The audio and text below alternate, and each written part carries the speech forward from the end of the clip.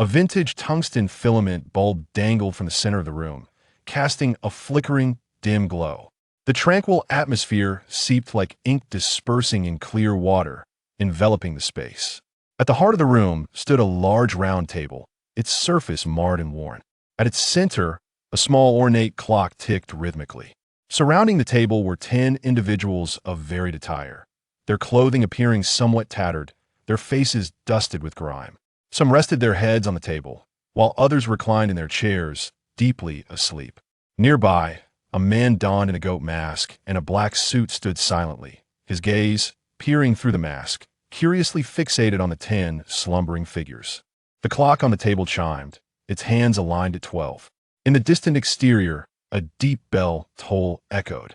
At that very moment, the 10 men and women seated around the table gradually stirred from their slumber.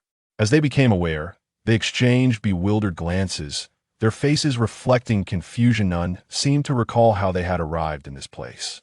"Good morning to you all," the goat mask figure spoke first. "I am delighted to meet you here. You have been in slumber before me for 12 hours. The peculiar appearance of this man startled the group under the dim light. His mask, seemingly crafted from an actual goat's head, bore yellowed, matted hair. The hollowed eyes of the mask revealed his cunning gaze, exuding not only the distinct odor of a goat, but also an underlying scent of decay. A tattooed man, momentarily taken aback, finally found the words to question the goat figure. "Who are you?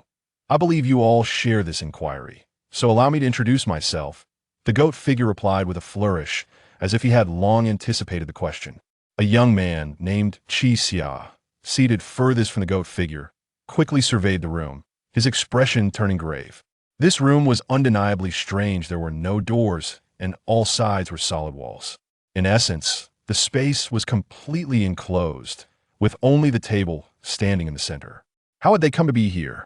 Had they been brought in before the walls were constructed? Xia scrutinized the surroundings further. The floor, walls, and ceiling were adorned with crisscrossing lines, dividing the surfaces into large squares. Another troubling detail lingered in his mind. The goat figure had referred to 9 individuals. Counting those at the table, there were 10 people, and including the goat figure, they totaled 11. What did 9 individuals signify? He reached into his pocket, only to discover, as expected, that his phone had been confiscated. "There is no need for introductions," a cold woman interjected, addressing the goat figure. "I advise you to cease your actions promptly. I suspect you have held us for over 24 hours, constituting unlawful detention. Every word you utter will be recorded and could serve as evidence against you." As she spoke, she disdainfully brushed the dust from her arms, seemingly more bothered by the filth than by her captivity. Her words jolted the others into a heightened awareness regardless of the goat figure's identity.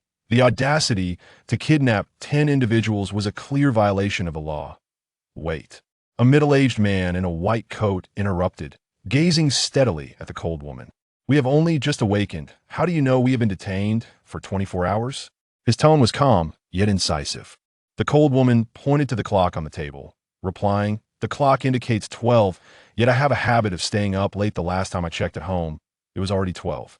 This implies we have been detained for at least 12 hours. She gestured to the walls, continuing, "You must have noticed there are no doors, indicating considerable effort was made to confine us here.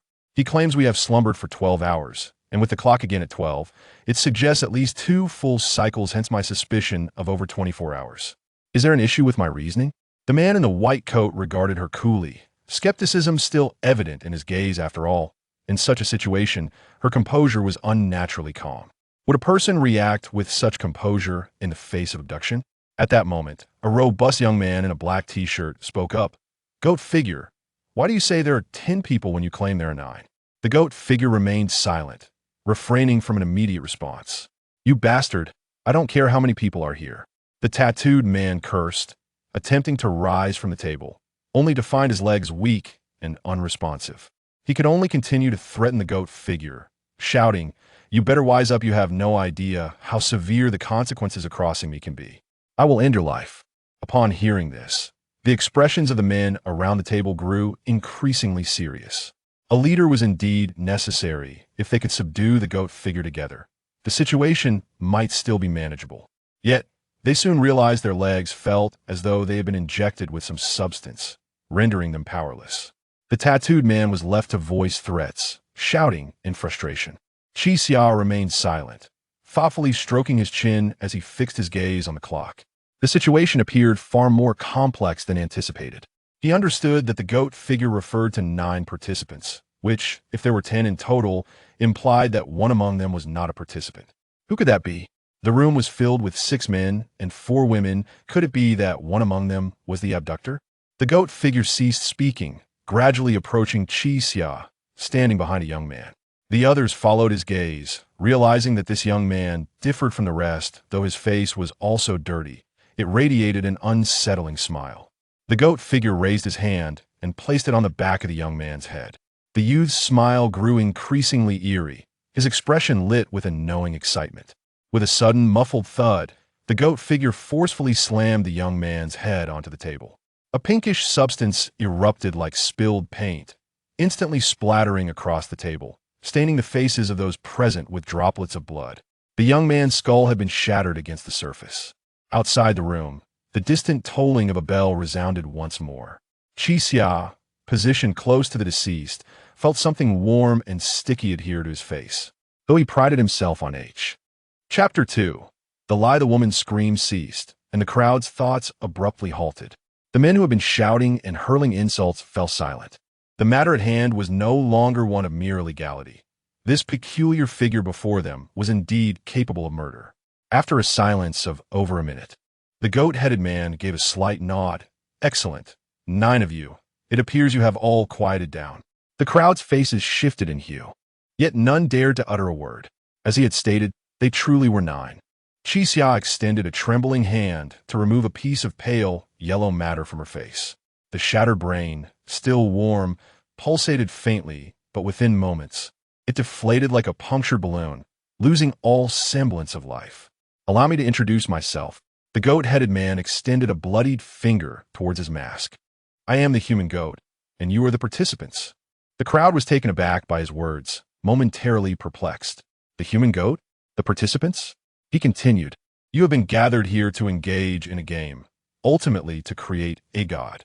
His tone was devoid of emotion, yet his words furrowed brows among the onlookers. After spending a few minutes in his company, they had gleaned that this man was indeed mad, yet he claimed to be on a quest to create a god? Create. What kind of god? A burly young man asked, his anxiety palpable. A deity akin to Enwa. The goat-headed man exclaimed with fervor, his voice tinged with a grotesque enthusiasm. How magnificent! You shall bear witness to history. Enwa once created humanity and transformed into a rainbow while mending the heavens. We cannot lose Enwa, hence we must create a new one. A monumental task awaits the god to undertake. His voice crescendoed, and he appeared invigorated, as if possessed by some unseen force. Enwa. The burly young man's brow furrowed deeply. The notion felt too outlandish to accept. He paused before asking, are you some sort of cult? Cult? The goat-headed man seemed momentarily taken aback, turning towards the young man. We are far grander than a mere cult. We possess a world. Upon hearing this, the crowd fell into a contemplative silence. The young man's query was astute. The goat-headed man's actions bore an uncanny resemblance to those of a cult. Yet most cults tend to fabricate a new deity rather than invoke a heroic figure like Enwa. Then, the burly man continued, what is it that you wish for us to participate in? As I have stated, it is merely a game. The goat-headed man replied without hesitation, if victorious, one among you shall become the god.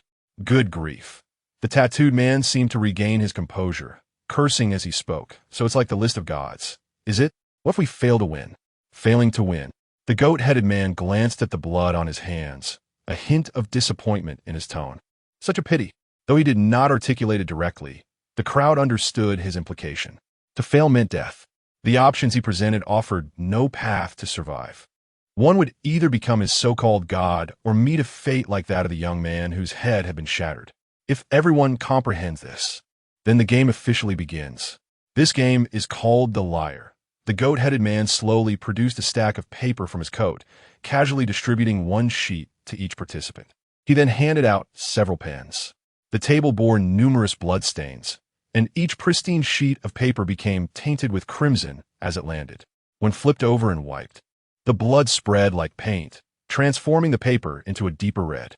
Next, I require each of you to recount the last story that transpired before your arrival here. He continued, but be advised, among all storytellers, one shall speak falsely. Once all 9 have shared their tales, you must commence voting. If 8 of you successfully identify the liar, that individual shall be eliminated while the others remain alive. Should one of you cast a misjudged vote, the liar survives, and the remainder are eliminated. A liar. The crowd expressed their confusion. Could anyone truly lie at such a critical juncture? Wait, are we allowed to discuss tactics? The burly man suddenly inquired. Feel free. The goat-headed man nodded. Before the game commences, you have 1 minute to discuss strategy. Will you use this time now or later? I wish to use it now. The burly man replied without hesitation. Very well. The goat-headed man stepped back, distancing himself from the table. The burly man pursed his lips, surveying the others while striving to avoid the sight of the headless corpse sprawled across the table. He spoke, I do not know who among you will lie, but this rule seems excessively arbitrary. If even one person votes incorrectly, we all face death. And even if we vote correctly, the liar still perishes. Thus, death is inevitable. I have conceived a plan wherein everyone can survive. Upon hearing this, the others turned their attention to the burly man. Could it truly be possible for everyone to live? That is, for all of us to tell the truth. He declared, not allowing time for reflection. If all 9 of us speak the truth and write no one lies on this paper, it will not contravene the rules, allowing us to survive seamlessly. The man in the white coat tapped his fingers lightly on the table before responding after a moment. Your plan is commendable, but it hinges on one critical condition, that you yourself are not the liar. How can we trust you?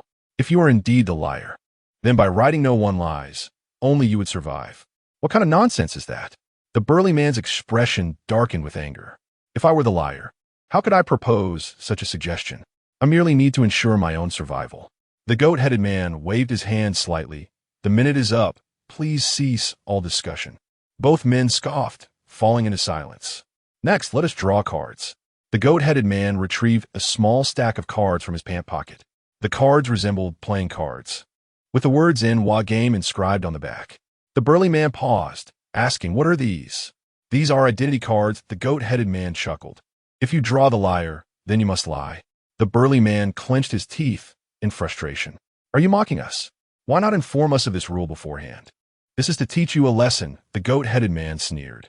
I had yet to finish explaining the rules when you inquired about discussing tactics.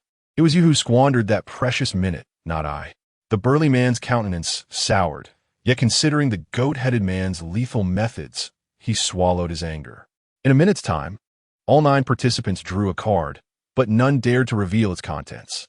If a card bore the inscription liar, it would become a matter of personal survival versus that of others. The hands of the 4 women trembled slightly, and the men's expressions mirrored their unease. This was not merely a matter of identity, but rather one of life and death. Qixia inhaled deeply, nonchalantly pinching her card and bringing it before her eyes. She gently flipped it over, only to see the stark words liar glaring back at her. Chapter 3. The Deceiver's Gambit. Inwardly, Qixia repeated these words several times, confirming his identity before subtly concealing the card. Just moments before, he had entertained the notion of everyone escaping alive. However, the situation had shifted. Despite his unfamiliarity with the 8 individuals before him, he realized that their demise was now inevitable. If there are no objections, please remember the rule. In this game, there is only one liar, the goat-headed figure declared, gesturing towards the alluring woman to Qixia's left. We shall begin with you, proceeding clockwise. Huh? Me? The girl stammered, a pout forming on her lips. Qixia glanced over, realizing that starting the storytelling with the girl to his left would place him at a disadvantage, making him the final narrator. Under immense tension and pressure, people tend to remember the first and last storytellers most vividly. Protesting at this point would seem too conspicuous, so he decided to proceed cautiously. The alluring girl furrowed her brow, her eyes darting around nervously before she sighed and said, "All right, I'll start, but I've never been good at telling stories. Please don't blame me if it's poorly told." The others remained silent, unsure of what to say, and listened attentively. The girl delicately tucked a strand of hair behind her ear and began, "My name is Tion, and I'm a technical worker. We earn money through our skills, and I'm not ashamed of it." It was then that the others noticed Tion's scant attire, a grimy, low-cut dress that barely concealed her. However, she seemed unfazed by this. Many of my stories are too sensitive to share. It's easier to call me to action than to describe myself. After all, who with any education would do what I do? Anyway, I was on the job before I got here. But the client I encountered was really bizarre. Even though our establishment provides service venues, he insisted on going to his car, saying it would be more exciting. So, to make money, I had to go along with it. It was my first time working in a car, and I didn't expect such a fancy car to be so cramped. I was covered in sweat in no time. I really don't know what's so exciting about such a dump. The client's phone kept ringing, but he refused to answer it. It was driving me crazy. Tion seemed ready to continue berating the client, but her gaze inadvertently fell upon the corpse on the table, causing her to shudder. She took a deep breath and said, "Oh well, I chose this profession, so I accept it. I just didn't expect a sudden earthquake to happen. At first, I thought we were moving too much, causing the shaking, but then I realized it was a real earthquake." Upon hearing the word earthquake, everyone's expression changed slightly, as if recalling something. Our car was parked in an alley, right under a big billboard. My head was sticking out of the car, so I saw it clearly. Tion pointed above her head, her voice trembling. The huge billboard broke with a clang and fell directly onto the car. That's when I lost consciousness. She exhaled deeply and said, "When I woke up, I was here. It really scared me." Tion wore a look of feigned grievance, a carefully practiced expression designed to stir a man's heart. The heavily tattooed man sitting next to her paused for a moment and said, "Guys, do we even need to continue?" The man in the white coat looked at him, puzzled. "What do you mean? This lady is already lying. We can vote right now." The tattooed man said confidently, "You, what are you talking about?" Tion exclaimed, startled. "Where did I lie?" The tattooed man gave Tion a cold look and said, "Your name. You said your name is Tion, but all barmaids use aliases. Tion, Xiao Fong, Lily, these aliases are very common. You concealed your real name, so you've already lied." Tion's face flushed red. "You, what nonsense are you spouting? My name is Tion. I haven't used my real name in years." She looked around at the others and added, "At my workplace, you can only find me by calling me Tion. No one knows me by my real name." The others began to ponder, and Xiao's expression turned serious. From Tion's story, Xia detected no sense of falsehood. Her pace was steady, and her tone was relaxed. This conversational style could only indicate two possibilities. Either the story was prefabricated and rehearsed, or she was telling the truth. However, the tattooed man had offered Xia another perspective: lying about one's name. Lying about a name doesn't require logic or reason, making it difficult to detect. After all, they were all strangers, and names could only be learned through each other's stories. Xia carefully recalled the goat-headed figure's words. Among all the storytellers, only one person is lying. This rule didn't specify that the liar had to use a false story to lie. A false name would suffice. Seeing that she was suspected, Tion's eyes widened, and she looked extremely nervous. "If you still don't believe me, my real name is Zhang Lijuan. I'm from Shaanxi. You could try calling me by my real name. I won't respond to it. I'll only respond to Tion. Aye. Hearing this, Xia silently shook his head. This woman was not as clever as he had thought. In other words, she couldn't have prefabricated this lie, nor could she have conceived the name lie scheme on the spot. The goat-headed figure said, "There's only one liar. That person could only be Xia himself." If no one else noticed the gravity of the Tion issue, then he had found a surefire way to win. When fabricating a name, she was not a good surname. Although not rare, it wasn't common either. He needed to avoid surnames that were easily remembered. In other words, everything he said had to be as unremarkable as possible. So he decided to call himself Li Ming. He could tell the rest of the story normally, making it impossible for even the most astute person to detect the deception. The game was about to end. Chapter 4. Catastrophe? At this moment, the tattooed man raised his hand, addressing the goat-headed judge. "Hey, how do we account for someone using a pseudonym? Is that considered deceit?" The goat-headed judge neither nodded nor shook his head, merely stating in a nonchalant manner, "I will no longer partake in this process. You are free to inscribe the names as you deem fit. Just remember, the rules are absolute. In the end, I shall personally administer punishment to the defeated." The term punishment resonated ominously, sending a shiver through the crowd. "This proves I did not lie," Tian exclaimed, her anxiety palpable. "If I were lying, I will be dead by now, right? Even if it's a pseudonym, my name truly is Tian." No one responded. They were in a critical juncture where any hint of doubt could not be overlooked. "Now, it is my turn to speak." The tattooed man scoffed, clearly reluctant. "If this lady's tale isn't deemed deceitful, then mine surely cannot be either. My name is Qiao Jiajin. I reside in Guangdong, and I have no particular vocation. Before arriving here, I was in the business of debt collection." His Mandarin was somewhat lacking, compelling the audience to listen intently. People these days are truly fascinating. They promise everything when borrowing money, yet when it comes time to repay, they wail pitifully. They vilify us debt collectors as demons, as heartless beings. Yet, the debtor ought to reconsider. During his moment of utmost helplessness, I was the one who extended a hand. When no institutions would lend him a dime, it was I who provided assistance. To him, I was not a devil, but a savior. Yet how did he repay his savior? He lamented everywhere about his plight, claiming to have been swindled out of 2 million, while denigrating us debt collectors for seeking compassion from neighbors to resolve his own crisis. We signed a contract when he borrowed the money, with all interest clearly outlined. Now that he cannot repay, is it our fault? Last night, I intended to teach him a lesson. I brought him to a rooftop, but to my surprise, an earthquake struck. I had no intention of taking his life, yet in the chaos, he drew a knife, intending to kill me. Amidst the turmoil, he pushed me off the rooftop, causing me to collide with an advertising billboard. The ensuing events are a blur. Upon hearing this man's tale, the crowd furrowed their brows. Meanwhile, Tian seemed to have made a discovery, laughing with indignation. "See, I told you why you were casting aspersions on me. You are the liar. What? On what grounds do you accuse me of falsehood?" Qiao Jiajin retorted fiercely. "I am in Shangxi, while you're in Guangdong." Tian pointed at him. "Your story is merely a mimicry of mine. There was an earthquake where I was, and you too claimed there was one. I was hit by a billboard, and you too were struck by one. How is this not a lie? I don't care where you are. I experienced an earthquake." The tattooed man glared. "If I had concealed that, that would be deceit. And as for the billboard, surely there cannot be just one in the entire world.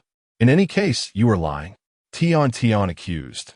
"Your profession is inherently nefarious. It is no wonder you would deceive." "Huh, how is your profession any better than mine?" Xia observed the heated exchange, sensing something was amiss. It was not merely about who spoke falsehoods. It was the fact that he too had encountered an earthquake.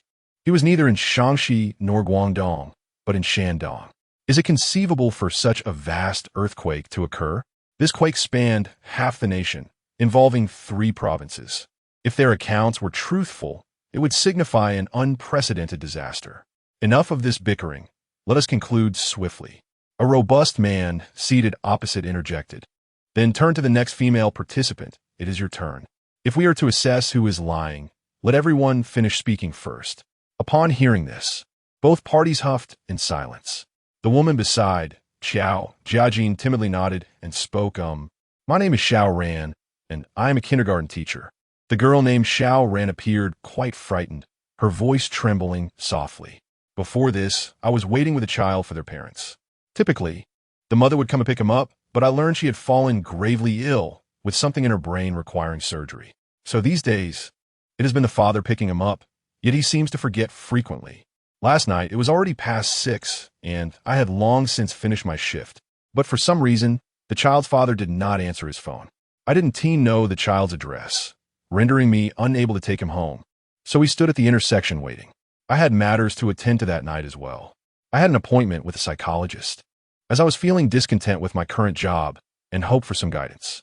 However, I found myself waiting for several hours and my evening appointment fell through. As I was lost in thought, the ground suddenly shook beneath us. I was terrified. After several seconds, I realized it was an earthquake. The sensation was unlike what I had heard described. The earth didn't T-bounce but swayed side to side, akin to standing on a table while someone continuously shook it. My instinct was to grab the child and hold him close, yet I was at a loss for what to do. I saw the 3 pagodas of Chongshan Temple in the distance cracking. Thankfully, we were standing on open ground. Then, I saw an out-of-control car speeding towards us. I could only stumble and run aside while holding the child, but the trembling earth caused me to fall with every step. In the end, I fell and hit my head, and then everything went dark. When I regained consciousness, I found myself here.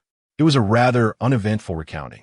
The only detail that piqued Qi Xia's curiosity was the mention of the 3 pagodas of Chongshan Temple. These pagodas are located in Dali, Yunnan. As Qi Xia gently traced the cards on the table, though his hand concealed the 3 words, he understood that they read liar. Could there be multiple liars? If the rules are absolute, then the goat-headed judge's earlier declaration of there is, but one liar must also be absolute. If he had drawn liar, it logically followed that the others could not be liars. There could only be one. Their narratives must all be true. Yet, the stories spanning 3 provinces seemed to intertwine. Not just the earthquake, but even the content of their accounts was linked. Wasn't this rather strange? At this moment, all eyes shifted to the next individual, a middle-aged man clad in a white lab coat. Chapter 5. The Dr. Zhao Haiba, a physician, appeared more composed in my white coat than anyone else in the room. Even the lifeless body on the table failed to disturb my calm. He tugged at his soiled coat and continued, before arriving here. I was performing surgery on a woman suffering from an intraventricular tumor that had been rapidly growing for the past 6 months, causing slight hydrocephalus. Without immediate cranial intervention, her life was at stake. I opted for a frontal approach, directly puncturing the ventricle under CT guidance. Such procedures inherently carry substantial risks. Yet the woman chose to take the gamble to remain with her young son for as long as possible. Typically, operating rooms are meticulously controlled environments, where even the gentlest breeze would be unwelcome. However, no one anticipated the arrival of something far more formidable. When the earthquake struck, I had just removed the woman's skull and was delicately cutting the dura mater. A misstep at this juncture could easily result in severe brain contusions and catastrophic aftermath. I made the swift decision to halt the operation and temporarily replace the skull. Yet, I found this task more challenging than I had envisioned. I could barely stand, let alone accurately place a fragment of the skull back in position. The nurse beside me stumbled, and chaos ensued as everyone struggled to maintain their balance. In the midst of the turmoil, I could only cover the woman's head with a sterile sheet before urgently directing the others to evacuate. At that moment, I was struck by a medical card, causing me to fall to the ground. Before I could regain my footing, the ceiling of the operating room cracked, and I immediately lost consciousness. Upon hearing the doctor's account, the expressions of those present grew increasingly uneasy. He employed numerous medical terminologies, any of which, if fabricated, would be undetectable to the untrained ear. "Dr. Zhao, where are you from?" inquired a robust man nonchalantly. "I feel no obligation to answer your question," replied Dr. Zhao, his tone firm. "My story has concluded." The man opened his mouth, but remained silent. "Is it my turn now?" A bespectacled young man, Han Yimo, hesitated before speaking. "Wait." The goat-headed figure abruptly interrupted Han Yimo. This sudden interjection startled him, and he turned back in confusion. "What is wrong?" "It's time for a halftime break." The goat-headed figure chuckled awkwardly, announcing a 20-minute pause. Everyone appeared bewildered. How could there be a halftime break at such a moment? Qi Xia glanced at the clock in the center of the table. Half an hour had passed since they had awakened. It was now 12:30, implying that this break was mandatory. He silently pondered. At 12:30, regardless of who the storyteller was, there would be a compulsory 20-minute intermission. Yet, the game had only progressed for 30 minutes, and now they were to rest for 20? Qi Xia furrowed his brow, understanding that this was not something to be rationalized. The organizers of this game were, after all, madmen, and it was futile to apply ordinary reasoning. Thus, he repeatedly drilled into himself the mantra, "I am Li Ming," from Shandong. Only by ingraining this phrase could he speak it fluently when his turn arrived. The group waited silently, their faces reflecting a mixture of discomfort and tension. Although termed a halftime break, the atmosphere had grown even more oppressive. "May we speak?" the robust man asked the goat-headed figure. "Oh, of course. This is your free time. I have no authority to interfere, the figure replied. The robust man nodded and turned to Dr. Zhao. Doctor, where exactly are you from? Dr. Zhao's expression darkened. You seem to have harbored discontent since the beginning. Why must I disclose my origins? Please don't misunderstand. I bear no ill intentions, the robust man said, his voice steady. The more you share, the more credible you appear.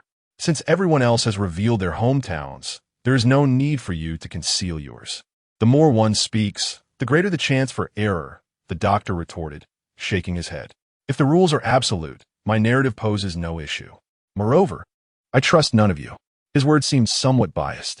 The robust man countered, there are 9 of us present, with only one being an enemy. If you cooperate with us, we can collectively identify the liar. Your continued concealment only heightens suspicion. This is the second time I've asked you. Will you persist in your silence? The robust man appeared adept at interrogation, cornering Dr. Zhao into a logical trap with just a few statements. His implication was clear. Only a liar would refuse to trust others, for they are acutely aware of their own identity. Should the doctor choose to remain secretive, he would inevitably become the focal point of scrutiny. Yet, how could a neurosurgeon be an ordinary individual? He snorted derisively and queried, then answer me first. Who are you? And what do you do? Me? The robust man was taken aback by the doctor's sudden counterattack, his expression faltering. Indeed, since you have persistently questioned me, following my account, it is only fair that I inquire about you before your turn. Dr. Zhao smiled. Isn't that equitable? After a moment of contemplation, the robust man nodded. You are correct. I have nothing to hide. I am Li Shangwu, a criminal investigator. As soon as the words left his mouth, all eyes turned to him. At that moment, the title criminal investigator provided an unexpectedly comforting assurance to the group. You are a police officer? Dr. Zhao was momentarily taken aback. It was no wonder he had sensed the man probing for information. He was the first to advocate for everyone's survival. Perhaps he genuinely wished to save them all. Dr. Zhao's demeanor shifted significantly. If that is the case, I apologize for my earlier attitude. I am from Jiangsu. At that moment, Qiao Jiajin, the tattooed man, appeared somewhat perturbed. Dr. Zhao, do you truly trust Officer Li? Dr. Zhao gazed at Qiao Jiajin in confusion. What do you mean? Qiao Jiajin tapped the table lightly, stating coolly, it is no longer storytelling time. In other words, everyone is free to lie now. Chapter 6 Officer, do not sow discord. Officer Li admonished Qiao Jiajin sternly. You are a lone shark, and I am a policeman. Who do you think the others would believe? Qi Xia observed the noisy crowd. Realizing that Officer Li was indeed truthful, he was a detective. However, his approach was misguided. Perhaps it was his profession or an innate sense of justice that compelled him to attempt to organize everyone in an orderly fashion. The intermission had passed its midpoint, and gradually the din subsided. During this time, Qi Xia mentally repeated, "My name is Li Ming," countless times, growing increasingly frustrated. After all, he was adjacent to a decapitated corpse, a sight that disrupted any semblance of calm. Blood dripped steadily from the table to the floor, and the group had coexisted with the body for nearly an hour, a strange odor beginning to waft through the air. Qi Xia absent-mindedly glanced at the corpse beside him, noting that his trousers had become disgracefully soiled. Upon death, various organs lose muscular control within a short time, leading to incontinence. Before the stench of decay set in, a foul odor had already made its presence known. Qi Xia and another woman sat on either side of the corpse. The woman appeared quite displeased with the scent, continuously covering her mouth and nose. After another 10 minutes, the goat-headed figure finally spoke. The 20-minute intermission has concluded. The game will resume. The young man named Han Yimo took a deep breath to steady himself and declared, I am Han Yimo, a writer of online novels. Prior to my arrival here, I was engrossed in crafting the climax of my story, which features over 100 characters, all of whom must appear in the finale. I was completely absorbed in my writing and did not hear any commotion outside. In fact, I am unaware of when the earthquake occurred or when I lost consciousness. Han Yimo's narrative diverged significantly from the others, appearing entirely independent, and his account abruptly ceased after only a few sentences. Is that all? The burly man inquired, slightly taken aback. You conclude with I don't know. I cannot lie. Thus I see no need to fabricate an answer merely to appease the group, Han Yima replied. His voice soft yet oddly convincing. All right. Next, Officer Lee stated, his expression still skeptical. It is time for the lady to speak. Hey, officer, Jiajin interjected. Dissatisfied with Lee's demeanor, we're all participants. You need not assume the role of captain. Someone must take charge, Officer Lee retorted.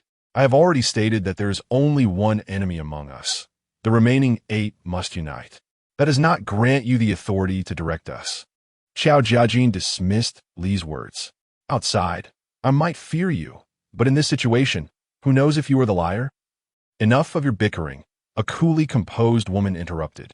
From the onset, this woman had criticized the goat-headed figure for imprisoning them for 24 hours, appearing remarkably calm and articulate.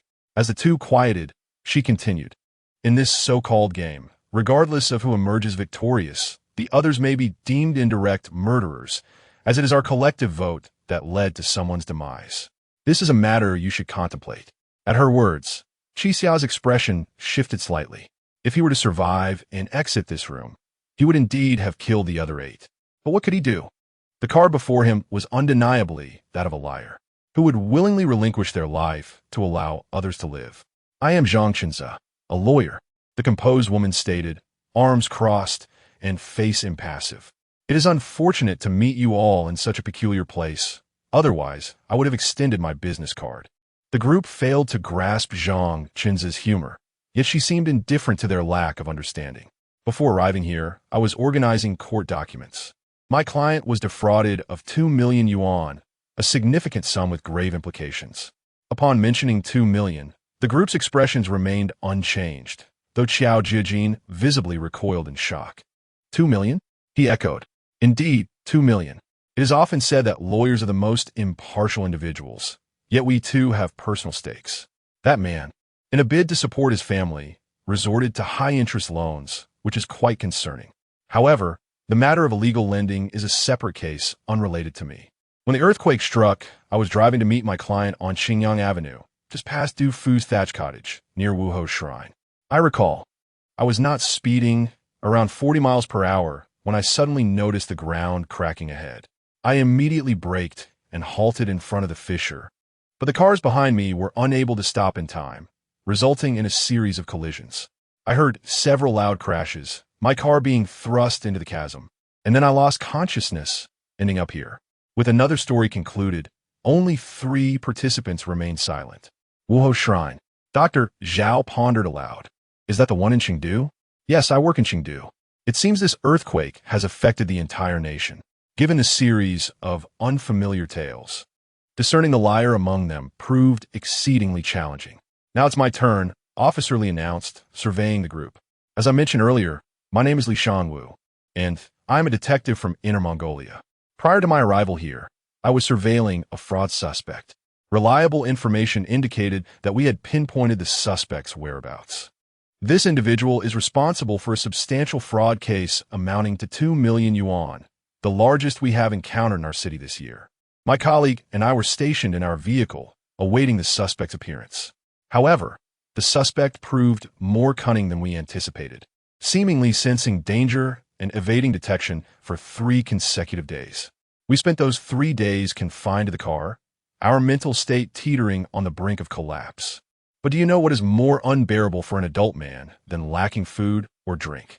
The absence of cigarettes. We had neither to smoke, and although protocol dictated that we remain on duty, the craving was intolerable. I instructed my colleague to run for cigarettes while I kept a vigilant watch on the suspect's residence. To my astonishment, scarcely had he left when the ground began to tremble violently. I intended to exit the vehicle to ascertain the situation when suddenly, a thin wire was drawn tightly around my neck from behind. Though we were proficient in hand-to-hand combat, the wire from the back seat was exceedingly difficult to manage. I could neither reach the assailant nor remove the wire from my throat. At that moment, the group observed a distinct red mark around Officer Lee's neck. I promptly reclined the seat to regain my breath, yet I remained unable to turn around, my larger frame wedged beneath the steering wheel. Seizing the opportunity while I lay back, the assailant struck me forcefully on the head with an unknown object, and I succumbed to unconsciousness. As the group absorbed Officer Lee's account, doubt began to creep into their minds. His narrative presented an entirely different scenario, while the others had become incapacitated due to accidents. He alone had been assaulted and brought here. If one must select the most suspicious individual among the crowd, it would undoubtedly be him. Chapter 7. The odds are lying.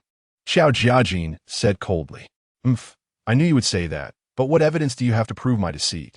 Just because someone attacked me? Certainly not. Xiao Jiajin smiled slightly.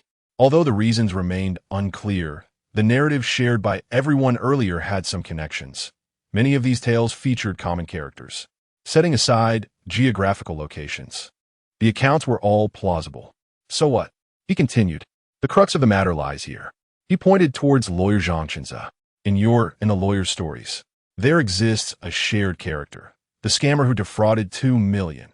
Yet your accounts contradict each other, indicating that one of you is lying. Officer Lee paused, then inquired, where is the contradiction? Xiao Jiajin shook his head, addressing Officer Lee. Lawyer Zhang is preparing for court, which implies that in her narrative, the suspect has been apprehended. Meanwhile, you are still lying in wait, suggesting that in your account, the suspect remains at large. Is that not a contradiction? Officer Lee contemplated this for a moment before responding. I must concede that there is some validity to your statement. However, I believe you are being swayed by this game. First, you must understand a crucial premise. All the storytellers were not in the same city as one another. In other words, even if our experiences bear similarities, they cannot possibly recount the same event. Since they are distinct occurrences, naturally, they will yield different outcomes. Qixia observed the ongoing debate between the two without intervening. Indeed, let them argue. The more fervently they contested, the better. As long as either cast a vote for the other, the liar would emerge victorious. After all, the rules were absolute. Apart from the liar, if any individual cast an erroneous vote, the rest would face dire consequences. Despite Officer Lee's explanation, Xiao Jiajin's words lingered in the minds of the others. This was the first time they had recognized the contradictions in the stories presented by the two individuals. Qixia couldn't help but regard the ruffian named Xiao Jiajin with newfound respect. Though he appeared carefree, he was more astute than she had initially perceived. Well, it's my turn, a young woman finally spoke. The group turned their attention to her. This girl had emitted a piercing scream when the fatalities occurred, but now she seemed to have regained her composure, though her gaze remained averted from her surroundings. Hello everyone, my name is Lin Qing, and I am a psychological counselor. Qixia paused slightly, intrigued by the name Lin Qing. Before the Tang dynasty, Lin Qing referred to apple. The characters carried poetic connotations, leaving a lasting impression. Perhaps Miss Lin's parents wished to grant their daughter a distinctive name. It was evident that this very name could spell her doom here. Among those present were writers, teachers, lawyers, doctors, and police officers, all of whom might be aware of the meaning behind Lin Qing.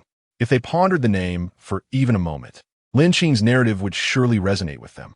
Noticing the lack of reaction from the crowd, Lin Qing covered her mouth and nose with her hand and continued. I am from Ningxia. Before arriving here, I was awaiting a client, a kindergarten teacher. The group exchanged glances, recognizing the connection to the individual named Xiao Ran. According to her, the current kindergarten industry was quite challenging. Children could neither be struck nor scolded. Parents treated teachers as nannies, while children regarded them as servants. Every classroom was equipped with surveillance cameras, allowing parents to monitor in real time. If a teacher's tone was even slightly stern, a phone call would swiftly reach the principal. Yet, when parents sent their children to kindergarten, was it not to help them establish their values? If teachers could not discipline firmly, how would children ever learn to recognize their mistakes? She expressed feeling perpetually lost and oppressed. Thus, I crafted a treatment plan for her lasting about a month. However, for reasons unknown, the client never showed up.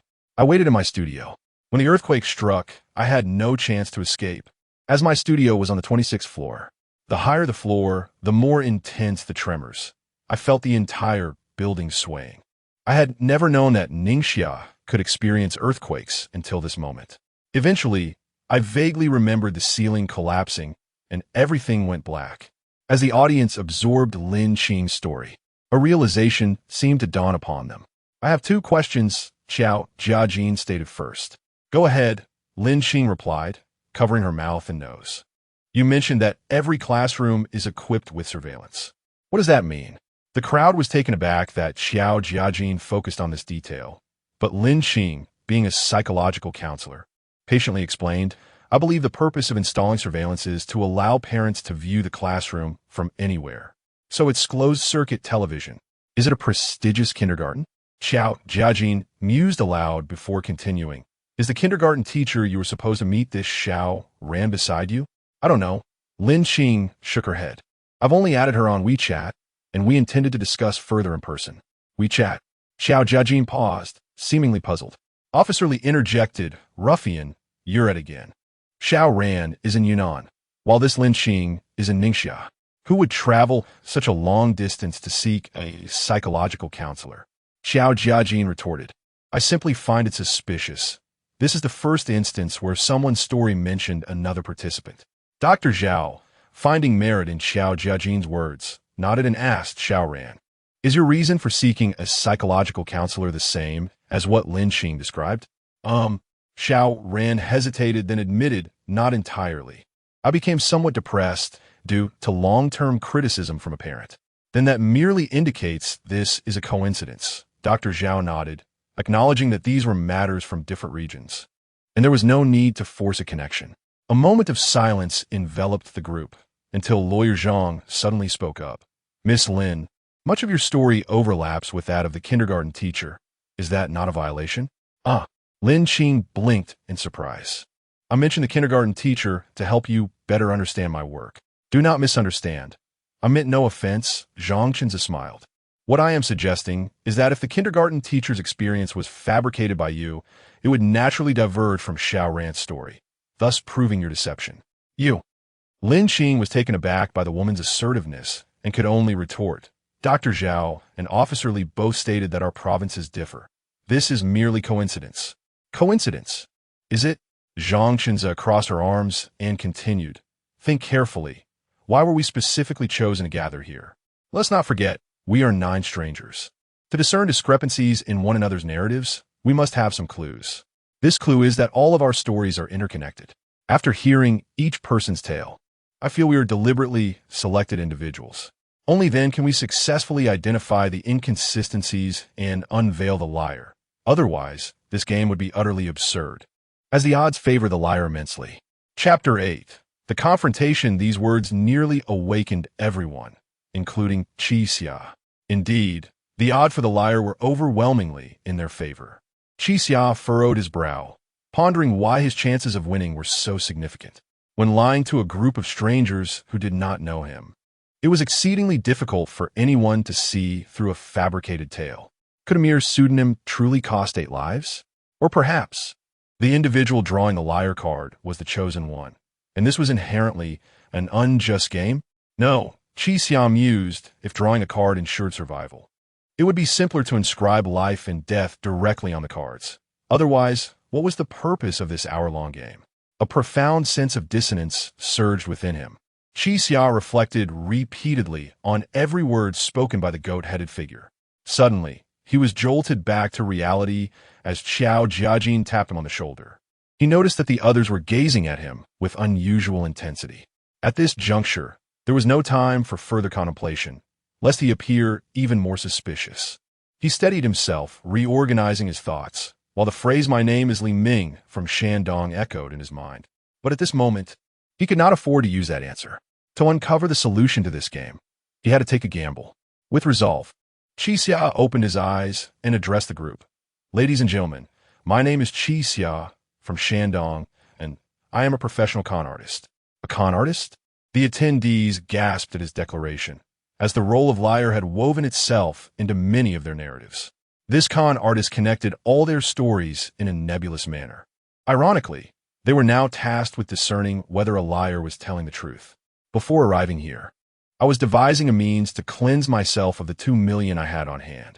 It took considerable effort, but ultimately I managed to secure 140,000. This was the most economical approach I could conceive. However, on my way back, I was suddenly caught in an earthquake and witnessed my house trembling as I reached the doorstep. Logically, I should not have entered, given the imminent risk of collapse. Yet, my concern for those inside compelled me to rush in. As expected, the moment I crossed the threshold, the porch collapsed, and I was trapped, losing consciousness. Qi Xiao recounted this tale with a calm demeanor, his succinct words drawing the cautious attention of the others. He recognized the perilous nature of his actions. Yet this was the only way to validate his hypothesis. If the goat-headed figure spoke now, it would confirm his suspicions. As Qi Xiao anticipated, the goat-headed figure stepped forward and announced, "Well done, everyone has shared their story. Now, you have 20 minutes for open discussion. After that, each of you must write down a name on the paper before you." Indeed, Qi Xiao's brow raised in realization. They had 20 minutes. Everything began to make sense. The atmosphere grew frantic, as only 20 minutes remained to determine their fates. Xiao Jiajin and Li Shangwu were eager to vote for one another, their professional rivalry fueling their animosity. Dr. Zhao began interrogating writer Han Yimo, noting the disconnection of Han's narrative from the others. Lawyer Zhang and Xiao Ran appeared skeptical of Qi Xia, while Lin Xing, Han Yimo, and Tian Tian remained indecisive. According to the apparent rules, the liar was poised to win. As the votes were not unified, the rules were explicit. Only if everyone selected the liar could all 8 survive. Qi Xiao abstained from the discussions, silently closing his eyes. Countless clues swirled in his mind. The goat-headed figure had said, "Among the storytellers, there is only one liar." He also stated, "The rules are absolute. Furthermore, you have all been asleep for 12 hours. Qi Xia opened his eyes. He was merely one piece of information away from solving this riddle. But where could that information be found? Suddenly, a spark ignited in his mind. The intersecting lines on the walls and floor jolted him awake. He glanced at the clock on the table. It was nearly 1 o'clock. So that was it. Qi Xiao's eyes widened in realization. He was indeed a liar. Yet he almost fell prey to their deception. The others began to notice Qi Xiao's peculiar behavior, but this con artist had said little from the start, leaving them unaware of his thoughts. "Excuse me, could I have another piece of paper?" Qi Xia asked the goat-headed figure. Taken aback, the goat-headed figure hesitated before cautiously inquiring, "You need another piece of paper?" "Indeed," Qi Xia nodded. "I require a draft sheet." After a prolonged silence, the goat-headed figure retrieved another sheet from his suit pocket and handed it to Qi Xia. Without hesitation, Qi Xia began to calculate. He counted the large squares on the wall, 9 in total, while the floor and ceiling contained 16 squares. If his assumptions were correct, Qi Xia swiftly wrote down his findings. Each square represented 1 square meter, indicating that they were in a room measuring 3 meters high, with a length and width of 4 meters. For multiplied by 4 multiplied by 3, 48 cubic meters. Qi Xiao's hand trembled slightly. Not enough. Utterly insufficient. The others stared at him in confusion.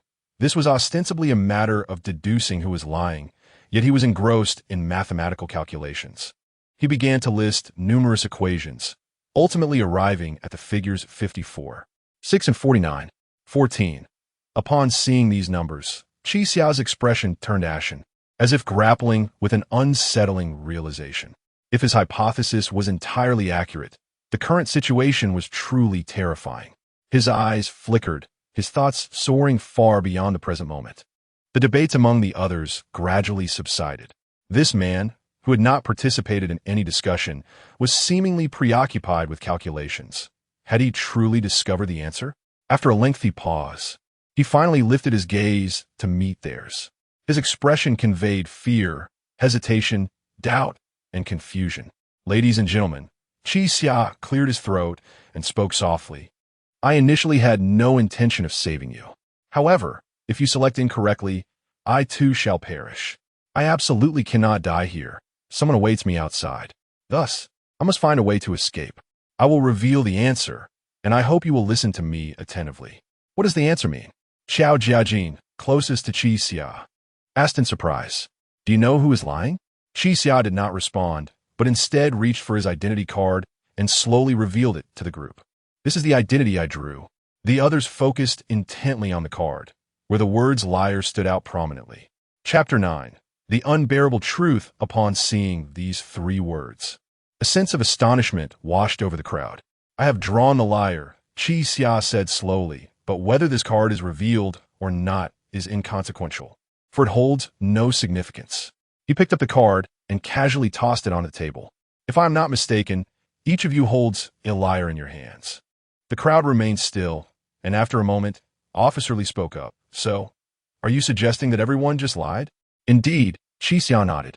You are all more astute than I anticipated. Each of you has woven a small falsehood into your narratives, allowing the stories to stand intact without disrupting the logical flow. Officer Li pondered for a moment, seemingly understanding something. If what you say is true, he sighed meaningfully, then the situation becomes even more complex. The crowd turned to Officer Li, puzzled. He continued, according to the rules, only if we all selected the liar can we survive together. However, if that is the case, the liar loses. So we. Dr. Zhao was the first to grasp Officer Li's implication. Are you suggesting we can vote freely since everyone is lying, turning this into a foolproof game where only the one voted for must perish? Precisely, Officer Li agreed. The optimal strategy would be to concentrate all votes on a single individual, thereby minimizing losses as the remaining individuals could survive.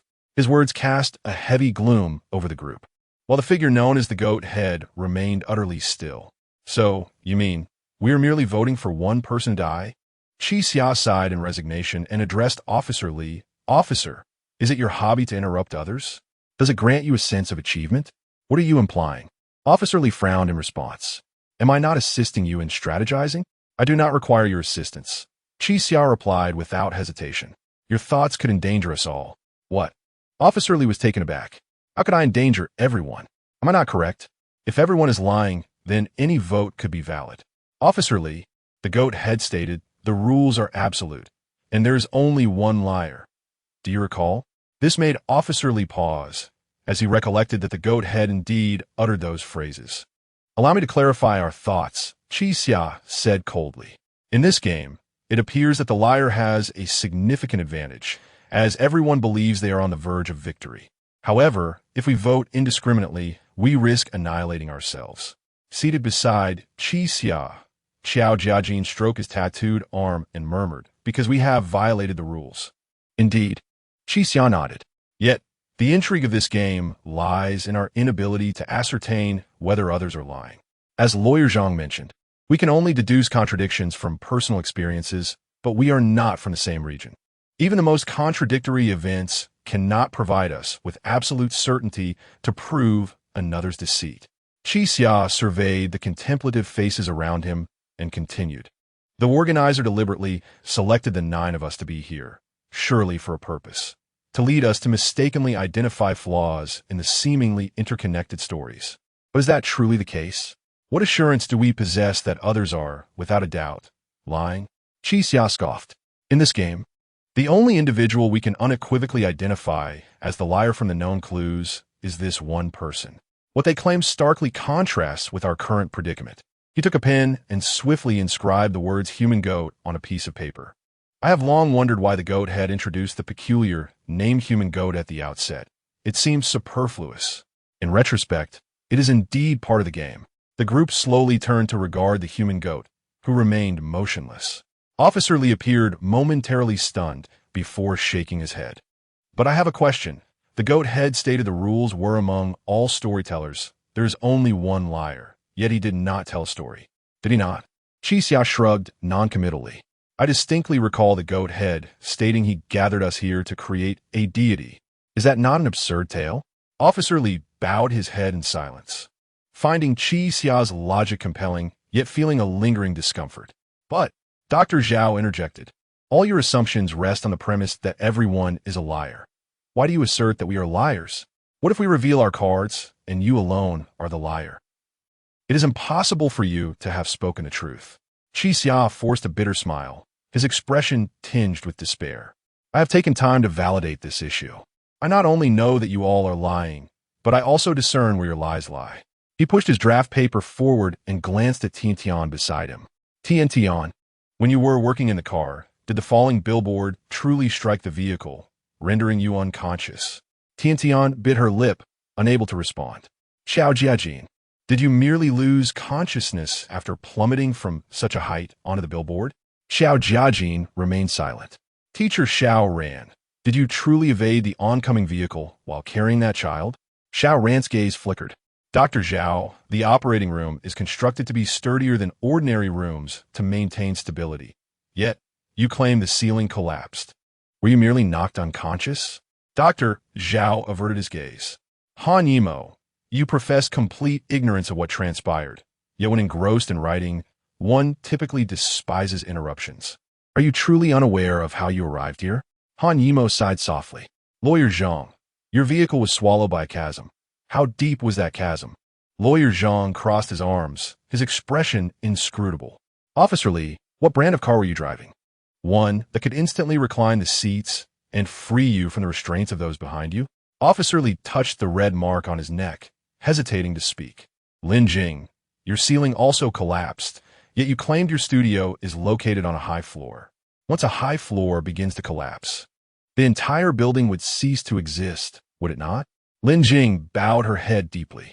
Seeing the expressions of those around him, Qi Xia rapped the table and declared, Ladies and gentlemen, let us face the truth. Including myself, we have all perished. Chapter 10. Has it ended? The silence lingered for several minutes as everyone grappled with this unfathomable reality. After a brief pause, Officer Li was the first to reveal his identity card, which indeed bore the inscription Liar. One by one, the others unveiled their cards, and they all read Liar. You are quite remarkable. Attorney Zhang cast an approving glance at Qi Xia. But how did you discern that we were all deceased? Qi Xia pointed to her draft paper and replied, It is not difficult. I was pondering why the room was sealed, why the walls and floor were marked, and why a clock was placed at the center of the table. Additionally, why did the goat man compel us to take a halftime break? A normal person consumes air at a rate of 0.007 cubic meters per minute, amounting to 0.42 cubic meters per hour. There are 10 individuals in this room, meaning the hourly air consumption reaches 4.2 cubic meters. According to the goat man, we have not only slumbered in this room for 12 hours, but also engaged in nearly an hour of gameplay. Multiplying 4.2 cubic meters by 13 yields the figure 54. 6. Qi Xia circled 54. 6 foot on her draft paper and stated, This is the volume of air we should have consumed. She then surveyed the room and continued, But what is the total volume of this room? The group followed her gaze. The organizers had provided clues, marking the walls and floor with lines that divided them into numerous squares, each approximately 1 meter per side. Qi Xia pointed at the markings on the wall, noting that the number of squares on the wall was 3 by 4, while the floor and ceiling were 4 by 4, resulting in a room dimension of 4 by 4 by 3, totaling 48 cubic meters. Yet, how could a room of 48 cubic meters accommodate 54.6 cubic meters of air? Qi Xia furrowed her brow, her expression somber as she remarked, Given the elapsed time, the air should have become thin. Yet we do not feel any signs of oxygen deprivation. Dr. Zhao pondered for a moment, took Qi Xia's draft paper, and pointed to the figure 49.14, asking, What does this number signify? Qi Xia regarded Dr. Zhao with grave seriousness and replied, This also represents the air volume required, but it is calculated for 9 individuals. 9 individuals? Dr.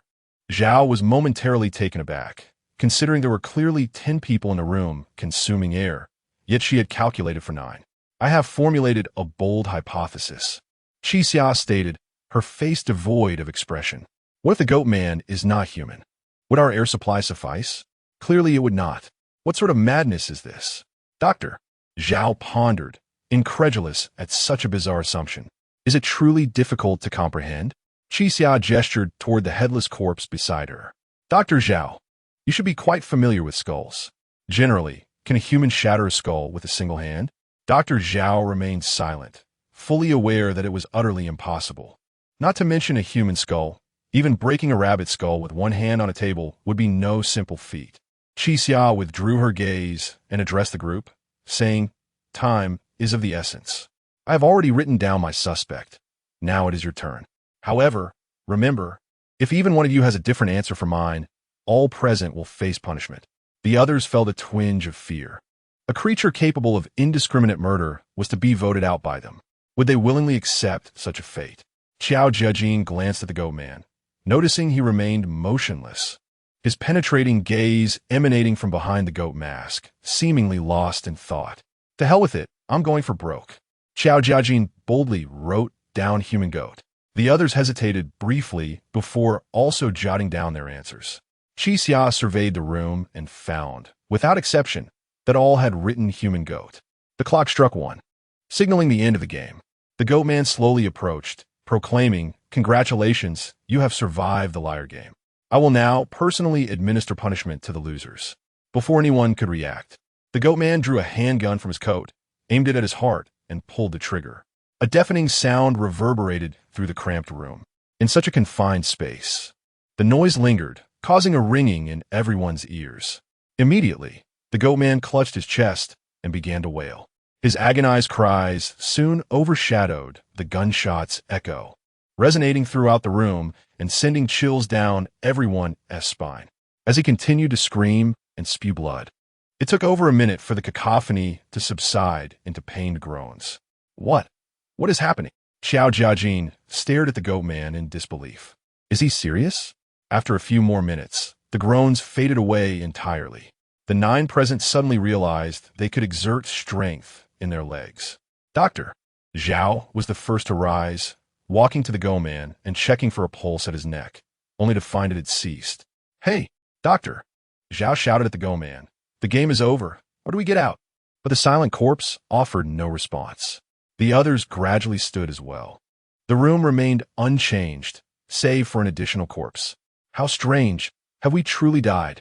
Tian seemed preoccupied with this question, extending her slender hand to slap herself hard. Ouch, she exclaimed, that still hurts. Why can I feel pain if I am dead? Xiao Jiajin shook his head in resignation. What, have you died before? Tian paused, realizing she had indeed never experienced death.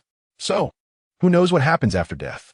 Given this situation, perhaps we are in hell, Xiao Jiajin mused, glancing at the 2 corpses in the room, feeling profoundly uneasy. Not only can I feel pain, but I can also smell something foul. What are we then? Souls? Asked the writer Han Yimo. Upon hearing this, Dr. Zhao examined his own body, noting that his heartbeat, body temperature, and pulse were all normal, and he was breathing regularly, yet he did not consume oxygen. It appeared that death was indeed a mysterious phenomenon, one that defied any medical understanding. Regardless of what we are, I do not wish to remain trapped in this small room for the foreseeable future, Officer Lee declared. Let's find a way out. He approached the goatman's side and casually picked up the gun that lay near him. This action startled everyone, prompting them to instinctively distance themselves from him. Officer Lee expertly opened the chamber to inspect the gun, then ejected the magazine, discovering it contained only 1 bullet and was now empty. This was both good news and bad. The good news was they need not worry about anyone using the gun to harm others. The bad news was that they could not protect themselves if they encountered further danger. Meanwhile, Xiao Jiajin, emboldened, slowly removed the goatman's mask, revealing a completely decayed face beneath. The eyes were rolled back, devoid of any signs of life. What a horrifying visage. Attorney Zhang echoed in agreement. Chapter 11 continue. Qi Xia remained seated, neither rising nor searching for clues. He felt a peculiar sense of discomfort. The psychologist, Lin Qing, also remained seated. What are you thinking about? She asked, casually covering her mouth and nose. Me? Qi Xia was taken aback. What? Do you intend to conduct a psychological assessment on me? Not exactly. Although it's common for someone as astute as yourself to harbor some psychological issues, this particular situation is rather unsuitable for therapy, Lin Qing replied with a slight smile. I'm merely curious about your thoughts. After a moment of contemplation, Qi Xia responded, I am pondering the reasons. The reasons? Ignoring Lin Qing, Qi Xia called out to Dr. Zhao. Doctor, how long can a person survive after being shot in the heart? Dr. Zhao turned back, pondering for a moment before answering. If I recall correctly, a bullet to the heart causes a person to lose consciousness within seconds. However, since medical death refers to brain death, the brain may continue to function for several minutes, even in a state of unconsciousness. Qi Xia nodded. The man with the sheep's head screamed for several minutes, indicating that his physical constitution is significantly more resilient than that of an average human. Right? Indeed, Zhao confirmed. He remained conscious for several minutes after being shot in the heart. The others quieted, listening intently to the exchange between Qi Xia and the doctor. It was due to this fraud's clarity of thought that all 9 of them had survived thus far. So, what do you think is the reason? Qi Xia extended his index and thumb to form a gun shape, placing it against his temple. Most individuals would choose this method for suicide. He paused, then repositioned his hand under his jaw. Or perhaps this way. Qi Xia withdrew his hand, pointing to his heart.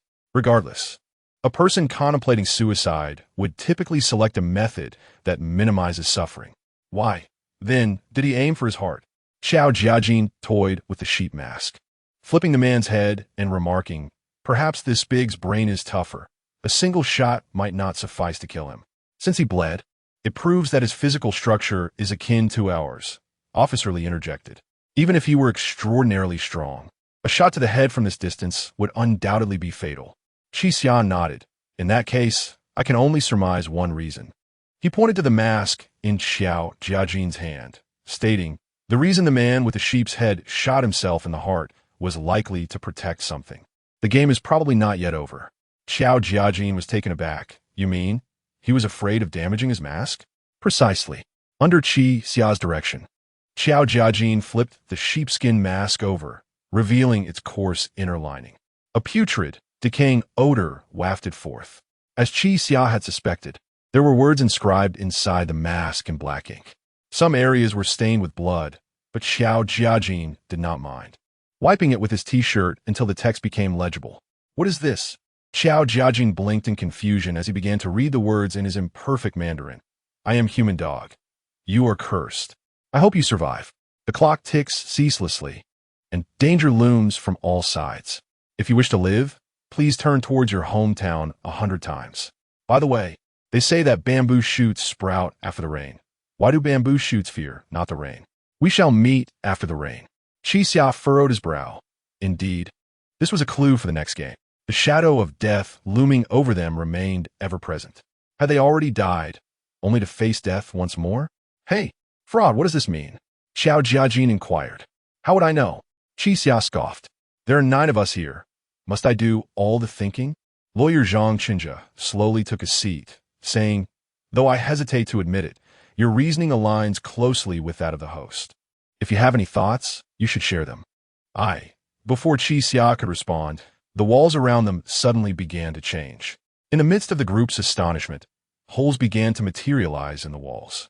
The previously solid concrete now resembled a constantly shifting membrane.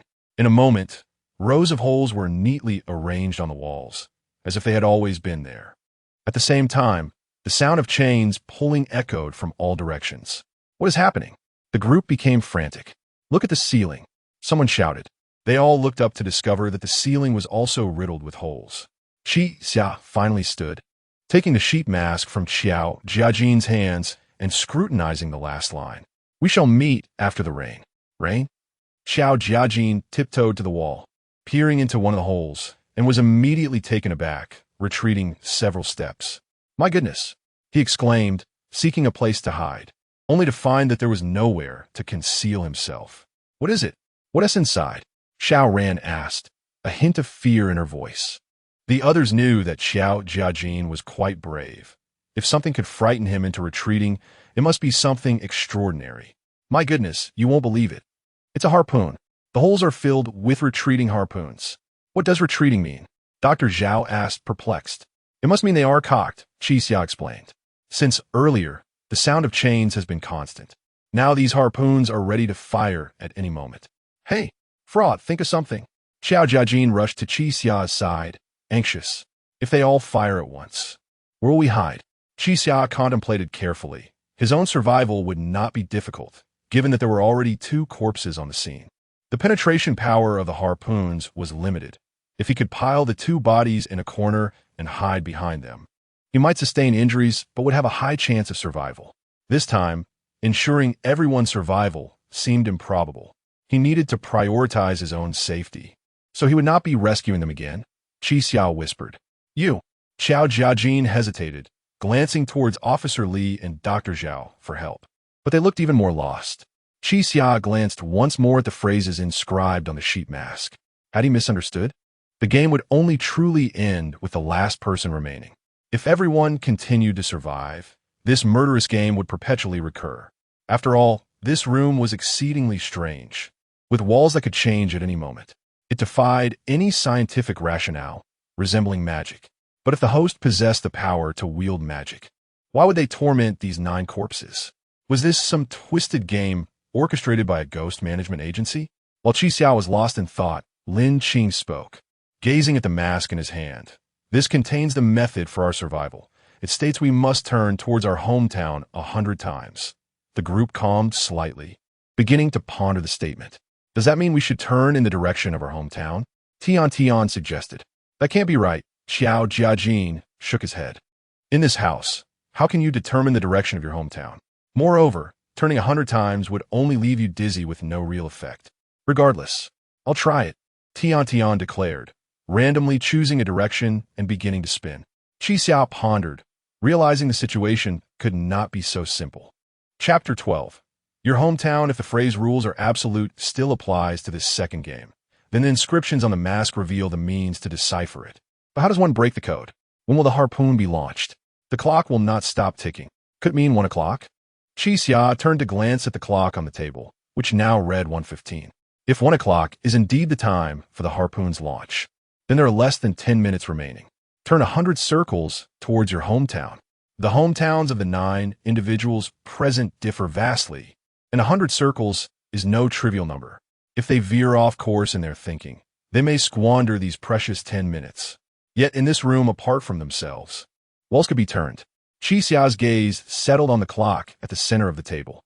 He leaned forward and gently touched the clock, only to find it firmly affixed to the tabletop, immovable. If the clock does not turn, could it be the chairs? Qi Xiao looked down at the chair beneath him.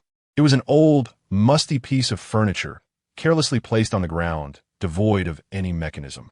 Therefore, only one option remained. Qi Xia turned his attention to the round table in the center of the room, noticing its peculiar shape. This table could not truly be termed round, as it appeared to be a polygon with numerous sides, giving an initial impression of being circular. He reached out and rotated the tabletop, and indeed, a faint sound of chains echoed from within. However, the table was heavy. Despite his considerable effort, Qi Xia could only manage to turn it a few centimeters. 100 circles. This number is certainly not something that can be accomplished by just 2 or 3 individuals. The 9 present must work together to rotate the tabletop, if they are to glean a glimmer of hope.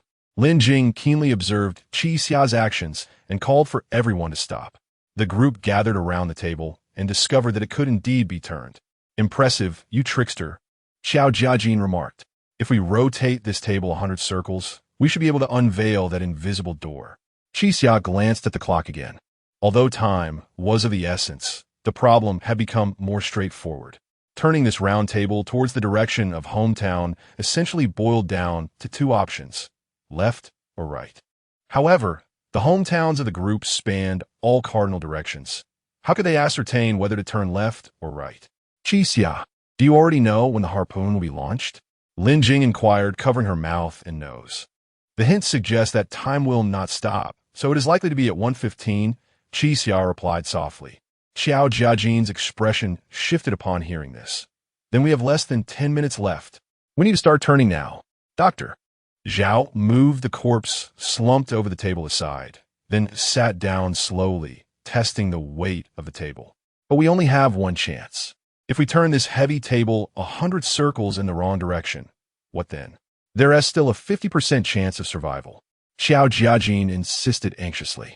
If we don't move, we are guaranteed to die. By turning it, we at least have a 50% chance of living. We must act quickly. With that, he exerted all his strength to begin turning the tabletop to the left. Though Xiao Jiajin appeared frail, he possessed remarkable strength, managing to rotate the table half a turn by himself. What are you waiting for? Come on, help! Xiao Jiajin shouted at the others. The remaining individuals, recognizing the logic in his words, joined him in turning the table. With no correct answer in sight, they could only gamble on it. Yet Qi Xia remained still, uncertain of the direction to pursue. Left or right? Why was the keyword hometown? Since they were all Chinese, did that imply east? North is up. South is down, west is left, and east is right. Could the answer be right? But what of those who hail from the west? Or perhaps each person's hometown had connections to the Zhuozhuan from the spring and autumn period, making the answer left? Qixia closed his eyes, initially intending to hide behind the two corpses, but if everyone else perished, what would happen when the next game began? Now was not the time to abandon them. Qixia thought to himself, then reached out, snatching a sheet of white paper from the spinning tabletop. He took a pen, stood up, and moved to a corner, finding an empty space to sit and began to write fervently. Though the others were puzzled, they continued their efforts, having already rotated the table a dozen times. If he hadn't introduced himself as a trickster, I would have thought he was a mathematician, Xiao Jiajin remarked to Tyant beside him. Tyant, feeling a bit dizzy from the spinning, could only nod in agreement. This time, Qixia did not set up a vertical calculation.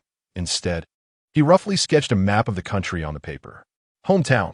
His mind raced, suddenly sparking with a realization. Wait a moment. Qixia's eyes widened. If the host possessed such vast powers to find individuals with similar experiences from so many provinces, then provinces must be a key focus as well. He turned back to the group, who were still rotating the table, and asked earnestly, "Did anyone here lie about their hometown?" The group shook their heads in unison. After all, hometown involved accents and expressions. Lying would easily expose inconsistencies. Excellent. Qixia nodded slightly. Now, please take turns telling me your hometowns once again. Officer Li spoke first. I am from Inner Mongolia. Qixia marked a black dot on the map at Inner Mongolia's location. I am from Sichuan. Lawyer Zhang, Chinza said coolly. I am in Shaanxi. Tyne added. Dali, Yunnan, kindergarten teacher, Xiao Ran stated. Guangdong, Xiao Jiajin announced. I am from Ningxia. Psychiatrist Lin Jing said.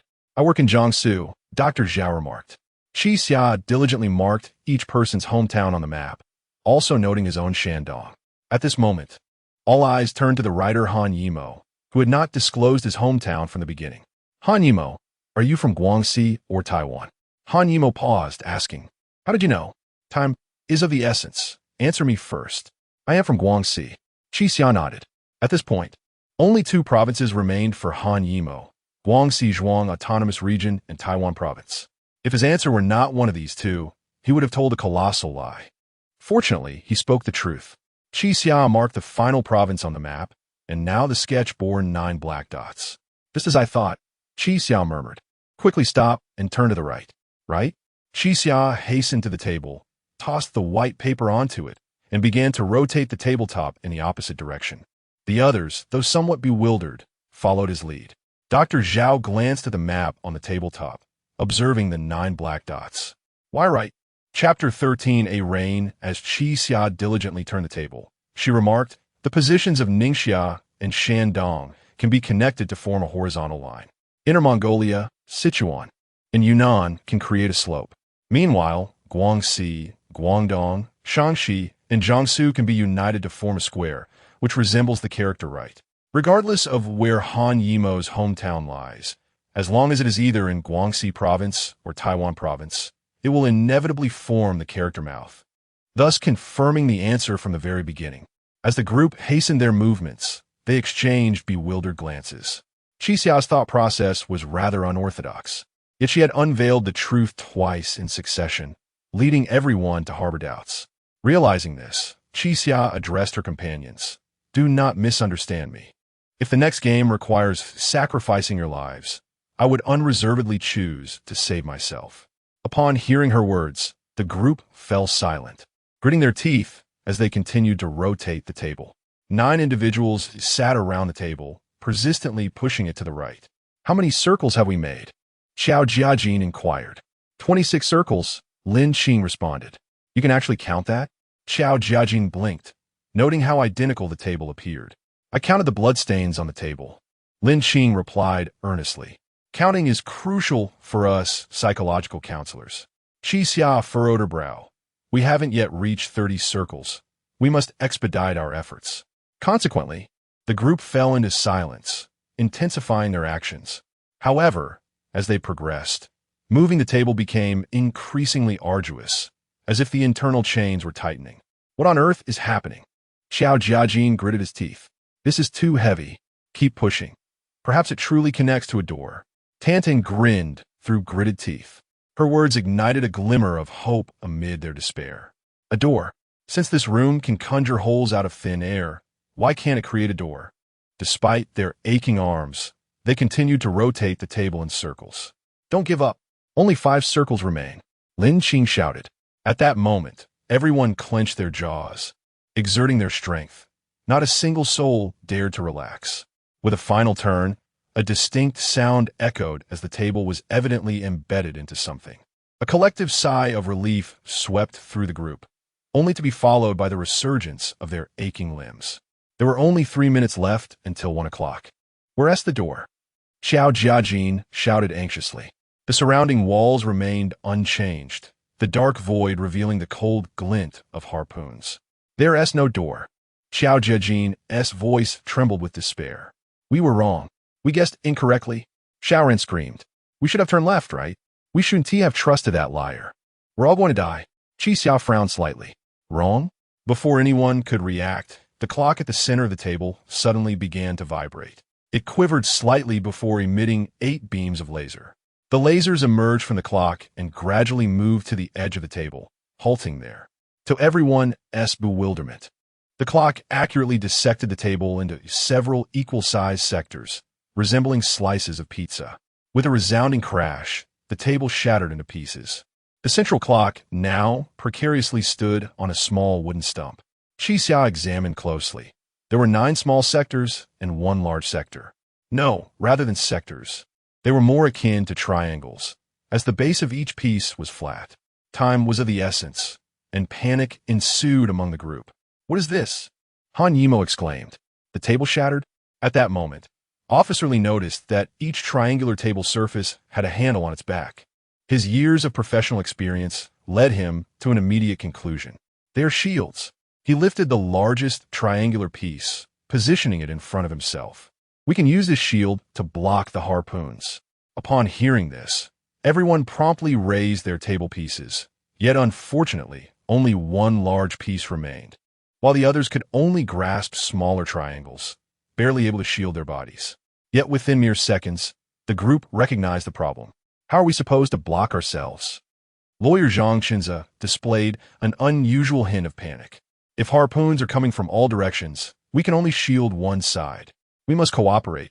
Qi Xia regained her composure and suggested, let us form a circle and protect each other's backs.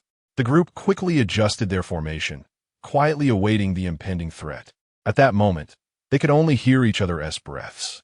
9 strangers had transformed into teammates, each one indispensable. Qi Xia casually glanced back at Han Yimo, noting the beads of sweat dotting his face, his entire body trembling in evident anxiety. Suddenly, a distant chime resonated from beyond the room. Are you all right? Qi Xia inquired. I'm fine, really. Han Yimo shook his head. Hey, Dr. Zhao, turn your table piece over. Zhang Xinze interjected suddenly. Why? Dr. Zhao glanced at the triangular piece in his hands, the pointed end facing downward and the wider end upward. You want to be able to shield my legs like that? Zhang Xinze said nervously. I'll get hit. If I flip it, I want to be able to protect my head. Dr. Zhao retorted defiantly. What is more important, your head or your legs? Some members, having heard the argument, began to agree with Dr. Zhao, and soon they were all flipping their triangular pieces, pointed ends facing downward and wide ends facing upward. This bizarre situation resulted in harpoons flying in from all directions, only to be blocked at the upper half, leaving everyone's legs exposed to potential injury. Is this really right? Xiao Ran hesitated. Even if we can shield our legs behind the point, what about the harpoons coming from behind? And those from above? I'll shield above. Officer Lee raised his large piece, urging everyone to huddle closer. I'll protect you all. This plan, though seemingly the best solution, still left Qi Xia feeling uneasy. Lin Qing quickly pondered, let us arrange the remaining people in an alternating pattern. Each of us staggered. Yes, that makes sense. Xiao Jiajin concurred. No, Qi Xia interrupted them. If everyone's pieces are perpendicular to the harpoons, they could easily be penetrated. Then what do you suggest? Xiao Jiajin asked. Qi Xia's gaze lingered on the sheepskin mask on the ground. Why are spring bamboo shoots unafraid of rain? The last hint stirred Qi Xia's thoughts. Wait, give me a moment. She furrowed her brow. The group held their breath, watching the seconds tick by, with only a minute remaining before the harpoons would be launched. Forget it for now, Dr. Zhao barked, deciding to follow Lin Xing's suggestion and stagger their positions. Shut up, you fool, Xiao Jiajin yelled. I trust the liar's words. You. Dr. Zhao clenched his teeth, swallowing his retort. What do the large and small table pieces signify? Suddenly, Qi Xia's eyes widened. It's lies. The large table piece will lead to our demise. What? Officer Li looked at Qi Xia with confusion. Officer, discard the large table piece and grab the last small one. Everyone must position the pointed ends facing upward. Although the crowd remained skeptical, the majority, with minds clouded in confusion, had no choice but to comply for the time being. Dr. Zhao pondered for a moment before inverting the pointed end. Officer Li hesitated for a few seconds before grasping the last small tabletop. Everyone leaned down, continued Qi Xia, urging them to reposition the pointed ends against each other. Officer Li, there's no need to shield the top. Join us. Under Qi Xia's guidance, the group gradually aligned all the fan-shaped tables, forming a cone. No one could have anticipated that after discarding the large tabletop, the smaller ones would seamlessly coalesce into a pyramid, effectively blocking the gaps from all directions above. From a distance, the conical structure resembled a spring bamboo shoot, poised in anticipation of an impending downpour. In the enveloping darkness, their hearts raced anxiously. The only sound echoing among them was their breathing. It's coming. Qi Xia calculated the time in her mind and softly signaled. In the next moment, the group heard a deafening rush of wind, as an invisible force violently struck the tabletop in Qi Xia's hands. Immediately, a cacophony from all directions surged like a tempest. The force of the harpoon was astonishing, causing their arms to throb painfully, and it seemed they could scarcely hold onto the tabletop. Fortunately, all their tabletops were pressed together at that moment, creating a delicate balance. Suddenly, a harpoon pierced through the tabletop in front of Xiao Ran, eliciting a startled scream from her. Qi Xia turned to see the harpoon halt mere centimeters from Xiao Ran's eyes. Thankfully, the tabletop was sturdy. Otherwise, Xiao Ran would have met her demise. Chapter 14. After the rain hold on, Officer Li bellowed, "We have a limited number of harpoons. If we endure a little longer, we shall survive." Before anyone could respond, a piercing scream echoed through the air. Turning around, they were met with the sight of Tian, who was less fortunate than Xiao Ran. A harpoon had pierced through her palm. In an instant, she lost her strength, and the table before her was violently jolted by the oncoming harpoons. "Be careful." Xiao Jiajin gritted his teeth, reaching out to grasp the table in front of Tian. In that moment, a harpoon shot through the gap, piercing Han Yimo's shoulder. Han Yimo let out a pained cry, yet his grip on the table remained steadfast. "Do not panic." Officer Li supported Han Yimo with one hand, while using the other to brace half of the table. Xiao Jiajin, acting swiftly, assisted Tian in holding up the table. Fortunately, the two were quite strong, and the formation began to stabilize once more. As the crashing sounds gradually diminished, the group realized just how reasonable their arrangement had been. Had they followed Officer Li and Dr. Zhao's suggestion to place the table haphazardly, held by everyone, the harpoons would have struck perpendicularly, making them exceedingly easy to penetrate. Now, the bamboo shoot after rain formation allowed the harpoons from 5 directions to meet the table at an angle, significantly reducing their piercing power. Especially the harpoons that came from above, which, due to their conical shape, had altered their trajectory. After a while, silence enveloped the area outside the table. "Is it over?" Han Yimo gritted his teeth and asked. "Wait another minute," Qi Xia replied. The group continued to hold the table, quietly waiting for a minute, and soon realized that the outside was indeed devoid of noise. Xiao Jiajin cautiously shifted a gap to peer outside. Oh my! He was instantly stunned by the scene before him. The others slowly moved the table aside to reveal that the floor and tabletop were almost entirely embedded with harpoons. The 2 corpses on the ground were a gruesome sight, resembling porcupines bristling with spikes. Each harpoon was connected by a rope. The other end tethered to a hollow in the wall, leaving the room in disarray.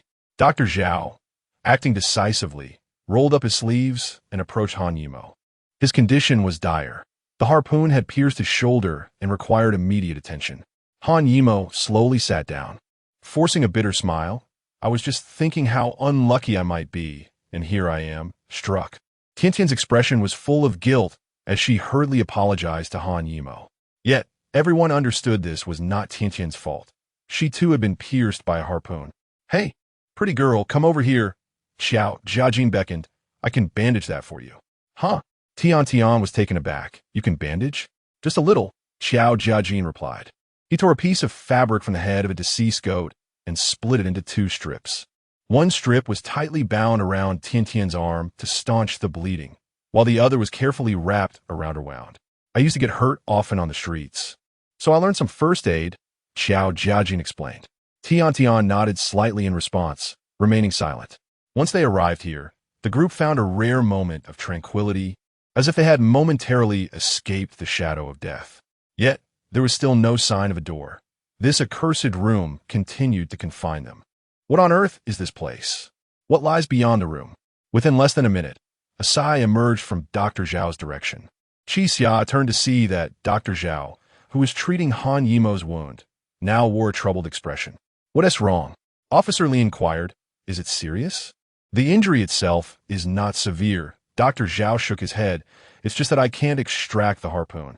The group leaned in closer, realizing the predicament was indeed quite grave. The pointed end of the harpoon was barbed, and withdrawing it would cause even greater harm to the injured. Moreover, the tail of the harpoon was still attached to the rope.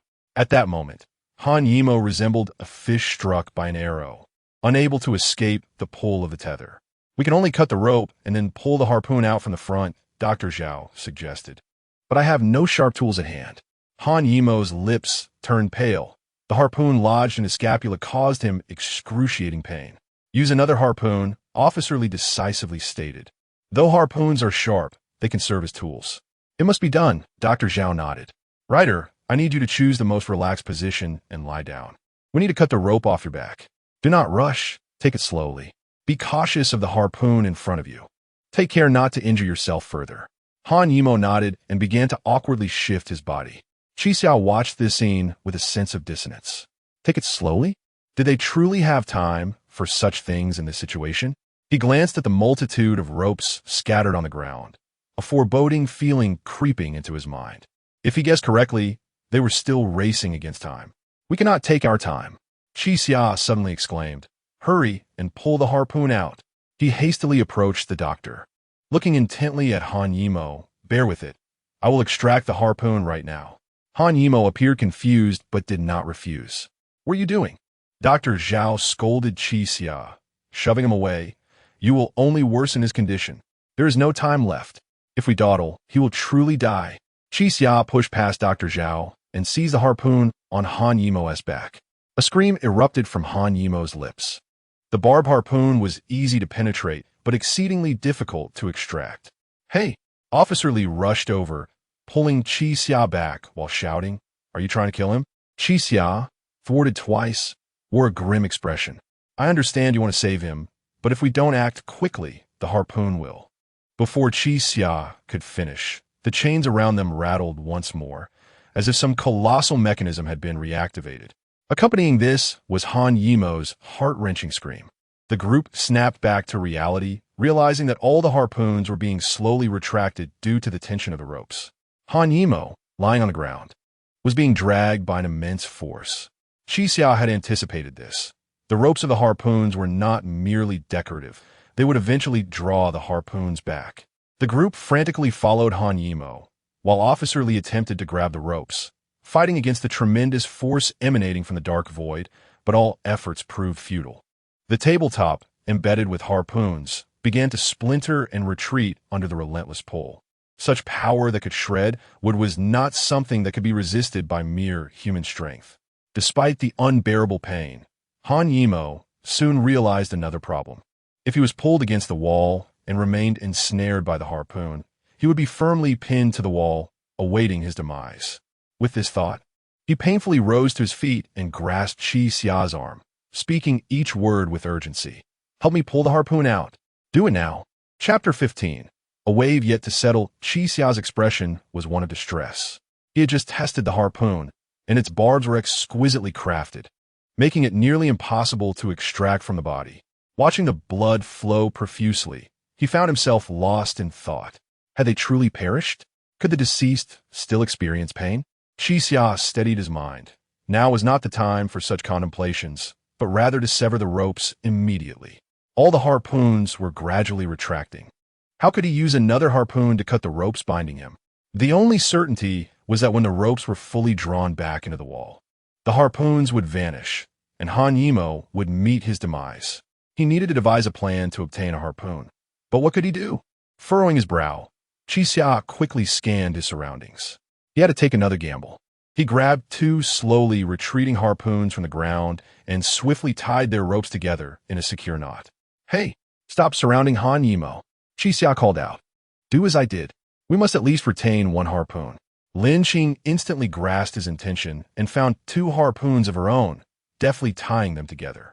However, the knot she fashioned was peculiar, unlike any Qi Xia had ever seen. At that moment, he could not afford to ponder further. He had to focus on the two harpoons before him. As the ropes continued to retract, they tautly pulled together. If this momentum persisted, it would not be long before one of the ropes snapped, leaving only one behind. Qi Xia cautiously stepped back, the ropes emitting a terrifying sound. If his suspicions were correct, the snapping rope could potentially cause injury. Sure enough, the next moment, one of the ropes let out a thunderous crack and broke. The other rope, still attached to its harpoon, flailed erratically in the air before crashing to the ground, leaving a deep imprint. Qi Xia rushed forward, determined to untie the broken rope before it was retracted into the wall. Yet, he soon discovered that the previously bound ropes had become entirely deformed from the immense tension, making them nearly unrecognizable, let alone untieable. "I'm ready," Lin Qing shouted from a short distance away. "Whoever is strong, hurry and help cut the author's ropes." "Ready?" Qi Xia turned to see that Lin Qing's knot was exceptionally clever. It automatically separated as the rope broke. Officer Li, who had not even completed his initial knot, immediately set down his harpoon upon hearing her words, exclaiming, "I'll cut it. Give it to me." After receiving the harpoon, Officer Li advanced swiftly, arriving just as Han Yimou was about to be pulled against the wall. Fortunately, though the harpoon had a pointed tip, it also bore fine edges, sufficient to serve as a knife.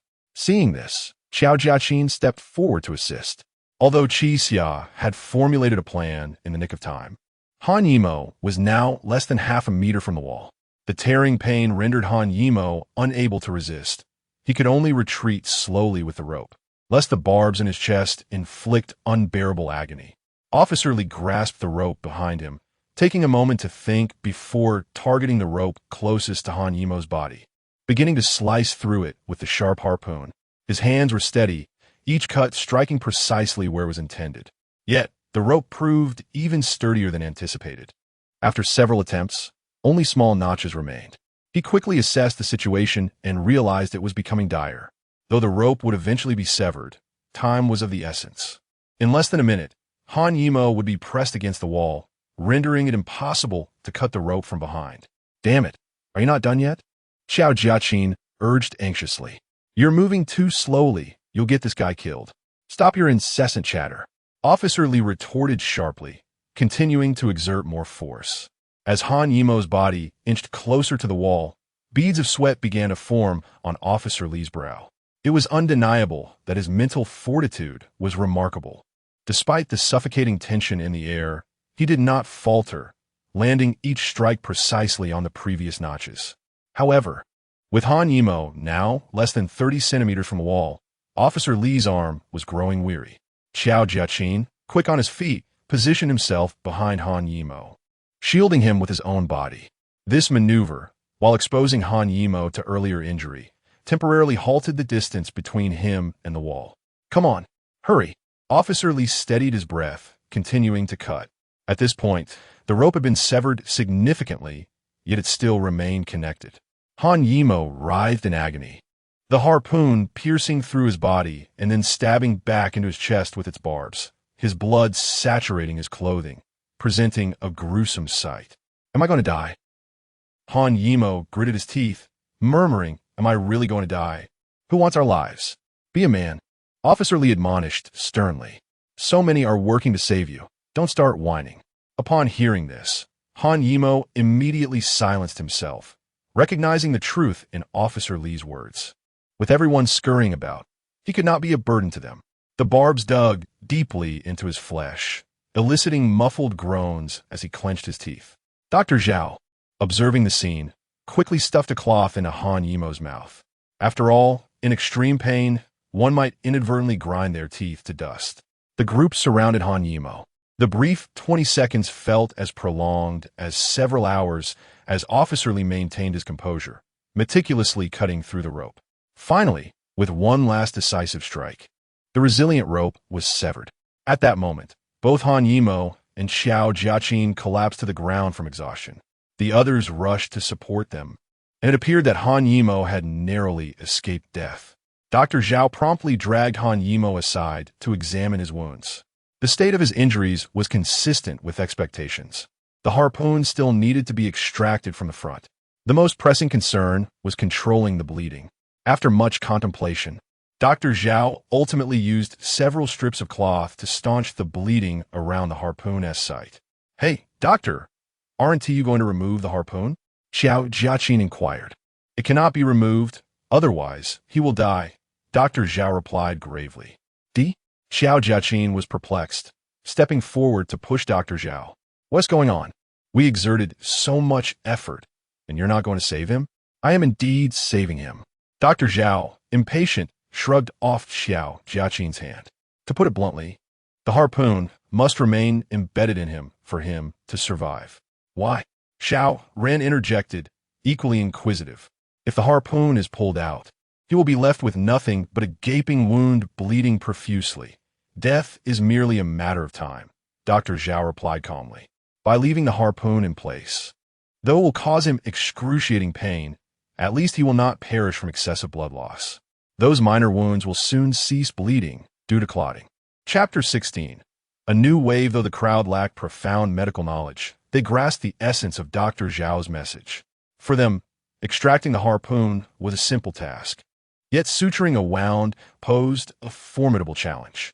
The rider's life had been preserved, and their sole imperative was to hastily vacate this place and seek a suitable location to properly address his injury. Dr. Zhao's words abruptly grounded everyone in the stark reality of their situation. If they failed to escape this eerie room, their fate would inevitably mirror that of Han Yimo. But how could they depart? Has the game concluded? Lin Qing inquired, covering her mouth and nose. Qi Xiao pondered deeply before shaking her head. The mask had clearly conveyed that the entity known as Human Dog wished for their survival and stated, "We shall meet after the rain." Logically, following the onslaught of harpoons akin to a torrential downpour, this so-called Human Dog would reveal himself, potentially ushering in the next game. Yet, why did he not appear? Hey, conman, Xiao Jiajin approached Qi Xia with a serious demeanor. You possess a means to survive, do you not? Why should it concern you whether I survive or not? Qi Xia retorted coldly. I may not be as clever as you, but I can find someone to collaborate with. Xiao Jiajin seemed to be suggesting himself. You have the intellect, and I have the strength. Let us join forces. Upon hearing this, Qi Xia slightly furrowed her brow. I'm sorry, I am a fraud. I do not intend to place my trust in anyone but myself. Before Xiao Jiajin could respond, Officer Lee suddenly interjected with a question. What is this? Everyone turned to see Officer Lee scrutinizing the harpoon in his hand. What is it? Dr. Zhao inquired as he approached Officer Lee cautiously. There are characters. Officer Lee handed the harpoon to Dr. Zhao. Upon inspection, Dr. Zhao's expression shifted dramatically. Indeed, the thick-fingered end of the harpoon bore tiny inscriptions. I am human sheep. The fact that you can read this means you have survived. But how many of you have truly survived? Is anyone injured? I'm genuinely worried for you. I cannot bear to watch you perish. Death will descend upon you again in a quarter of an hour. Evade it and find a way to survive. Dr. Zhao clenched his jaw and hurled the harpoon to the ground. Am I merely a plaything? This is never-ending. He roared. seemingly striving to unleash the pent-up emotions within him. Calm yourself, Officer Lee admonished. If you cannot manage your emotions, how do you intend to survive? Survive? But we are already dead. Dr. Zhao could no longer contain himself. We are dead, yet still tormented by the dread of dying. What does the organizer truly desire? Why can't he simply kill us or release us? The faces of the others grew grim. Indeed, what was the purpose of this relentless cycle of death threats? Just as the sheep-headed man indicated, was there to be a selection for a god? Did it imply that only one would ascend to divinity while the rest descended into oblivion? Everyone, we have survived 2 games. Do you believe it is due to our cleverness? No. Dr. Zhao's fists tightened. We have merely been fortunate. But what of the next time? The time after that? In this ever-shifting room, how long can we truly survive? Officer Lee pursed his lips and stepped forward, grasping Dr. Zhao's collar. Hey, buddy. At such a critical moment, the one thing we cannot afford to lose is morale. If you wish to give up, you may do so alone. Do not sow discord among us. Dr. Zhao's lips trembled. But how do we escape? Do you have a way to lead us out? After a moment of contemplation, Officer Lee replied, I have no method. I only know that we must survive. As long as we endure, there exists hope. He released his grip on Dr. Zhao and moved aside to examine the harpoon, then glanced at Han Yimou and the harpoon embedded in his shoulder, realizing that both harpoons bore identical inscriptions. It appeared their luck was indeed extraordinary. Not only did they need to evade lethal attacks in the previous round, but they also had to retain at least one harpoon to uncover the clues for the next stage. Regardless, this time they had been provided with explicit guidance. Officer Lee meticulously read the characters on the harpoon and stated, unlike before, this time the attack will originate from above. He pointed to the phrase death will descend again. No sooner had he spoken than the entire room began to transform. All the holes in the walls slowly vanished, and the openings in the ceiling morphed, revealing several rectangular holes approximately 1 meter long and 20 to 30 centimeters wide, 9 in total. Was this the descent of death once more? It seemed the game was becoming simpler. Officer Lee gazed at the 9 holes above and sighed. This is a stroke of fortune amid misfortune. But why to transform back to human sheep? Lawyer Zhang pointed to the dismembered corpse on the floor, questioning, didn't we already kill the human sheep? Qi Xiao pondered briefly, feeling perplexed. The recently deceased sheep-headed man had indeed referred to himself as human sheep, yet his mask bore the inscription, I am human dog. One moment he was a sheep, the next a dog. Could this be yet another clue? We are out of time. Officer Lee addressed the group. It is already 1:23. It won't be long before something dangerous descends from those 9 holes. Everyone, grab a piece of the table and stand against the wall. At that moment, the group noticed something peculiar about the table fragments on the floor. They seemed to possess a unique structure. After being torn apart by the harpoons, they left a square remnant with a handle, the central wood appearing more resilient than the surrounding material.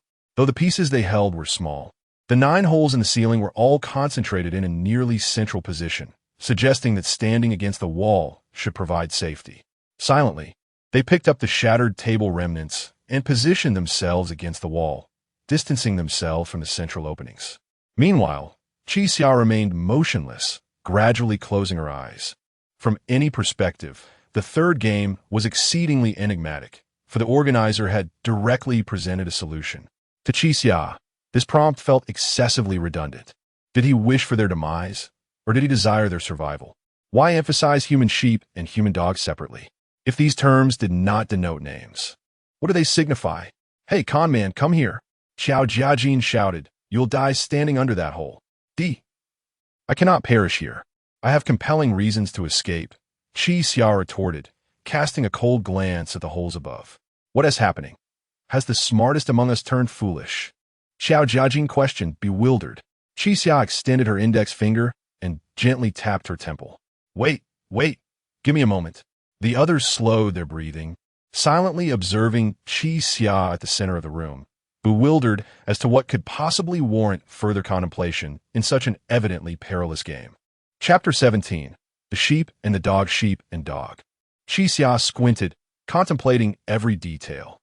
Initially, the individual who identified himself as the human sheep sought to incite them into mutual destruction. Yet now, this human sheep professed deep concern for their well-being, asserting he could not bear to witness their demise. Was this not a lie? Suddenly, a flash of insight illuminated Qi Xia's mind. Yes, this was it. Deception. Everything unfolded as Qi Xia had anticipated. Sheep and dog were not names of individuals, but rather types of games. Could sheep possibly symbolize the tale of the boy who cried wolf? The shepherd boy, having lied repeatedly, found himself abandoned in times of true peril. Thus sheep represented a game of lies. As for dog, it might signify loyalty, akin to their recent harpoon game where, had they not collaborated, none would have survived. Hence, could it represent cooperation? Qi Xia picked up the harpoon once more, recognizing that during the explanation of the rules, there existed the potential for deceit. But which of those brief statements contained the falsehood? I cannot bear to watch you die, if this were a lie. Wait, Qi Xia's eyes widened in realization. This statement was not the answer, but rather a trap that could lead to their collective demise. What are you talking about? Xiao Jiajin inquired, perplexed. Every word of that statement is a lie, Qi Xia declared resolutely, asserting that standing by the wall meant death, while positioning oneself beneath the whole signified life. Dr. Zhao and Officer Li exchanged bewildered glances, uncertain of Qi Xia's intent. Do you all remember? The sheep lies. Qi Xia stood in the center of the room, attempting to draw everyone closer. If they followed the rules as stated, they would ultimately bring about their own end.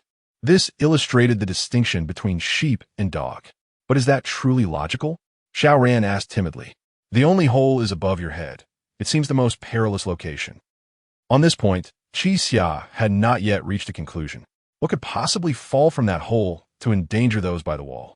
Qi Xia pondered and revised his statement. Regardless, after this round concludes, we have a substantial chance of escaping, so feel free to choose as you wish.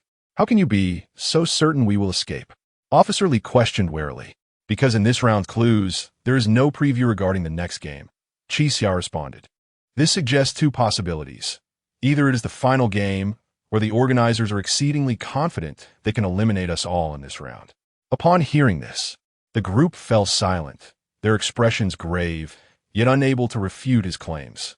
In any case, I will remain here, Qi Xia reiterated, pointing to his feet. As for your choices, that is entirely up to you. Aware that his current assertions were mere conjecture, Qi Xia prudently picked up a square tabletop from the ground. After listening to Qi Xia's discourse, Xiao Jiajin slowly approached him, stating, I have said it before, I believe in you. But I am a liar, Qi Xia replied coldly. It matters not. Lin Qing contemplated deeply before covering her mouth and nose, making her way towards the center of the room. Hey, what are you doing? Xiao Ran shouted against the wall. Do you truly trust him? Lin Qing nodded slightly. Yes, consider it carefully. Who has allowed us to survive thus far? Xiao Ran paused, taken aback by Lin Qing's reasoning, and after a brief internal struggle, she joined Lin Qing. Han Yimou, covering the wound on his shoulder, followed suit. You are Qi Xia, right? I also believe in you. Tian, along with Zhang Qinze, stepped forward. At that moment, only Dr. Zhao and Officer Li remained pressed against the wall. Hey, are you not coming over? Tian called out. Dr. Zhao appeared hesitant, seemingly torn regarding his decision. There is no need to force others. Qi Xia waved his hand, indicating that this round did not require cooperation. Survival was the only priority. The clock on the floor gradually approached 1:30. Officer Li squinted at Qi Xia. He did not believe this deceiver would choose death. Yet why was he urging everyone to stand beneath the hole? At that moment, Lin Qing perceived the thoughts of the two and addressed them. Qi Xia does not seem to be lying. Will you join us? Can you tell? Officer Li whispered. Indeed. Lin Qing nodded. Due to my profession, I can often discern whether others are being truthful. In that case, Officer Li and Dr. Zhao exchanged glances, silently stepping forward. With a professional's endorsement, we will trust you. The group swiftly picked up the nearest tabletop, raising it above their heads to shield themselves, preparing for whatever might fall from the hole. You are quite astute, Xiao Jiajin remarked resignedly, also retrieving a tabletop. He examined it closely. The tabletop now resembled a shield more than before, a perfectly square piece measuring 40 to 50 centimeters on each side, complete with a remarkably sturdy handle. Qi Xia glanced at the time, gripping Xiao Jiajin's arm. "Prepare yourselves, it is about to begin." As the words left his mouth, the clock struck 1:30, and a loud clanking of chains echoed from above, as if some unseen mechanism was being wound. Regrettably, nothing stirred from the hole. The anticipated death and salvation were absent. Seconds passed, and suddenly, the floor beneath them began to rise abruptly. "Oh no!" Qi Xia's expression shifted, realizing the situation was worse than he had imagined. Amidst the cacophony of voices, none expected the organizers would attempt to crush them within this low-ceilinged room. "What is happening?" Before anyone could grasp their predicament, Qi Xia shouted, "Get down!" The 3 or 4 most responsive individuals immediately crouched, but the despair in their eyes was palpable. They understood that, given the current circumstances, the floor and ceiling would likely converge, leaving no escape for anyone. Crouching on the ground, Qi Xia's mind raced. He was convinced his deductions were correct. The hole above was undoubtedly a path to safety, but how could they survive? With a resounding noise, the floor continued its ascent, the room's height shrinking rapidly, forcing everyone to crouch fully to move within it. Qi Xia raised his head to observe. The previously distant rectangular hole was now within reach, almost tangible. Seizing the moment of chaos, Qi Xia decisively extended his hand into the hole. It was an ordinary opening, leading to a spacious interior, with the ceiling appearing unusually sturdy. Possibly metallic. Could it be? Qi Xia, crouching, quickly lowered his head and, almost instinctively, picked up the square wooden board from the ground. If the hole was a path to survival, and the board was his only tool, what connection could there be between the two? Qi Xia positioned the board upright and inserted it into the ceiling's hole, then horizontally maneuvered it downward. To his astonishment, the board lodged firmly within the hole, leaving a handle protruding downward. Could this be the path to survival? Qi Xia's eyes widened as he suddenly comprehended what was about to transpire. Seeing Qi Xia's actions, the others hastily followed suit, each wedging their square tablet into the ceiling's hole. "Be cautious in a moment." Just as Qi Xia was about to speak, the floor beneath everyone suddenly shattered into dust. "Ah, my goodness!" Cries of astonishment erupted simultaneously. The bodies of all present plummeted downward, instinctively grasping the overhead handles to prevent a direct fall. Han Yimo gritted his teeth, gripping the handle above with his left hand. Yet he was losing strength due to excessive blood loss. At that moment, Qi Xia helplessly observed as his left hand gradually loosened its hold. Chapter 18. True or false? At this moment, the 9 individuals resembled a chandelier suspended from the ceiling, grasping the handles and swaying back and forth. Lin Jing looked down, her heart sinking. Below them lay a chasm approximately 10 meters deep. Had they not clung to the handles, death would have been inevitable. "Hey, Ryder, hold on tight." At this moment, Xiao Jiajin also noticed that Han Yimo was starting to lose his grip, and a sense of urgency washed over him. "How could you be so weak at such a critical moment?"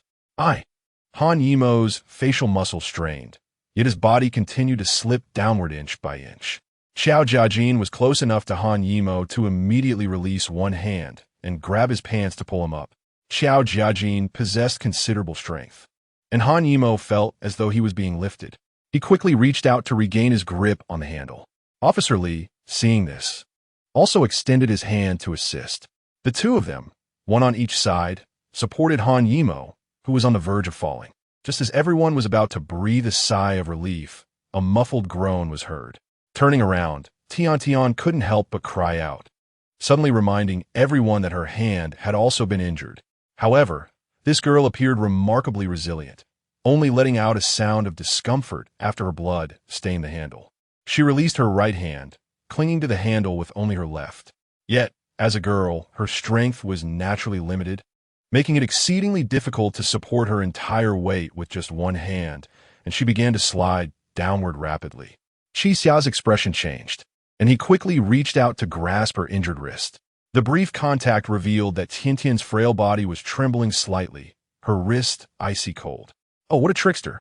You're not so bad after all," Xiao Jiajin remarked. Qi Xia sighed helplessly and said, "I just don't want to see any more corpses. Don't read too much into it." Time passed second by second, and everyone's arms began to ache. The prolonged suspension was no easy feat for anyone, and even Officer Li's forehead began to bead with sweat. "How long must we hang here?" Lin Jing asked Qi Xia, who replied with a somber tone, "I don't know." He realized that there was no indication of next game, yet hope remained elusive. If the organizers were truly heartless, they could leave everyone hanging, and their demise would merely be a matter of time. But was there really no hint of the next game? Qi Xiao's heart raced with anxiety. Could there be some hidden clue concealed for view? He lowered his gaze to the ground below. If there were a hint, it would surely be somewhere down there. As he scanned the area, he noticed that due to the collapse of the ground, a new wall had emerged, and in the far corner, there seemed to be a door. However, that door was utterly out of reach for everyone. They were still nearly 10 meters above the floor, and jumping from such a height would surely result in injury. Lin Jing followed Qi Xia's gaze for a long while and finally discerned the issue. "Is that a door?" Upon hearing this, everyone peered down and indeed spotted the dilapidated wooden door at the bottom. Just as despair enveloped them, the door slowly creaked open. A shadowy figure clad in black stepped forth from the darkness. Qi Xia observed that this individual wore a black suit, but his mask was entirely different from that of the goat-headed figure.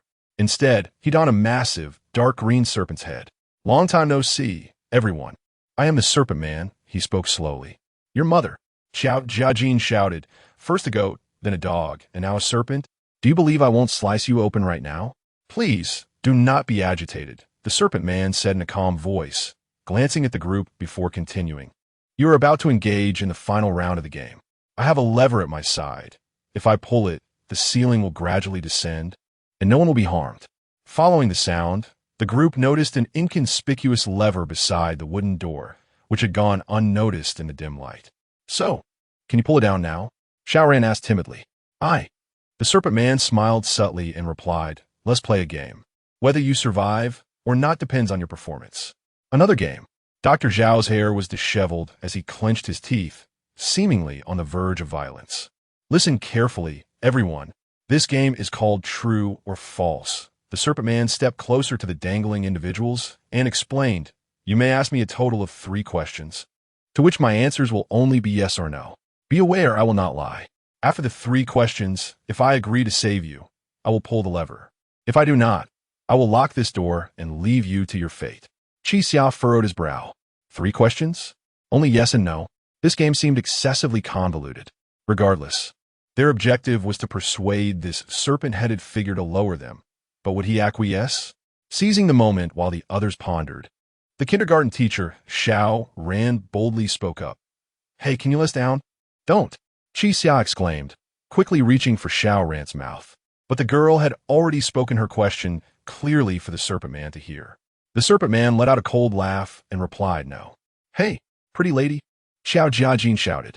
"We only have 3 questions. Don't mess this up."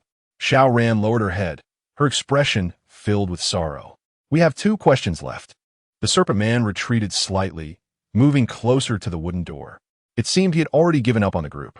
Xiao Ran's impulsive question had transformed the game into a hellish challenge. The Serpent Man would not easily allow them to descend, if he were truly inclined to save them. Why devise such a game? Yet, on the flip side, if he did not wish to save them, how could he be persuaded to pull the lever? Even if the question were rephrased to "Will you not let us down?" his answer would still be yes. "Trickster, do you have a solution?" Xiao Jiajin turned to Qi Xia. Qi Xia gently closed his eyes, his thoughts in disarray. Solutions. As a mere human, how could he conjure so many solutions? Every step he had taken since entering this room had required his ingenuity. Why should he bear the burden of so many lives? However, despair soon washed over him. If he gave up, would anyone survive? "I cannot perish here." Qi Xia's eyes flickered with a faint light once more. "She is still waiting for me." A gentle voice echoed in Qi Xia's mind. "Xia, do you know? There are many paths in this world, and each person has their own." He slightly opened his eyes, and clarity surged through his mind. Indeed, he had erred by blindly following the other's path. "Serpent Man," Qi Xia called softly. Officer Li was taken aback and turned to ask, "Hey, what do you want to ask?" "Let us communicate beforehand to avoid the previous situation." "It's all right. I have already devised a way to survive. Qi Xia confidently lowered his head, gazing at the serpent man. Do not speak. This will all be over shortly. Do you truly have a solution? Zhang Qinze inquired. Perhaps. Qi Xia took a deep breath, carefully contemplating the next two questions. No, to be precise, it required only one question. Just one question, and this game could conclude. From the very beginning, the focus should not have been on how to compel the other to pull the lever, but rather on the logic of yes and no. The serpent man appeared genuinely intrigued by Qi Xia, his eyes peering through the hollow of the serpent mask. Qi Xia paused for a moment and inquired, Serpent, if my next question were to be, will you pull down the lever? Would your response be akin to this question? Chapter 19, Omnipotence I. The serpent-headed man paused slightly, contemplating his response, only to realize that any answer he provided would be futile. Ha ha ha. Suddenly, he burst into laughter, doubling over in mirth before eventually regaining his composure and remarking, You're truly amusing. Amusing? Qi Xia shot a cold glance at the serpent-headed man, questioning what was amusing about the situation. Have I not already won? The serpent-headed man slowly approached the wall and pulled a lever. Everyone felt their bodies drop, and soon the ceiling began to descend gradually. Xiao Jiajin wore a perplexed expression as he turned to Qi Xia and asked, What does this mean, deceiver? How does this equate to victory? Qi Xia noticed that they were indeed descending and breathed a quiet sigh of relief. Consider this. The moment that question is posed, our salvation is assured. If my next inquiry is, will you pull the lever? Will your answer mirror that of the previous question?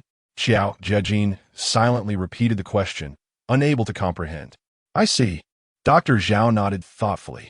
If he were to answer yes, then the subsequent question would also necessitate a yes, thereby securing their escape. After all, the next question would be, will you pull the lever? But what if he answers no? Xiao Jiajin felt he had stumbled upon a loophole. Could he not simply respond with no? If he did so, the next inquiry would have to be yes. Han Yimo weakly interjected. The brilliance of this question lies in its inherent contradiction.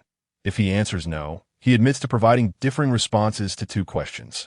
Remember, this serpent-headed man claims he cannot lie. Xiao Jiajin was taken aback, turning once more to Qi Xia, and asked, Did you devise this on the spot? What manner of creature are you? I cannot claim to be a creature, Qi Xia replied, shaking his head. I'm merely a wandering deceiver. As they spoke, the group gradually descended to the ground. Due to the prolonged suspension, their palms stung with pain, and the condition of the two injured individuals was dire. Congratulations, everyone, on surviving the interview. Beyond this door lies a new world awaiting you. The serpent-headed man placed his hands behind his back and stood beside the wooden door. Street punk. Xiao Jiajin approached menacingly, seemingly intent on unleashing his pent-up frustration regarding the human sheep and human dog upon the serpent-headed man. The serpent-headed man regarded the furious Xiao Jiajin with cold indifference. Are you all perverts? Xiao Jiajin shouted, stepping forward to seize the serpent-headed man by the collar. You, wearing these bizarre masks, have repeatedly sought to bring about our demise. Now at last, I have you. The serpent-headed man smirked and softly warned, while you still draw breath. I advise you to release me. What did you say? Xiao Jiajin raised his fist, ready to strike the serpent-headed man when Officer Li grasped his arm to restrain him. Have you forgotten about the man whose skull was shattered? If they're all the same, how do you intend to defeat them? A flicker of unwillingness crossed Xiao Jiajin's rugged features as he gritted his teeth and slowly uttered, But those damned! Fear not, for we are on the brink of escape. Officer Li interrupted, speaking in a low tone. Once we are free, I shall ensure they receive their just desserts.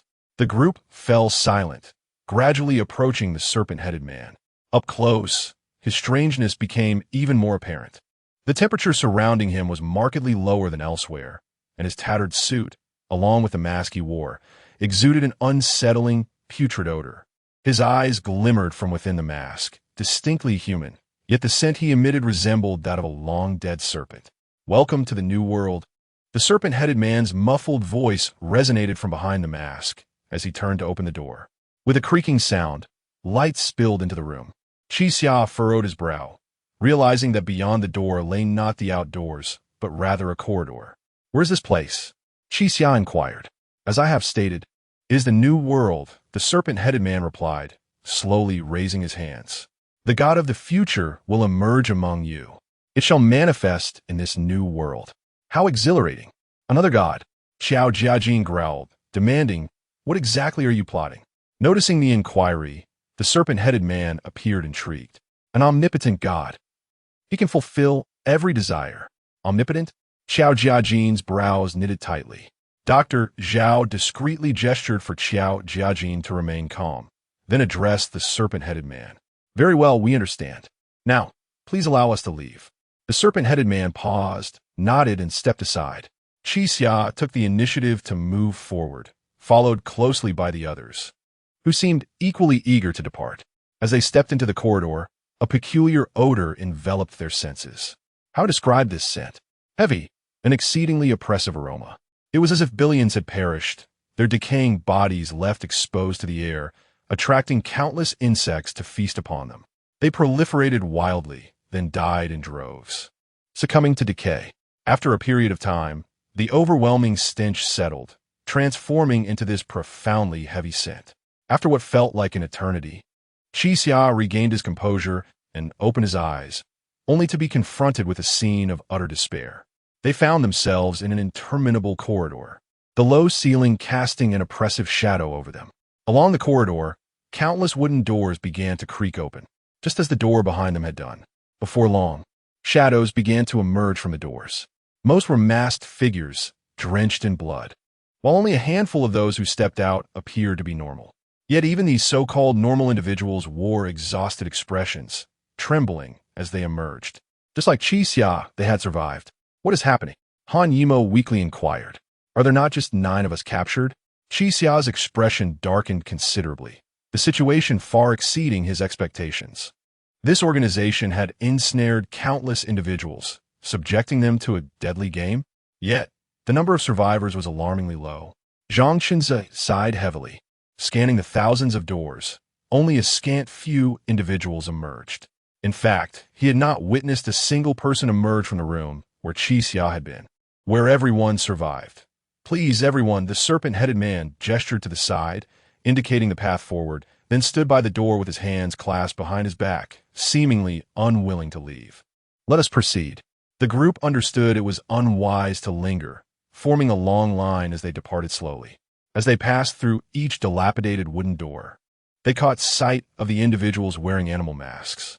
There were cows, horses, and dogs, as well as the sheep and serpents they had encountered previously. Each exuded an eerie aura, permeated by the stench of decay.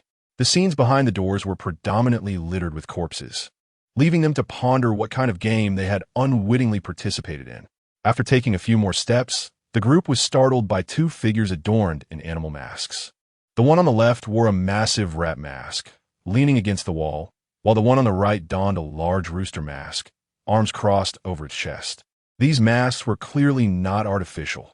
They were genuine animal skulls crafted into masks. But where in the world could such enormous rats and roosters exist? These 2, like others adorned with animal masks, merely cast a fleeting glance at Qixia and the others, offering no further actions. Were these creatures? Lin Xing felt a surge of fear and instinctively distanced herself from the duo. Qixia furrowed his brow slightly, as if a thought had crossed his mind. Sheepdogs, snakes, rats, roosters. They represent the zodiac. His lips moved, uttering a few words. The crowd paused, turning their gazes in unison. Indeed, the animal masks worn by those in tattered suits belonged to the 12 zodiac signs. Chapter 20. The pursuit of the path. What do the 12 zodiac animals represent? What lies at the end of the corridor? The realm of the underworld? In this dimly lit corridor, seemingly endless, the group moved forward, trembling with trepidation. After enduring several intense rounds of games, everyone felt utterly exhausted, both physically and mentally. At this moment, as they suddenly relaxed, the ominous aura that had clung to them began to dissipate. Qixia inadvertently turned her head and caught sight of Lin Xing standing beside her, who was still covering her mouth and nose with her hand. Aren't you uncomfortable like that? Qixia imitated Lin Xing, placing her own hand over her mouth and nose. The scent in the air was indeed foul, but this manner of breathing seemed quite difficult. Breathing? Lin Xing paused momentarily, then smiled. I don't find it hard to breathe. It just feels strange not to cover my mouth and nose like being unclothed. Lynching chuckled shyly and lowered her hand. Her nose was elegantly shaped, and her lips were a vivid crimson, rendering the covering unnecessary. Qi Xiao was puzzled by Lynching's analogy of feeling like being unclothed. Lynching smiled slightly, but still felt somewhat uneasy, so she covered her mouth and nose once more. I feel a bit shy, don't you find it awkward? Lynching inquired of Qi Xia, exposing her mouth and nose. Why would it be awkward? Qi Xia found her question curious. It's the mask. Lynching looked at Qi Xia with bewilderment, her expression akin to that of someone gazing at an alien. Why can you all be so nonchalant without wearing a mask? Before Qi Xia could respond, a strange light flickered in the distance, captivating everyone's attention. They all turned to look. It was an exit. A glow reminiscent of the sunset streamed in from the opening. We're getting out, Xiao Jiajin exclaimed excitedly. I see the light of the sunset. This declaration undoubtedly invigorated the group, and Dr. Zhao supported Han Yimou, hastening their pace alongside the others. Sunset? Qi Xiao pondered briefly before addressing the group. We woke up at midnight. After more than an hour of gameplay, it should be around 2 o'clock now. Whether it's 2 in the morning or 2 in the afternoon, we shouldn't be seeing sunset. I think you're overthinking it. Officer Li shook his head. The clock in the room may not be accurate. Perhaps the actual time is evening. Qi Xiao nodded slightly, acknowledging Officer Li's point. His understanding of time was solely based on the clock in the room, yet no one could guarantee its accuracy. As they advanced a few more steps, they encountered a shadow beside the exit. Gradually, as they approached, the shadow took on a human form, adorned with an animal mask that provoked a sense of nausea in the onlookers. Unlike the other animal masks, this one was not crafted from a single animal's head, but was an assemblage of various organs sewn together with yarn. The mouth resembled that of a crocodile, the nose that of an ox, fish scales adorned the sides of its face, and snake skin wrapped around its neck. Additionally, it had lion's mane and stag's antlers sewn onto the mask. This creature was nothing short of a low. I am the human dragon, the grotesque figure spoke slowly. All of you have survived? How fascinating. Dragon? The group instinctively halted, their nerves taut. It was not the name itself that instilled fear, but their familiarity with this introduction. Every time someone introduced themselves in such a manner, a terrifying game would inevitably follow. Please do not be alarmed. Your trial has reached a conclusion. The human dragon waved its hand, revealing that it wore gloves resembling eagle talons. Its entire being reeked of decay and rot. Yet it spoke as if oblivious to the stench. I shall not impose upon you a new trial. I merely offer a piece of advice. The group remained silent, huddled together, their expressions wary as they regarded the human dragon. You have 10 days, a span of 10 days to alter everything, the human dragon continued. If within those 10 days you do not acquire 3,600 paths, your world will be obliterated. Everything within your sight shall be buried alongside it. This brief statement left the group bewildered. 3,600 paths?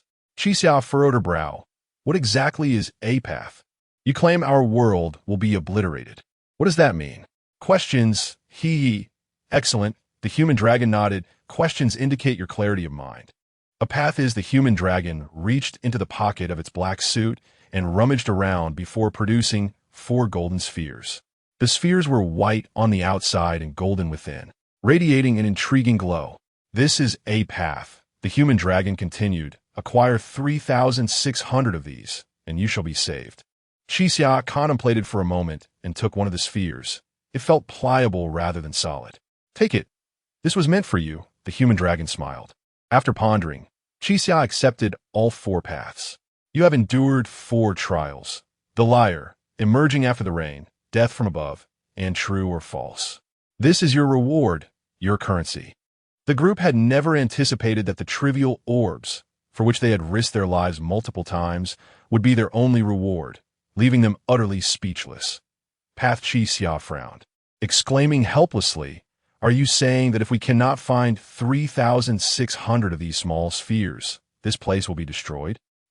Indeed, the human dragon nodded. If this place is destroyed, you will not be able to leave. The dragon's face, adorned with fish scales and lion's mane, swayed awkwardly as it spoke. It seems you possess quite a few of these small spheres. Can you not gather 3,600 on your own? Officer Lee interjected decisively. Moreover, you are far more powerful than us. Why choose us for this task? Me? The human dragon scoffed. We are all sinners. Sinners cannot obtain paths. Only those chosen like you can acquire paths and ultimately ascend to become gods. This is utterly absurd. Zhang Qinze interrupted, her arms crossed and her expression tinged with anger. Do you even comprehend what you are saying? Chapter 21. The Abyss, of course. I am well aware of what I am saying. The figure known as the Dragon Man took a slow step forward and addressed the crowd, stating that countless individuals have emerged from this very door. I have uttered these words to each and every one of them. Countless. The crowd paused momentarily, and Officer Lee, with a fierce scowl, demanded, Where you exactly? How many people have you captured? Captured? The Dragon Man tilted his head, revealing a pair of murky eyes through the hollow of his mask. He fixed a cold gaze on Officer Lee and retorted with a chilling smile. Could you be mistaken? Did we truly capture you? Isn't that so? Officer Lee gritted his teeth. Did we come here on our own accord? Lin Qing sighed, addressing Qi Xia and Officer Lee. You both know they are madmen, so do not attempt to argue with them. We must find a way out. Her words jolted the group into clarity. Those donned in animal masks were clearly deranged, and the individual before them, who had stitched various animal heads together, was even more unhinged. To follow the reasoning of lunatics would inevitably lead to their own insanity. The group circumvented the Dragon Man and made their way towards the exit behind him. Remember, without 3,600 paths, none shall escape. The Dragon Man murmured as a final reminder. Qi Xia, compelled by some unseen force, turned to him and inquired, How do we obtain a path? Why bother with him? Xiao Jiajin pushed Qi Xia away impatiently. Do you truly wish to seek those golden beads? Regardless, I must escape. Qi Xia's eyes shone with determination. Someone is waiting for me. The Dragon Man nodded slightly and explained, It is through the games you have experienced that different games yield different paths. Qi Xia's expression darkened as he scrutinized the golden bead in his hand. You mean, we must actively participate in the games to acquire a path? Indeed, take them. Take them. The Dragon Man gestured with his filthy hands, insisting they must leave this place. Qi Xia contemplated the beads in his grasp, lost in thought. The others, unsure of how to persuade him, gradually exited through the door. A gentle breeze greeted them, carrying an indescribable, oppressive scent. The few present slowly opened their eyes. Yet there was no elation of newfound life. Before them lay a desolate city resembling a ruin. The dark red sky was dominated by a sun of earthy hue, its surface marred by creeping black lines. Beneath this bizarre sky stood a dilapidated city, once a thriving area, now ravaged as if bombarded and subsequently scorched. The fire had raged for days on end, leaving behind this grim visage. Most buildings were severely damaged, walls cracked, and countless dark red plants clung to the structures. Officer Lee swallowed hard and queried, Hey, Dragon Man, where have you brought us? He turned around, his words faltering as his mouth fell agape. The others followed his gaze, discovering that there were no buildings behind them, only an expansive plaza. The 9 of them stood alone in the center of the square, as if having descended from the heavens. How do we end up here? Where's the door we exited from? What about the Dragon Man? Unfortunately, no one was present to answer their queries. In the heart of the square stood a conspicuous, large electronic display screen, aged and rusted at the edges. At that moment, a perplexing message illuminated the screen. I have heard the echoes of inviting calamity. Inviting calamity? What on earth is that? Xiao Jiajin read the phrase twice, still bewildered. Qi Xia noticed a massive, weathered bronze bell looming above the screen, its ancient presence clashing with the modern display. After a prolonged silence, the rider Han Yimo slowly lifted his head and murmured, So we are truly dead. This must be the underworld, correct? Before witnessing this scene, he had harbored a faint hope that perhaps they were not dead, but had merely been captured before their demise. Yet, how could one explain this clearly abnormal world? I cannot ascertain whether we are dead or not, but I do know that if I do not tend to your wounds soon, you will indeed perish, Dr. Zhao said, mustering strength as he supported Han Yimo's arm. His words gradually pulled the group back to reality. Regardless, it seemed they were somehow alive, and as long as they appeared to be living, they could not surrender. Look, there seems to be a convenience store. Lin Xing pointed towards the distance. Though it appears severely damaged, who knows if they might have needles and bandages inside. Without hesitation, Xiao Jiajin hoisted Han Yimo's other arm, offering a wry smile as he said, "Let's go check it out. If we can find something to eat, that would be even better." The group cautiously advanced. The atmosphere was thick with an unsettling aura, causing unease among them. The convenience store was situated at the center of a road, its entrance glass shattered and its sign sagging. As they neared the entrance, they came to a gradual halt. Across from the convenience store stood a restaurant, where a figure in a bull mask and black suit stood motionless at the door, hands clasped behind his back, resembling a statue. The group's anxiety heightened. These masked individuals were lunatics. Was he about to impose some new trial? They waited cautiously for a moment, only to find that the bull-headed figure remained utterly still, neither speaking nor even glancing in their direction.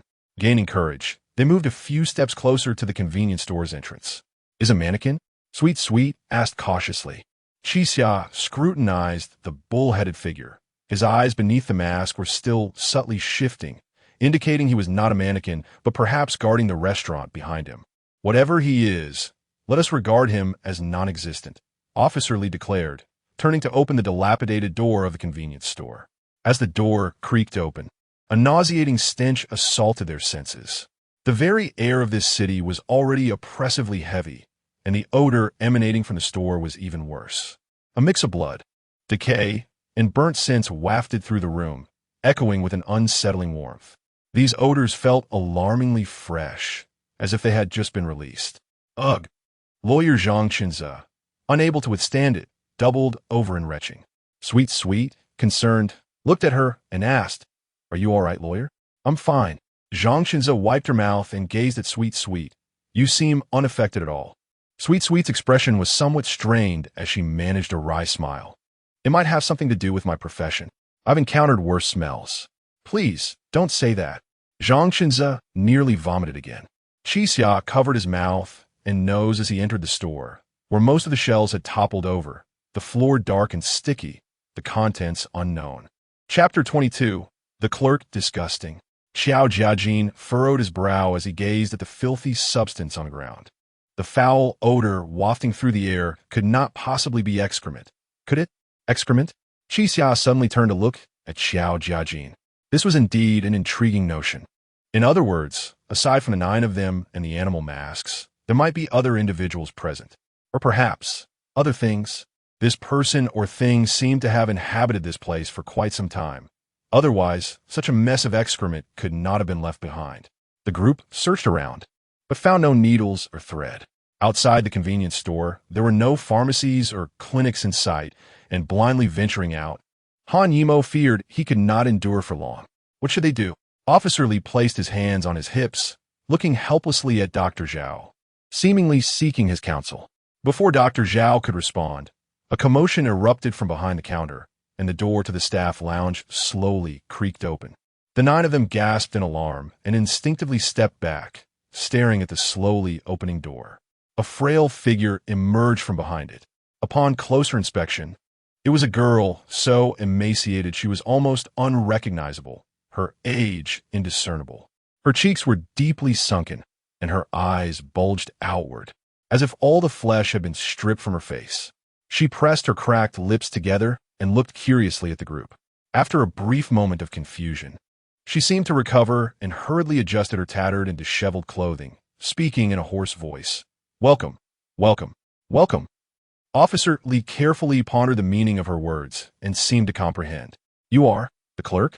The girl nodded. "Yes." The group fell silent, for the situation was steeped in absurdity.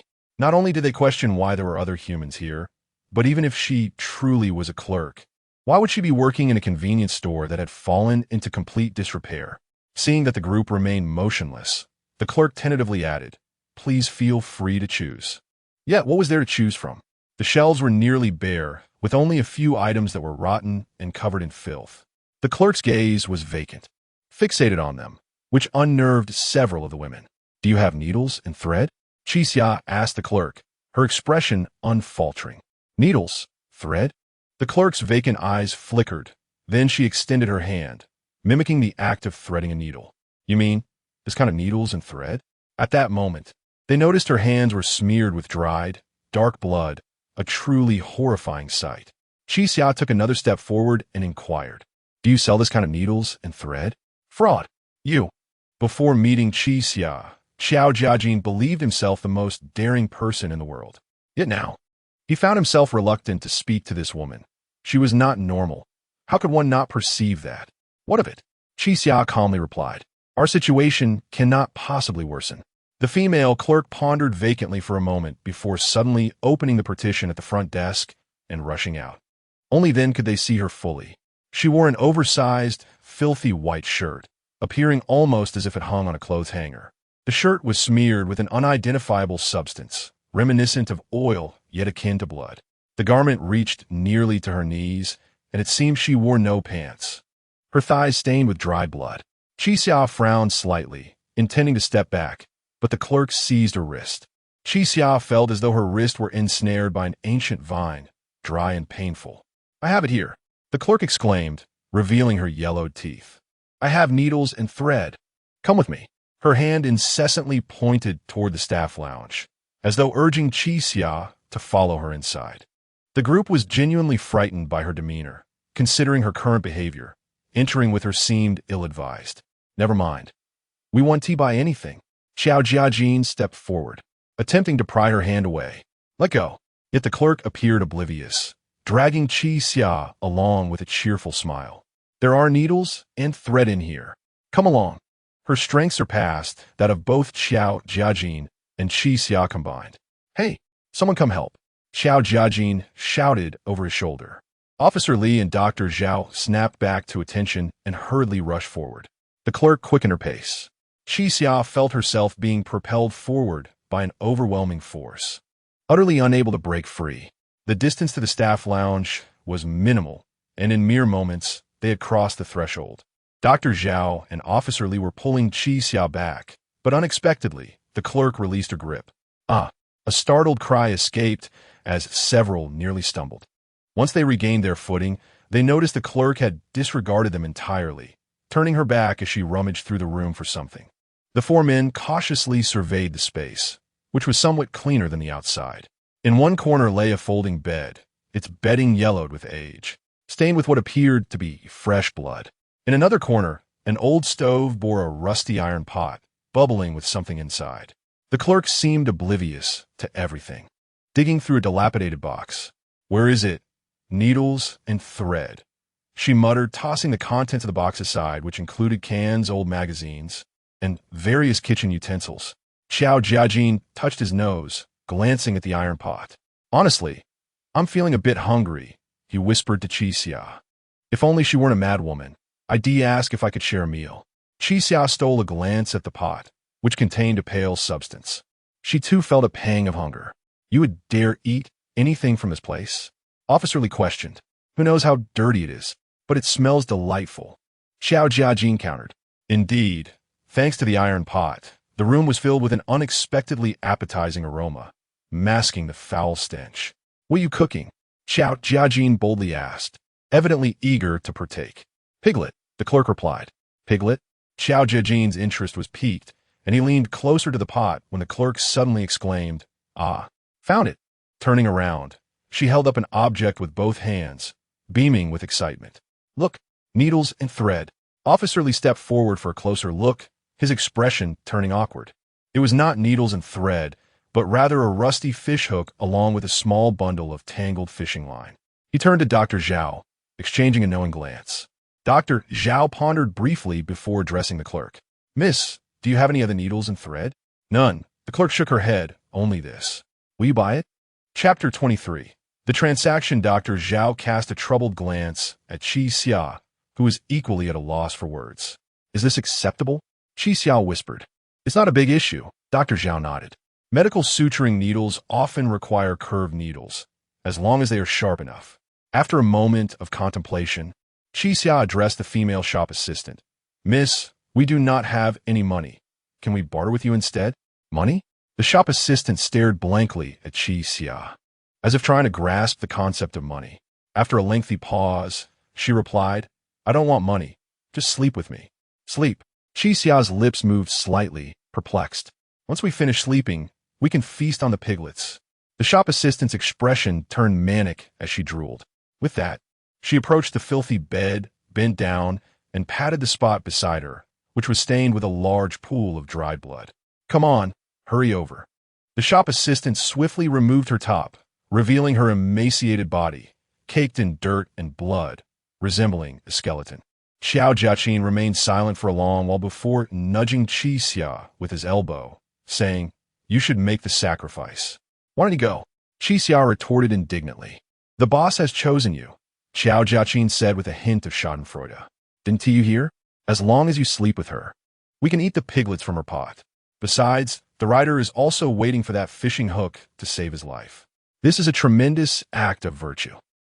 Before Qi Xia could respond, the shop assistant seemed to have overheard Xiao Jiaqin and turned to him, saying, "You can join too. All four of you can." "Huh?" Xiao Jiaqin blinked me. What is going on? Officer Li finally could not hold back. After years on the force, the current situation was beyond his understanding. "Miss, what do you seek? We are here to purchase goods. Why would you offer yourself?" "I." The shop assistant's eyes widened, and suddenly she yelled, "I want to eat piglets." After her outburst, she seemed to remember something, hurriedly placing the fishing hook and line on the bed before rushing to the iron pot to look inside. "Little piglets, don't get overcooked." She worriedly picked up a branch and stirred the contents of the pot. Seizing the moment, Qi Xia stealthily approached the bed, retrieved the fishing hook and line, and handed them to Dr. Zhao, saying, "You go save the person. We can handle things here." "All right." Dr. Zhao took the fishing hook and line outside, finding a relatively clean stone on the ground to begin preparing the hook. He briefly explained the situation inside to the several women present. Tian, being a professional, still could not comprehend the shop assistant's behavior. "Let us not worry about that. Qi Xia is right. We should focus on saving someone," Lin Qing said as she took the fishing line and went to check on Han Yimo's condition. "Doctor." Zhao used the stone to remove the rust from the fishing hook and sharpen it as much as possible, while Lin Qing organized the tangled fishing line beside him. "Almost done." Once everything was ready, Dr. Zhao turned to Han Yimo, saying, "I'm going to remove the harpoon and stitch your wound." "Okay." Han Yimo nodded slightly. "But we don't have any anesthetic," Dr. Zhao said, looking troubled. "The pain may exceed your expectations." "It's fine. At least I can survive, right?"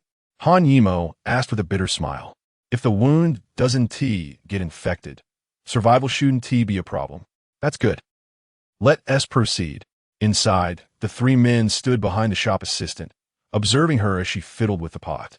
Though she wore no clothing, the men felt no stir of desire, only an urge to escape. "Hey, con artist," Xiao Jiaqin whispered, "what if she gets angry that you stole her goods?" "I don't know." Qi Xia shook his head. Officer Li remained silent for a moment before quietly suggesting, "Don't we still have the Tao? I wonder if she would want that." "How can that be?" Xiao Jiaqin replied, slightly annoyed. "That Tao was exchanged with our lives. You can't just give it to this lunatic." "But we are saving lives here." As the two debated, the shop assistant slowly turned around. She appeared relieved, calmly walking to the bed where the fishing hook and line had been, now empty. She glanced at the bed with hesitation, sensing something was off. But she quickly shook her head, saying, "Right, sleeping. Which of you four will go first?" The shop assistant lifted her gaze to the three men before her, her expression momentarily vacant, then asked, "Aren't there four of you? Have you always been just three?" She shrugged. "Three will do." Xiao Jiaqin shook his head, muttering, "See? She's crazier than I imagined." "Ah!" Qi Xia paused for a moment before saying, "We don't want to sleep with you. We just came to buy something." With that, he pulled out a gleaming dao from his pocket and placed it beside the shop assistant, continuing, "I don't know if this is valuable, but it's all we have." Qi Xia believed that the inhabitants of this place would recognize those animal masks and had undoubtedly heard of the Tao. Something exchanged for lives, which must hold some value. The shop assistant curiously examined the bead, squeezing it a few times. It seemed somewhat elastic, though its material was unknown to her. Then, to the astonishment of the three men, she threw the bead into her mouth. With a crunch, she bit down, chewed, and swallowed. "Not tasty," she said, shaking her head, "far worse than the piglets." The three men were utterly taken aback, unable to fathom that something exchanged for their lives was being treated as a mere snack. "Not sleeping? Then you may leave." The shop assistant sighed helplessly, her expression one of deep disappointment. Someone will come to sleep with me eventually. Though the situation baffled the three men, they were at least able to leave. They stepped outside, contemplating how to explain to everyone that they had lost a Dao. They found Dr. Zhao had already removed the harpoon from Han Yimou, who was now gushing blood and drenched in sweat. Come help, Lin Qing shouted. Xiao Jiaqin and Officer Li rushed forward to help restrain Han Yimou's limbs.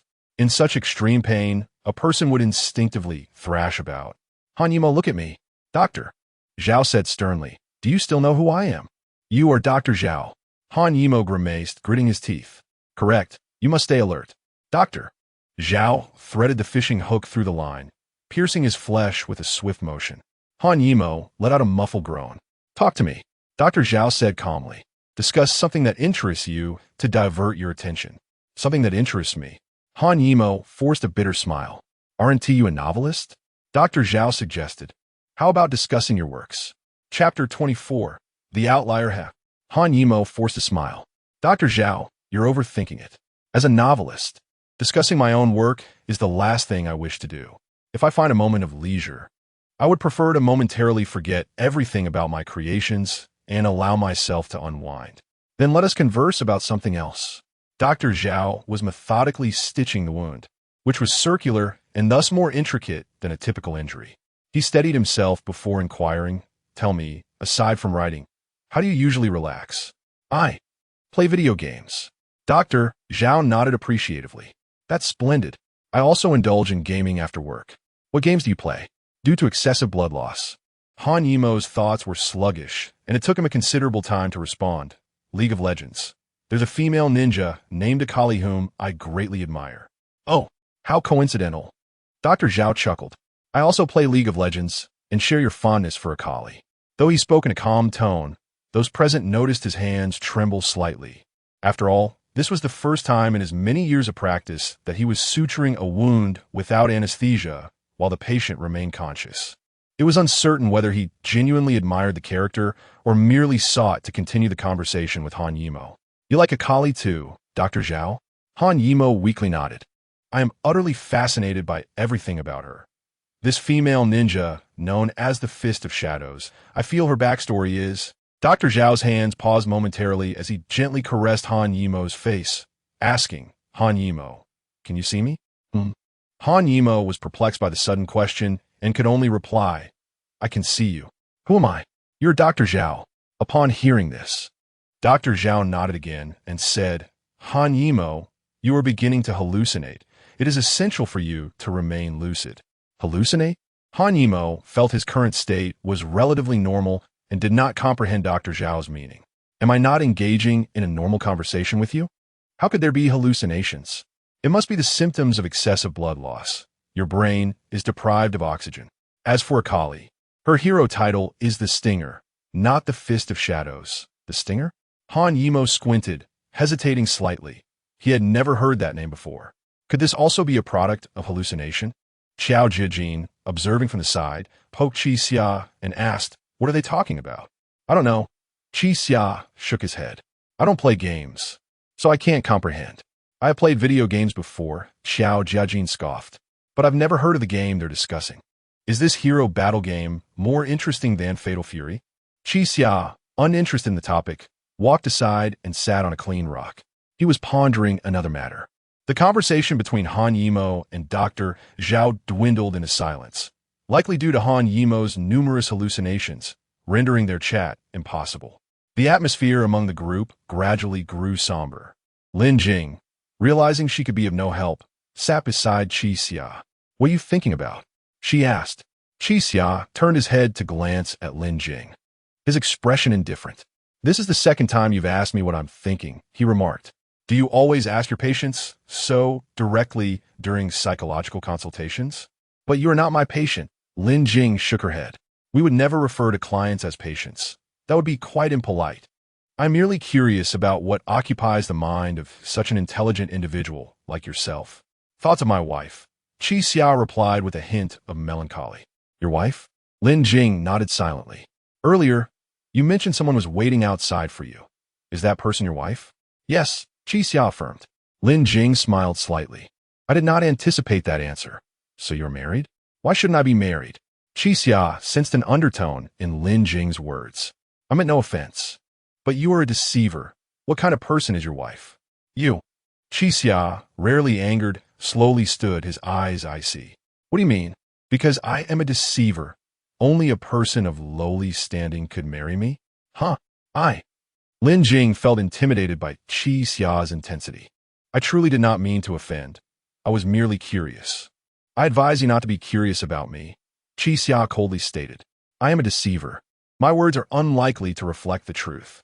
Their conversation ended on an unpleasant note, yet Lin Jing appeared unbothered. On Dr. Zhao's side, the wound was finally stitched. That should suffice, he said while wiping the blood from his hands. We have done all we can. Now, we can only hope the wound does not become infected. Thank you. Han Yimo's lips were pale as he slowly expressed his gratitude to Dr. Zhao. With everything coming to a close, Xia gradually rose and addressed the group. Everyone, it is time to bid farewell. The other 8 looked at him in confusion. Farewell? Where are you going? Xiao Jiajin inquired. That is of no concern to you, Xia replied, gazing thoughtfully at the restaurant across the street. You aren't seriously planning to seek the way, are you? Officer Li exclaimed, momentarily taken aback. Why? Do you have any advice? Xia seemed to accept this implication. With all due respect, you are courting death, Officer Li said, shaking his head helplessly. 3,600 ways. What does that even mean? If you could obtain one way each time, you would need to complete 3,600 death-defying games. Indeed, Xia nodded, acknowledging the daunting odds. It's still holding on to a sliver of hope. Hope? Officer Li sighed.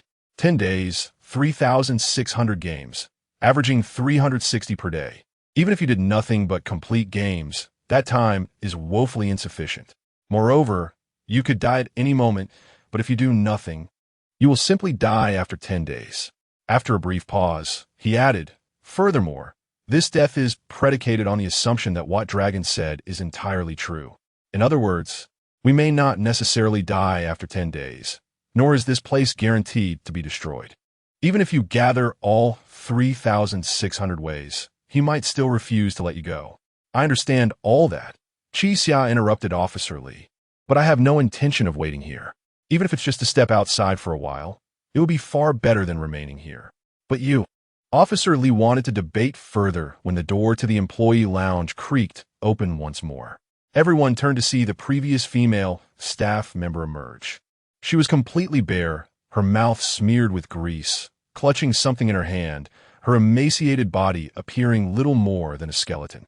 Zhang Chenze frowned slightly, shedding his blazer and draping it over her shoulders. She turned to face the men, her expression one of indignation. What on earth did you all do in that room? Xiao Jiajin shook his head helplessly. It's not something that can be explained in a moment. I suggest you leave her be. You are truly kind. The female staff member gazed at the blazer on her shoulders, then at Zhang Chenze. What a pity you are not a man, otherwise. I would certainly want to sleep with you. Sleep? Zhang Chenze was taken aback. What on earth are you talking about? Since slumber eludes me, allow me to offer you this. She opened her grimy hand, revealing a boiled, tender morsel resembling an infant's arm. Chapter 25. Point of divergence. Zhang Chenze's eyes widened in shock, rendering her speechless as she instinctively stepped back. What is happening? Xiao Jiajin, obstructed by her presence, was oblivious to the unfolding events. Before long, the haughty lawyer retreated several steps and unceremoniously plopped down onto the filthy ground. You, Zhang Chenze stammered, pointing at the female shop assistant. The onlookers followed her gaze, discovering the assistant cradling a small severed arm in her outstretched palm. The arm was dainty, unmistakably not that of an adult.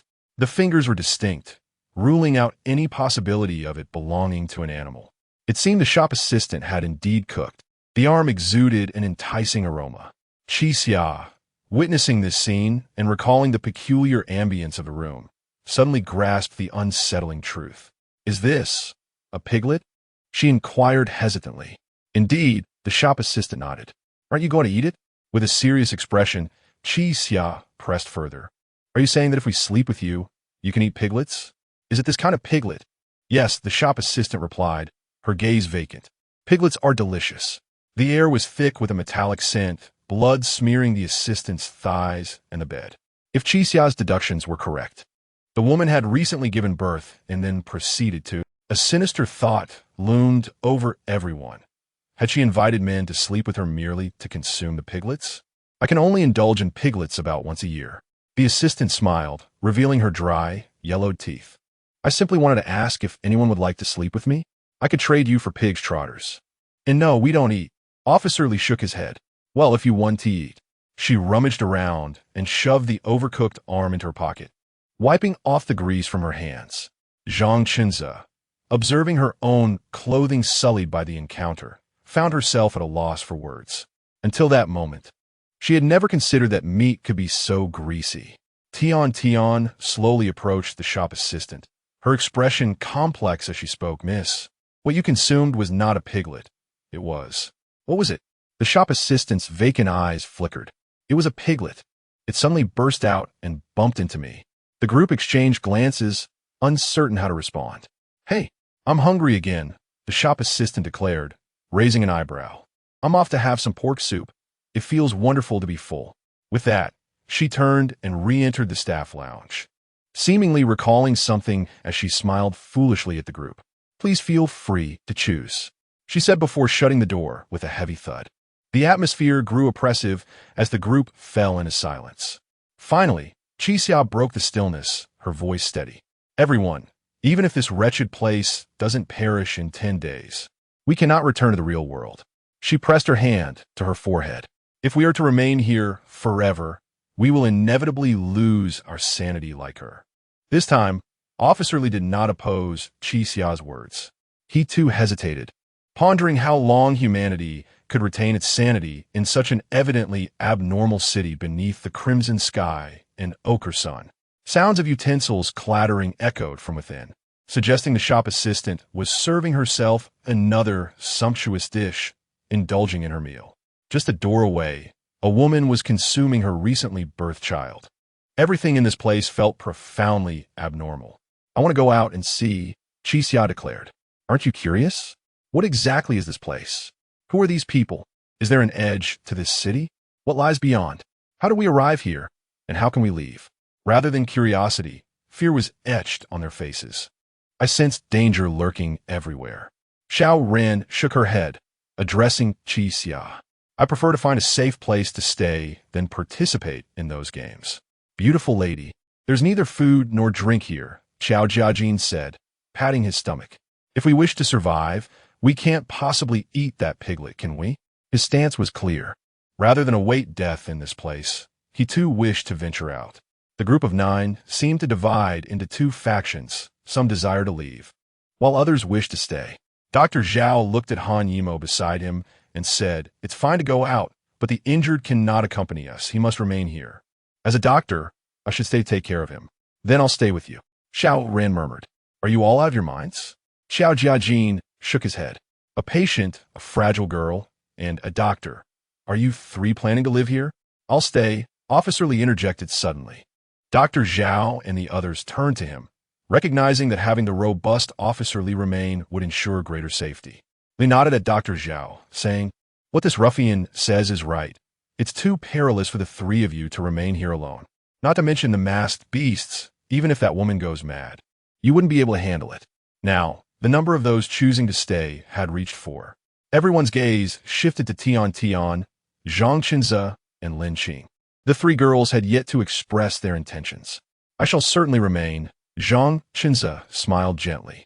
As a lawyer, I shall not act until I have gathered all pertinent information. Premature action could lead to erroneous judgments. With that, she moved to stand beside Officer Lee and Dr. Zhao.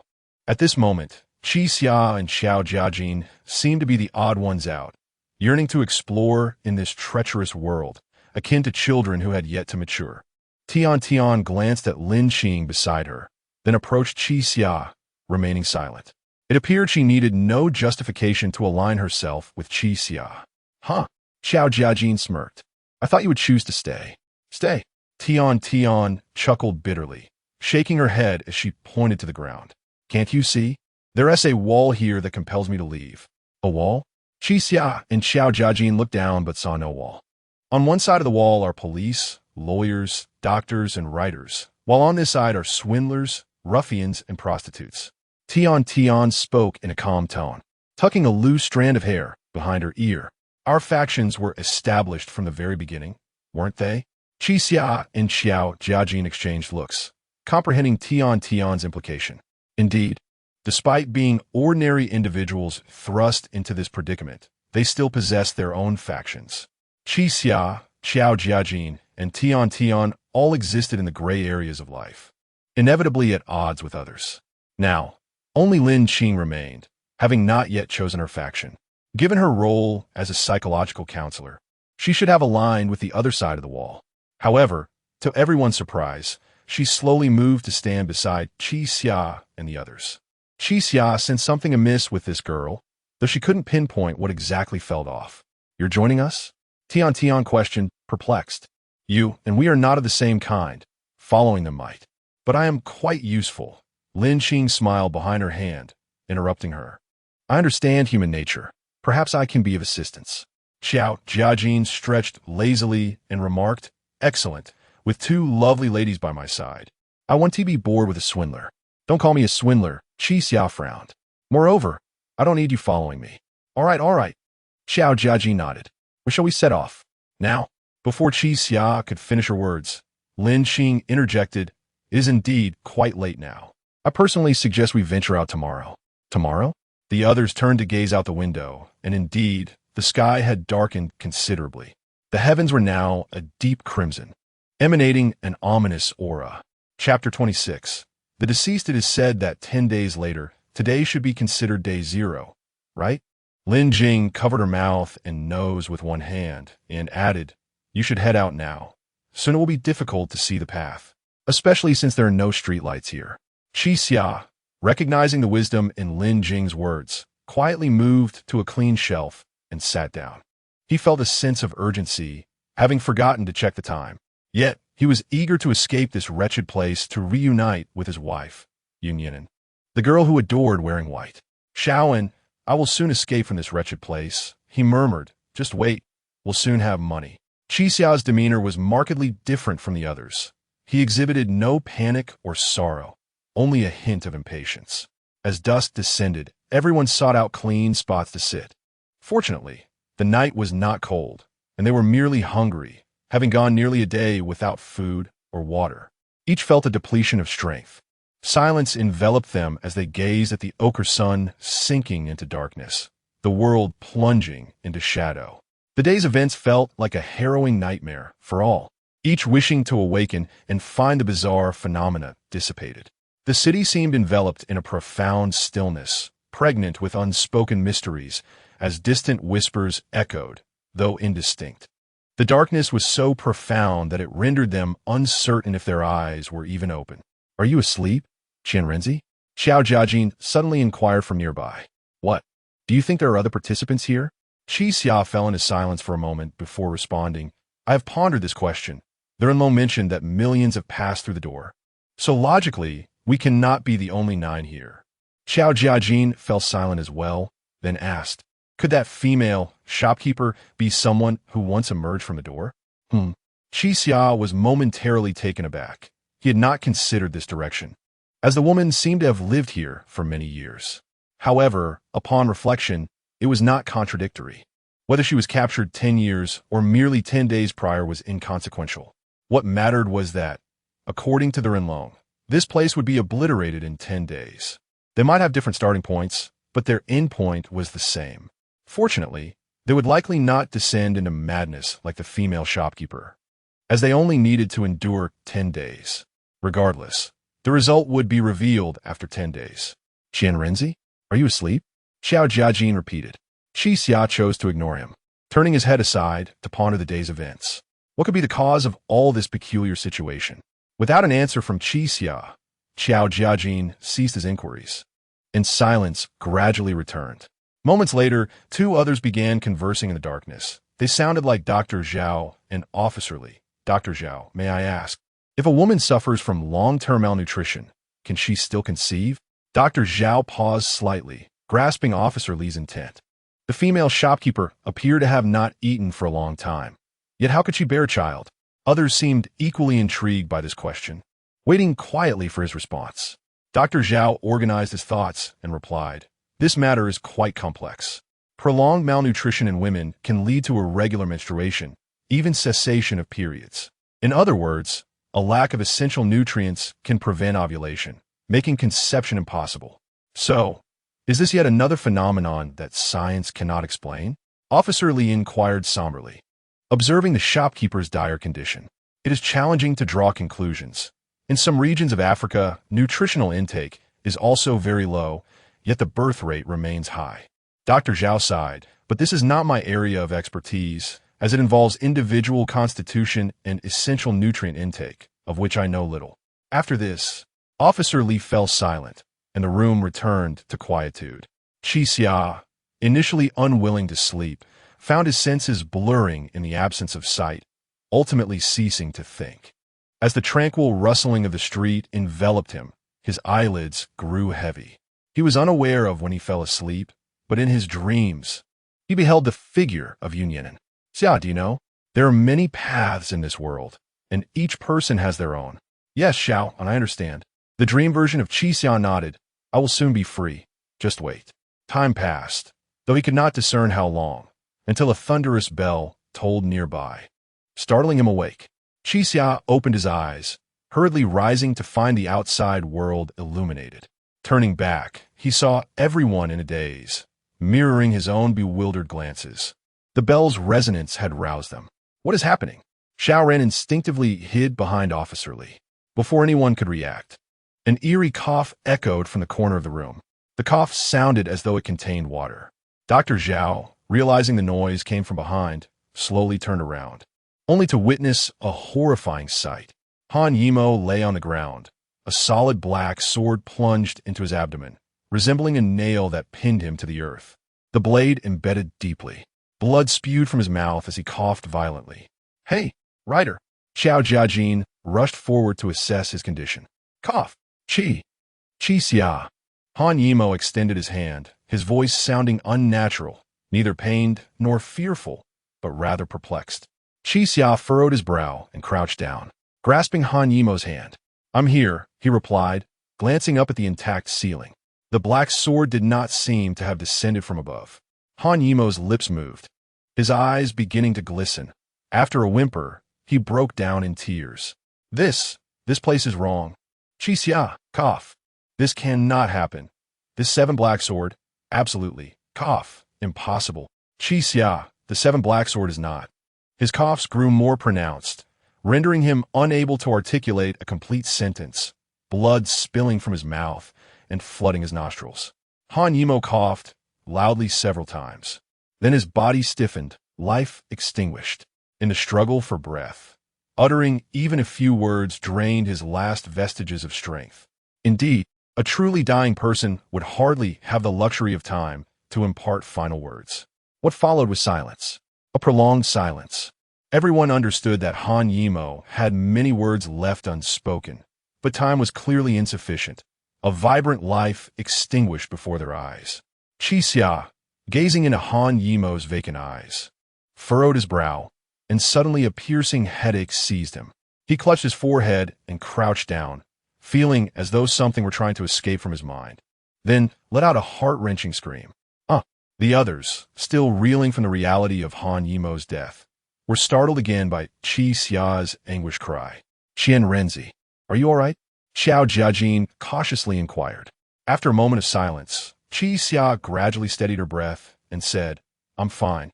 Let's first take a look at Han Yimo."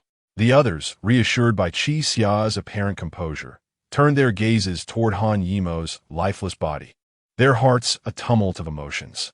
A singular thought incessantly circled in their minds. Had they truly perished? After death, could one die again? Han Yimo was murdered, Xiao Ran whispered softly.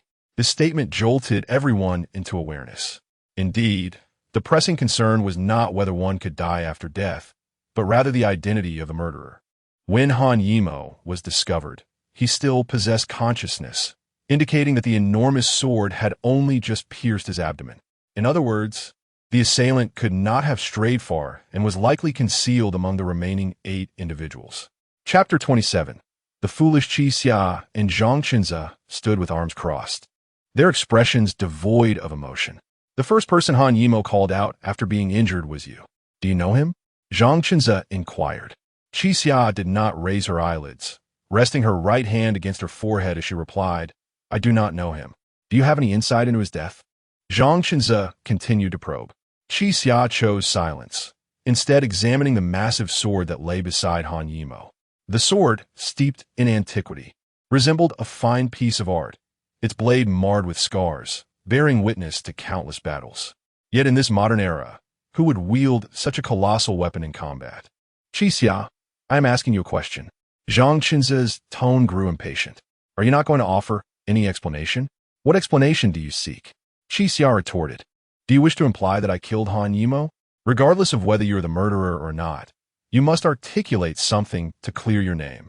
Qi Xia remained unresponsive and instead reached for the sword. Hey! Officer Li hurried over. Qi Xia, whether you're the killer or not, we must preserve the crime scene. Otherwise what? Qi Xia interrupted. Are you suggesting that by the time your police arrive to investigate, crucial evidence will have been lost? Officer Li's mouth moved, but he was left speechless. At that moment, merely surviving the encounter was in question. Noticing Officer Li's silence, Qi Xia exerted her strength and continued to draw the sword from the ground. With a Herculean effort, she finally freed the blade from its resting place. Xiao Jiaqing stepped forward to assist, only to discover that the sword was heavier than he had anticipated. This obsidian-hued ancient sword, forged from an unknown metal, weighed approximately 150 pounds, equivalent to a robust adult male.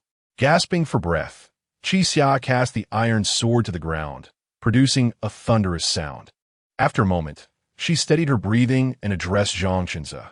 Lawyer Zhang, let me clarify. This iron sword is a human's length and weighs over 100 pounds. You now suspect that I wielded this sword to silently slay the incapacitated Han Yimou at dawn, and that I plunged its blade deep into the earth?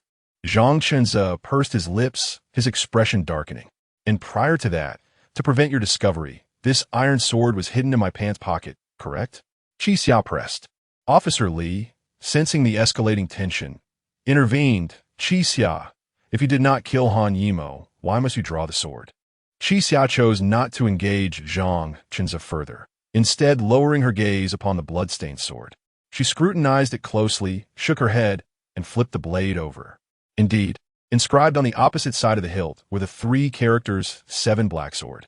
Among Han Yimou's earlier words, few contained pertinent information. It appeared he had been grappling with some truth, tragically failing to comprehend it before his demise. The only detail that lingered in Qi Xia's mind was 7 Black Sword. This sword is called 7 Black Sword. Xiao Jiaqing inquired from the side.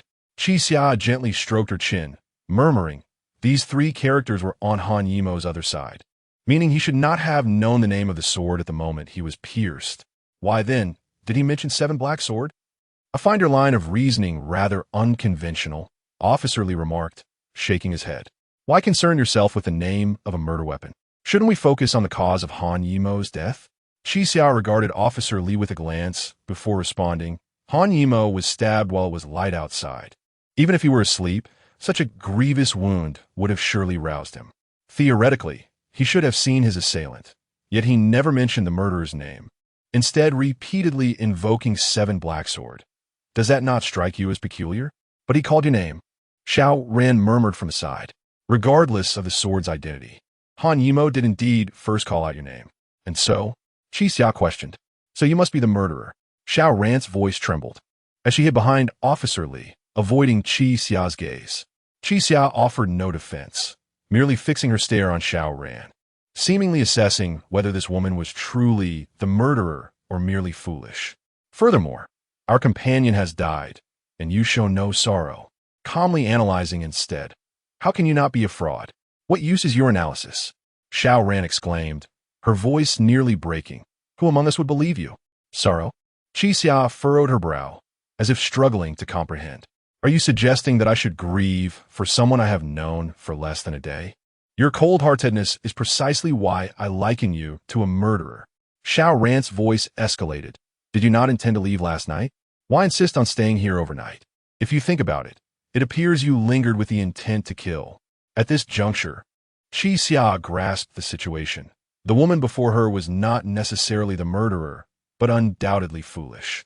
She had previously shouted in the room, "Why should we trust this fraud?" For her, logic held little value. She believed only in the outcome she wished to see. Xiao Jiaqing could not endure any longer and addressed Xiao Ran. "Hey, foolish girl. If you dislike thinking, do not interrupt others. I find a fraud's analysis quite reasonable. But the three of you are not good people." Xiao Ran retorted, her tone laced with indignation. "A life has been lost here. You three are the most suspicious, right? So what if I am foolish? My foolishness does not equate to wrongdoing." This statement was directed not only at Qi Xia, but also encompassed Xiao Jiaqing and the nearby Tian Tian. Indeed, the three of them were not particularly virtuous individuals.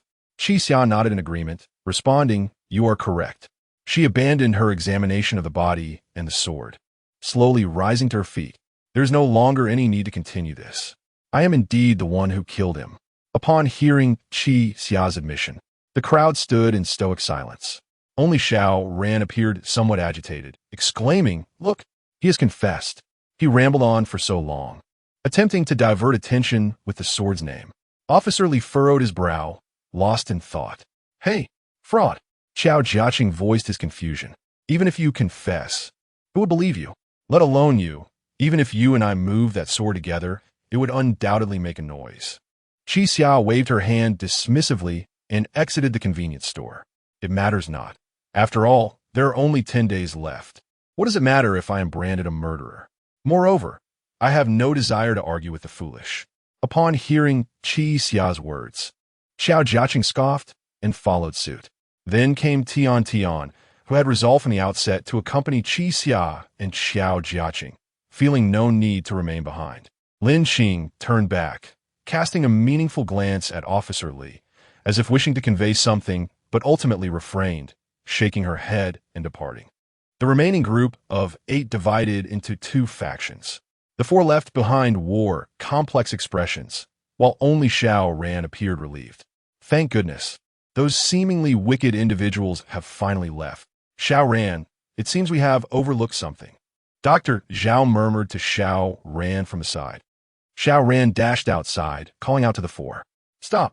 Qi Xia turned coldly, unsure of what the other party intended. "Have you forgotten something?" Xiao Ran asked. "What about the Dao?" "Dao? Indeed, the 4 Dao that we 9 risked our lives to reclaim. We cannot allow you to take them all." Chapter 28. Divergence. At this moment, Dr. Zhao also emerged, his expression evasive. His demeanor did not suggest he had come to obstruct, but rather to lend support. "There are only 3 Dao now," Qi Xia remarked. "3? You lost one?" Xiao Ran's brow furrowed in concern. Qi Xia cast a glance at Dr. Zhao, who stood behind Xiao Ran, his gaze imbued with a hint of malice. Dr. Zhao seemed to sense Qi Xia's scrutiny and spoke up. "Xiao Ran, it wasn't Qi Xia who lost it. He traded one of the Dao with that female shop assistant for hooks and fishing line." "What?" Xiao Ran's eyes flickered slightly. Then she sighed and addressed Qi Xia. "Fine. Your decision to trade the Dao is your own affair, but I now require you to return the 2 that belong to our team." "Belonging to your team?" Qi Xia's expression turned frosty. Xiao Ran, the previously silent Tian Tian, suddenly interjected, "That is not quite fair. If we're counting, the lost Dao was to save Han Yimo from your team, which is of no concern to us. I already mentioned, that was a trade Qi Xia made on his own accord, unrelated to our team. You." Xiao Jiajin stepped forward, his demeanor fierce, his previously imperfect Mandarin now a thick Cantonese. "I never strike women, but you, young lady, are utterly shameless." "Hey, calm down." Lin Qing stepped in, restraining Xiao Jiajin. "Those Dao were won by Qi Xia. Let him decide how to distribute them." Xiao Jiajin, filled with resentment, pressed his lips together, barely suppressing his anger. Qi Xia slowly rubbed his nose and said, "The Ren long stated that these Dao are both our rewards and the chips we use to participate in this game. Since you are prepared to wait here for death, I shall not part with a single one." "What, is it no longer about deceiving but robbing now?" Xiao Ran retorted with a derisive laugh. "There is no such thing as a place beyond the law.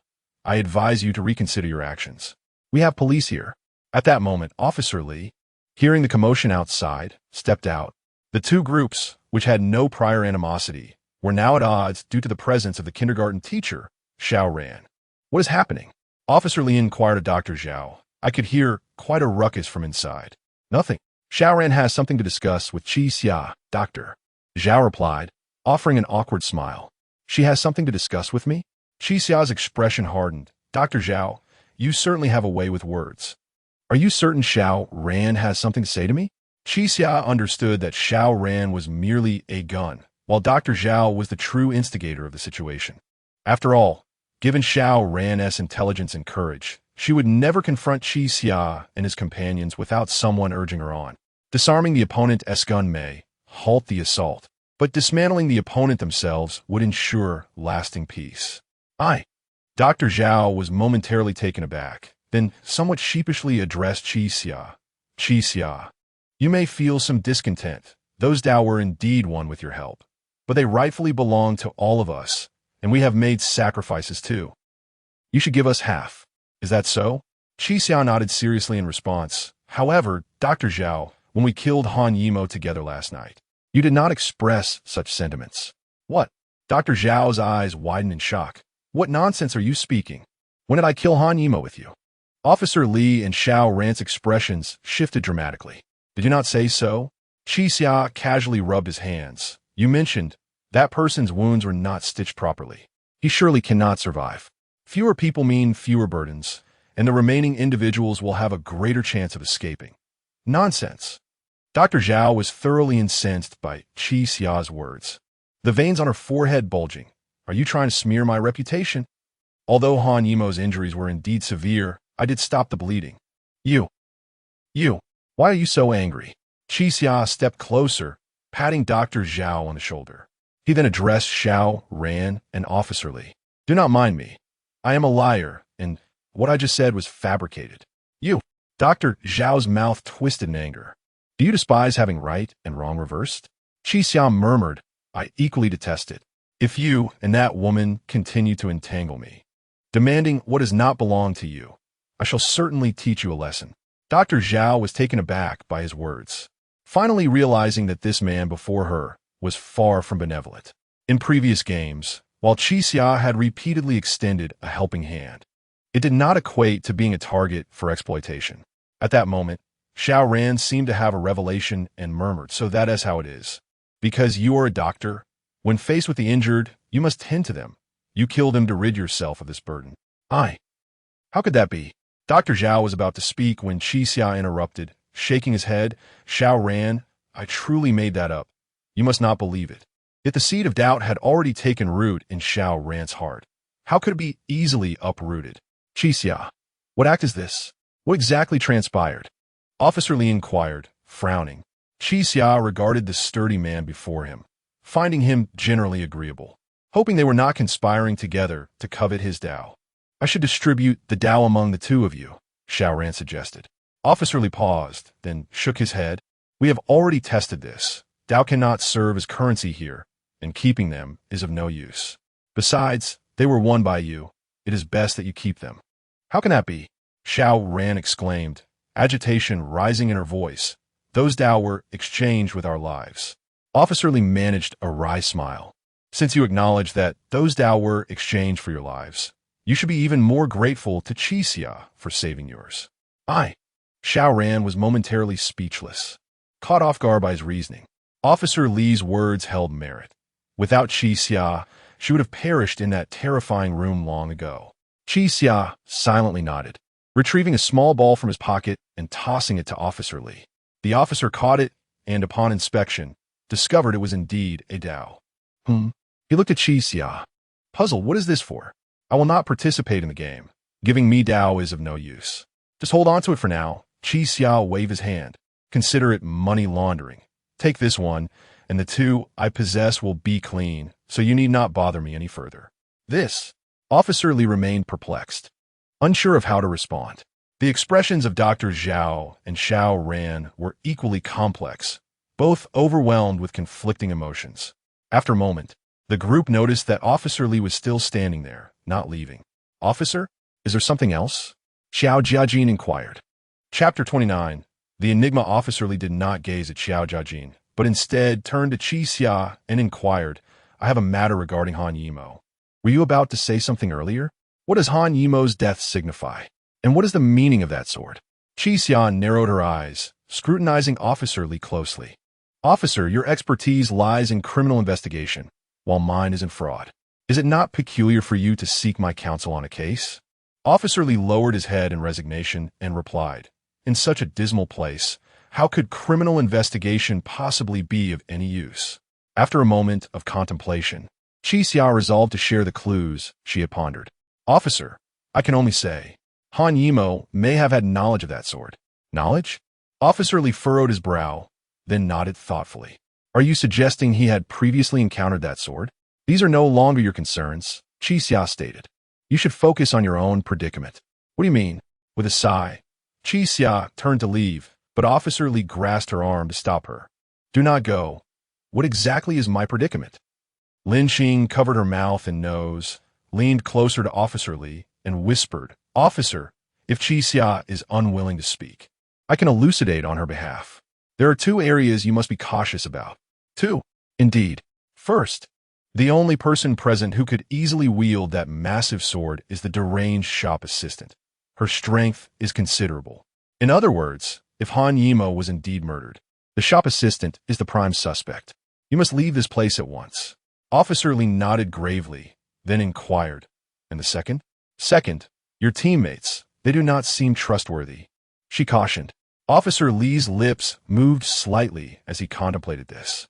Currently standing by his side were a rather emotional and seemingly unintelligent kindergarten teacher, Xiao Ran, a self-serving lawyer, Zhang Qinze, who appeared indifferent to all matters, and a self-centered doctor, Zhao, who had previously clashed with him. Could this quartet truly rely on one another when faced with life-threatening challenges? After a prolonged internal struggle, Officer Li finally spoke, Qi Xia, regardless of the circumstances. I will use the convenience store as a base and explore the nearby areas. Should you uncover any intelligence, feel free to come to me for an exchange. Qi Xia neither agreed nor declined, casting him a fleeting glance before turning away. The remaining individuals were at a loss for words and followed suit. Officer Li gazed blankly at their retreating figures before rejoining Zhao and Xiao Ran at the convenience store. He was acutely aware that the 4 outside were more reliable in critical moments, yet they were off to collect the Dao, which was tantamount to courting death. Following them was not a guarantee of safety. To survive, he needed to first establish a stronghold and then devise a long-term strategy. Qi Xia led the group onward until they arrived at the square where they had encountered the previous day. She intended to confirm a particular matter, the colossal bell's chime they had heard in the early morning. The scene remained unchanged from the day prior, with a large electronic display at the center and a brass bell suspended above it. The bell had rung when Han Yimo was assassinated. Lin Xing blinked and remarked, I seem to have heard the bell chime several times. Several times? Xiao Jiajin paused, asking when. Lin Xing's pupils flickered as she reminisced. Do you recall? The man whose skull was shattered by the human sheep when we had just awakened in the room? It seemed there was also a bell tolling at the time of his death. Tian appeared to grasp something. Could it be that each time someone dies, the bell tolls? The group nodded in agreement, believing this hypothesis to be accurate. The brass bell before them resembled a death knell, announcing the count of the deceased. Wait, Qi Xia interjected, shaking her head. The corridor we traversed contained no fewer than 1,000 rooms. While we were engaged in the game, individuals in various rooms were perishing. If this bell were indeed a death knell, we would not have only heard 2 tolls. Tian acknowledged Qi Xia's reasoning, but pondered. What then were the conditions for the bell's chime? Lin Xing looked up at the display screen and noticed it was entirely blank. I remember there were words here yesterday. As everyone glanced upward, they confirmed that the words had indeed vanished. It seemed to have been something about echoes. Xiao Jiajin mused, stroking his chin. I echoed a call of disaster. I heard the echo of disaster. Qi Xia affirmed.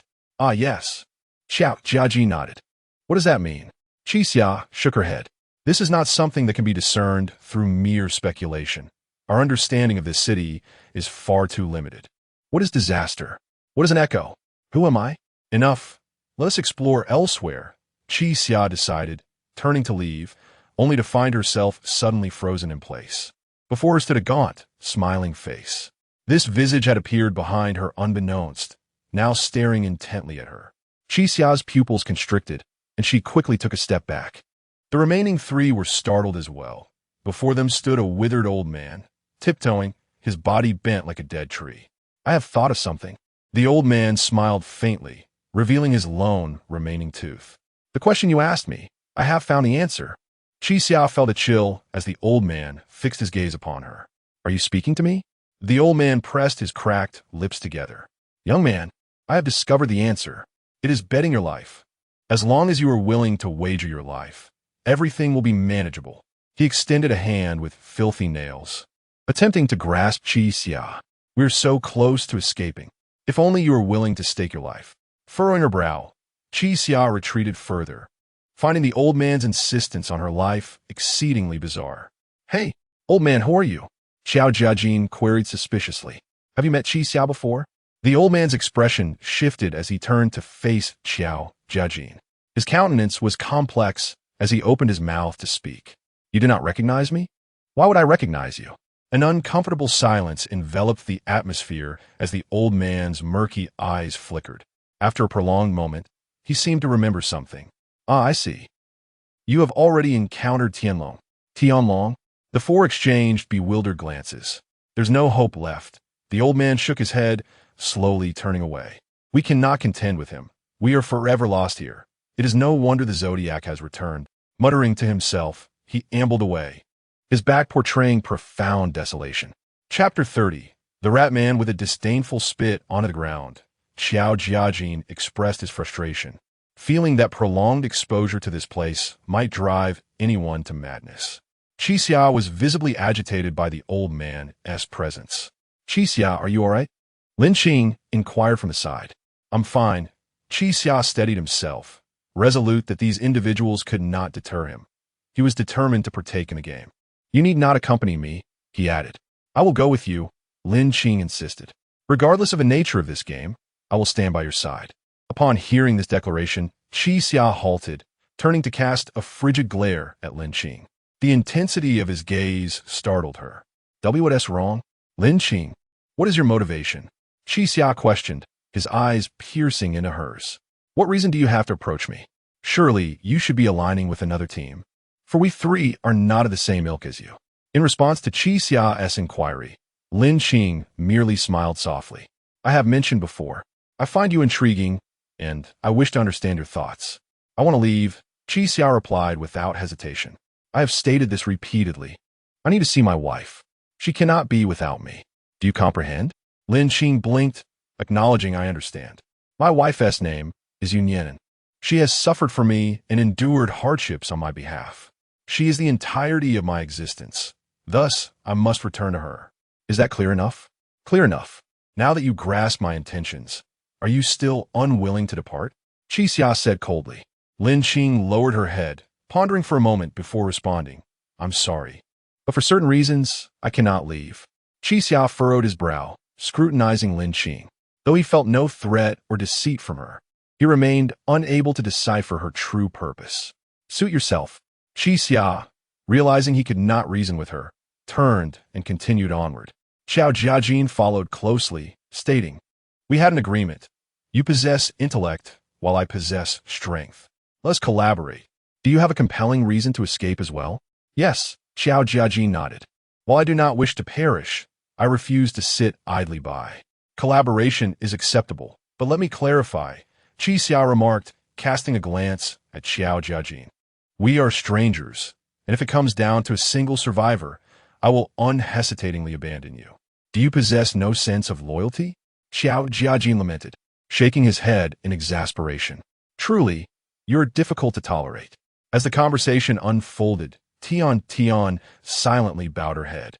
Each individual seemed to harbor a distinct objective, yet she found herself questioning her own purpose. What if she, against all odds, managed to escape this cursed place? What if she returned to the mundane reality, only to find herself ensnared once more in the arms of those unsavory older men? Contemplating this, she mused that perhaps dying here was not such a dreadful fate after all. Tian, What troubles you? Lin Qing asked. Nothing, she replied, leaving the square behind. The group ventured onto another street. This area differed from the one near the convenience store, characterized by small residential houses of modest height, their occupancy uncertain. After a few steps, the four encountered an individual wearing an animal mask. He stood at the entrance of an old room, arms folded. Qi Xia approached him directly. Upon closer inspection, they realized the individual donned a large rat mask, exuding an unpleasant odor. However, this person appeared slender, lacking the imposing stature of the previous masked creatures they had encountered. "Ratman, is it?" Xiao Jiajin inquired. The individual finally acknowledged the four, smiling as she spoke. "I am not a rat man. I am a human rat." Her voice was melodious, revealing her as a young woman. This marked their first encounter with a female behind an animal mask. "Hey, you're getting a bit too familiar," Xiao Jiajin retorted, somewhat annoyed. "I care not what you call yourself. A human rat is still a rat. Mistakes could prove troublesome." The girl chuckled lightly. "It is rare for anyone to visit my abode. Would you like to participate in a trial?" Qi Xia surveyed the house behind the human rat before asking. "What are the rules?"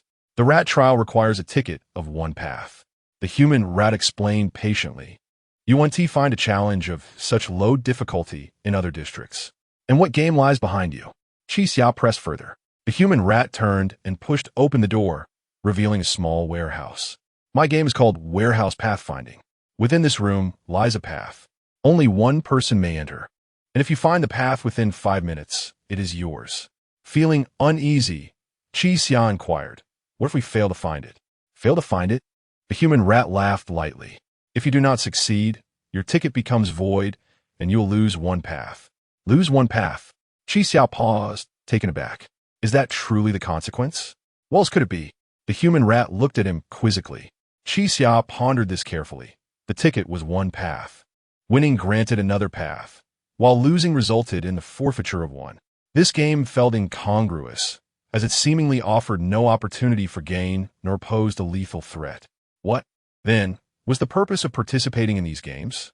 "Isn't this a splendid opportunity?" Tian suggested. "We could utilize this chance to better understand our circumstances." Yet, Qi Xia remained skeptical. "What significance does winning this game hold?" "I can attempt it first." Tian turned to Qi Xia. "If I perish, it matters not." "What sort of sentiment is that?" Lin Qing observed that Tian seemed out of sorts. "Truly," Tian replied calmly, "I have come to realize that whether I leave or stay, it makes no substantial difference." With that, she requested a path from Qi Xia and handed it to the human rat. "Is this sufficient?" Tian asked. "Yes, the ticket has been received. The game will commence once you enter the room," the human rat affirmed enthusiastically. "Allow me to reiterate the rules. Within this room, there exists a path. If you find it and bring it out within 5 minutes, it shall belong to you." "Understood." Tian nodded once more. "Are you prepared?" the human rat inquired. "Ready," Tian affirmed. "Excellent," the human rat declared. "The game begins. I wish you good fortune." With that, she closed the door. Chapter 31. The rodent game outside the room. A few individuals were participating in the game for the first time, and each felt a twinge of anxiety. Qi Xia called out, "What's the matter? You once mentioned that different animals represent different types of games, correct?" "That should be the case," Lin Qing replied, glancing at the person resembling a mouse before quietly asking, "What do you think the rodent game entails?" Qi Xia pondered this question, realizing that without prior knowledge of the game type, Tian's situation would be rather precarious. But what could mouse possibly signify? It seemed that the ongoing game indeed aligned with the characteristics of a mouse, searching for a target amidst numerous clutter. Qi Xia murmured, "Could it be that mouse refers to a searching type of game?" Inside the room, Tian initially surveyed her surroundings and noticed an array of shelves filled with boxes of various sizes, at least 100 in total. She casually picked up one box and found it filled with miscellaneous items. Calculating in her mind, she realized that if she were to open each box within the 5-minute limit and rummage through the contents, finding the Tao would be nearly impossible due to the sheer number of boxes. She then looked up to find that the small warehouse was illuminated only by a single incandescent bulb, with a switch conveniently located on the adjacent wall. After a moment of contemplation, an idea struck her. Gathering her strength, She pushed over one of the shelves, causing a tremendous noise. The individuals outside immediately fell into disarray. "Hey, are you all right, beautiful?" Xiao Jiajin shouted. "I'm fine," Tian replied loudly. "I just thought of a method." Qixia contemplated for a moment and nodded.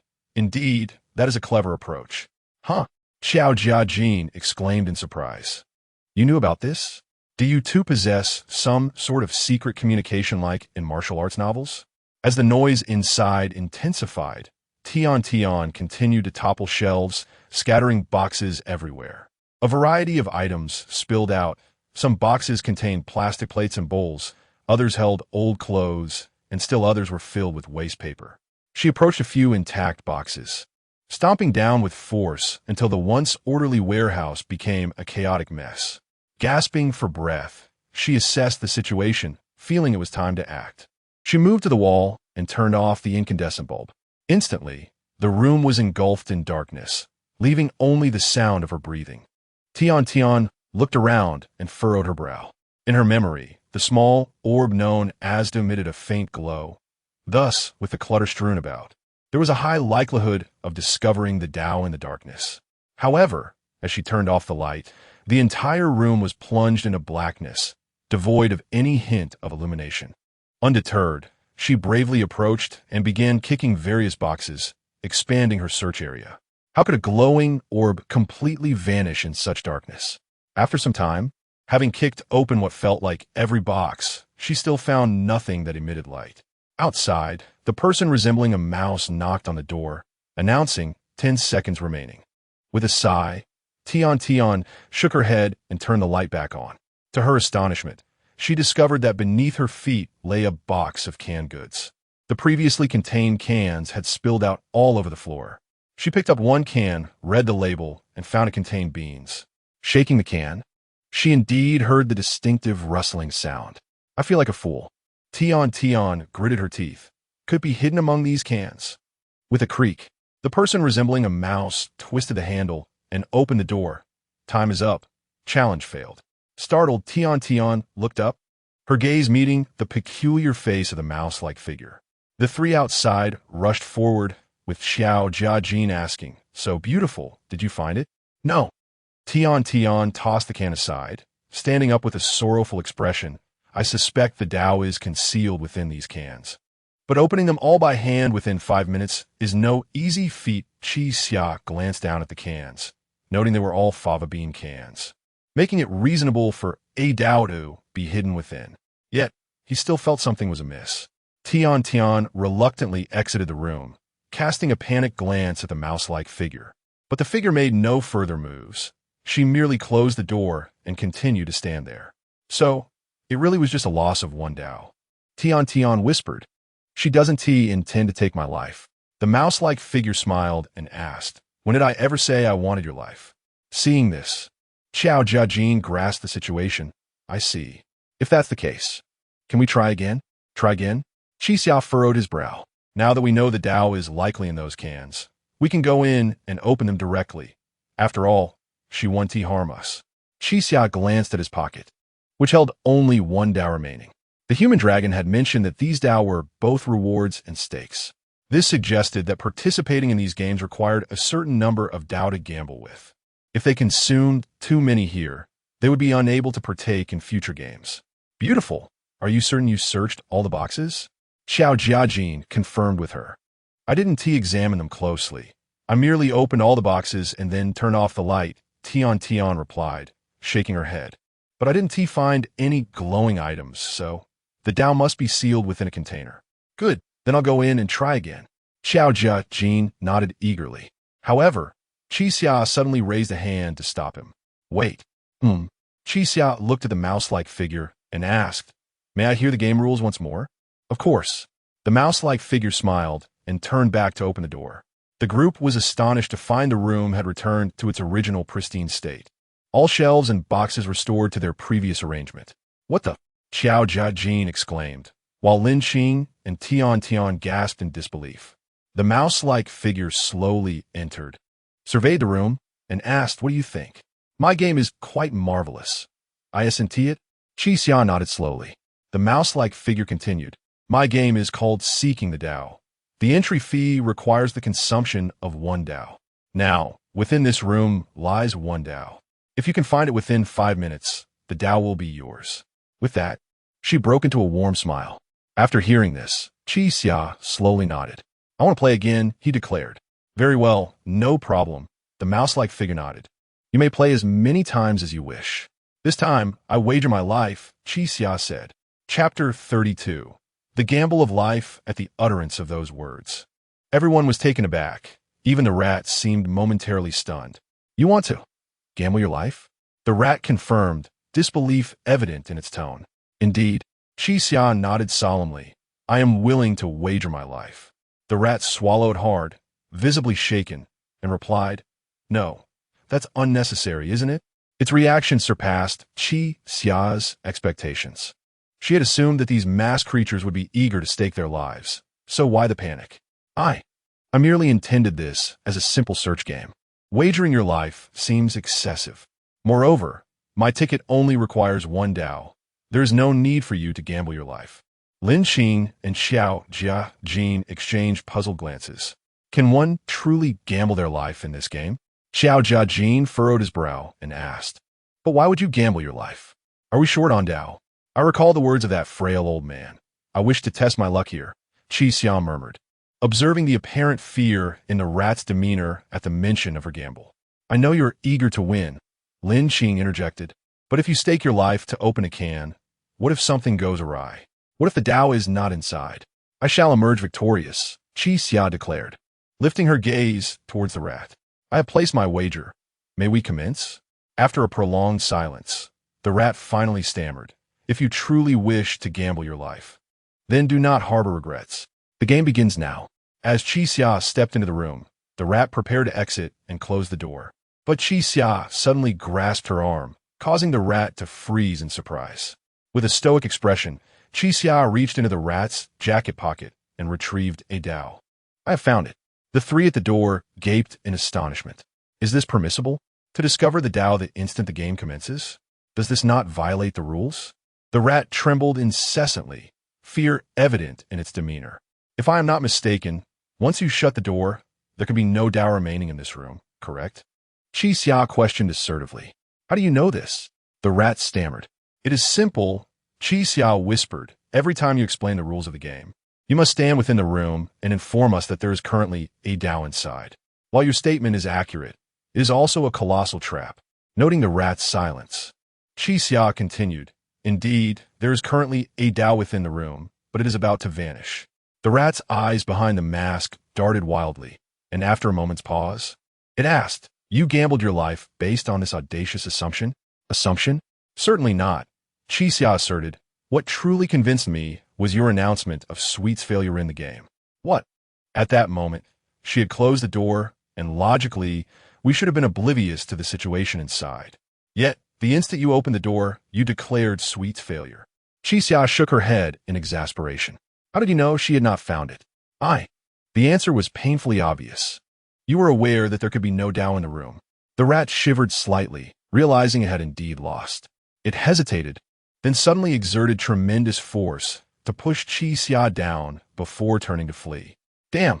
Xiao Jia Jin exclaimed as he reached to grab the rat. But she evaded him with the agility of an actual rodent, darting down the street at an astonishing speed. The group stood momentarily stunned, never having anticipated that the masked creatures would flee. What on earth is happening? Rat! Xiao Jia Jin helped Qi Xia to her feet. Confusion etched on his face. Why did she run away? I don't know. Qi Xia shook her head, though her expression suggested she had realized something. Could it be that gambling your life refers to? He glanced in the direction the rat had fled, hoping to confirm his suspicions, and his eyes widened in shock. What is it? Qi Xia extended her trembling hand to point into the distance. The others turned to see, frozen in astonishment. In midair, a figure floated, blocking the rat's path. Goodness, is it a Terminator? Xiao Jia Jin's voice quivered, the scene before them surpassing all imagination. The figure in the air waved gently, causing the rat to collapse as if all strength had drained from her. In the next moment, the two vanished from sight, only to reappear before Qi Xia and her companions. This divine spectacle left the four momentarily speechless. The figure suspended in the air was a slender man, bare-skinned, draped in a crimson feathered cloak, with scattered long hair adorned with feathers, moving gracefully like a bird in flight. The four were struck with fear, none daring to utter a word, while the rat trembled, her mask seemingly muffling her whimpers. "Rat, what is your intention?" the man asked softly. "Were you attempting to flee?" I. The rat stuttered, trembling uncontrollably, her voice distorted. "Fleeing is not an option." The man descended slowly, gently stroking the rat's head. "You must behave. Gambling your life means just that." "Lord Juke," the rat cried out, "please spare me." "That is not an option." The being known as Juke extended his elegant fingers, tracing the rat's mask. "If you wish to gamble, you must accept the consequences. It is your opponent who chose to gamble their life. I could do nothing to intervene." A foreboding feeling crept into Chixia's heart, yet he summoned his courage to speak. I do not desire her life. I wager my own merely to obtain more Dao." "Oh." Juke lifted his gaze to Chixia, his hand slowly descending to grasp the rat's pale neck, as one would hold a real rodent. The rat stiffened, trembling, unable to utter a word. "Is this truly necessary?" Chixia frowned. "I am the instigator of this gamble of life. I no longer wish for her life, only the Dao. Killing her serves no benefit to me." Hearing Chixia seemingly plead for her, the rat slowly lifted her tear-filled eyes to him. Upon hearing Chixia's words, Juke retracted his hand slightly and chuckled softly. "How intriguing. Rat, rise." He patted her back, granting her reprieve. Chapter 33. Elation. The rat-like human stood in a state of shock, glancing anxiously at Juke as if seeking his approval. "What? Do you require my assistance to rise?" Juke inquired with a smile. "No, it's unnecessary." The rat-human trembled as she stood. After a moment's hesitation, she turned to Chixia and said, "Thank you." "Thank you." Chixia shook her head. "There is no need for gratitude.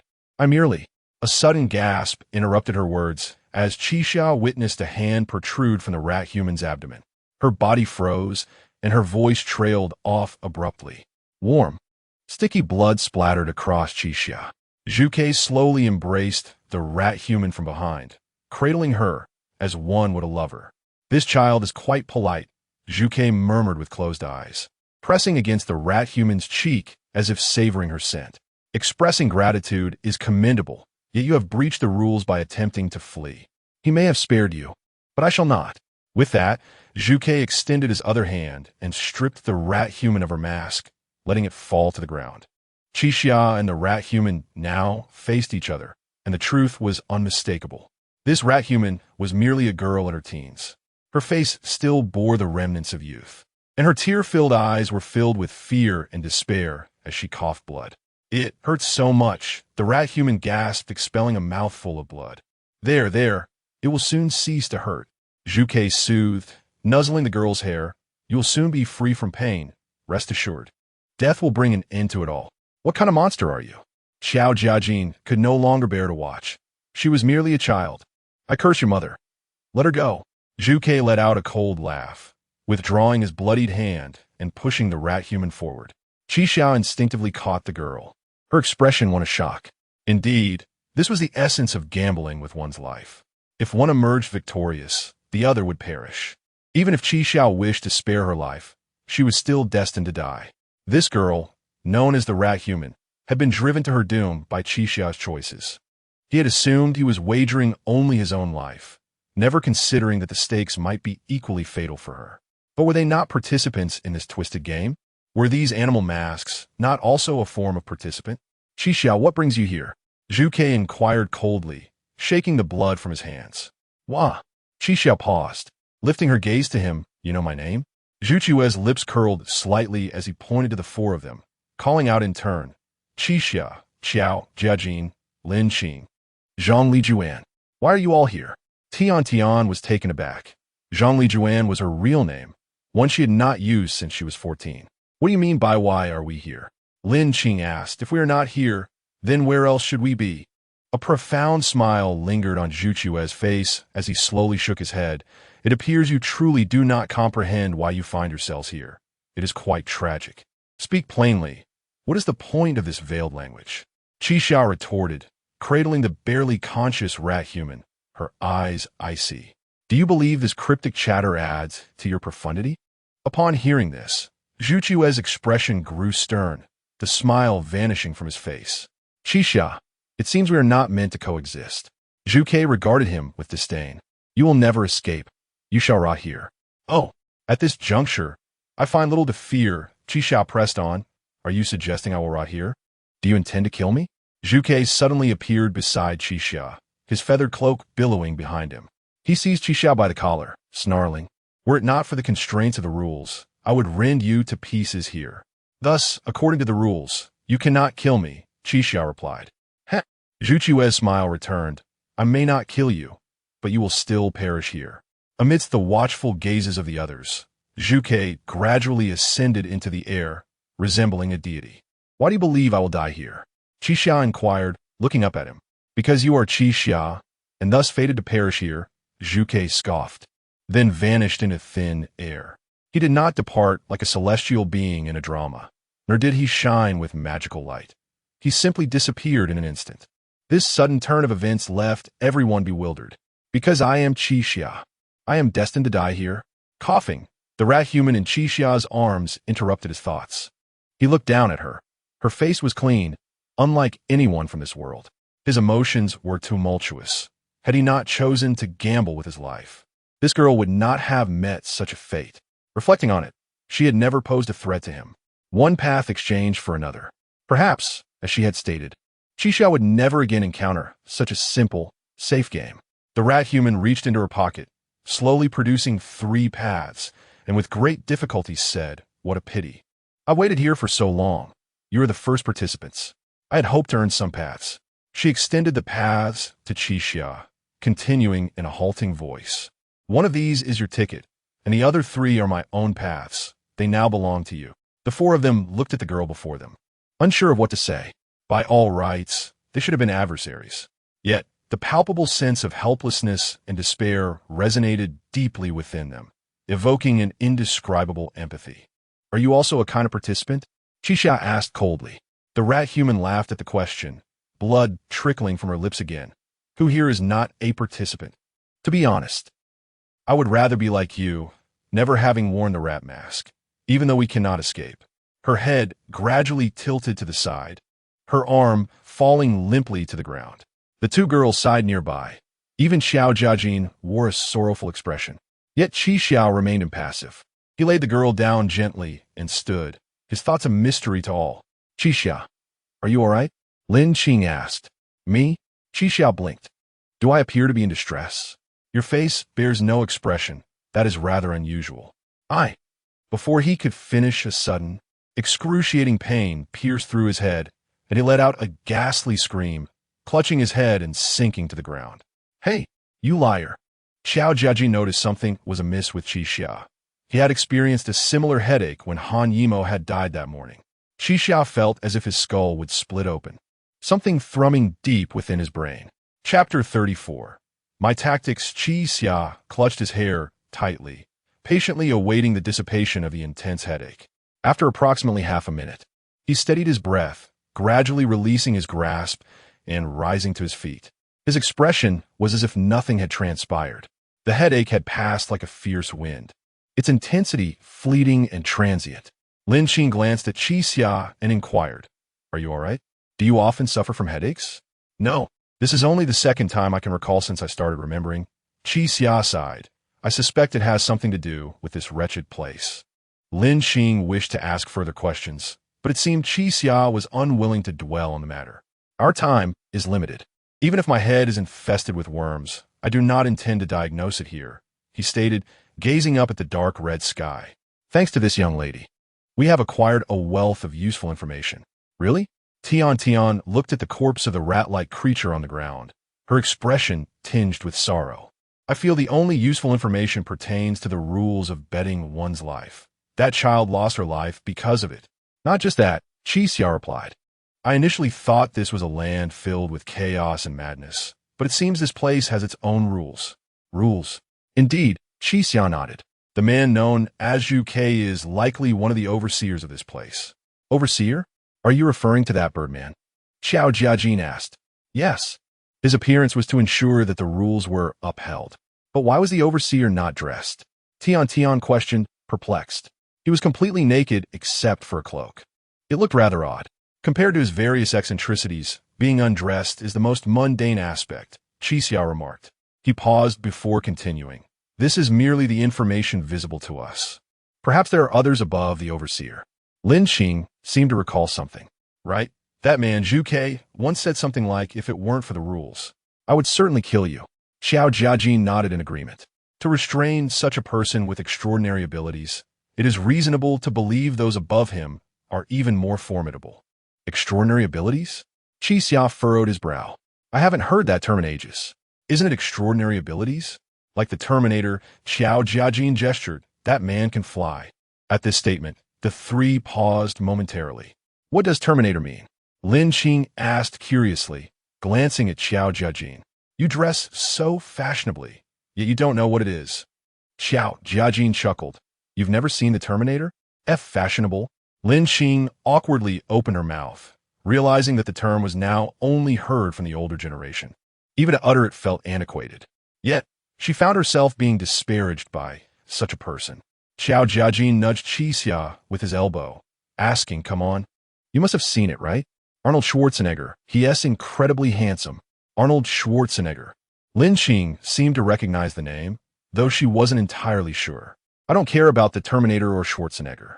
I am indifferent to how remarkable that Birdman might be.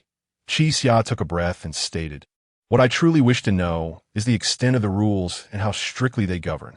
The trio exchanged bewildered glances, failing to grasp Qixia's words. Qixia, what do you intend to do? Qixia slowly placed his hand on his neck, gesturing, I want to know if killing for the path is a feasible option. At this declaration, Lin Qing and Tian each took a step back, while Xiao Jiajin remained rooted in place. Killing for the path. Xiao Jiajin frowned, his expression grave. Are you suggesting that if we do not gather 3,600 paths within 10 days, we should resort to stealing from others? Yes, that is the most effective method I can conceive, Qixia replied. Now that we are a team, if we are to accomplish such a significant task, your assistance is essential. Hence, I am sharing my plan to ascertain your thoughts. I will not assist you. Xiao Jiajin resolutely shook his head. Even if the sky were to fall, I refuse to commit an unjust act. Those who possess paths have likely endured tremendous hardships to survive. What justification do we have to slay them? Is that so? Qixia nodded thoughtfully. But if we wish to escape this cursed place, this is our only option. 3,600 paths. Are you truly not willing to consider it? I also refuse, Lin Qing interjected. I believe this idea is ill-conceived. If we truly kill someone, even if we manage to escape, we could never return to our previous lives. Tian pondered for a moment before speaking. Indeed, if it comes to killing others, I would rather perish myself. Qixia regarded the trio, contemplating for a while before a faint smile graced his lips. Very well, I can now confidently disclose my true plan. What? Xiao Jiajin was taken aback. Wait, Qixia, are you testing us? Qixia nodded, stating, if you three were to accept a plan of killing for the path, it would merely indicate that we are not of the same kind. I would willingly abandon you. You. Xiao Jiajin was nearly exasperated. I thought you genuinely intended to kill. Logically, the rules should not permit such a scenario as killing for the path, Qixia explained. While I'm unclear about the true nature of these rules, they seem to maintain a peculiar sense of fairness. The overseers appear to act as judges, and if they are indeed judges, they must ensure the safety of the participants. He paused before adding, in other words, they prefer for us to perish within the game rather than engage in mutual slaughter. Upon hearing Qixia's words, the group fell into silence. After a moment, Lin Qing returned to her senses and asked, if that is the case, what is your actual plan? My plan is straightforward, Qixia replied. Since these games do not entail death, we shall conduct one test after another. You will first ascertain the rules of the games while gathering clues. Once we have sufficient assurance, I shall bet my life. Ultimately, the paths we acquire will be evenly divided. Until we reach 3,600, we can continue employing this tactic. Chapter 35. What is a flyer? The three of them stared at Qi Xia in astonishment. Although the plan was not overly complex, it was fraught with peril. You intend to gamble with your life against the opponent? Lin Qing inquired, her tone laced with disbelief. This is the current method to break the deadlock, Qi Xia replied. If you all agree, we can commence our actions immediately. After pondering for a moment, Xiao Jiajin spoke up. You're really not afraid of dying, are you? Of course I am, Qi Xia admitted, but I must escape. Tian sighed deeply and suddenly turned serious. Qi Xia, you must understand that my joining this team is not due to my faith in you or a desire to rely on you. I came here because I had no place left there. I understand, Qi Xia nodded. Therefore, it is hard for me to believe that you would share the way with me in the end. I do not think I can defeat you at the last moment and emerge as the sole survivor. So, Qi Xia prompted, this collaboration is merely temporary. If I find the current situation unfavorable for myself, I will betray you without hesitation. Tian managed a bitter smile. For me, surviving or dying here makes little difference. But if there is hope, I will strive for it. In short, I am with you three solely to secure my rightful share. Qi Xia did not display any unusual emotions upon hearing this. Instead, she nodded with a hint of relief. That sounds good. Good? Tian blinked in surprise. Was that not clear enough? I only seek the way, and you need not place too much trust in me. The most steadfast bond is that of employer and employee. I have no objections, Qi Xia replied. At this moment, Xiao Jiajin and Lin Qing exchanged glances. With Tian having laid her cards on the table, could they truly trust her? Since we have all come to an agreement, let us set off, Tian suggested, seemingly caught off guard by Qi Xia's swift acquiescence, leaving her feeling somewhat unsettled. But upon reflection, was there truly any room left for deception? The four of them, each harboring different emotions, ventured deeper into the heart of the city. The silent city perpetually exuded an air of danger, and Qi Xia noticed they seemed to be penetrating further into the bustling district. Here, she could faintly discern some natives, wandering the desolate streets like soulless husks. It seems there are more people, Qi Xia murmured. Not only were there various natives, but every now and then, they spotted individuals in animal masks standing before buildings, as if the deeper they journeyed into the city, the more people they encountered. As Qi Xia spoke, she noticed a native approaching them directly, clutching a stack of papers.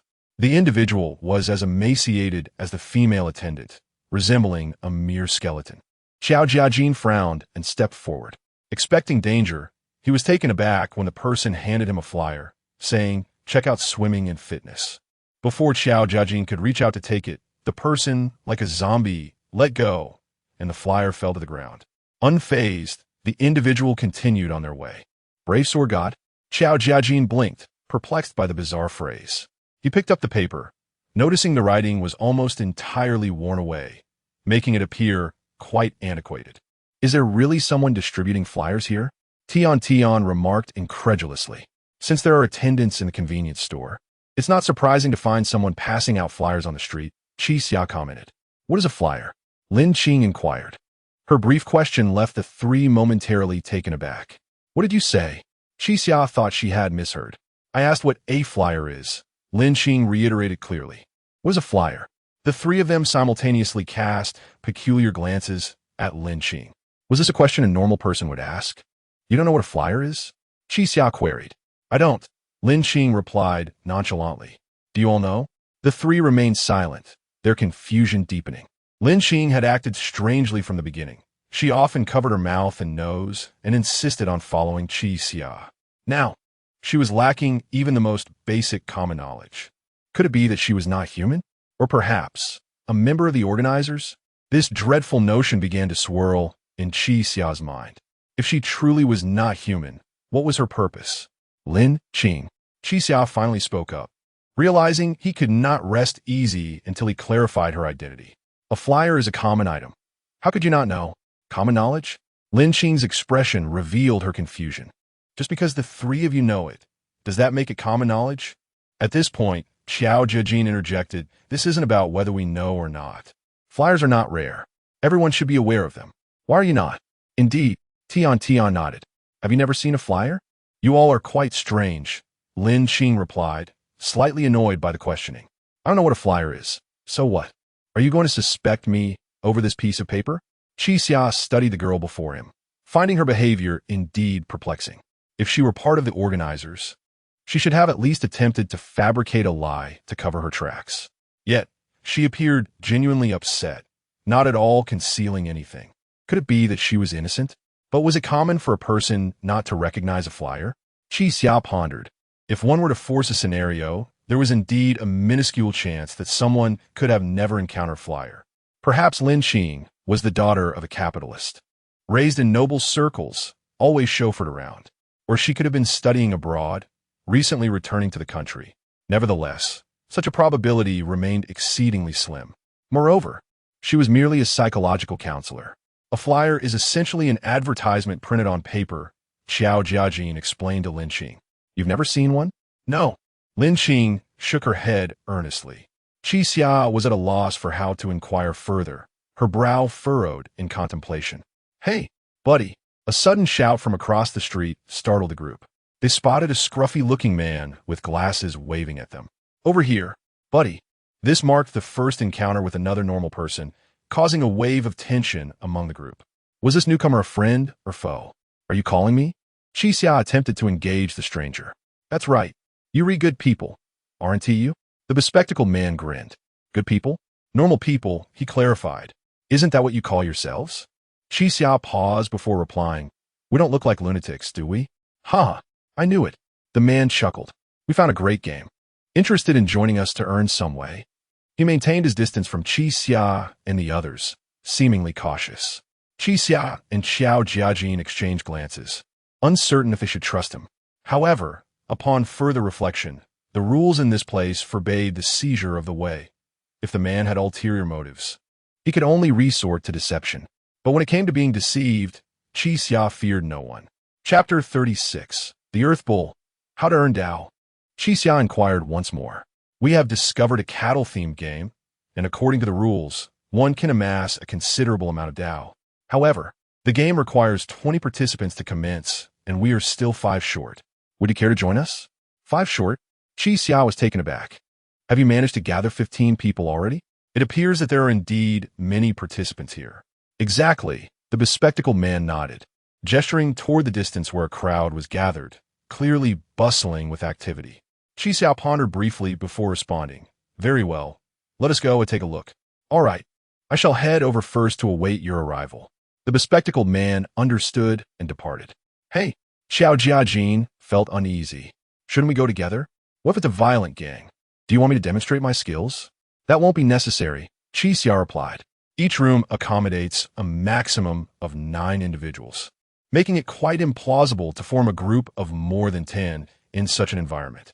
Not to mention, among these strangers, even those of us who emerge from the same room may not fully trust each other. Upon concluding his statement, he glanced at Lin Qing, as if implying something deeper. Lin Qing appeared somewhat displeased, seemingly bewildered as to why she was being suspected, perhaps merely because she did not recognize the flyer. As they traversed an old street, the 4 arrived before a large building. Just as the bespectacled man had indicated, a man donned in a water buffalo mask stood at the entrance. Numerous participants lingered about, forming small groups, while consciously maintaining their distance from one another.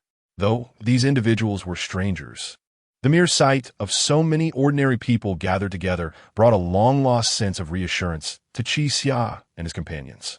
No matter how unsightly they appeared, they were undeniably living beings. Well done, little glasses. A middle-aged man clapped the bespectacled man on the back, bringing together 4 more participants in an instant. Qi Xia approached the bull-headed man and inquired, "What are the rules of the game?" The bull-headed man replied in a nonchalant manner. The cattle game requires an entry fee of 1 Dao per person and necessitates 20 participants to commence. Players will be eliminated throughout the game, and when it concludes, those remaining will each receive Dao equivalent to the number of players who clear the game. Dao equivalent to the number of players who cleared the game. Qi Xia was taken aback. Are you saying that if there are ultimately 20 players remaining, each of them will receive 20 Dao? Indeed. Xiao Jiajin's mouth dropped open in astonishment. My goodness. Wouldn't that be an instant fortune? That equates to 400 Dao. Could it be that straightforward? Tion expressed disbelief. Hey, bull man, you aren't going to default on this, are you? The bull-headed man fell silent for a moment before shaking his head. Allow me to correct you. I am not a human bull. Not a human bull? Tion looked at the imposing figure before her in confusion. But don't you all refer to yourselves as human something? I'm the earth bull. The bull-headed man replied coolly. If you mistakenly believe I am a human bull, you may find yourself at a disadvantage. It was then that everyone noticed the earth bull before them was indeed quite different from the animal masks they had previously encountered. His mask was immaculate, almost lifelike, and his black suit was spotless, as if freshly pressed. When he spoke, it seemed as though the mouth of the mask moved slightly. But what is the difference between a human bull and an earth bull? Xia scratched his head, perplexed by the distinction. He looked up and asked Earth Bull, "What is your game?" The Earth Bull hesitated briefly before replying. Pay the entry fee to learn the details. Pay the entry fee. Xia was now primarily concerned that if all four of them participated in the game simultaneously, their previously discussed strategy would be rendered ineffective. They would all be thrust into an unknown game together, posing significant risks. However, if the stakes were indeed this high, the risks and rewards seemed to align proportionately. What kind of game do you think the bull entails? Xiao Jiajin queried from his side. Xia contemplated for a moment before responding. I suspect it is of the type I despise most. Oh, you have a game type you dislike? Xiao Jiajin's interest was piqued. What is it? Bulls are known for their diligent labor. If my guess holds true, it should be a physical game. Xia cast a dispassionate glance at Xiao Jiajin. It might suit someone of your brutish nature quite well. Huh. Xiao Jiajin rolled up his sleeves, revealing his muscular arms. Finally, it's my turn to shine. Wait. Who are you calling brutish?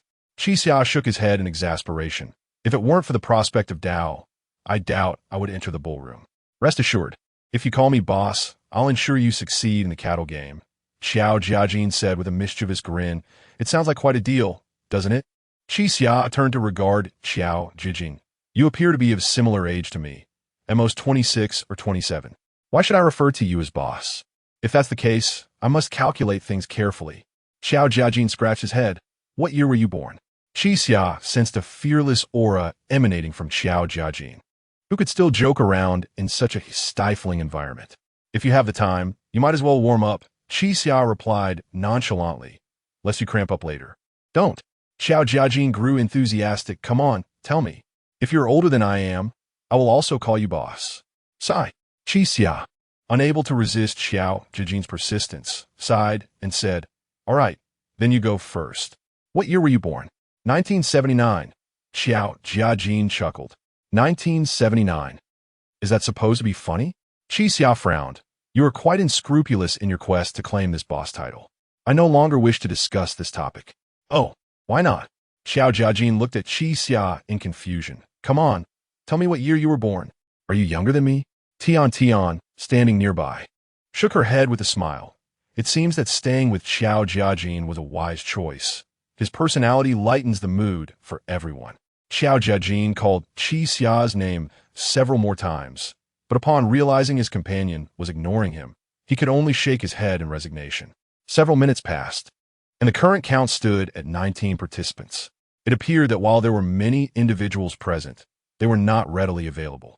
Gathering 20 people in a short period was indeed a challenging task. Has he not arrived yet? The middle-aged man asked the bespectacled man beside him.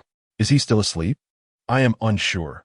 He promised to come this morning. The bespectacled man scratched his head. Perhaps I should go find someone on the street to bring over. Forget it. Forget it.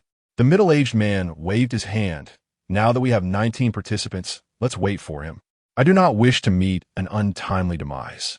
Their conversation was overheard verbatim by Xia from a distance. Death? Xia furrowed his brow. What does that mean? Will this game result in death? Before he could ponder further, a languid figure appeared in the distance. He was bare-chested, revealing a multitude of scars, and wore camouflage pants. As he stretched lazily, he made his way toward them. Chapter 37. The teams have arrived. The bespectacled youth exclaimed joyfully. Finally, they are here. A towering figure approached, standing approximately 6 feet 3 inches tall, sporting a buzz cut. While yawning and rummaging through his pockets, he inquired of the Minotaur, how much? 1 Dao for the ticket, came to reply. The giant retrieved a small sphere from his pocket and flicked it to the Minotaur, who deftly caught it in his hand. Well rested. Let us begin. The giant stretched lazily, rotating his neck, and muttered, "Let me see what you have concocted." The four of Qixia regarded the fierce-looking giant with trepidation, sensing he was not one to be trifled with.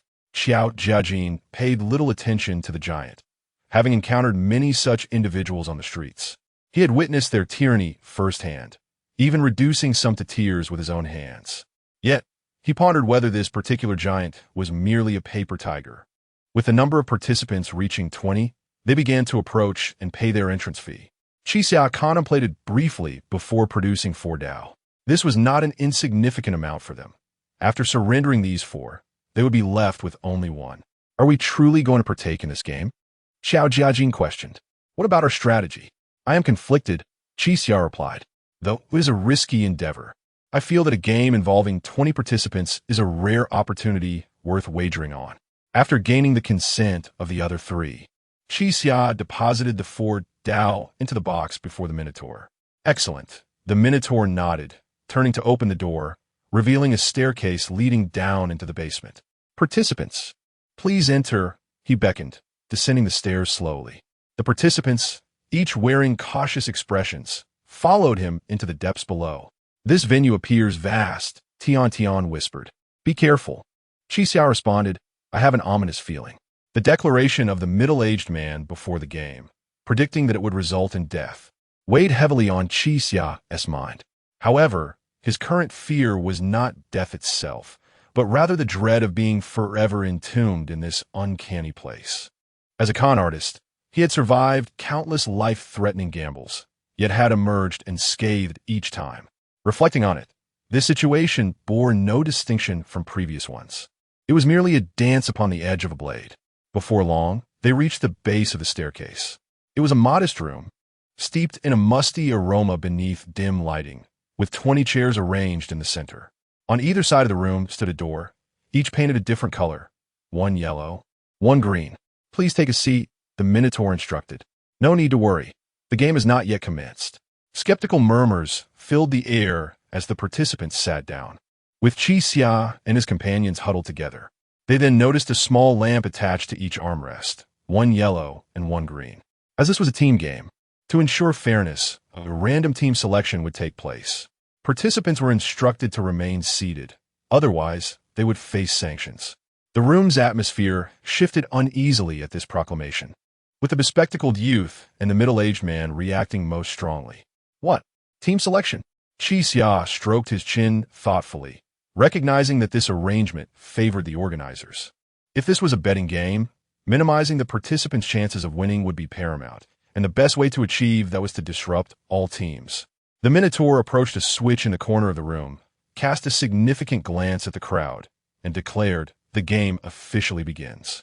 With that, he pressed the button, causing the lamps on everyone's armrests to flicker to life, alternating between yellow and green, creating a bizarre spectacle in the dimly lit space. Qixia felt a twinge of anxiety as he observed the light on his armrest. If Bull truly indicated a physically demanding game, it was outside his realm of expertise, meaning they would rely heavily on Xiao Jiajin's brute strength. Yet, Qixia realized that others would likely share this sentiment, such as the bespectacled youth and the portly middle-aged man, who might enlist the giant's assistance. However, it seemed that everyone's apprehensions were under the Minotaur's control, which was why the random team selection was instituted. Qixia understood that if he drew the short straw and ended up on a different team from Xiao Jiajin, the potential benefits of this game would become elusive. Before he could devise a complete strategy, the lights ceased their flickering. Some participants' yellow lights illuminated, while others' green lights shone brightly.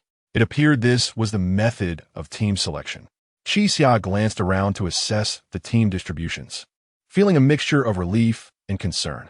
The good news was that he and Xiao Jiajin both lit up with yellow lights, indicating they were on the same team. The troubling news was that the two girls had green lights, placing them on a different team. If this game indeed revolved around physical prowess, it would be a significant disadvantage for them. Whispers of discontent rippled through the crowd, as it seemed that most teams were not faring well. The game rules will now be announced. The Minotaur intoned in a low voice.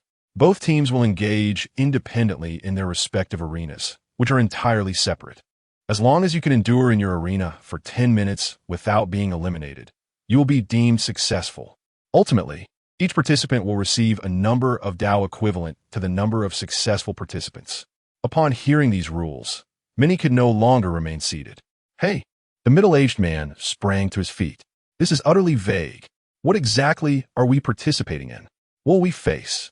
The crowd turned their eyes toward the Minotaur, expecting further clarification.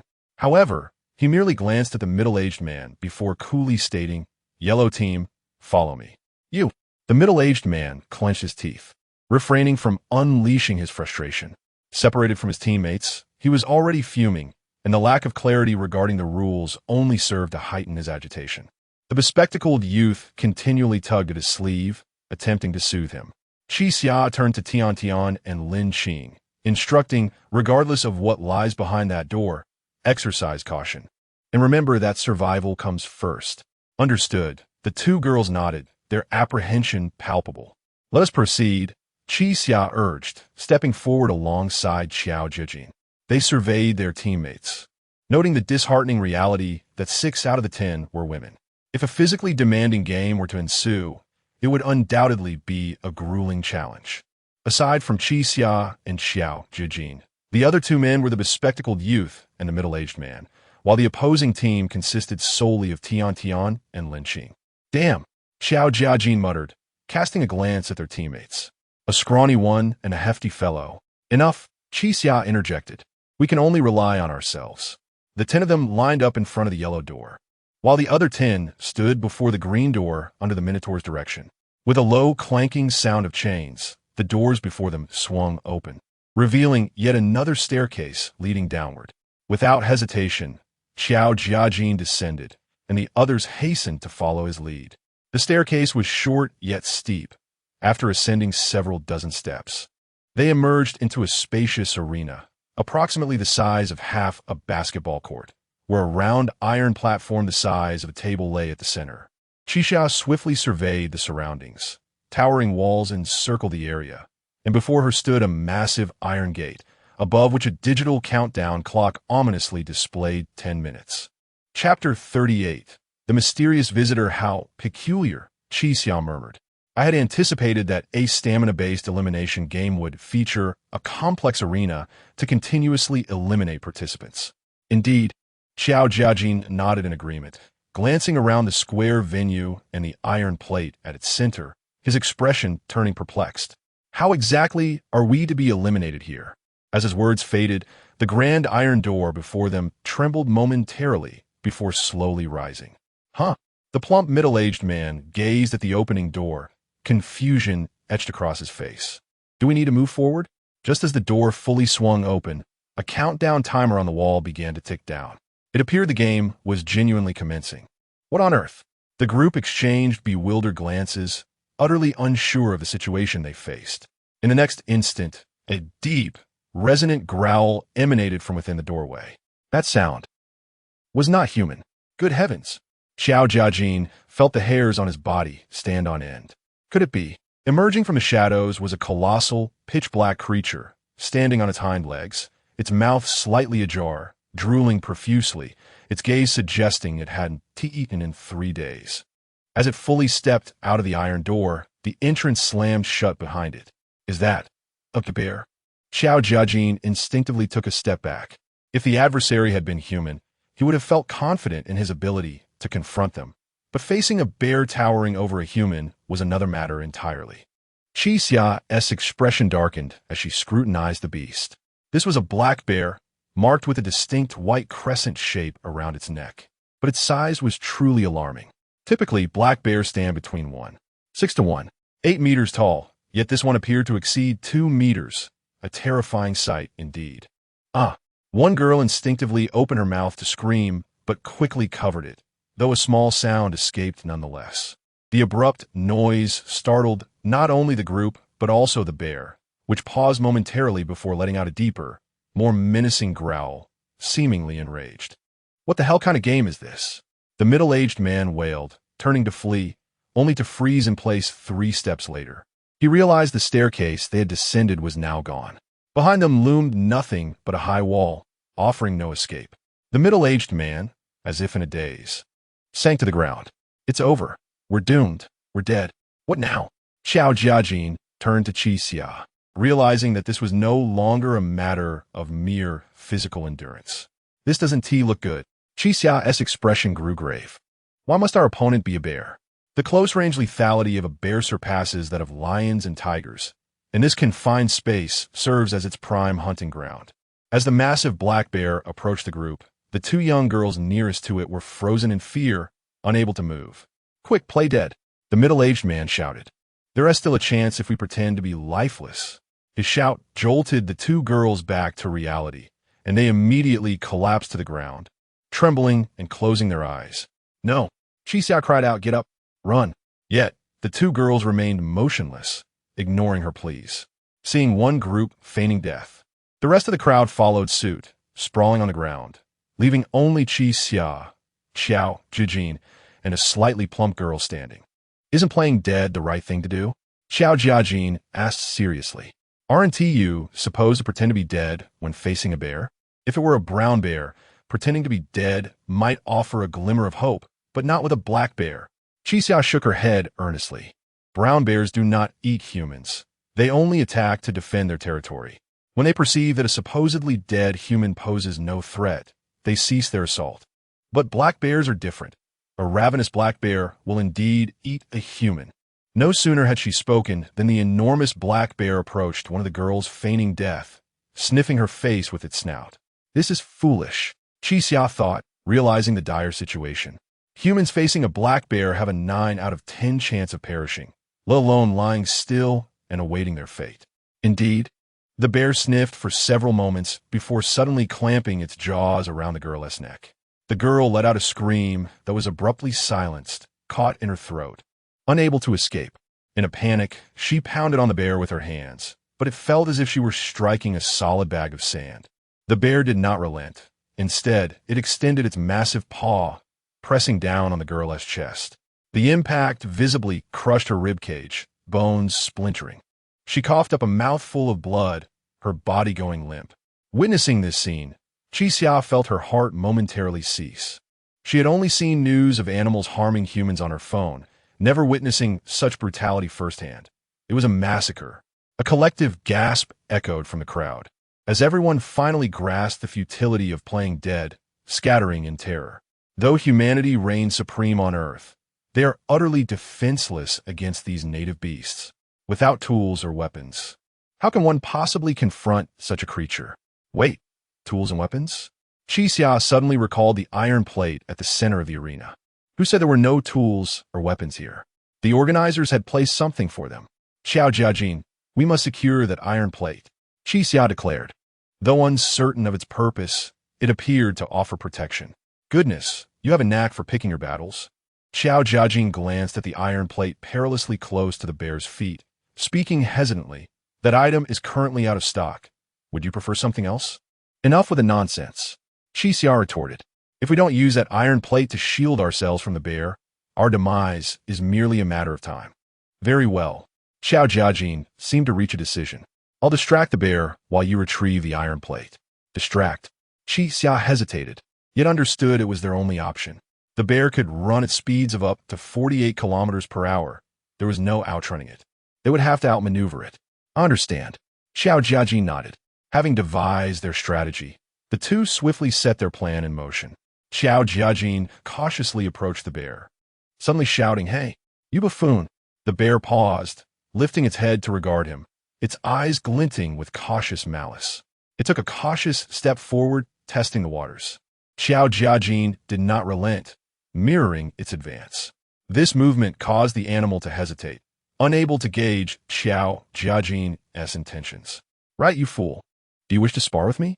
Xiao Jiajin managed a strained smile, beckoning with his hand. "Come and strike me." Though the bear could not comprehend human language, it was clearly provoked by Xiao Jiajin's demeanor. It slowly rose, standing tall on its hind legs, making its bulk appear even more imposing. "Roar!" the bear bellowed. As if summoning strength, the rancid odor emanating from its maw.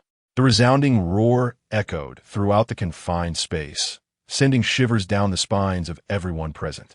Xiao Jiajin felt a bead of cold sweat trickle down his brow, realizing he had stirred something formidable. Chapter 39. The Iron Plate. The black bear advanced another step, reducing the distance to Xiao Jiajin to merely over a meter. This time, Xiao Jiajin dared not move forward. The bear's long reach meant that any further advance would plunge him into its attack range, an act tantamount to courting death. Thus, he could only retreat slowly by a step. Observing this scene, Qixia displayed a hint of anxiety. The rules of confrontation among animals are exceedingly simple. If one party retreats, it signifies fear. Fear transforms one into prey. Noticing Xiao Jiajin's retreat, the hesitance of the black bear morphed into a violent fury. It was now almost certain that the creature before it posed no threat. After a brief pause of 3 seconds, the bear suddenly lunged forward, its robust forearm descending like a stone pillar. Xiao Jiajin, abandoning bravado, shrank back to evade the strike and rolled backward on the ground before springing into a run. The black bear let out a ferocious roar and pursued him on all fours. Now, the black bear had entirely deemed Xiao Jiajin as its prey. "Hurry up, you deceiver!" Xiao Jiajin shouted as he ran. "I'm entrusting my worthless life to you, but don't put too much faith in me." Qixia responded nervously. "I have no idea what that iron plate is. Stop talking nonsense." Xiao Jiajin cursed. "Quickly go retrieve the goods." Seeing the bear chase after Xiao Jiajin, Qixia immediately dashed toward the iron plate on the ground. Logically, none of the previous games had led to a dead end. There must be a way out related to this iron plate in the otherwise open room. Upon closer inspection, Qixia discovered that the plate was rather ordinary, circular in shape, marked with rust and blemishes, devoid of any mechanisms or textual hints. "What is this?" Qixia mused, feeling tricked. The iron plate resembled nothing more than a piece of commonplace refuse. After running a dozen steps, Xiao Jiajin realized the bear was nearly upon him. He abruptly halted, spun around, and shouted, "Fool!" The black bear, startled by the outburst, instinctively retreated a large step, rearing up on its hind legs once more. Xiao Jiajin smirked coldly, pointing a finger menacingly at the bear. "Did that scare you? You fool! Do you think I'm afraid of you? Listen closely." The bear stared blankly at Xiao Jiajin, seemingly awaiting his words. The onlookers were equally bewildered, all eyes on Xiao Jiajin, unsure of what he intended to convey to a black bear. However, to everyone's astonishment, Xiao Jiajin, having steadied the bear, wasted no time turning and sprinting away. The bear, realizing it had been mocked, roared even more violently and resumed its pursuit. Meanwhile, Qixia had flipped the iron plate over, studying it intently. The plate was hefty, lacking handles, rendering it ineffective for defending against the bear's assault. Before Qixia could comprehend the situation, he suddenly felt a sharp pain in his back, as if something had collided forcefully against him. Crouched on the ground, he struggled to maintain his balance from the impact and toppled aside, only to see that it was a middle-aged man from their group. The man glanced at Qixia, who lay sprawled on the ground, and muttered a quiet apology before hoisting the iron plate upright and, with gritted teeth, began to push it across the ground.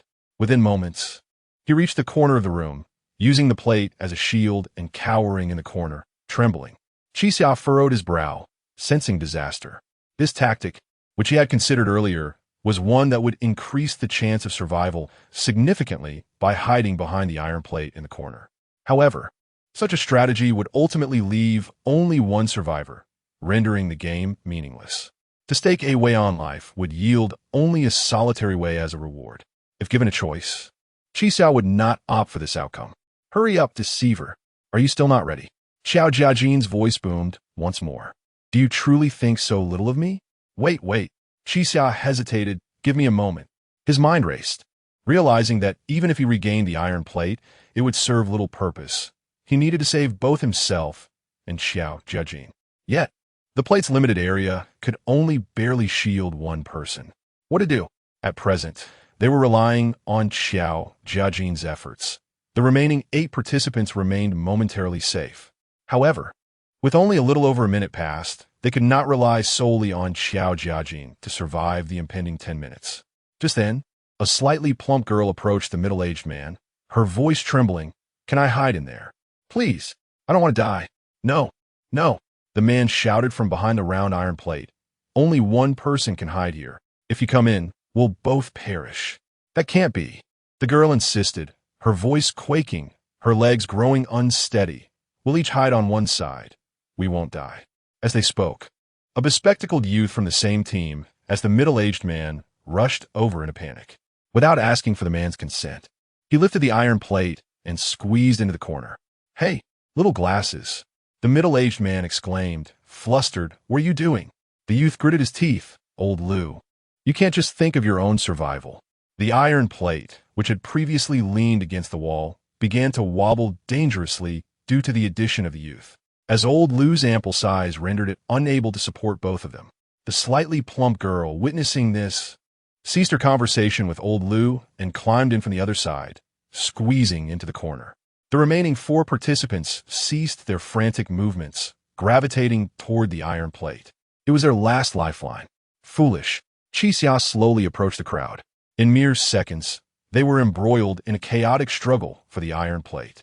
"Old Lou, you can't be so selfish. Let go of the plate. We need to think of another plan." "Little glasses, you're still young. You can outrun the bear. I cannot. Get up and fight for the plate. Get away. There's no room left behind the plate." In their frenzy, each person possessed the spirit to single-handedly slay a bear. Yet in this dire moment, they clung to one another, grappling and biting, bloodied yet unwilling to inch closer to the bear. The iron plate lay neglected, abandoned on the ground. At the other end, Xiao Jiajin found himself cornered against the wall, with no escape in sight. Resorting to his previous tactic, he shouted once more. This time, while the bear was indeed startled, it showed no signs of retreating. It lunged forward with its forearm, which Xiao Jiajin narrowly dodged, the bear's claws leaving deep gouges in the wall. "Enough!" Xiao Jiajin glared at the bear. "You've gone too far." Qixia realized that if he did not act soon, Xiao Jiajin would undoubtedly perish, and should Xiao Jiajin fall, the remaining participants would face the same fate. One by one.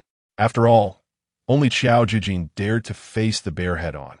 He alone bore the burden of resisting the bear's onslaught while protecting everyone else from harm. Wasn't this utterly absurd? Chapter 40. The Pareto Principle. Wait a moment. Qixia furrowed his brow, as if a thought had just occurred to him. To fend off the enemy, while simultaneously safeguarding one's own? This situation felt remarkably familiar. Aha! This time, there truly exists a viable solution. Qixia dashed to the iron plate, hefting the heavy object and rolling it slowly on the ground, as if testing the feasibility of his strategy. "Hey, Xiao Jiajin," Qixia called out. "I found the answer. Come here. I've been waiting for you to say that for quite some time." Xiao Jiajin replied slowly. "Hold on. I'm coming right away." The black bear sensed that its prey was attempting to escape and rose to its feet, expanding its attack range. However, Xiao Jiajin showed no intention of fleeing. Suddenly, he leaped forward, planting his feet firmly, and with a twist of his waist, unleashed a right hook that spun 180 degrees, striking the bear squarely on the cheek. A resounding thud echoed as his punch landed solidly, causing the black bear to stagger back a step and a half. The bear paused briefly, nostrils flaring with hot breath, then shook its head, seemingly dazed by the unexpected blow. It had never anticipated that this once terrified prey possessed such formidable explosive power. Xiao Jiajin, shaking his own pained arm, muttered, "You're quite the tough one, aren't you?" Regaining its composure, the black bear roared in anger and swung down again. Xiao Jiajin meticulously observed the bear's movements, taking a small step back with his right foot, then shifting his weight from side to side, evading the strike, and causing the bear to nearly lose its balance. Seizing the opportunity, he crouched slightly and delivered an uppercut from below, landing a solid blow to the bear's jaw. An eerie wail escaped the bear as it absorbed the hit, although such damage posed little threat to its thick hide. It had begun to regard the man before it with some trepidation. "Good grief, my arm feels like it's about to break, and you're still standing?" Xiao Jiajin spat on the ground and executed a roll to escape beside the bear. Witnessing this, Qixia was momentarily taken aback. He had assumed Qiao Jiajin was merely an ordinary thug, but it appeared his combat skills were remarkably robust. The manner in which he fought resembled that of mixed martial arts rather than a street brawl. Qiao Jiajin approached Qi Xia, shaking his right hand as he asked, "What should we do now?" "You come here." Qi Xia regained his composure and beckoned to Qiao Jiajin. "You will brace this iron plate to block the bear's attacks." "Is that all?" Qiao Jiajin questioned, perplexed. "Are you out of your mind? I expected you to have a better idea." "No, this is the best idea," Qi Xia insisted, pulling Qiao Jiajin forward to steady the iron plate. However, the plate was circular and unstable on the ground, prone to rolling. Qiao Jiajin had to lower himself, using his shoulder to stabilize it as best he could. "This thing is incredibly heavy." He gritted his teeth. "I can't lift it." "You don't need to lift it," Qi Xia clarified. "Just roll along the ground." "Oh, I see. But then I can't see the beast," Qiao Jiajin remarked. "This giant plate is blocking my view. How can I defend against its attacks?" At that moment, the black bear, now increasingly enraged, cautiously approached Qiao Jiajin. "I'll help you keep watch," Qi Xia declared from behind him. "You?" "Indeed, I will hold onto your shirt from behind," Qi Xia explained. "If I pull to the right, you roll the plate to the right.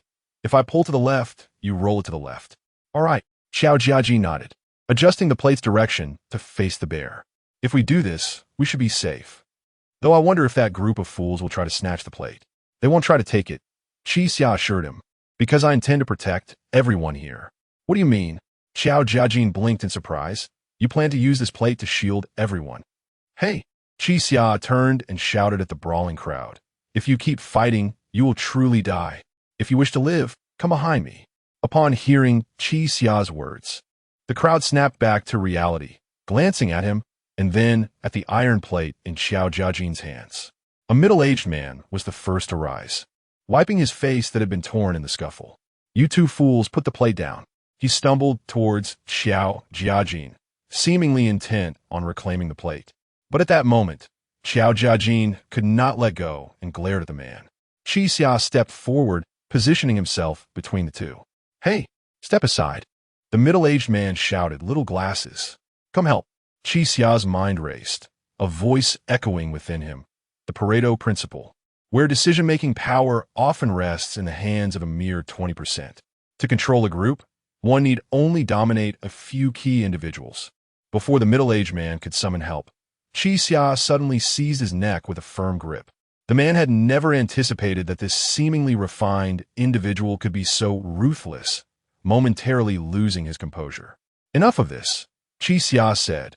"If you wish to survive, listen to me. Listen to you." The man's eyes blazed with fury. "Who do you think you are? Why should I heed your words?" Qi Xia's right hand tightened around the man's throat. "I am not negotiating with you." Seeing Qi Xia's demeanor, Qiao Jiajin couldn't help but frown.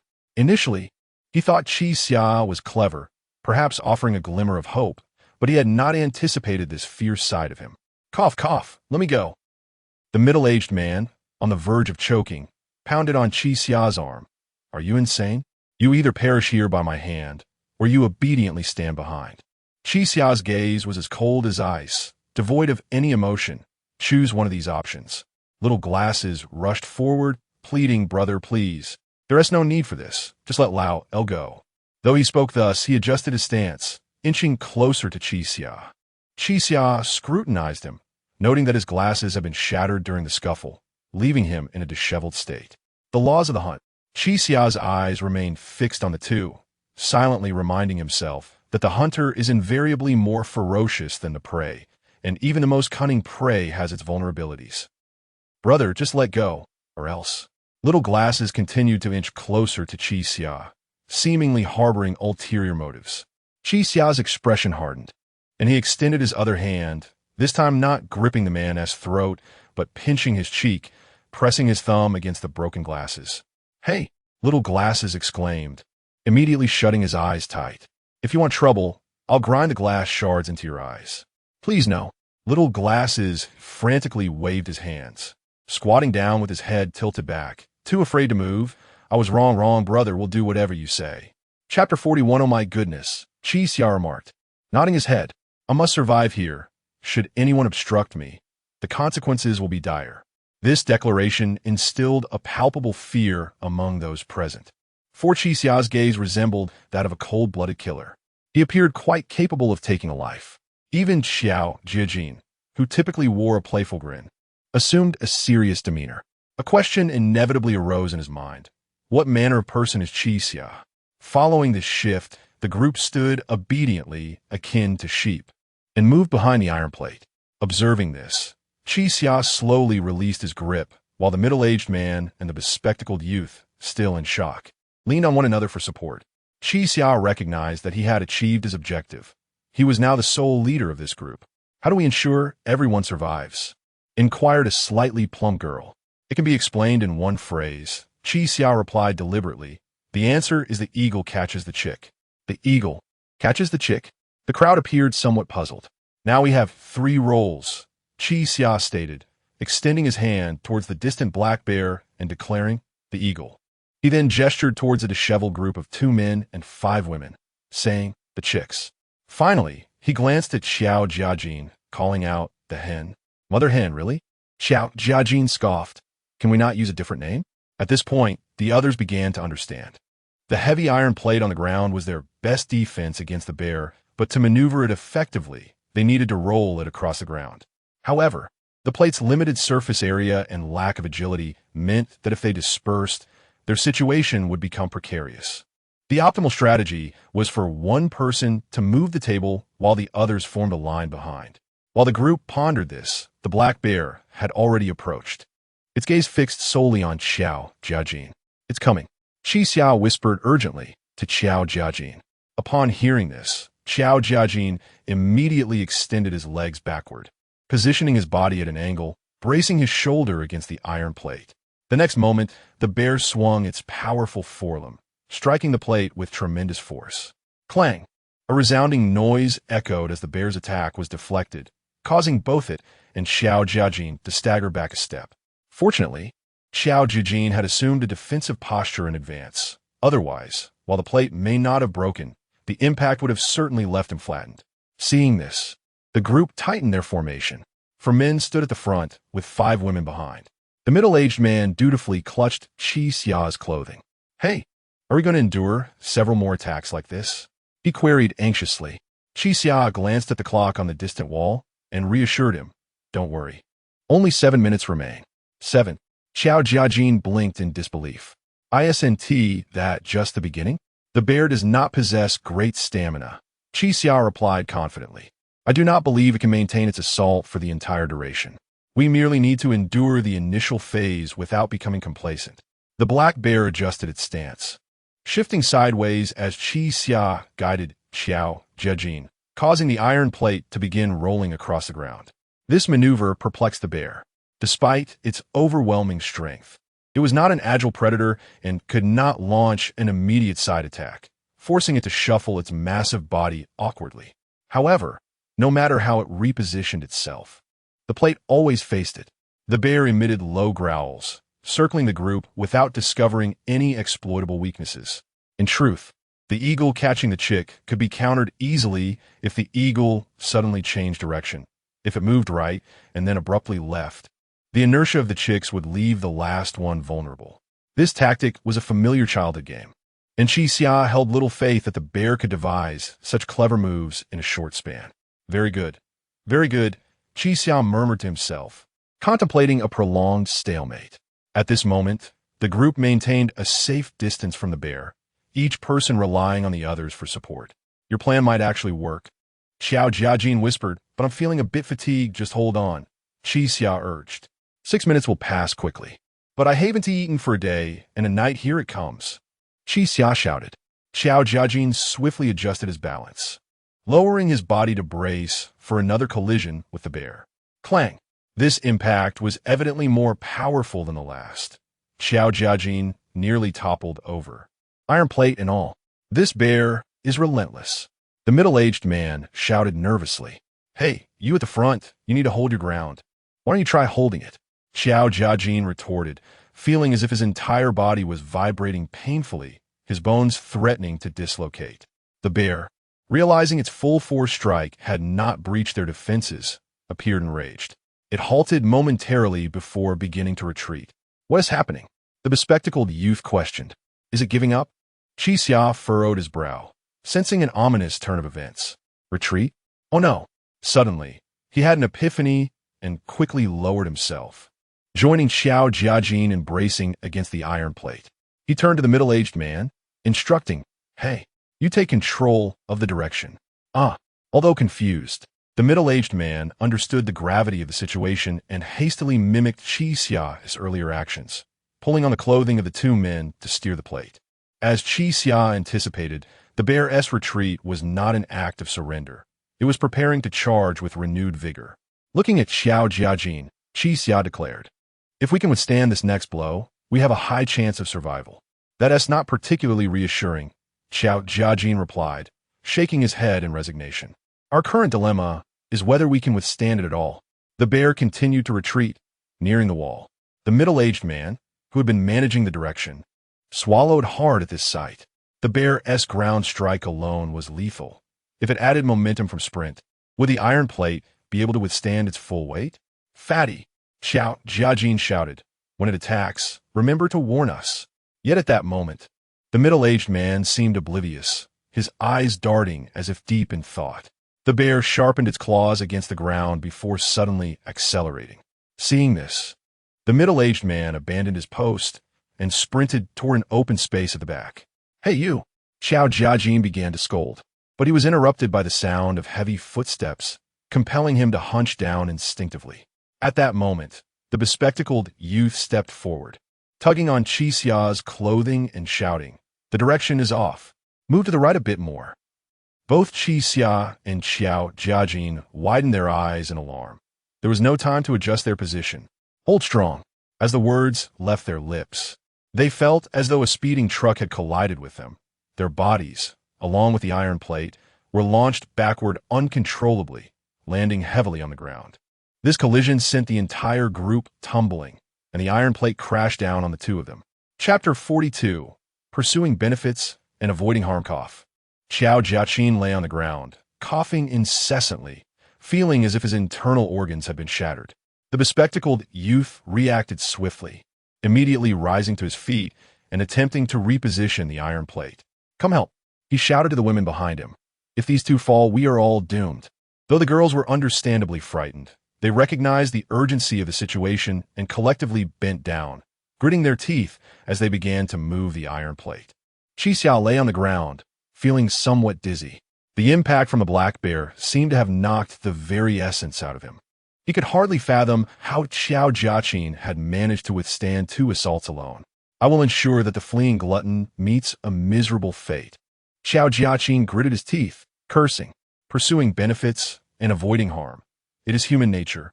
Chi Xiao murmured softly, recalling the words of the General Yang Shang. "As for pursuing benefits and avoiding harm, fearing death and cherishing life, this is also a balance." "Have you been stunned?" Xiao Jiaqin laboriously opened his eyes to glance at Chi Xia. "What does that have to do with the general? If that glutton had suddenly abandoned us, the iron plate wouldn't have toppled like this." At that moment, the iron plate had been propped up by several girls, and the bespectacled youth bent down to assist Chi Xia and Xiao Jiaqin. "Hey, are you two all right?" The two men rose, weakly supporting the iron plate. "Not right, but not dead," Xiao Jiaqin replied, casting a glance at the black bear. After this collision, the beast was not in much better shape. Its massive body appeared dazed, continuously shaking its head to regain awareness.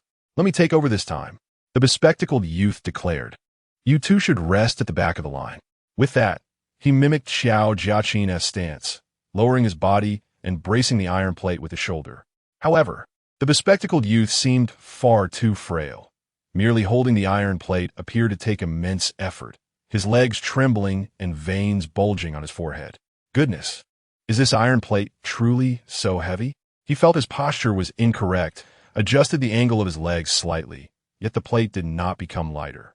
"Brother, it's not that I doubt you." Xiao Jiaqin shook his head helplessly. "If we rely on you to hold the plate, then our position is meaningless. We're all doomed regardless. Maybe you should take over." The bespectacled youth replied awkwardly, stepping aside. At that moment, the team had largely re-established their defensive formation. and Xiao Jiaqin resumed his position against the iron plate. The black bear had also nearly regained consciousness. It intended to charge the iron plate once more, but noticed the solitary middle-aged man standing off to the side. "Oh no, old Lu!"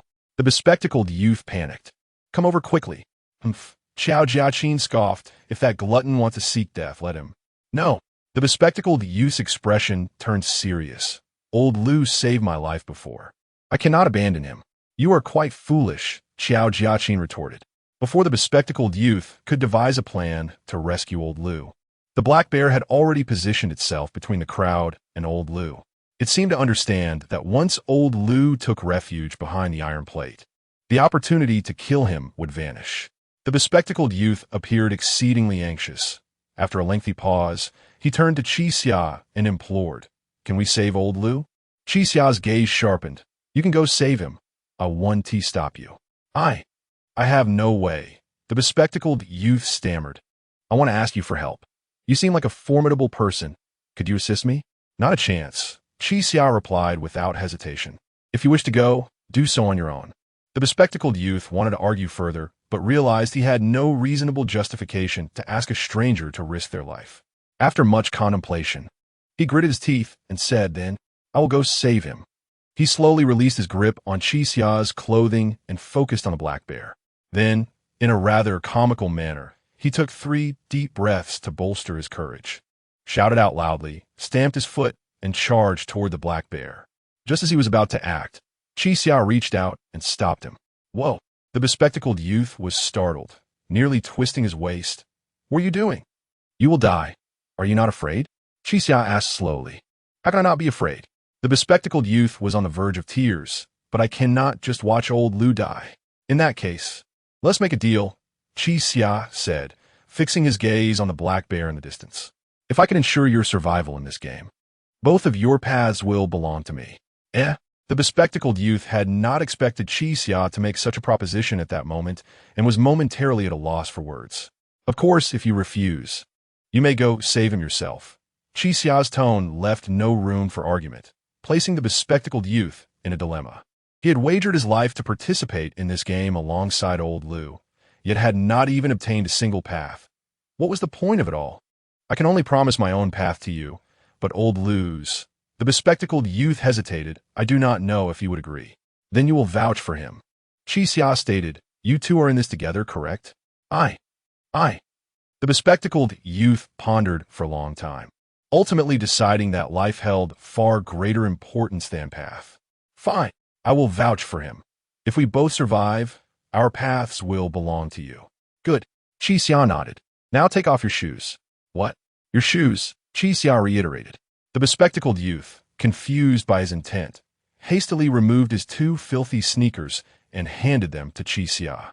The rules of hunting dictate that animals are inherently sensitive. The first taboo is to attack from behind. Qixia silently reminded himself. He weighed one of the sneakers in his hand, then suddenly took a step forward and hurled it forcefully at the black bear's back. This startled the black bear, causing its entire body to tremble momentarily as it quickly turned to scan its surroundings. The second taboo is to injure the nose. Qixia seized the other sneaker and hurled it directly at the black bear's face. The shoe struck the bear's nose. While the force was not great, it caused the creature to stumble. Enraged once more, the black bear disregarded old Lu entirely and charged toward Qixia. Qixia reacted swiftly, pulling on Xiao Jiaqin's clothing to adjust the iron plate's angle. This time, the black bear's attack seemed utterly chaotic. It simply swiped its paw against the iron plate. Once, twice, thrice. Although it roared furiously, the strength behind these strikes was evidently diminished compared to before, all of which were thwarted by Xiao Jiaqin and the iron plate. Old Lu, in a state of panic, rushed over to join the group. Chapter 43.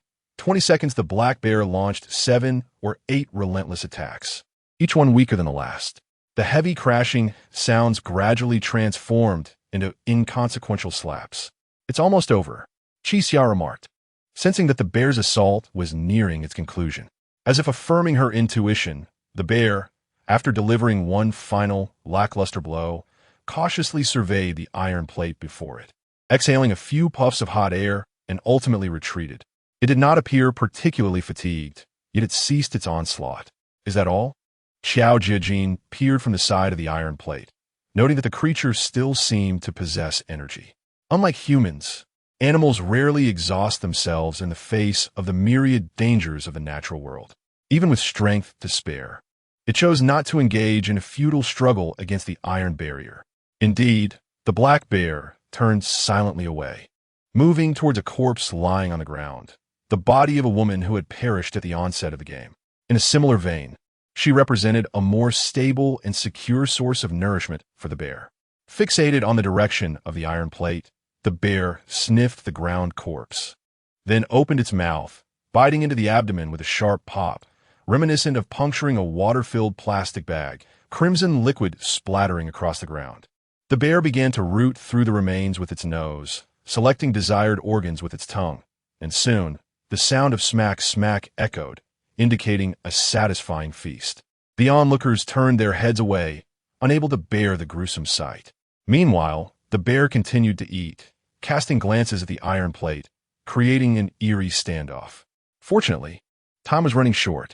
In the tense and oppressive atmosphere, the bear made no further advances, merely consuming the corpse's abdomen until only a few stark ribs remained. Qixia glanced at the timer. Only 30 seconds remained, signaling that the game was nearing its end. Suddenly, the satiated bear let out a low growl and, with a renewed vigor, charged forward. It seemed aware that time was of the essence and prepared to make a final push. Here it comes. Get ready, Qixia shouted, alerting Xiao Jiajin. Xiao Jiajin pushed back with his legs, bracing himself against the iron plate. The line behind him quickly stabilized, with everyone firmly supporting the person in front.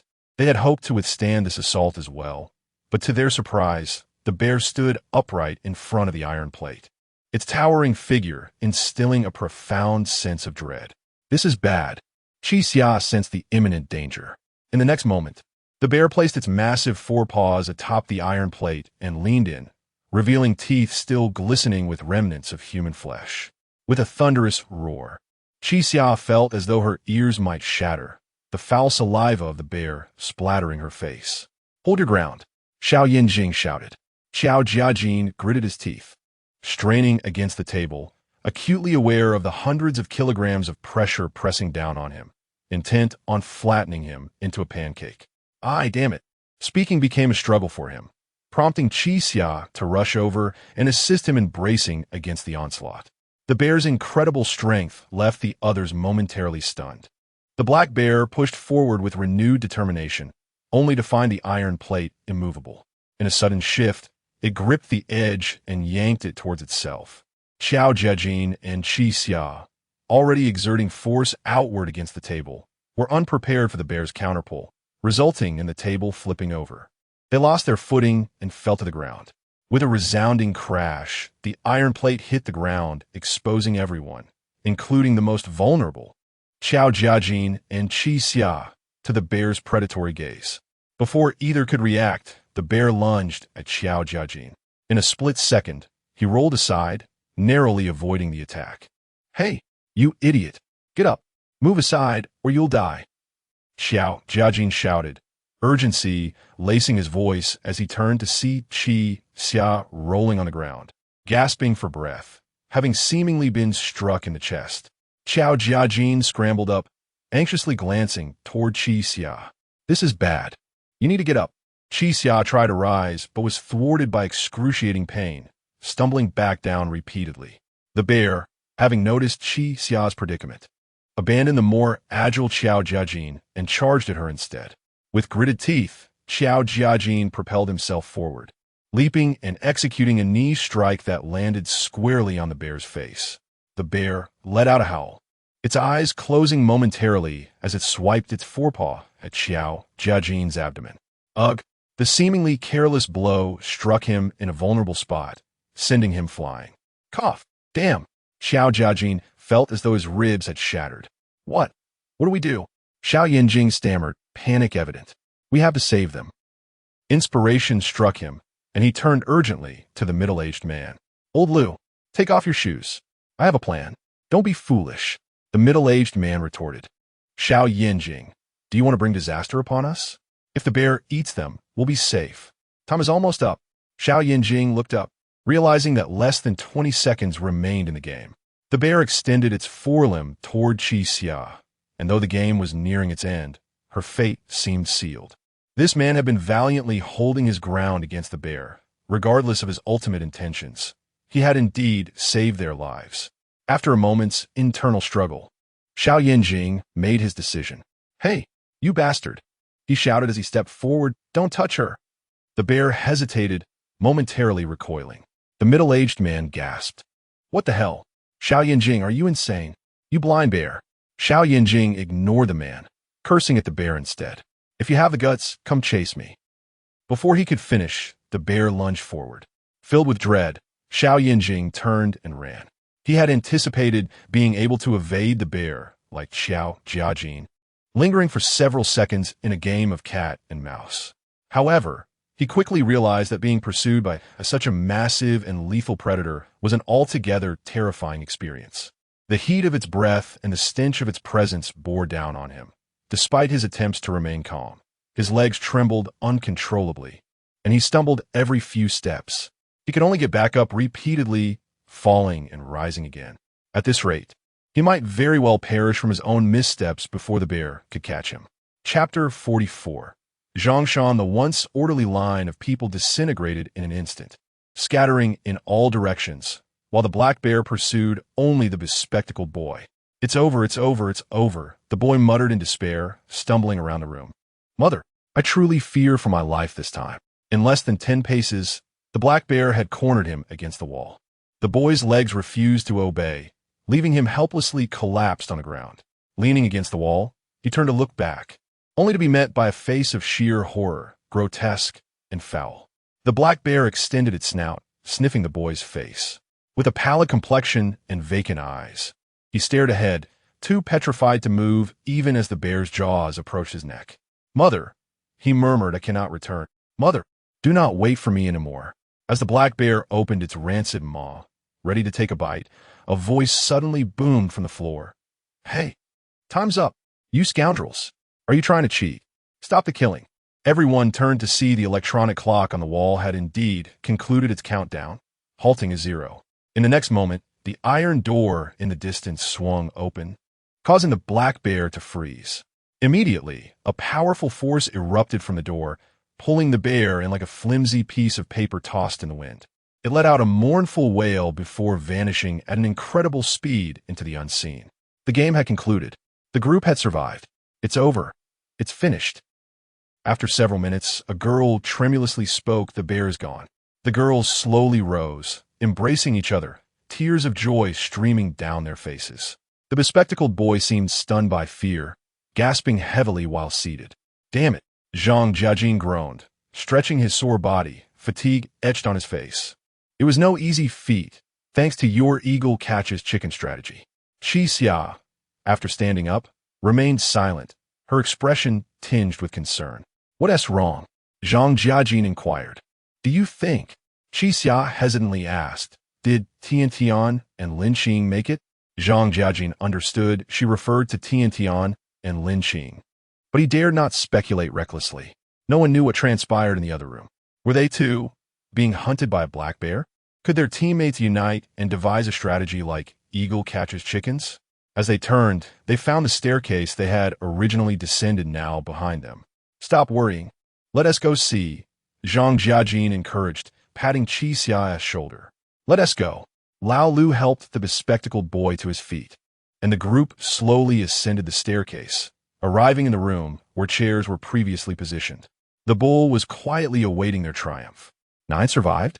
The bull paused slightly, indeed. "Damn it," Zhang Jiajin muttered under his breath. "Someday, I'll give these people a beating.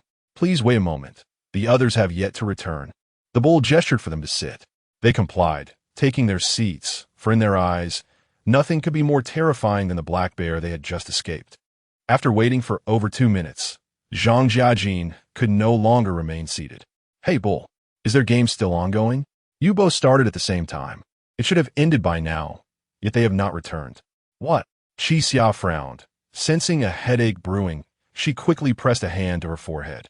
"Asking the bull, If the game is over and no one has returned, doesn't T that mean they're all dead? I do not know. The bull shook his head. Please remain seated and be patient. Though he said not to rush, who could remain calm? The teams had been randomly shuffled, meaning that among the participants present, nearly all had teammates distributed to other teams. Qixia turned and noticed the bespectacled boy conversing softly with a middle-aged man not far from her. What? That's unacceptable, the middle-aged man exclaimed. The bespectacled boy quickly waved him off, whispering an explanation. No, I cannot agree. The middle-aged man shook his head vigorously, adamantly refusing. He then turned and locked eyes with Qixia for a brief moment before hastily averting his gaze, as if he had seen nothing, and continued in a hushed tone. If it's truly like that, I must let Zhongshan decide. Humph. Qixia scoffed quietly, suspecting the nature of their conversation. After waiting for a full 5 or 6 minutes, the group finally heard heavy footsteps approaching from the door. They're coming. Following the sound of footsteps, a multitude of others echoed behind. It seemed that this group had also survived in considerable numbers. From the dark doorway emerged a burly man, his countenance stern. He swiftly scanned the crowd, gradually breaking into a smile. You all survived? Zhongshan. The bespectacled boy rushed forward excitedly. Wonderful. You're safe. Oh my, he shouted, abruptly retreating a step. The sight before him was truly horrifying. The man known as Zhongshan had stood in the shadows. And now, as he stepped into the light, his gruesome injuries became apparent. His body was splattered with blood, with 3 deep claw marks etched across his chest. And his right arm held 2 dark, thick objects resembling tree trunks. Tian and Lin Qing gradually emerged from the doorway. Hey girls. Zhang Jiajin scrutinized the two. Are you all right? We're fine. Tian replied with a wry smile. How about you? Same as always. Zhang Jiajin shook his head helplessly. We managed to survive thanks to the trickery. What? Tian looked at Qixia in disbelief. You managed to rely on Qixia this time? Lin Qing also appeared incredulous. Zhang Jiajin, didn't you say you would handle the bull game yourself? Damn, don't even mention it. Zhang Jiajin cursed. If it were just a regular person, it would be fine, but it was a black bear? Who in this world could defeat a black bear? Tian and Lin Qing exchanged glances, hesitantly suggesting, perhaps, someone could actually kill a bear. Upon hearing this, Qixia and Zhang Jiajin turned their attention to the robust man named Zhongshan. Could he have killed the bear? As teammates continued to emerge behind him, they counted 10 in total. Clearly, no one in their group had perished. Zhongshan threw the objects he had clutched under his arm onto the ground, then wearily sank into a chair. You truly do not hold back, bull. Have you prepared for such a beast? The group looked down to see that what he had discarded was not twigs, but 2 blood-soaked forearms of a black bear. Chapter 45. Capturing the thief by seizing the king. The earth bull remained silent, merely surveying the surviving individuals before expressing his displeasure. Each of you shall receive 19 Dao. The game has concluded. Please step forward in turn to collect your Dao. The bespectacled youth glanced at Zhongshan's wounds, cold sweat trickling down his brow. Zhongshan, are you truly unscathed? I'm perfectly fine, Zhongshan replied with a smile, patting the young man's head. How about you? You and old Lu seem rather spirited. Ah, the young man suddenly exclaimed. Zhongshan, speaking of old Lu, there's something I need to discuss with you. At this moment, old Lu eagerly approached Zhongshan, gesticulating animatedly. Yes. You must advocate for me. Advocate for you? What transpired? Noticing the hushed whispers among the 3, Qixia's expression darkened. She turned to Lin Qing and inquired, what exactly happened over there? Taking a deep breath, Lin Qing confessed, to be honest, I initially thought we were doomed. Indeed, Tan chimed in, when the black bear emerged, Lin Qing and I were so terrified we could scarcely stand. And then? Xiao Jiajin pressed for details. Lin Qing blinked, pondering before recounting. I only remember that man named Zhongshan shouted, step aside, and single-handedly lifted a metal plate to strike the black bear. What? Qixia and Xiao Jiajin exclaimed in unison. We couldn't bear to watch. Lin Qing continued. It was utterly brutal. He toppled the black bear with a metal plate, pinned it down, and relentlessly struck its head. The ground was drenched in blood. Good heavens! What a true Terminator. Xiao Jiajin gritted his teeth. That hulking figure is fierce. He seems to know the black bear's weaknesses. The game wasn't even over when the black bear was already battered beyond recognition. Its nose was broken, and many of its teeth were knocked out. Lin Xing added, but Zhang Shan didn't fare well either. In its dying struggle, the black bear overturned the metal plate and clawed at him, leaving him covered in blood. Fortunately, within a minute, the black bear succumbed. Thanks to his efforts, the rest of us remained unharmed. Qi Xia frowned upon hearing this. Realizing why Tantan and Lin Qing believed victory could not be secured on their own. In their arena, no one had utilized a similar strategy. Instead, someone wielded the heavy metal plate as a weapon in combat against the black bear. Then why did you delay your return? Xiao Jiajin questioned. The game concluded 3 or 4 minutes ago, and we were already preparing for your aftermath. That was even more terrifying. Lin Qing bit her lip, lowering her gaze. After that man killed the bear, he suddenly remarked, I haven't eaten in days. Bear paws are a delicacy, and then directed us to use the metal plate to sever the bear's arms. So those 2 bear arms. Xiao Jiajin began, but abruptly noticed the hulking man, bespectacled youth, and old Lu striding towards them, each adorned with a small fabric pouch. Having evidently collected their Dao, the leading man wore a cold expression, his gaze fixated on Qi Xia, suggesting imminent hostility. Oh! Xiao Jiajin suddenly recalled the transaction between Qi Xia and the bespectacled youth, realizing the situation had turned dire. What's going on, posing guy? The Matthew effect. Qi Xia muttered under her breath. To those who have, more shall be given, and from those who have not, even what they possess shall be taken. What does that mean? Without responding, Qi Xia discreetly surveyed the surroundings, dragging a chair closer to create some distance from the approaching trio. Among the 3 remaining chairs, one stood out, its legs nearly splintered, making it an excellent weapon. The Minotaur was still 10 paces away, unable to intervene immediately. Qi Xia surmised that if all went according to plan, he could certainly bring Zhang Shan down. Not a problem. Qi Xia cast a cold glance at Zhang Shan. You may have vanquished a bear, but regrettably, I am no bear. What are you planning? Lin Qing asked, a hint of fear creeping into her voice. Xiao Jiajin regarded the advancing trio with a serious expression, subtly loosening his neck.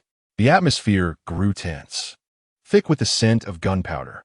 If this man truly intended to stand up for his companions, it would undoubtedly lead to a fierce confrontation. Zhang Shan approached Qi Xia, contemplating him thoughtfully. I've heard. You have had some dealings with my friends, Zhang Shan said casually. Indeed, Qi Xia replied. That uncle purchased a life from me using Dao. What? Who do you think you are?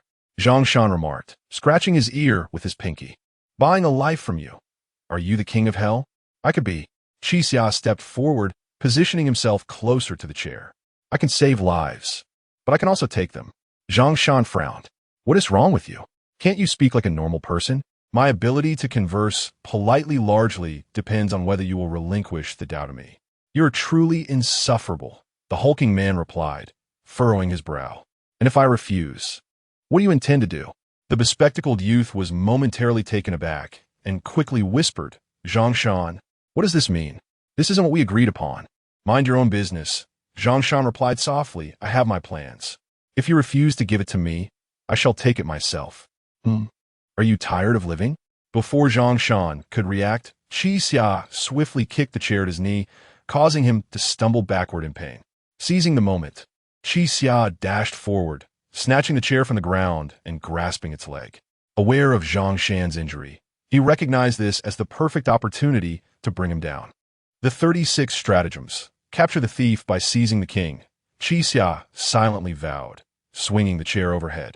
Zhang Shan sensed the impending danger and immediately crouched to shield his head. The next moment, the chair shattered against his arm. Crack! Though it stung, it did not inflict severe harm.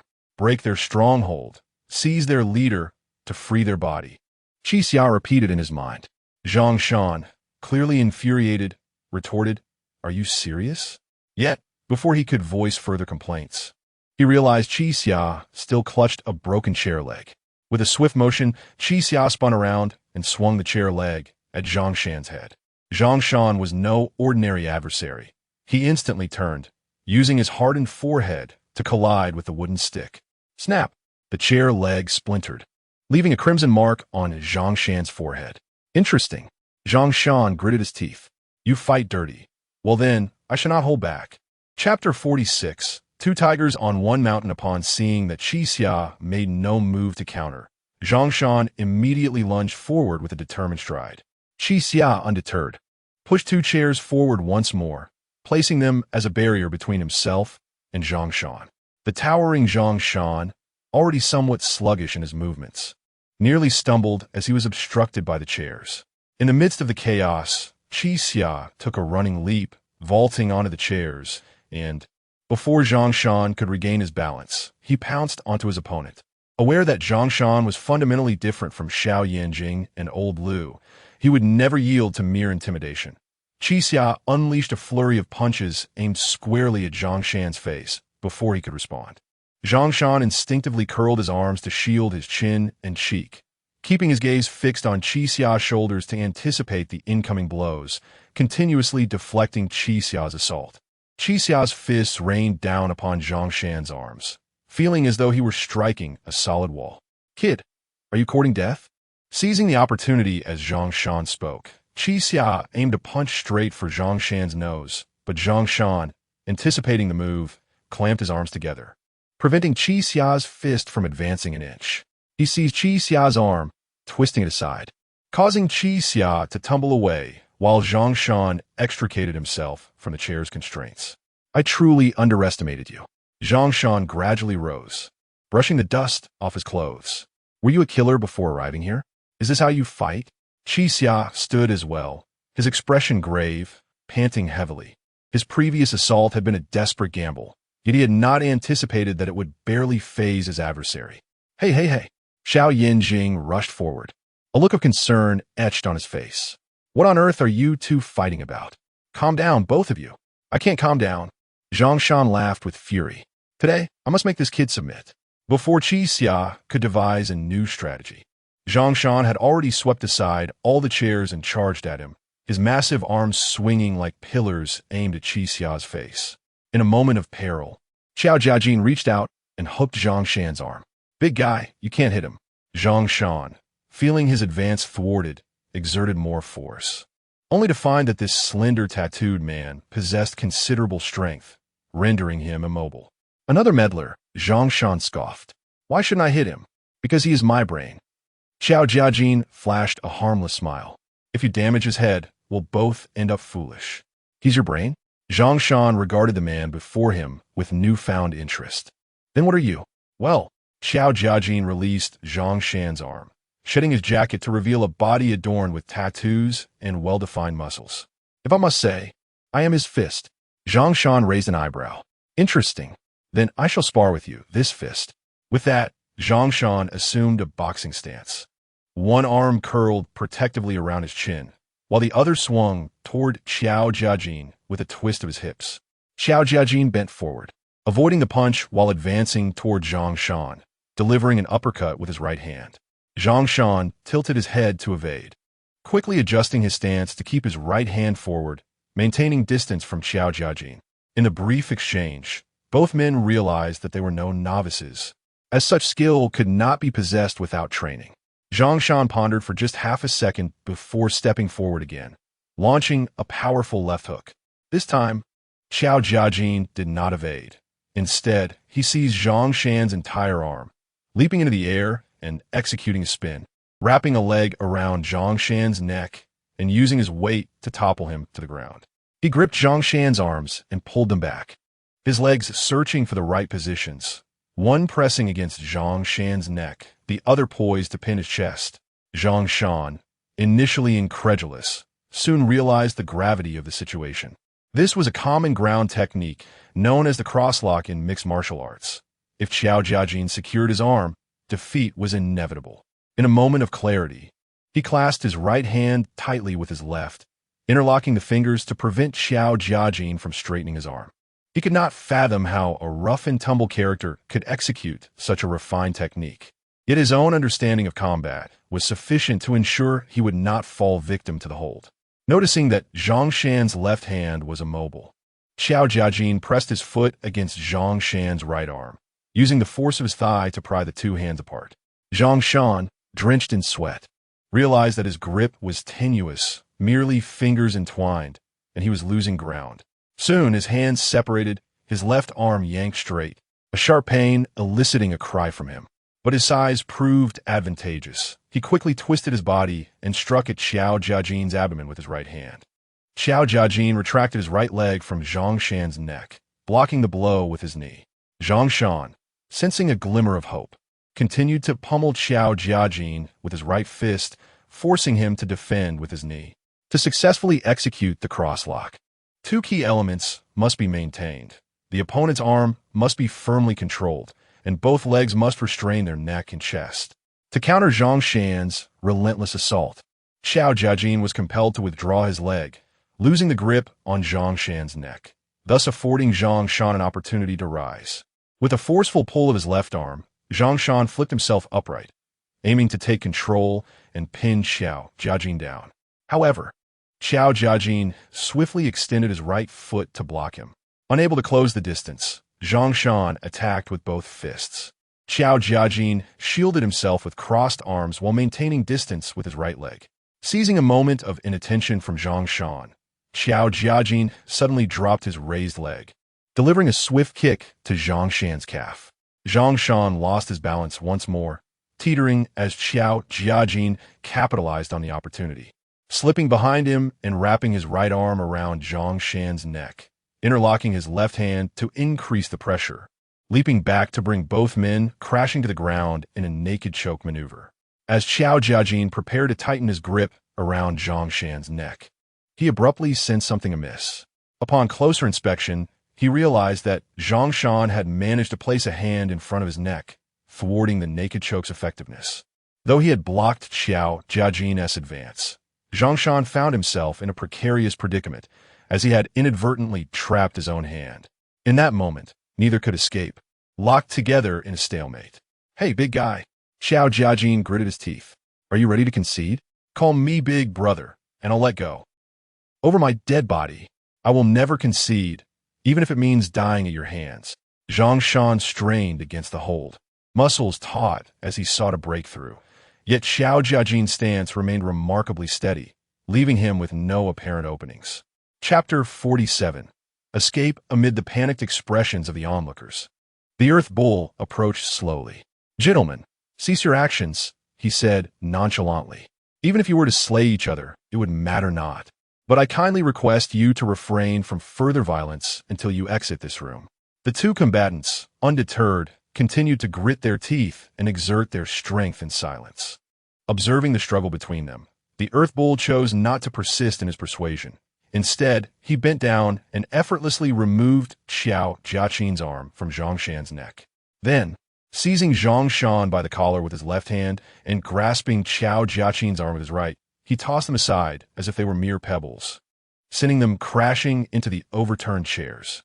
Goodness, Xiao Jiajin felt as though his bones might shatter. On the other side, Zhang Shan fared no better, writhing in agony on the floor, blood oozing from his wounds. "Curse you, old bull. One day, I shall flay your hide." At that moment, the crowd rushed forward to assess the conditions of the two men. "Hey, Xiao Jiajin, are you still alive?" Upon hearing this, Xiao Jiajin forced a bitter smile and replied, "What do you think?" Ting Tian and Lin Xing approached as well, helping him to his feet. Meanwhile, Zhang Shan was assisted by the bespectacled youth and Old El. "Are you all right, Zhang Shan?" the bespectacled youth inquired. "I'm fine," Zhang Shan said, scratching his head, feeling discomfort from his injuries. Yet he regained his composure and remarked to the bespectacled youth, "It seems you were correct. Those two possess quite the talent." Indeed, the bespectacled youth beamed, as if receiving a compliment. The muscular man was exceptionally strong, and the one known as Cheat Boy was remarkably clever. They were undoubtedly worthy adversaries. Old El, however, stood by with a skeptical expression, seemingly unconvinced by the bespectacled youth's assessment. "Come, let us discuss further," Zhang Shan said with a hearty laugh, leading the two forward once more. Yet, scarcely had they taken 3 steps when the Earth Bull placed a dark hand upon Zhang Shan's shoulder. "Still seeking trouble?" Zhang Shan glanced at the Earth Bull and said, "Rest assured, it is merely a conversation." The Earth Bull pondered for a moment before withdrawing his hand. Be cautious. I am watching you. In mere moments, Zhang Shan faced off against Qi Xia and Xiao Jiaqin once again. Stepping forward, Xiao Jiaqin positioned himself protectively in front of Qi Xia. Big guy, are you prepared to settle our score once we step outside? Forget it. Zhang Shan scratched his alarming wound and said, I lack the strength today. Let us arrange a rematch another time. Huh. Xiao Jiaqin chuckled at the banter. Since you are not here to fight, what do you seek from us? That statement is quite unreasonable. Zhang Shan sighed, shaking his head. I did not come here to engage in battle with you. Your companion attacked me without warning. Xiao Jiaqin contemplated this and realized it was indeed true. You did not come to fight us? Qi Xia observed Zhang Shan with curiosity. Then what is your purpose? Zhang Shan turned to the bespectacled youth and old El, signaling for them to present their offerings. Though old El appeared reluctant, he seemed to harbor a certain apprehension towards Zhang Shan and complied with his request. Zhang Shan weighed the 2 bags in his hands before tossing them to Qi Xia. A total of 38 Dao for you. Qi Xia accepted the bags with disbelief, opening one to reveal gleaming golden orbs. What does this mean? Xiao Jiaqin questioned Zhang Shan suspiciously. We have yet to determine a victor. Why would you bestow the Dao upon us? Because it is an agreement made within the game. One must honor their bets. Zhang Shan glanced at the bespectacled youth and continued. Moreover, the bespectacled youth has repeatedly praised you, claiming you are quite impressive. Impressive? Qi Xia and Xiao Jiaqin exchanged glances, uncertain of the other's intentions. I did not come here to cause trouble, Zhang Shan said, tapping his temple with a finger. The bespectacled youth informed me that you defeated the black bear here. Is that true? Qi Xia remained silent, still scrutinizing Zhang Shan with caution. Do not overthink it, Zhang Shan urged. We are gathering a formidable group of individuals to escape this place together. Are you two interested in joining us? Not at all, Qi Xia replied decisively. Do not decline so swiftly. Zhang Shan chuckled innocently, patting Qi Xia's shoulder. You may wish to reconsider. Indeed, the bespectacled youth stepped forward, addressing Qi Xia and Xiao Jiaqin. Mr. Qiao, Mr. Qi, both of you possess exceptional abilities. We have a significant chance of escaping together. Mr. Qi? Qi Xia thought he misheard. Are you addressing me? Yes. The bespectacled youth seemed to second-guess himself, recalling that Xiao Jiaqin had consistently referred to him as Cheat Boy. Qi Xia shook his head in resignation. Names are merely labels. Call me what you will, but I will not join you. Why such firmness? The bespectacled youth queried, perplexed. As the saying goes, strength lies in numbers. Besides, I have participated in the game with you and know you to be a trustworthy ally. If we unite, but I do not trust you, Qi Xia interrupted. Furthermore, only one person can escape this place. What difference does it make how many gather? In the end, will we not simply become fodder? Only one person can escape? The bespectacled youth paused, bewildered. What nonsense is this? Why would only one person be allowed to leave? Is it not so? Qi Xia retorted. The animal masks have stated. Just as Qi Xia was about to elaborate, he suddenly froze. Wait a moment. Why do I believe that only one person can escape? Had someone uttered a similar phrase? No, that was not the case. The human sheep once told Qi Xia that if they won the game, one among them would become a god. At that time, Xiao Jiaqin had clearly asked the human sheep, what happens if we cannot win the game? The reply was merely, it would be a pity. He had never mentioned the possibility of escaping. Could it be that I misunderstood? The term pity is quite ambiguous. Whom was the human sheep lamenting for at that moment? For himself, or for the participants? Qi Xia blinked, as if a realization was dawning upon him. In this cursed place, aside from becoming a god and being destroyed, could there exist an option to escape? Why do you believe it is possible for you to escape together? Qi Xia inquired. Of course, it is because we have encountered those who have escaped from here. Zhang Shan replied. Chapter 48. Harvest, what did you say? Qi Xia's eyes widened in disbelief. You mean someone escaped from here? Indeed, Zhang Shan replied, nodding. But to be precise, we only found that person's notes. This, Qi Xia felt a sense of unease. You found only notes. Yet you're convinced that person managed to escape? Zhang Shan chuckled and said to Qi Xia, let me clarify, my friend. If you wish to join us, we can share this information with you. But for now, whether you believe it or not, That's all I have to say. Qixia grasped Zhang Shan's intent, but struggled to discern the truth in his words. At that moment, a slightly plump girl approached, having overheard Zhang Shan. She inquired, "Hey, are you still accepting new members? I can do anything."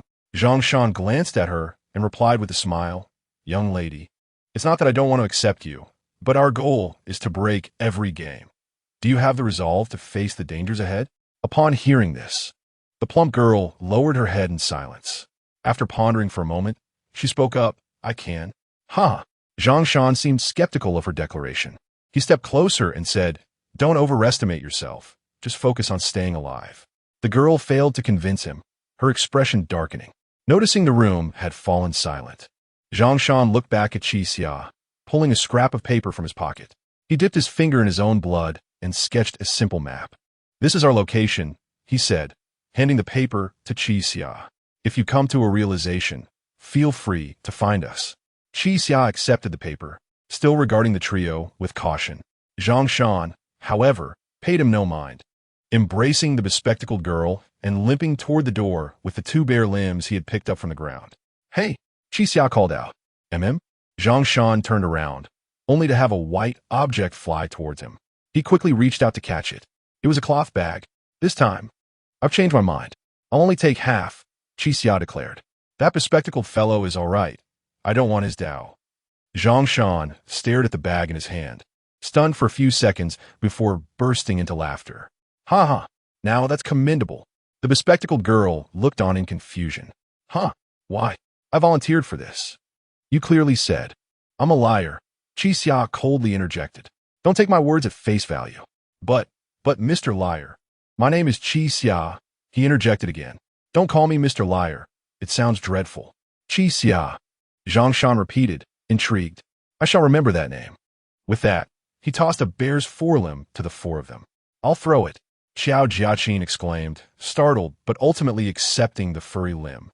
Noting its considerable weight, at least 30 pounds, dripping blood, Zhang Shan remarked, "We three can't consume this much, and it's rather cumbersome to carry.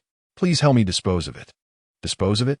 Zhang Shan waved his hand dismissively as he turned to leave.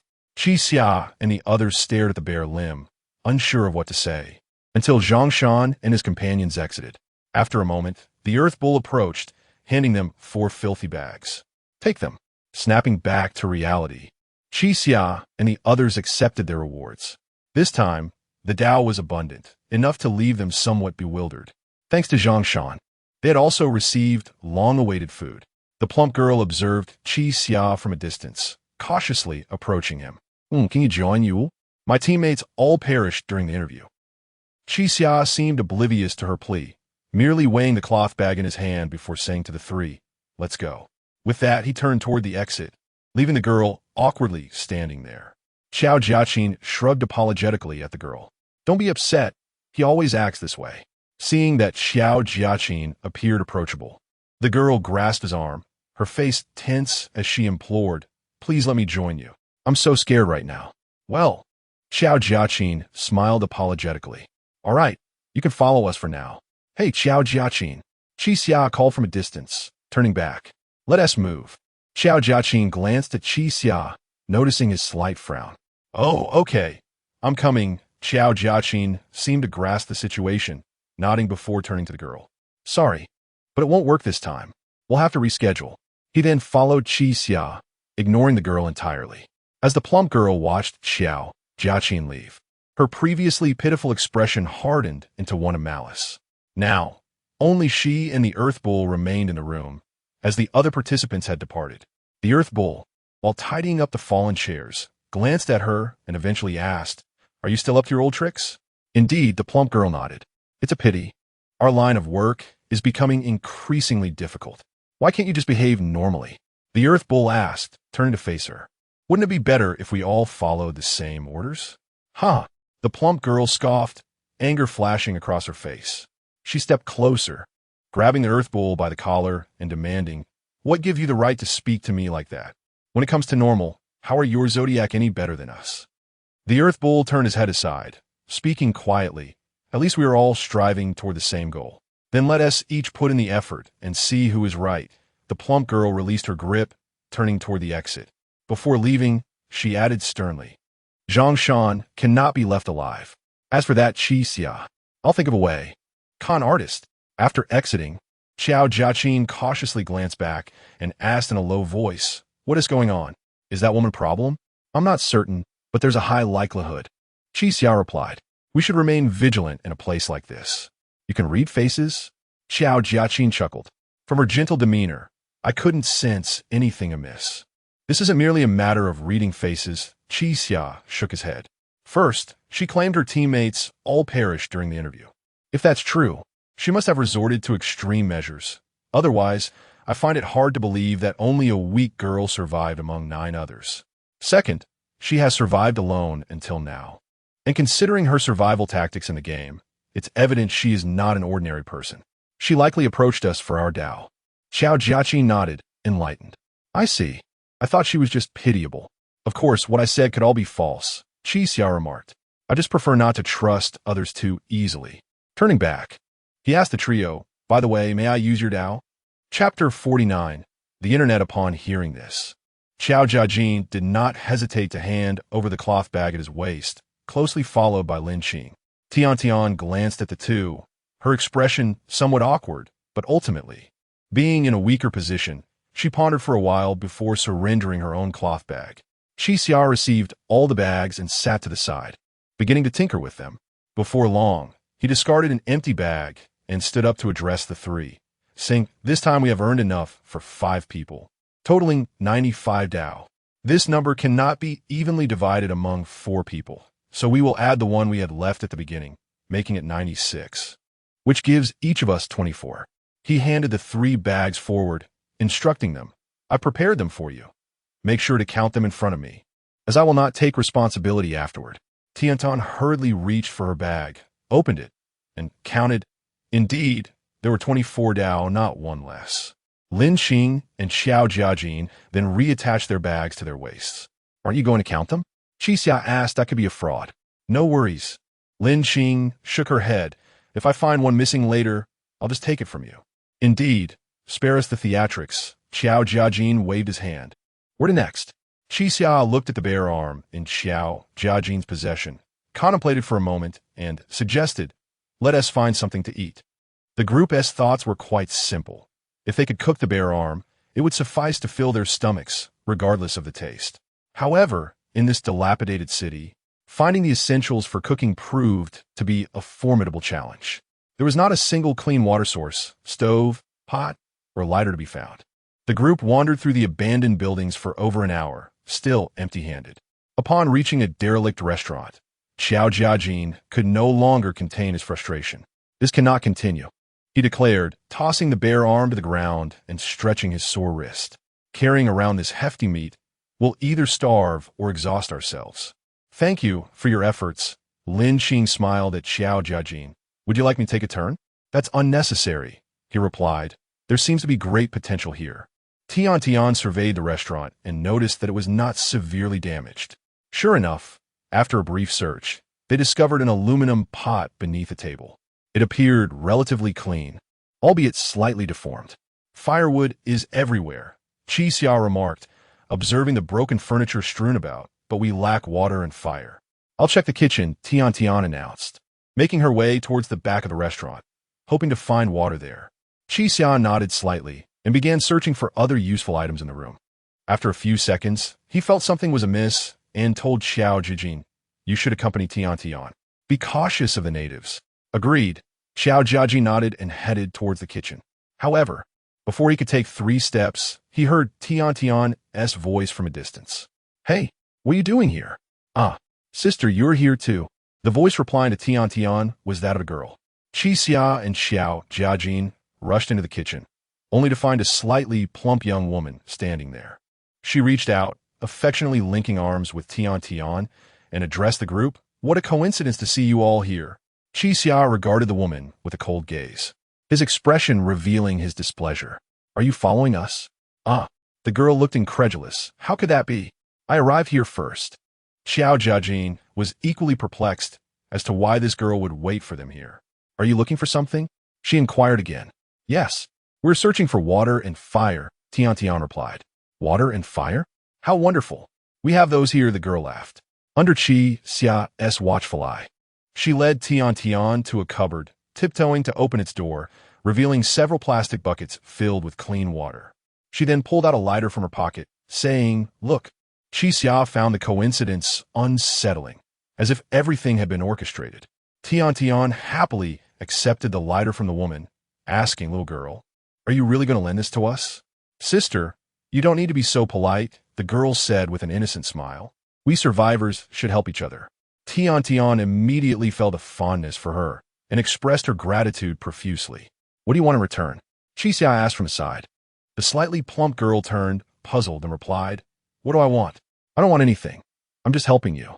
It's best to keep it that way," Qi Xia said, turning away to gather firewood. "That brother is quite strange," the girl remarked, her large eyes blinking. "Why is he so wary of me?" "That's just his nature. You'll get used to it," Tian Tian chuckled. "What's your name, little girl?" "Sister, you can call me Xiao Xiao," she replied. Lin Qing observed Xiao Xiao from the side, feeling that something was off. The girl had a slightly plump figure with broad shoulders, clad in an oversized t-shirt. Yet her cheeks were notably gaunt, a stark contrast to her body. "Xiao Xiao, why don't you stay and eat with us? We can't finish the bear arm with just the four of us," Tian Tian invited. "Sure," Xiao Xiao nodded happily. Qi Xia, noticing her apparent desire to conceal something, ceased his inquiries, hoping she wouldn't attempt to deceive them. Xiao Jiajin gathered a few bricks to construct a makeshift stove, tossing in some old wood to ignite a fire. With Xiao Xiao's assistance, Tian Tian cleaned the pot and boiled some water. Qi Xia, meanwhile, dealt with the bear arm. Although he often cooked at home, he had never prepared bear arm before, so he treated it as he would a chicken. After briefly scalding it in hot water, he plucked the fur, peeled off the skin, and rinsed away the blood, insisting that Xiao Xiao not touch the ingredients, and no one objected. Xiao Jiajin retrieved a rusty kitchen knife from the kitchen, sharpened it slightly, and chopped the prepared bear arm into 2 pieces, casting them directly into the pot. This was the most refined cooking method they could muster. As they watched the water in the pot slowly come to a boil with bubbling sounds, the 4 of them gathered around, quietly observing the iron pot in silence.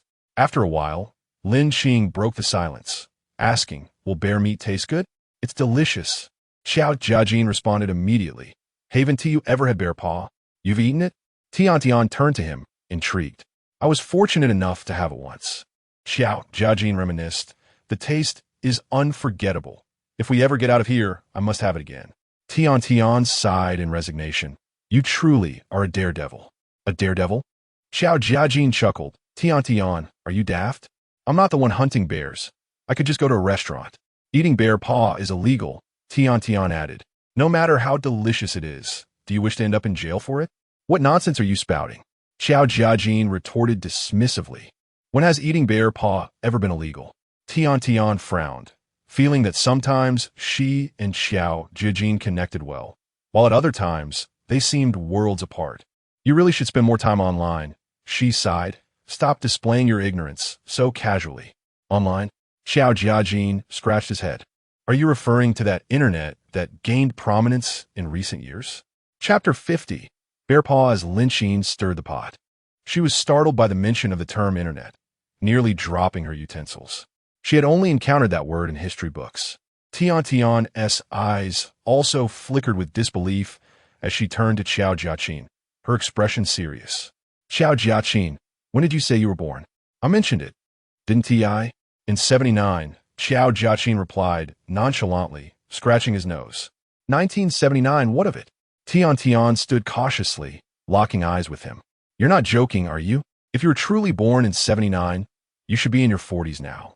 Lin Qing paused at this revelation, glancing at Tian Tian.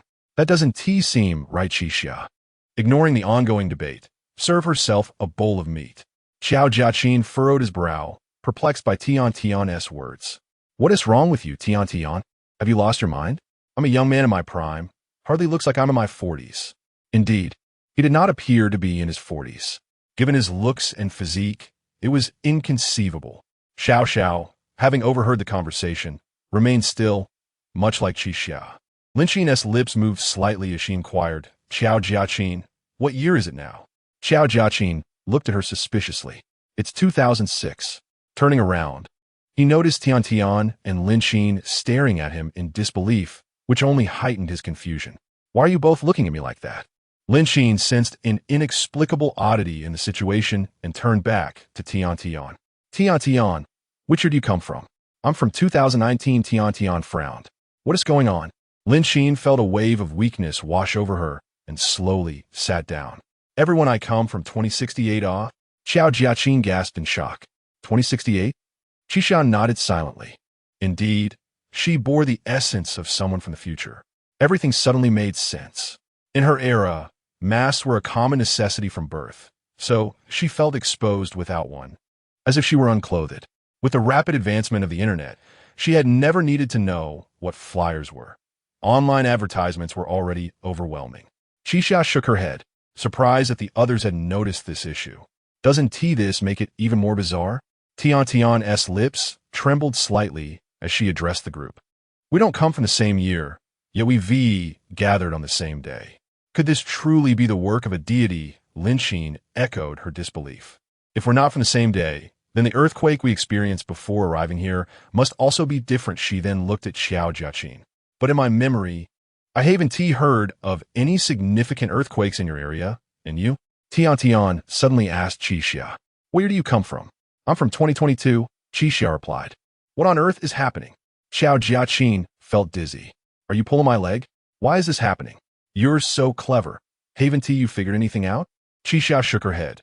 None of the theoretical knowledge she possessed could explain the current situation. Why did everyone come from different time periods? Was the selection of these individuals by the deity random or intentional? What was the span of time among the participants? Regardless, we will only gather here for 10 days. Qixia looked out at the dark red sky with unwavering resolve. I don't care if this is the doing of a deity. Right now, I just want to fill my stomach and find the way. Even if you're deeply concerned about this matter, I do not recommend pursuing the truth. Upon hearing Qixia's words, the group gradually took their seats. Indeed, Qixia was right. They needed to leave.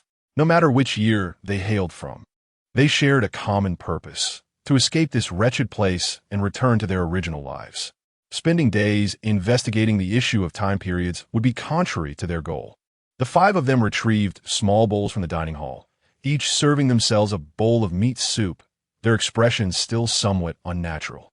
The mystery of this place seemed to envelop them in layers, and there was much they wished to unravel. But as Qixia said, seeking the truth would undoubtedly waste precious time. What was more important, the truth or the escape? Yes, let us not dwell on it. Tian Tian sighed. Haven't we experienced enough of the incredible?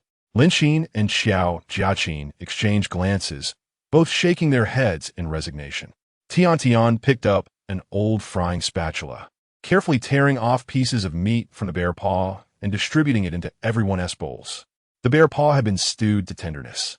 A gentle touch caused the meat to separate from the bone. A rich aroma wafted through the air, filling everyone's nostrils with its savory essence. It smells quite good. Xiao Jiaqin swallowed hard and took his bowl. Qixia held her bowl in hand, remaining motionless. Casting a sidelong glance at Xiao Xiao, she observed her beginning to eat, prompting Qixia to wait silently for a moment. Only after confirming the food before her was entirely safe did she tear off a piece of white meat from the bone. Bringing the bare meat to her nose, the enticing fragrance enveloped her senses. She then placed the meat into her mouth, and upon taking a gentle bite, the scalding juices erupted within. Qixia gasped, exhaling a few puffs of hot air, then chewed hastily, swallowing the white meat. It's terrible. She never imagined bear meat could taste so unpalatable. The texture was greasy and rich, leaving a lingering gamey flavor after just a few chews. Perhaps it was due to the absence of any seasoning, or perhaps bear meat simply tasted like this. Regardless, after that first bite, Qixia had no desire to touch this dish again. She glanced at Lin Xin beside her, who wore a similar frown. Her features contorted as if she had bitten into a particularly sour lemon. Xiao Jiaqin and Tian Tian, however, appeared unfazed, chewing heartily as they looked at the two. What is wrong? Not tasty? Xiao Jiaqin inquired. What do you think? Qixia retorted. We come from different eras. Could our taste buds differ as well? It's indeed quite awful, Xiao Jiaqi mumbled through a mouthful of food. But we need to survive, right? You must have never eaten leftovers from the trash in your childhood, right? Upon hearing Xiao Jiaqin's words, Qi Xia found it amusing. Setting her bowl down, she said with a hint of sarcasm, Xiao Jiaqin, your usual diet must be quite diverse. Not only have you eaten bear paws, but also trash. Watch yourself. You're being a bit presumptuous. Xiao Jiaqin stuffed another large piece of meat into his mouth, declaring, do you know how much older I am than you? From now on, call me Grandpa Xiao, and I'll look out for you. I've eaten more trash in my lifetime than you've had bear paws. I'll say it again. I've neither eaten bear paws nor trash. Tian and Lin Qin found themselves laughing at the banter between the two, as if the food in their hands had suddenly become more palatable. Indeed, regardless of the years they hailed from, they were comrades in this moment. Qi Xia ceased her verbal sparring with Xiao Jiaqin, taking a few more pieces of meat from her bowl. In any case, consuming something was far better than remaining hungry. They knew not what other games awaited them, and they needed to maintain their strength. A piece of the bear's paw landed in Qi Xiao's bowl. She had assumed that the so-called bear paw would differ from other parts, but after just one bite, she was met with a wave of nausea. This particular part is far more fatty than others, with a texture akin to that of a mouthful of greasy mucus, reeking with an unmistakable pungency. Did the ancients truly regard this as a delicacy? Chapter 51. Xiao Xiao and her companions consumed a modest portion of bear meat, followed by the savoring of the broth, which, it must be said, was more palatable than the meat itself. Perhaps their parched throats made everything taste sweeter. Let us leave the remaining bear meat here, Qi Xia suggested, stretching her limbs. If we manage to return alive tonight, we can have another meal. Suddenly, Xiao Xiao interjected, I want another bowl. With that, she took her bowl and added more bear meat. It's up to you, Qi Xia replied, slowly rising to her feet and glancing at the sky. It was likely afternoon. We must hurry. We, for individuals, have only secured 95 Dao. At this rate, we are far from our goal of 360. That's true. Xiao Jiajin concurred, standing as well. Let us move. Tian and Lin Qing tidied their belongings, brushing off the dust from their clothes. When they turned around, they noticed that Xiao Xiao remained seated, seemingly oblivious to their departure, continuing to eat from her bowl. Xiao Xiao, aren't you coming? Tian inquired. Xiao Xiao, with a large piece of fatty meat in her mouth, licked her fingers but did not respond. Let her be, Qi Xia remarked, sensing something sinister in her intentions. It would be better for us to part ways early. Let us go. Xiao Jiajin nodded and turned back towards Qi Xia. At that moment, a resounding chime echoed from afar. Ding! Confusion spread across their faces. Just as Qi Xia was about to speak, she suddenly perceived a wall rushing towards her. What? Before she could react, she collided forcefully with the wall. Several seconds passed before she comprehended her situation. It turned out she had fallen face first onto the floor. She had never experienced such a bizarre sensation, as if all her senses were in disarray. Struggling to turn her head, she saw that Xiao Jiajin, Lin Qing, and Tian were sprawled on the ground, eyes shut, seemingly unconscious. What is happening? Qi Xia felt the eerie atmosphere and, in disbelief, shook her head. She attempted to raise her left hand, but instead lifted her right. She tried to stand, only to fall back down. The sensation was reminiscent of being intoxicated, yet her mind remained surprisingly clear. Xiao Xiao fixated on her bowl, devouring the remaining meat as if nothing were amiss. What have you done? Qi Xia glared at Xiao Xiao. Have you poisoned us? Although she questioned her, doubt lingered in her mind. Xiao Xiao had consumed more bear meat than anyone else. If it were truly poison, why was she unaffected? Qi Xia, listen, the bell has rung, Xiao Xiao said calmly. The bell has rung. What does that mean? It means, I wish to propose a condition, Xiao Xiao replied, placing her empty bowl down and rising to her feet. A condition. Qi Xia gazed at the slightly plump woman before her, once believing her to be merely cunning, but now realizing she was far more formidable than she had imagined. The other party now held the upper hand, leaving Qi Xia with no right to refuse. What condition do you wish to discuss? Qi Xia inquired. Cease collecting Dao, Xiao Xiao stated. Live here peacefully. What? Qi Xia had considered numerous possibilities, but never anticipated this. The other party was not here for the Dao. You want me to live here peacefully? Qi Xia attempted to rise, but found her limbs unresponsive, only able to lie on the ground and grumble. Why on earth would I want to live here? Xiao Xiao wiped her greasy hands on her pants and approached the four, stripping them of their Dao. Finally, she squatted beside Qi Xia, her expression devoid of emotion. Because you are too strong, and you have the potential to collect enough Dao. Isn't that a good thing? Qi Xia gritted her teeth. I will unravel the mysteries of this cursed place and lead everyone out. No, I cannot allow that to happen. Xiao Xiao replied coolly, shaking her head. I will not permit anyone to succeed in collecting Dao. I must protect this place, and if you persist in your foolishness, you will regret it. I see. Qi Xia scoffed. You appear to be a rational person, yet you are a madwoman. You wish for me to live here like those soulless husks? Has no one informed you that this cursed place has only 10 days left to exist? It is destined for obliteration. Destined for obliteration? Xiao Xiao nodded, seemingly unsurprised by this revelation. Let me rephrase. I want you to wait quietly for obliteration in these days, and you are not permitted to collect Dao any longer. You, lunatic, Qi Xia said slowly. What will you do if I refuse? Will you kill me? Perhaps, Xiao Xiao replied. You won T. Oh, why not? Because you have the opportunity to kill me right now, Qi Xia asserted. You could have easily killed me, but chose to discuss conditions instead. Why is that? Upon hearing this, Xiao Xiao furrowed her brow and turned away to remove the pot, casting all the Dao into the flames. Hey, Qi Xia shouted, what is wrong with you? As the fire crackled, the Dao they had fought for turned to ashes. At that moment, Xiao Xiao turned back to Qi Xia, sadness etched on her face. I do not kill you because I hope that one day you will join us. Qi Xia felt that communication with this woman named Xiao Xiao was futile. Do you not understand? There are only 10 days left. After 10 days, everything will vanish. What do you mean by joining you someday? After a brief pause, he asked, Who is us? Qi Xia, Xiao Xiao replied, In 10 days, you will understand everything. This place, these people. She gestured toward the three lying on the ground, saying to Qi Xia, They are inconsequential. Their deaths are of no consequence. But you are different. You must live here. Stop with your nonsense, Qi Xia retorted. How could you possibly know whether they are important to me? Xiao Xiao hesitated for a moment, as if recalling something. I can prove to you their deaths are trivial. What do you intend to do? With that, Xiao Xiao removed her outer garment, revealing a sports tank top beneath. At that moment, Qi Xia realized that the woman before him was far from slightly plump.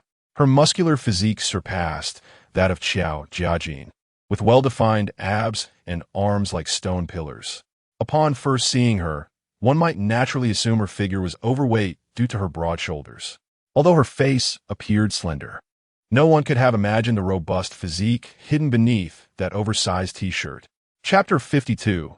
The Path of Extremes. Xiao Xiao casually shattered a table, picking up a wooden plank embedded with nails from the ground, and slowly approached Xiao Jiajin.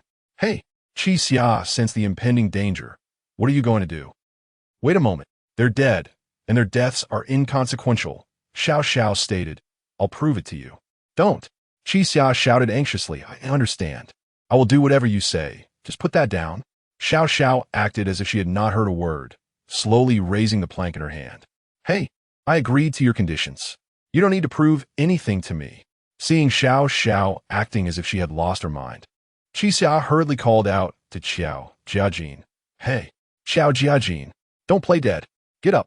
Just as his words fell, the wooden plank descended, its nail-laden side piercing directly into Xiao Jiajin's skull. Long live the Path of Extremes, she said with a smile. Xiao Jiajin trembled, his limbs spasming violently a few times before falling silent. Hey, Xiao Jiajin. Qi Xia stared wide-eyed, his lips moving. Speak, Xiao Jiajin. What are you pretending for? Even a bear couldn't kill you. How can nail possibly do it? Qi Xia received no answer from Xiao Jiajin, but witnessed the spreading bloodstain. He realized that anyone with a nail driven into their brain could not survive. Xiao Jiajin was dead. Xiao. Qi Xia looked at the scene before him in disbelief, a single phrase echoing in his mind. You have the brains. I have the brawn. Shall we collaborate? Qi Xia, look, Xiao Xiao said with a smile. Their deaths are insignificant. Ah. Qi Xia suddenly let out a horrifying scream. A wave of excruciating pain surged through his mind, and his hands and feet regained sensation, but he could only roll on the ground, clutching his head. Noticing Qi Xia's sudden mobility, Xiao Xiao paused momentarily. The duration of this headache was exceptionally long. Qi Xia felt as though the nail had not pierced Xiao Jiajin, but was instead lodged in his own brain, stirring his brain matter, rendering him in agony. 2 minutes later, the pain abruptly vanished, and he stood up expressionless. Impressive, Qi Xia, Xiao Xiao remarked. You can ignore my echoes? I advise you to stop. Qi Xia said coldly, whatever it is directed at me. No, Xiao Xiao replied. I must make you understand that these people can be killed at will. And you can kill them too. Why would I kill them? Qi Xia's eyes were icy, his demeanor devoid of any emotion. I am not like you madmen. Do not compare me to you. It seems you still do not understand. Xiao Xiao shook her head in resignation. Then, with a flick of her wrist, she pulled the nailed plank from Xiao Jiajin's head, shaking off the blood as she said to Qi Xia, once I have killed them all, you will naturally understand. Having said that, she strode directly towards Tian Tian. Mad woman, enough. Qi Xia's lips moved. We have barely managed to survive until now. Who are you to decide our fates? That is why I say it is meaningless. Xiao Xiao once again raised the plank. This time, Qi Xia did not give her the chance. He charged forward, intending to knock the woman down, but despite his immense force, she did not budge. He had to alter his strategy, embracing her sturdy waist like a load-bearing wall and pushing her backward. Xiao Xiao took 2 steps back, her expression turning cold. Qi Xia, I am clearly helping you, yet you remain obstinate. It chills my heart. Xiao Xiao shook her head, grasping Qi Xia's neck and tossing him aside as one would a dog. Qi Xia crashed against the wall, crying out in pain. He felt the woman's strength was extraordinarily formidable, indicative of rigorous training. Long live the path of extremes, Xiao Xiao chuckled, and the plank once again fell, piercing through Tian Tian's head. In Qi Xia's mind echoed Tian Tian's voice. I came here only because I was unwelcome there. The excruciating pain surged once more, and Qi Xia writhed on the ground, clutching his head in despair. Tian Tian was dead. Qi Xia felt as though his head would split open. Darkness enveloped his vision, and his consciousness began to fade. Just before losing consciousness, he heard the distant tolling of a great bell. Xiao, look. Yun Yinan held up a worn-out shirt, seemingly showcasing it to Qi Xia. Look here. She extended her fair finger to point at a pocket on the shirt's chest, where a cartoon sheep was sewn. I've mended the tear you made. Quite skilled, wouldn't you say? Indeed, Qi Xia nodded while devouring instant noodles. But why not buy a new one? To save some money. Yun Yinan smiled. Once we have money, you can buy as many as you want for now. Let's make do. Qi Xia paused slightly upon hearing this, setting down his instant noodles. Xiaoan, we will soon have money. If my deal goes through, we will have 2 million. I believe it. Yun Yinan nodded with a smile. Xia, there are many paths in this world, and everyone has their own. I believe you will surely succeed. Qi Xia nodded, feeling extraordinarily reassured. He wanted to say something more to Yun Yinan, but suddenly noticed the sky outside. The dark red sky was adorned with a dusty yellow sun. Qi Xia blinked, sensing something was amiss. What is going on? He turned back to look at Yun Yinan, only to find her face had morphed into Xiao Xiao's. With a smile, Xiao Xiao moved her lips, speaking. Long live the path of extremes. In the next moment, 2 figures emerged behind Xiao Xiao, revealing Xiao Jiajin and Tian Tian. Their foreheads oozed with brain matter and blood, glaring at Qi Xia with a twisted expression of resentment and unwillingness. You! Qi Xia was suddenly engulfed by a wave of fear, and he immediately tumbled off the chair, running out the door. He needed to escape this cursed place. This was all a nightmare. Upon opening the door to his room, he was met with an even deeper despair. Outside was an endless corridor lined with countless doors, and from each, figures wearing animal masks emerged. Qi Xia. A flurry of anxious voices pulled him back. He slowly opened his eyes, finding Lin Jing's clean face before him. Lin. Qi Xia frowned. Feeling a splitting headache, what happened? Tears welled in Lin Jing's eyes as she sobbed. You scared me to death. I thought you were dead like Xiao Jiajin and Tian Tian. It was only then that Qi Xia recalled the horrifying ordeal. Standing in a daze as he gazed at the distant corpses of Xiao Jiajin and Tian Tian, momentarily lost in thought. Though this was not a dream, it was a reality far more terrifying. Qixia, what on earth happened? Lin Jing choked. Who killed them? Qixia did not respond. Instead, he looked at Lin Jing with an expressionless face and asked, slightly puzzled, why are you still alive? Chapter 53. New Goals. Lin Ping was evidently taken aback after hearing the words. What does it mean? Why am I still alive? She gradually stepped back, sensing a certain danger emanating from Qixia. What do you intend to do? Upon witnessing Lin Ping's reaction, Qixia seemed to grasp something and slowly approached Xiao Jiajin and Tian Tian. Qixia, do you know something? Lin Ping asked, her voice trembling. What on earth has happened? Qixia crouched down, gazing intently at the two comrades she had known for barely 2 days, her heart a tumult of emotions. Despite her despondency, the moments spent with them conjured a relentless ache in her mind, as if a worm desired to break free, causing her excruciating pain. Lin Ping looked at Qixia with apprehension. Speak, please. The woman named Xiao Xiao killed them, Qixia whispered. I shall make her pay in blood. Xiao Xiao. Lin Ping blinked in disbelief. Is she the girl we encountered before? Qixia gently brushed her fingers across Tian Tian's forehead, where a small cavity marked the spot where a nail had pierced through. Tian Tian had once mentioned that she could die here. Yet now, she did not even know why she had perished. But I don't understand why. Lin Ping lamented. Why did she kill Xiao Jiajin and Tian Tian? Qixia paused slightly before responding. I too wish to know why she committed such an act. More importantly, I want to know why she spared you. No wonder you would ask me that. Lin Ping seemed to comprehend Qixia's implication. But I do not know why I survived. Even if you suspect me, I cannot prove my innocence. I did have my doubts when I first awoke, but they have since dissipated. After all, you appeared fearful that I might kill you, which is not the demeanor of a conspirator. Qixia cast a lingering glance at Xiao Jiajin and Tian Tian and then slowly rose to her feet. You thought I was the one who killed them, didn't you? I. Lin Ping lowered her head in frustration. Indeed, it is true, as only the two of us remain alive. The murderer must be. Qixia disregarded her words and continued. Xiao Xiao told me to abandon my search for the Tao, but I do not intend to heed her advice. Lin Ping furrowed her brows and pondered this statement carefully, unable to suppress her curiosity. She urged you to give up the search for the Tao. Why? I do not know. Qixia replied, shaking her head. They seem to be part of an organization, and, if I am not mistaken, they are obstructing others from gathering the Tao. This is exceedingly perplexing. As she spoke, Lin Ping reached for her waist and exclaimed, Where's my Tao? She glanced at Qixia's waist and then down at Xiao Jiajin and Tian Tian's waists. Everyone's Tao was gone. This is precisely what I wanted to convey to you, Qixia murmured. That woman is not collecting the Tao. She is annihilating it. She then pointed toward the extinguished furnace nearby and told Lin Ping, I witnessed her burn our Tao to ashes. But that doesn't make sense. Lin Ping seemed unable to comprehend. Did you not say that the judges would never permit such acts of murder for the Tao?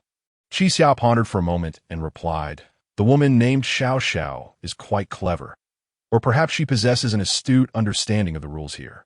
First, as I mentioned, she did not seize the Tao, she merely destroyed it. Second, when she removed or obliterated the Tao, Xiao Jiajin and Tian Tian were still alive. From any perspective, she did not violate the rules.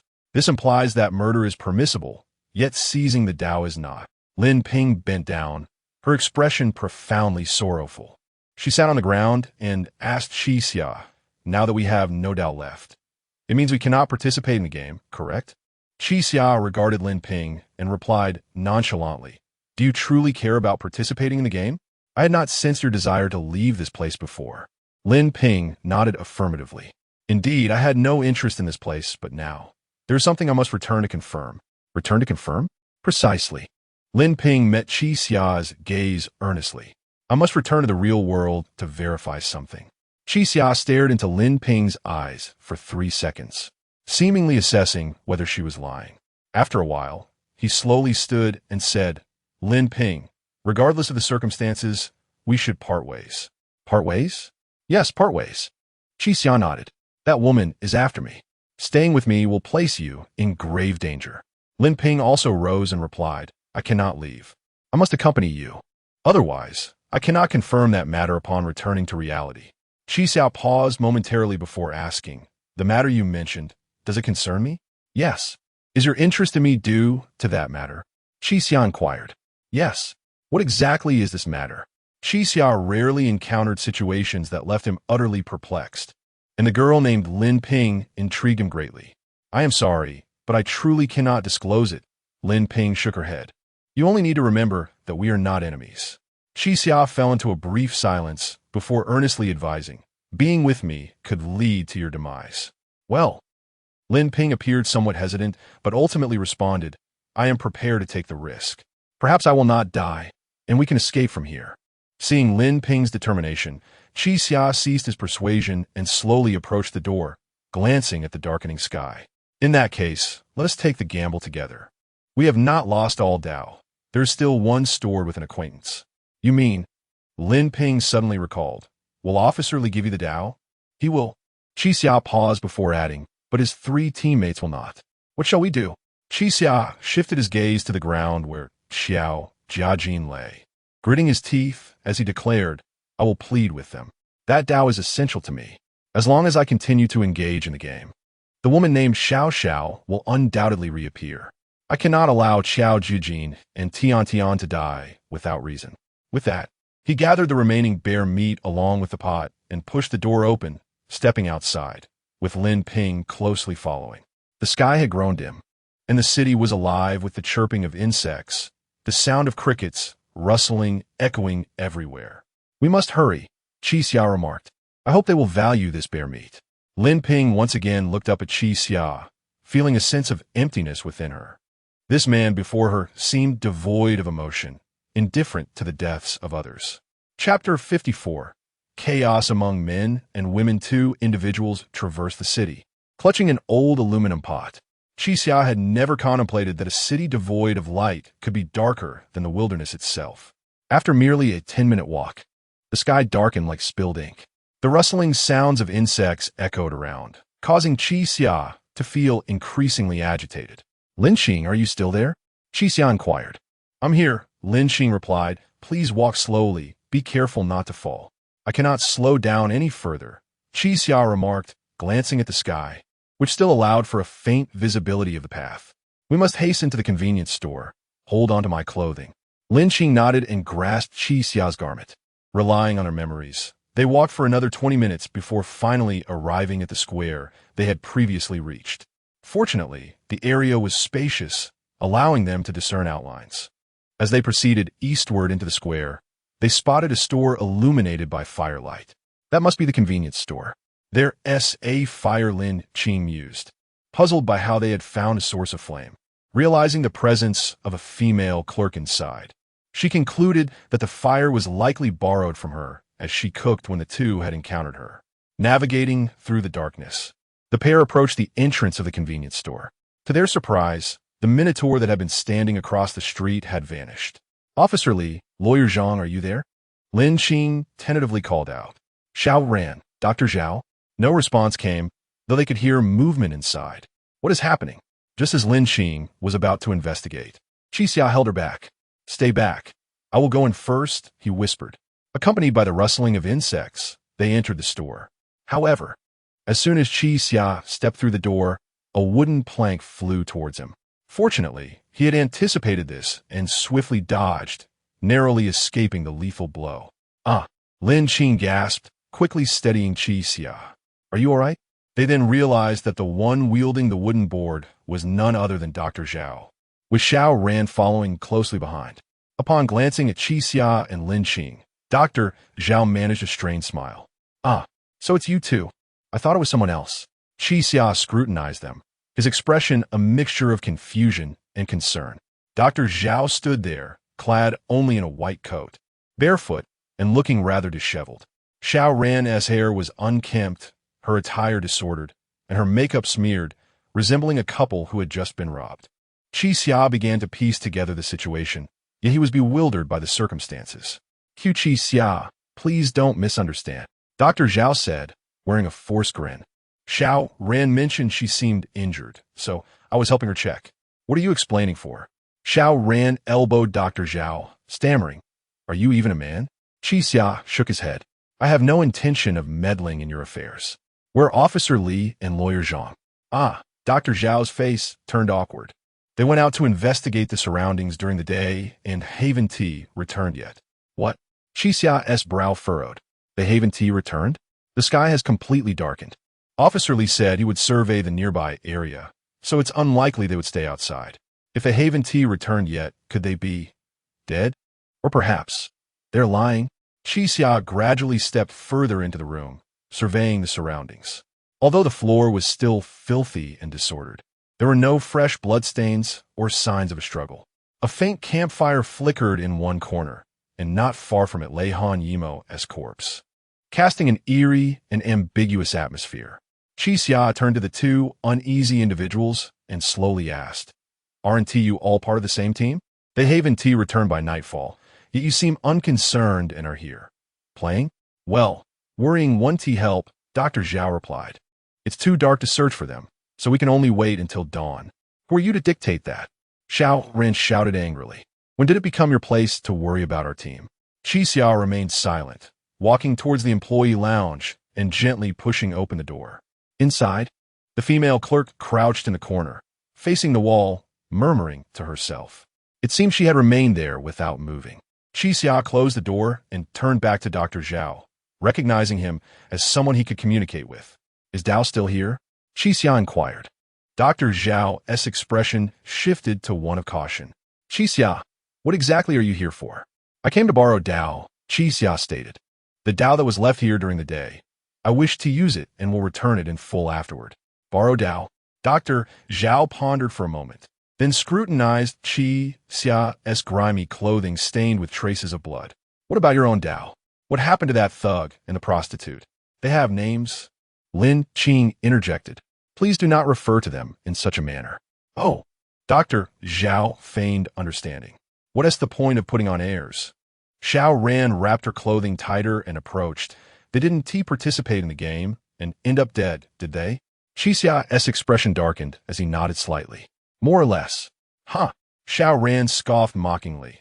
Weren't you so adamant about collecting 3,600 Dao to leave? Now you've killed your teammates and come to borrow ours? Qi Xia raised his gaze to meet her own, calmly stating, While the situation is indeed, as you say, I advise you to cease your provocations. At this moment, Dr. Zhao hurriedly intervened, attempting to mediate. Let us not escalate things, let us talk this through. Turning back to Qi Xia, he continued, It's not that we do not wish to lend it to you, but Officer Li took Dao away. Took it away? Qi Xia paused. Yes, Dr. Zhao gestured towards the restaurant across from them. After you left, they went there to participate in a game and apparently won. Then they went elsewhere. Qi Xia followed Dr. Zhao's finger and quickly identified a discrepancy. What do you mean by apparently won? You were so close. And you didn't even know if they won or lost. Well, Dr. Zhao frowned, chuckling awkwardly. Initially, Xiao Ran didn't want them to take Dao, but Officer Li insisted on checking it out. They had differing opinions and ended up arguing. We couldn't inquire further, so we let them go. After all, who would want to accompany them on a death wish? Let them go. Qi Xia's eyes widened in disbelief as he seized Dr. Zhao by the collar with great force. Ouch! Xiao Ran, startled, lunged at Qi Xia. What are you doing? Qi Xia sidestepped and swiftly tripped Xiao Ran, causing her to fall onto the filthy floor with a resounding thud. Taking a deep breath, Qi Xia glared menacingly at Dr. Zhao. I was being polite for Officer Li's sake, yet you all dared to part ways like this? Chapter 55. Insect Song Lin Qing was startled by Qi Xia's actions and hurriedly stepped forward to grasp his arm. Qi Xia, please calm down. She found it difficult to comprehend why the usually composed Qi Xia had suddenly become so irritable. Yet, Qi Xia did not release his grip. He held tightly on to Dr. Zhao's collar, gritting his teeth as he exclaimed, How can I calm down? Do you have any idea how many people I witnessed die today? Lin Qing lowered her head in silence. Indeed, from the onset of the rat-human ordeal to the tragic fates of Qiao Jiajin and Tian Tian, they had encountered far too many moments teetering on the brink of death. No wonder, Qi Xia continued, no wonder your first instinct upon hearing someone enter is to grab a plank and strike. You all know Officer Li and Lawyer Zhang would not return, right? A flicker of panic crossed Dr. Zhao's face. No. Qixia, listen to me. I am powerless in this situation. They genuinely sought death. Seek death? Qixia scoffed. You have never stepped outside this door, so you know nothing of the outside world. Officer Li must have spoken with the bullhead across the street. He discovered that this game does not lead to death but may offer a chance at Dao, which is why he left with Lawyer Zhang. Huh, Doctor. Zhao's expression turned one of confusion, clearly hearing this information for the first time. It doesn't lead to death? How could that be? At that moment, Xiao Ran rose from the ground, wiping the mud from her face, her anger palpable as she turned to Dr. Zhao. Zhao Haiba, what are you still doing here? They are bullying us. But Dr. Zhao's face was evidently grim. Useless. Xiao Ran shouted in frustration. Why are you so incompetent? Qixia glanced between Xiao Ran and Dr. Zhao, feeling a wave of despondency wash over him. He could scarcely afford to linger here with them. With this thought, he quietly released his hold. Now, Qixia was completely at a loss. Where could Officer Li and Lawyer Zhang have gone? Had they encountered the Earth character of the Zodiac? Had they participated in the life-risking game? Were they still alive? The rustling noises outside grew louder. The cacophony of insects sounding as if a cricket was perched just beyond the door, making it impossible to think clearly. Qixia, what should we do? Lin Qing asked, her expression filled with sorrow. Qixia lifted his head and inquired of Dr. Zhao. Did they mention where they were going? He clung to a sliver of hope in his heart. Officer Li was cautious. If he truly intended to leave, he would likely leave behind a clue. No. Dr. Zhao shook his head, but I saw them leave the bullhead game and head down the street to the right. Right? Qixia gazed at the pitch-black sky outside, mentally calculating. Officer Li likely wouldn't venture too far. He merely wished to distance himself from the two of them. After all, he had once expressed his desire to reunite and exchange information. Thus, it was reasonable to assume he would remain nearby, possibly at the game room closest to them, which was likely across the street at the restaurant. With a general direction established, Qixia felt reassured. Although darkness enveloped the world, he was reluctant to remain in the same place as the two of them. He retrieved a wooden stick from inside the room, approached Han Yimo's lifeless body, and whispered, Brother, even in death, you cannot find peace. I apologize for your plight. What are you doing? Xiao Ran asked, irritation lacing her voice. Without responding, Qixia tore a piece of fabric from Han Yimo's clothing, affixed it to the end of the stick, and smeared some dry dirt onto it. After completing these tasks, he moved toward the flickering light, igniting the fabric-wrapped end to create a makeshift torch. Lin Qing, I intend to go out to find them, Qixia declared. I am uncertain of the dangers outside, but I cannot stay here. Will you wait until dawn? Regardless of whether I find them or not, I will return for you. Lin Qing turned a glance at Xiao Ran and Dr. Zhao before shaking her head.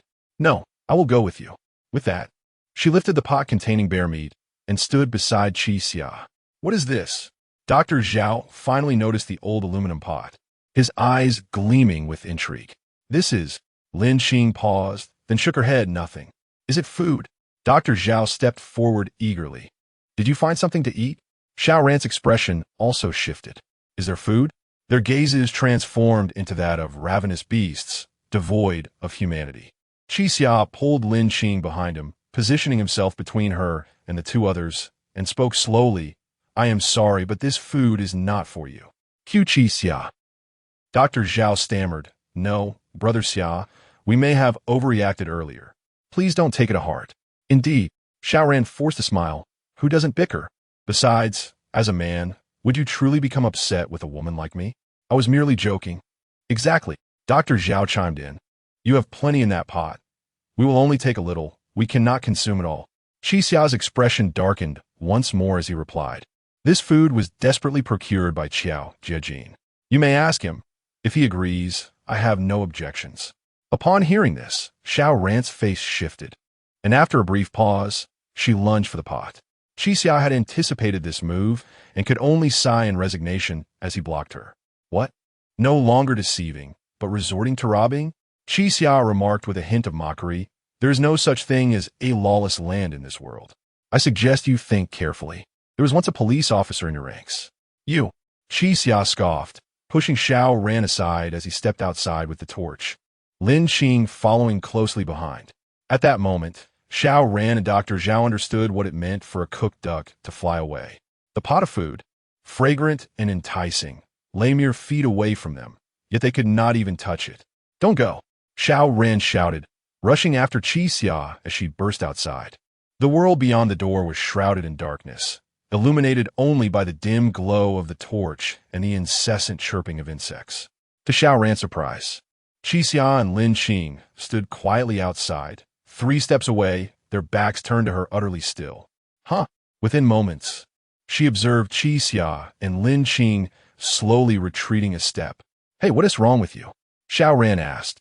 Lin Qing, resembling a robot, turned her head stiffly. Fear etched in her eyes.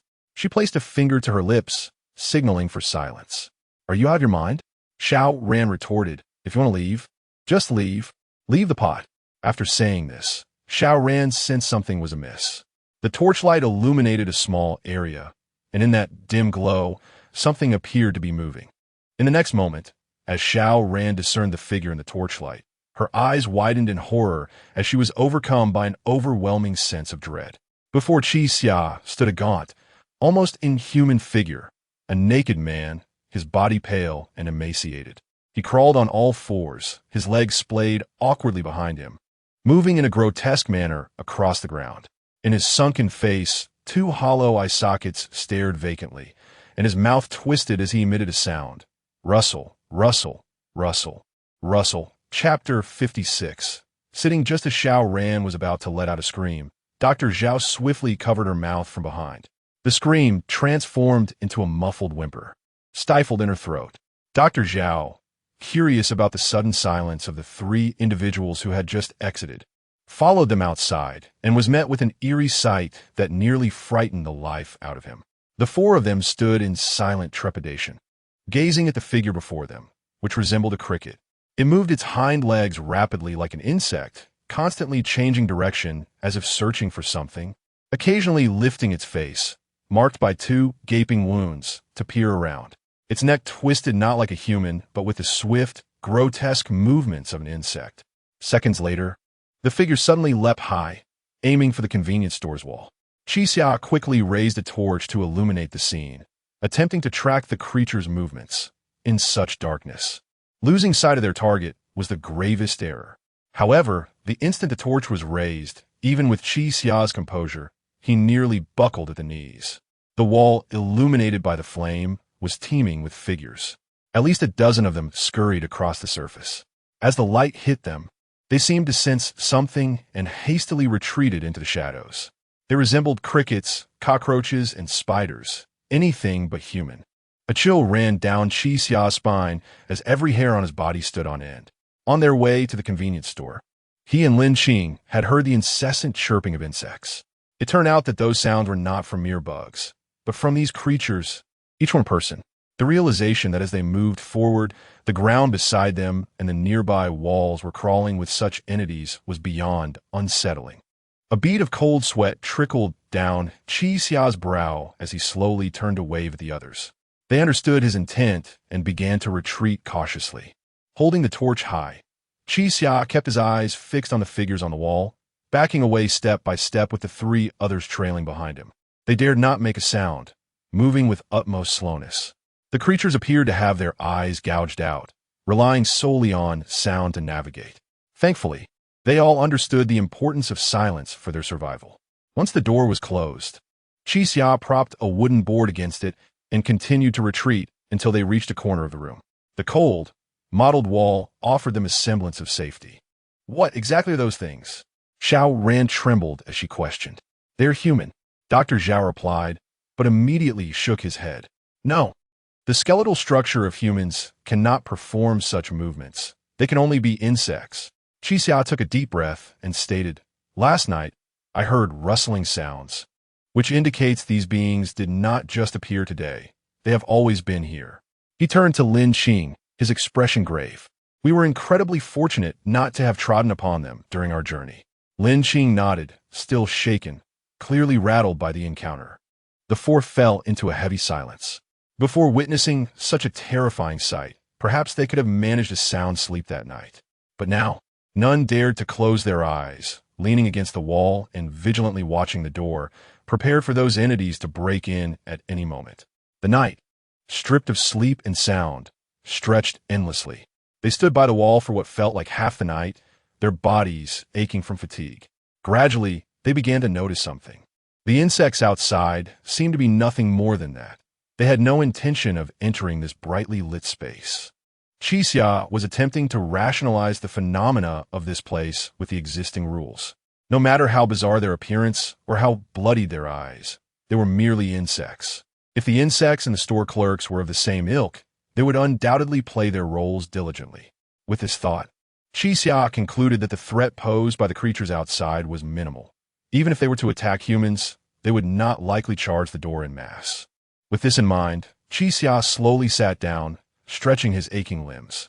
Seeing him take the lead, the other three followed suit, though their expressions remained tense. Qixia, what should we do? Lin Qing inquired. Qixia stroked his chin and replied, let us sleep. Sleep? Just for a bit, to conserve our strength. We will set off at dawn to find Officer Li. He found a clean piece of wood and laid it beside Lin Qing. But what about those outside? Don't worry, Qixia said nonchalantly. They won't come in. As long as we don't venture outside, we should be safe for now. Lin Qing, like a cautious child, nodded hesitantly before lying down. Qixia found a clean board to cover the pot and sat down on it, pressing down on the cooking vessel. Xiao Ran and Dr. Zhao exchanged glances, unsure of how to proceed. How could they sleep? Even if they disregarded the insects outside, Xiao Ran felt a lingering unease about Qixia. After all, he was the con artist who had swindled 2 million. How could such a person be trustworthy? What if they awoke to find themselves inexplicably dead the next morning? Qixia remained indifferent to their expressions, leaning against the wall with his eyes closed. To him, their sleeplessness was inconsequential. Lin Qing, lying on the board, glanced at Qixia in concern and shifted over. Qixia, the board is large enough. You should lie down too. Qixia raised an eyebrow and replied, no need. I'm accustomed to sleeping while sitting. Sleeping while sitting? Lin Qing pondered briefly, then stood up, moving the board closer to him before lying back down. Then you should sit next to me while you sleep. Qixia did not refuse. Compared to Xiao Ran and Dr. Zhao, Lin Qing left a more favorable impression on him. Lying on the board, Lin Qing glanced curiously at Qixia and asked, why are you accustomed to sleeping while sitting? Qixia raised his eyebrows and thoughtfully responded, because sleeping while sitting prevents me from entering a relaxed state, allowing my mind to remain alert. Lin Qing nodded, but seemed to recall something. Have you always slept like this? Yes. For many years. Qixia found Lin Qing's curiosity odd and turned to her. Is this question significant? Lin Qing swallowed, gathered her thoughts, and finally asked, but you have a wife. Even if you both live together, do you still sit while you sleep every night? Chapter 57. Old Loom? Qixia was taken aback. He had not anticipated that Lin Qing's intentions were rooted in this. Are you overthinking this? Qixia shook his head and replied, every day. I hold Xiao in my arms, waiting for her to fall asleep before I sit down at my desk. Oh, Lin Qing nodded as if a weight had been lifted from her shoulders. But doesn't that make it quite exhausting for you? Qixia hesitated, momentarily at a loss for words. Lin Qing, you may not fully grasp my profession. If I let my guard down at any moment, I could very well be staring into an abyss. Is that so? Lin Qing responded, half understanding. Then she murmured, I'm genuinely curious about you. You appear to be an exceptionally intelligent person, yet you make a living through deception. Upon hearing this, Qixia silently lowered his head. I don't wish to, he said, but this is the only path available to me. The long night that followed was even more arduous than the first. The pitch-black darkness hung in the air like a long-lost friend reluctant to depart. Although both Qixia and Lin Qing managed to catch some sleep, they still awoke feeling sore and exhausted. Dr. Zhao and Xiao Ran appear to have endured an entire night without rest, their eyes heavy with dark circles as they kept vigil over the door and Qixia. They feared not only the bugs lurking outside, but also that Qixia might raise a black sword at dawn to slay them. Fortunately, as dawn broke, neither of these scenarios came to pass. Let us go, Qixia yawned, addressing Lin Qing. It's time to embark on today's journey. A day had passed, and Qixia's gains were non-existent. The original goal of collecting 360 Dao each day had escalated to 400. Judging by the previous day's events, many game rewards would increase in correlation with the rising difficulty. To achieve their objective swiftly, they needed to engage in several perilous games today. Without bidding farewell to Xiao Ran and Dr. Zhao, the two stood and carried the aluminum pot out the door. Outside, the bugs had vanished entirely. One could only wonder where those countless monsters concealed themselves during the day. Were they hiding within the nearby buildings? The air remained tainted, yet Qixia had gradually acclimated to the foul stench of decay. After stepping outside with Lin Qing, they passed a restaurant across the street and proceeded down the path to the right. The buildings here differed from those where Qixia had encountered the human rats, predominantly consisting of shops. They walked to the end of the street without discovering any signs of human activity. Now standing at a T-junction, Qixia glanced left and right. If they had been here, would they have gone left or right? He pondered, not quite understanding Lawyer Zhang and Officer Li, making it difficult for him to deduce their decisions. At that moment, Lin Qing spotted something near the wall on the right. Qixia, look. She pointed to a corner where some pale marks were visible. Qixia leaned closer and noticed two crooked symbols that resembled the numbers 5 and 2, or perhaps the letters S and Z. Could this be their mark? Lin Qing questioned, somewhat perplexed as she examined the symbols. Most likely, Qixia nodded. This could represent Lawyer Zhang. And this? Lin Qing inquired. Shouldn't T Officer Li use an L? I cannot comprehend either. After a brief pause, he asked, Lin Qing, do you remember Officer Li's real name? Real name? Lin Qing pondered for a moment before recalling he mentioned during the first game that his name is Li Shanwu. Upon saying this, she glanced at the symbol that resembled both S and 5. Could this truly be a message from them? But how could they have known we would come? Qixia was also puzzled. If they intended to leave a message, it should have been more explicit. It now seemed plausible that they feared losing their way, hence the cryptic symbols only they could decipher. Regardless, this direction promised the presence of others. They decided to pursue it. As they traversed the dilapidated street, within 20 minutes, Qixia heard a cacophony of noises emanating from a nearby building. Damn it, this doesn't count. Come again, a man bellowed. If you have the guts, come at me. No sooner had he spoken than a tremendous force hurled him out the door, sending him crashing to the ground. Ouch, my back. The man groaned, rubbing his backside and cursing. Just you wait. Qixia glanced at him, his expression darkening. The man who had been thrown out was none other than the stout, middle-aged man he had encountered earlier, Old Lu, in a city of considerable size.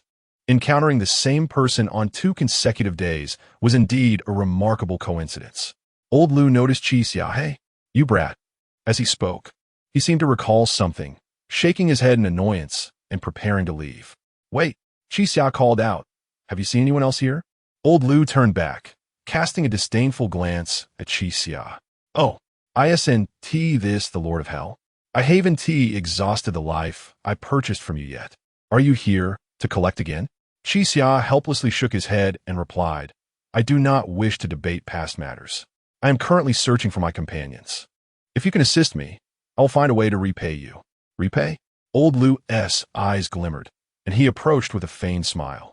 Fine. Since you put it that way, help me with something. As long as you satisfy me, I'll tell you where the 2 people you saw earlier are. 2 people? What do you need me to do? Qixia asked coldly. Old Lu pointed to the room in front of him, which was a Go Club. Help me go in and win against that pig. I want him to lose his pants. A pig? Qixia turned to see indeed. A filthy, pig-headed man seated in the Go Club. In front of him were black and white pieces, with 2 empty bowls beside him. Qixia rubbed his nose and turned back to Old Lu. Old Lu, I don't mind helping you, but you must answer me first. Did you really see anyone else earlier? Old Lu hesitated, then replied, Yes, I saw them. Qixia stepped closer to the corpulent man and pressed. I'll ask you again. Did you see anyone else? Old Lu appeared frightened, his gaze fixated on Xia's eyes. I truly saw them. 2 people? Yes. A man and a woman? Yes. What were their characteristics? Old Lu quickly recalled. The man was very serious, and the woman hardly spoke. Old Lu continued to step back, clearly unnerved by Qixia. He knew that this man was capable of overpowering Zhang Shan, making him formidable. Through persistent questioning, Qi Xia discerned that old Lu was not fabricating his story, and thus said, "All right, I agree." Lin Qing's lips curled into a slight smile as she whispered, "Qi Xia, do you understand psychology?" Chapter 58. The Game of Luck. "I do not comprehend psychology," Qi Xia replied softly, shaking his head. "I have merely grown accustomed to playing the villain." Upon hearing Qi Xia acquiesce to the request, old Lu's demeanor towards him softened somewhat. "Hey kid, let's establish one thing first. All the Dao we win belongs to me. I want to keep one," Qi Xia stated. "Impossible," old Lu replied without hesitation, shaking his head. "Are you trying to negotiate with me? You previously took 19 of my Dao, and now you still want more? If you maintain this attitude, I will leave right now." Qi Xia nodded and said, "Fine. I will forego the Dao, but you must help me pay for the entrance fee." Upon hearing this, old Lu's eyes darted around, and he leaned in closer, saying, "Kid, I must warn you, those two are not in this area. If you dare to play tricks on me, I will certainly not disclose their whereabouts. Rest assured, playing tricks on you would only waste my time," Qi Xia replied. With newfound confidence, old Lu grabbed Qi Xia and proceeded towards the room. "Wait," Qi Xia interjected. "For safety's sake, you should explain this game to me." "Oh, I nearly forgot," old Lu exclaimed, slapping his forehead. "Kid, have you never played pig games before? What do you think?" Qi Xia asked, frowning. "Ah, pig games. As the name implies, you simply act like a pig." "Act like a pig?" Qi Xia was somewhat perplexed. Why would anyone want to act like a pig? "Because it requires no thought," old Lu chuckled. "Pig games are entirely luck-based, akin to rock, paper, scissors, or guessing the size." "What?" Qi Xia paused. "You mean the outcome relies solely on luck?" "Precisely." Old Lu nodded. He then scrutinized Qi Xia. "You aren't having second thoughts, are you?" "I." Although Qi Xia wouldn't label it as having second thoughts, he was indeed struggling to understand the connection between pigs and luck. "Were you afraid of in pig games?" Old Lu queried, somewhat exasperated. "You seemed quite clever before, yet now that it comes to relying on luck, you're apprehensive?" "Relying on luck?" Qi Xia knew that pigs were not creatures of low intelligence. Among all species globally, pigs rank in the top 10 for intelligence, with cognitive abilities comparable to that of a 5-year-old child. Moreover, the aforementioned rock, paper, scissors or guessing sizes were not purely games of chance. With the right strategy, one could certainly minimize losses and maximize gains. "I still wish to inquire, what exactly does this game entail?" Qi Xia surveyed the building before him, clearly a Go club. "How could there be a game of luck played here?" "Simply put, there are two equal piles of pieces, one black and one white. You close your eyes and randomly pick one.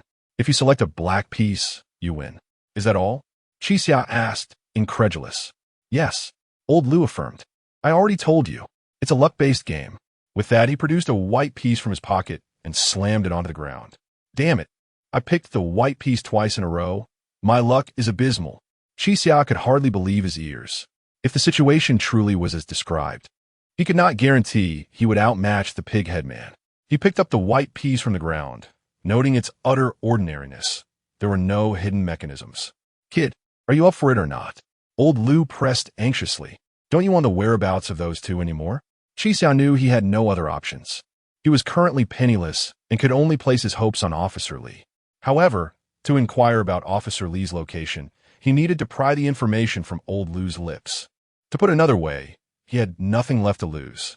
Even if he were to falter in this luck-based game, he would not suffer any loss and could seize this opportunity to learn more about pigs. "No, I'm merely contemplating strategies," Qi Xia replied. "Let us proceed." Old Lu nodded excitedly and led Qi Xia into the room. Lin Qing sensed the absurdity of the situation but refrained from voicing any objections, silently following suit. Upon entering the room, the pig-head man joyfully danced about, exclaiming, "Humph, here we go. Someone has come to play with me." His voice was deep, yet his tone was remarkably childlike. Qi Xia instinctively covered his mouth and nose. The odor emanating from the pig-head mask was unbearable. "Damn pig-head," old Lu bellowed. "Today, I will ensure you lose your pants." "Ha ha! Splendid, splendid." The pig-head man clapped his hands. "Who will come to play with me?" Qi Xia slowly seated himself opposite the pig-head man and inquired, "How is the entrance fee calculated?" "Entrance fee is negotiable, at most 5 Dao. If you win, it doubles." The pig-head man declared, "Bring it on." Negotiate. Qi Xia shook his head. So it's a human-pig situation? Indeed. I'm a human pig. I am a human pig. He then pointed at Qi Xia, taunting, You are a foolish pig. You are a foolish pig. The onlookers disregarded him. After all, no one wished to converse with a madman. Old Lu gritted his teeth and reluctantly retrieved 5 Dao from his pocket, handing them over to the pig headman with a disgruntled expression. Qi Xia observed that Old Lu's eyes bore an unmistakable resemblance to those of a gambler. Although this was a game based on luck, he was eager to invest further. Old Lu, 5? Isn't that a bit too heavy a wager? Qi Xia questioned, bemused. Kid. Old Lu met Qi Xia's gaze earnestly. I played 2 rounds earlier, one for single Dao and the other for 2 Dao, and I lost them all to this damned pig. If you win this round, not only will I recover my losses, but I will also have a surplus. After a moment of contemplation, Qi Xia turned his gaze back to the pig headman and asked, What are the rules of the game? Very simple. The pig headman pushed forward the black and white pieces, stating, There are 50 black and 50 white pieces. I want you to distribute them into these 2 bowls. He then slid 2 identical large porcelain bowls toward them. As for how you allocate the pieces, that is entirely up to you, he continued with a goofy grin. Once you have allocated them, you will blindfold yourself. I will shuffle the bowls and mix the pieces. Afterward, you will randomly choose a bowl and then randomly select 1 piece from it. If you manage to pick a black piece, you win. Of course, if anyone attempts to interfere with the game or offers you any hints, I will impose sanctions on everyone present. Qi Xia remained expressionless as he regarded the bowls and pieces on the table, letting out a derisive snort. Haha, what are you laughing at? The pig-head man chuckled. As long as you possess sufficient luck, you might just win. Qi Xia found the situation somewhat ludicrous. He was to allocate the number of pieces himself and select a piece. A game based on luck? A pig game? This seemingly 50-50 game was evidently a pitfall, enticing countless participants to leap into its depths. Pig-head man, I underestimated you, Qi Xia remarked. You are far more astute than I had imagined. Chapter 59, 100% O? The pig-headed man looked somewhat perplexed. I do not comprehend your meaning. Old Lu also appeared puzzled. Kid, what are you saying? Is there a foolproof method in this game? I cannot assert there exists a foolproof method, Qi Xia replied, shaking his head. However, a game of pigs is by no means a game of chance. It is entirely a matter of probability. What do you mean? Old Lu queried, scratching his head. Regardless of how you distribute them, there are 50 black and white pieces, which implies that the probability of drawing any piece is 1/2. Is it not? Is it? Qi Xia non-committally shook his head.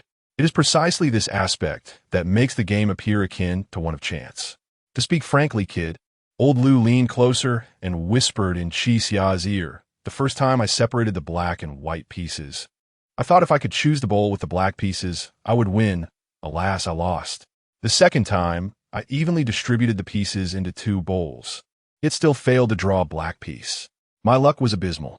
Old Lu stroked his chin and continued, upon reflection, if I disrupt the ratio, with each bowl containing varying amounts of black and white pieces, it would only diminish my chances of drawing a black piece. Thus, there can be no guaranteed method of victory. Qi Xia nodded in agreement. This game cannot be won with certainty. I can only strive to enhance my chances of victory. Do you have a method? Without answering, Qi Xia turned to the pig-headed man. I am ready. Let us begin. The pig-headed man chuckled and extended his hand in a gesture of invitation. Let the distribution commence. Qi Xia surveyed the 2 identical bowls, then glanced at the black and white pieces, which felt the same in texture. Silently, he took a handful of pieces and placed them into one of the bowls. Old Lu observed Qi Xia with growing curiosity, wondering how he would arrange the 100 pieces. Qi Xia continued to grab pieces, tossing them into the bowl as if he were not calculating the number of black and white pieces at all. Hey, is this wise? Old Lu hesitantly inquired. Shouldn't you count how many you've placed in? Qi Xia remained silent, persistently tossing pieces into one bowl. Old Lu and Lin Qing exchanged glances, both uncertain of Qi Xia's intentions. Finally, when Qi Xia had deposited all the pieces into a single bowl, he halted his actions. The pig-headed man frowned. Hey. That's against the rules. You must distribute them into 2 bowls. I am aware, Qi Xia nodded. The distribution is not yet complete. With that, He picked up a black piece from the bowl and tossed it into the other bowl. My distribution is complete. Qi Xia lifted his gaze, calmly meeting the pig-headed man's eyes. What? The others present were taken aback. What kind of distribution method is this? One bowl contains a single black piece, while the other holds the remaining 99 pieces. Old Lu scrutinized the two bowls on the table, his pupils dilating. After a long pause, he finally spoke. Brilliant. Absolutely brilliant. He grasped Qi Xia's strategy. No matter how Old Lu distributed the pieces, the optimal distribution in both bowls would result in a 1/2 probability. This would ensure he had a 50% chance of drawing a black piece. Yet, Qi Xia had disrupted that balance. He had elevated the probability of drawing a black piece from one bowl to 100%, while keeping the other bowl's probability as close to 1/2 as possible. Since one would randomly select a bowl at the outset, Qi Xia had a significant chance of directly choosing the bowl containing the black piece, thus winning without the need to draw from the bowl. Even should fortune not favor him, and he selected the other bowl, the probability of drawing a black piece would still be nearly 1/2, a mere 49%. He had effectively granted himself an additional layer of concealed insurance for victory. Witnessing this, the pig-headed man's eyes behind the mask darkened ominously. Are you attempting to outsmart me? His tone shifted, sounding less naive and more cunning. Outsmart? Qi Xia found it amusing, raising an eyebrow. Everything I have done is within the bounds of the rules. How can it be considered clever trickery?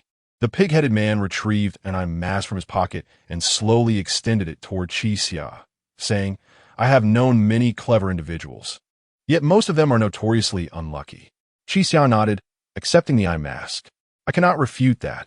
After all, intelligent people seldom rely on luck. But ultimately, we are gambling. The pig-headed man spoke in a somber tone. In gambling, the most vital element is luck. You may be clever, but what of your fortune? I do not know, Qi Xia replied, but we shall soon find out. Slowly, he donned the eye mask, placing his hands on the table, remaining motionless. The pig-headed man took the two bowls and began to shake the pieces within. This rule was originally devised to counteract those who might exploit the system by placing white pieces at the bottom and black pieces on top for easier access. However, for Qi Xia's tactic, this rule had lost its efficacy entirely. The pig-headed man understood that regardless of how he mixed the pieces, this man before him would unhesitatingly select one. After all, he had already completed his task, and now he prepared to entrust everything to his luck. With that thought, he casually shook the bowls, rearranging their positions to the left and right. Hey, which bowl will you choose? The pig-headed man asked. The one on your left, or the one on your right? I. Qi Xia bowed his head in silence for a moment before stating, left. I choose the left. Lin Xing and Old Lu simultaneously froze, sensing something amiss. For the bowl on Qi Xia's left held the 99 pieces. The pig-headed man's eyes suddenly glimmered with a hint of excitement. Excellent. Now please select a piece from it. He mockingly pushed that bowl toward Qi Xia, as if anticipating his folly. Qi Xia's lips curled into a slight smile. Did you not wish to test my luck? This bowl is perfect for that. Wah! The pig-headed man was taken aback. You realize this bowl is the wrong one? Close enough. Qi Xia slowly reached his hand into the bowl, saying in truth, selecting left or right is akin to playing rock, paper, scissors. It appears to be an even probability, yet human thought often leads to deviation. What do you mean? Old Lu inquired, puzzled. Much like how most people instinctively play scissors first and rock, paper, scissors, the probability is not truly balanced, Qi Xia explained. Paper opens one's hand, evoking a sense of vulnerability, while rock tightens the fist, creating a subconscious feeling of oppression, thus rendering scissors the most balanced choice. The same applies to selecting left or right. The human subconscious tends to perceive left as safer, given that most individuals are right-handed. The likelihood of injuring the right hand is significantly higher than that of the left, which leads to an inclination toward choosing the left when seeking a secure option. You are indeed no ordinary person, the pig-headed man remarked. There is no need for flattery. You understand these principles as well, Qi Xia responded. Placing 99 pieces in my left bowl was hardly a coincidence, was it? Chapter 60.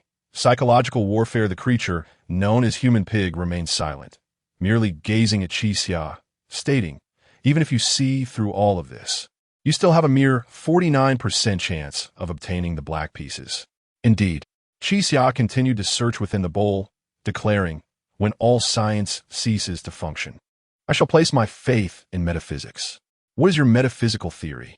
The creature inquired. It is simply that I must escape, Qixia replied. I am resolute in my belief that I can leave this wretched place, and thus I must find the black piece here. With that, he seized 2 pieces from the bowl and held them in his palm, raising them before the human pig, revealing one to him. The human pig's countenance shifted dramatically. The eyes behind the mask trembled in disbelief. Both pieces were black. Those 2 lustrous black pieces resembled hollow eyes, lying in Qixia's hand, staring back at him in a manner that sent shivers down his spine. After a moment of silence, seeing that the human pig remained speechless, Qixia smirked once more and tossed one black piece back into the bowl, retaining the other. I have made my choice. It took a few seconds for the human pig to comprehend. You dare to deceive me? He slammed his hands on the table and stood up, ready to erupt, but upon reflection, he realized that Qixia had done nothing but raise the pieces to his eyes. The human pig had miscalculated. When Qixia presented the 2 black pieces, he should have uttered something, be it a taunt, a jest, or even urge his opponent to make a swift choice. Yet, he faltered in silence. Under such circumstances, only the scenario where both pieces were black could render one speechless. He believed Qixia had surrendered everything to fate, unaware that he was still engaged in a psychological game at the final moment. The human pig was perplexed, wondering why the man before him had produced 2 black pieces at once. Was his luck truly that formidable? In retrospect, the opponent had no knowledge of the colors of the pieces he had drawn. He was observing the human pig's reaction, ready to act based on it. Defeated, the human pig gradually sat down, conceding, I must admit, not only are you meticulous in thought, but your luck is terrifyingly strong. Qixia placed the pieces on the table and slowly removed his blindfold. Thank you. Old Lu leaped up, releasing the pent-up joy he had restrained for so long. You are truly a genius, he exclaimed, embracing Qixia. Kid, all grievances between us are hereby forgotten. Ha ha ha. Qixia shook his head in resignation. Should I thank you as well? Lin Xin was equally elated for the 2, acknowledging that although they had not acquired any Dao, winning itself was a source of joy. Reluctantly, the human pig approached a box and retrieved 10 Dao, handing them to Old Lu. Old Lu, beaming, stuffed the Dao into his pocket and turned to Qixia, saying, Kid, it's not that I don't want to give you some. This time, I cover the entrance fee, so forgive me. Qixia dismissed the matter with a nod, rising to his feet. The Dao matters little. I need to know the whereabouts of those 2 individuals. Ah, that is easily arranged, Old Lu replied. Although I can be stingy, I am clear-cut about grievances. Follow me. I saw those 2 outside a gaming room this morning. Excellent. Qixia and Lin Xin agreed, standing to leave. Hey, the human pig called out. The 3 turned back in confusion. What is it? What is your name? The human pig asked, fixing his gaze on Qixia. Qixia. Qixia. The human pig repeated, slowly sitting back down at the table, seemingly deep in thought. After a prolonged silence, the human pig remained quiet, leaving everyone bewildered. Did he win too much all at once and go mad? Old Lu speculated. I doubt he'll earn even 10 Dao a day. Mad? Lin Xin scoffed. Haven't they always been mad? Just as everyone was gathering their belongings to leave, the human pig finally spoke again. Qixia. Hearing his name called, Qixia turned back, his expression growing impatient. What now? I wish to wager with you once more. This time, I wager my life, the human pig stated calmly. The 3 stood in stunned silence, as if they could not comprehend the implications of his words. What? What? Old Lu exclaimed, taking a large step back. Are you truly insane? Lin Xin quickly grasped Qixia's arm, urging, let us not entertain him. Qixia frowned at their reaction. Do you think I should accept this wager? This is not a matter of what one should or shouldn't.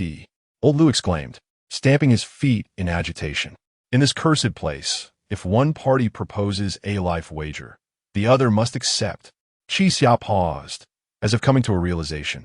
Previously, when he had proposed a life wager to Human Rat, she had been extremely reluctant, yet ultimately acquiesced.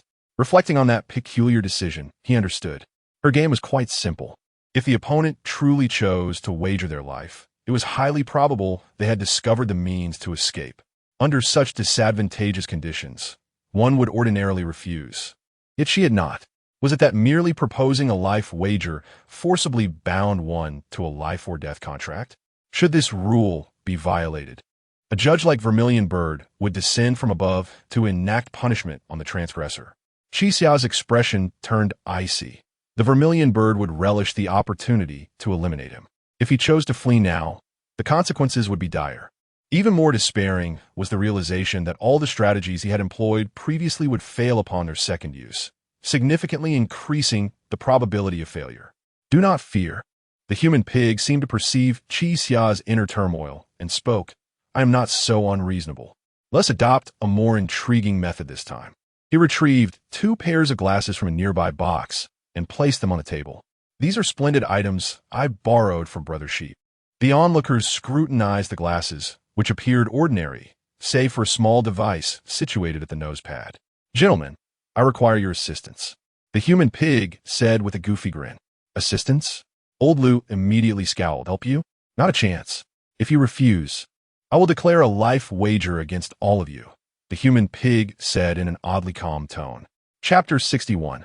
The life of the pig. You are truly insane.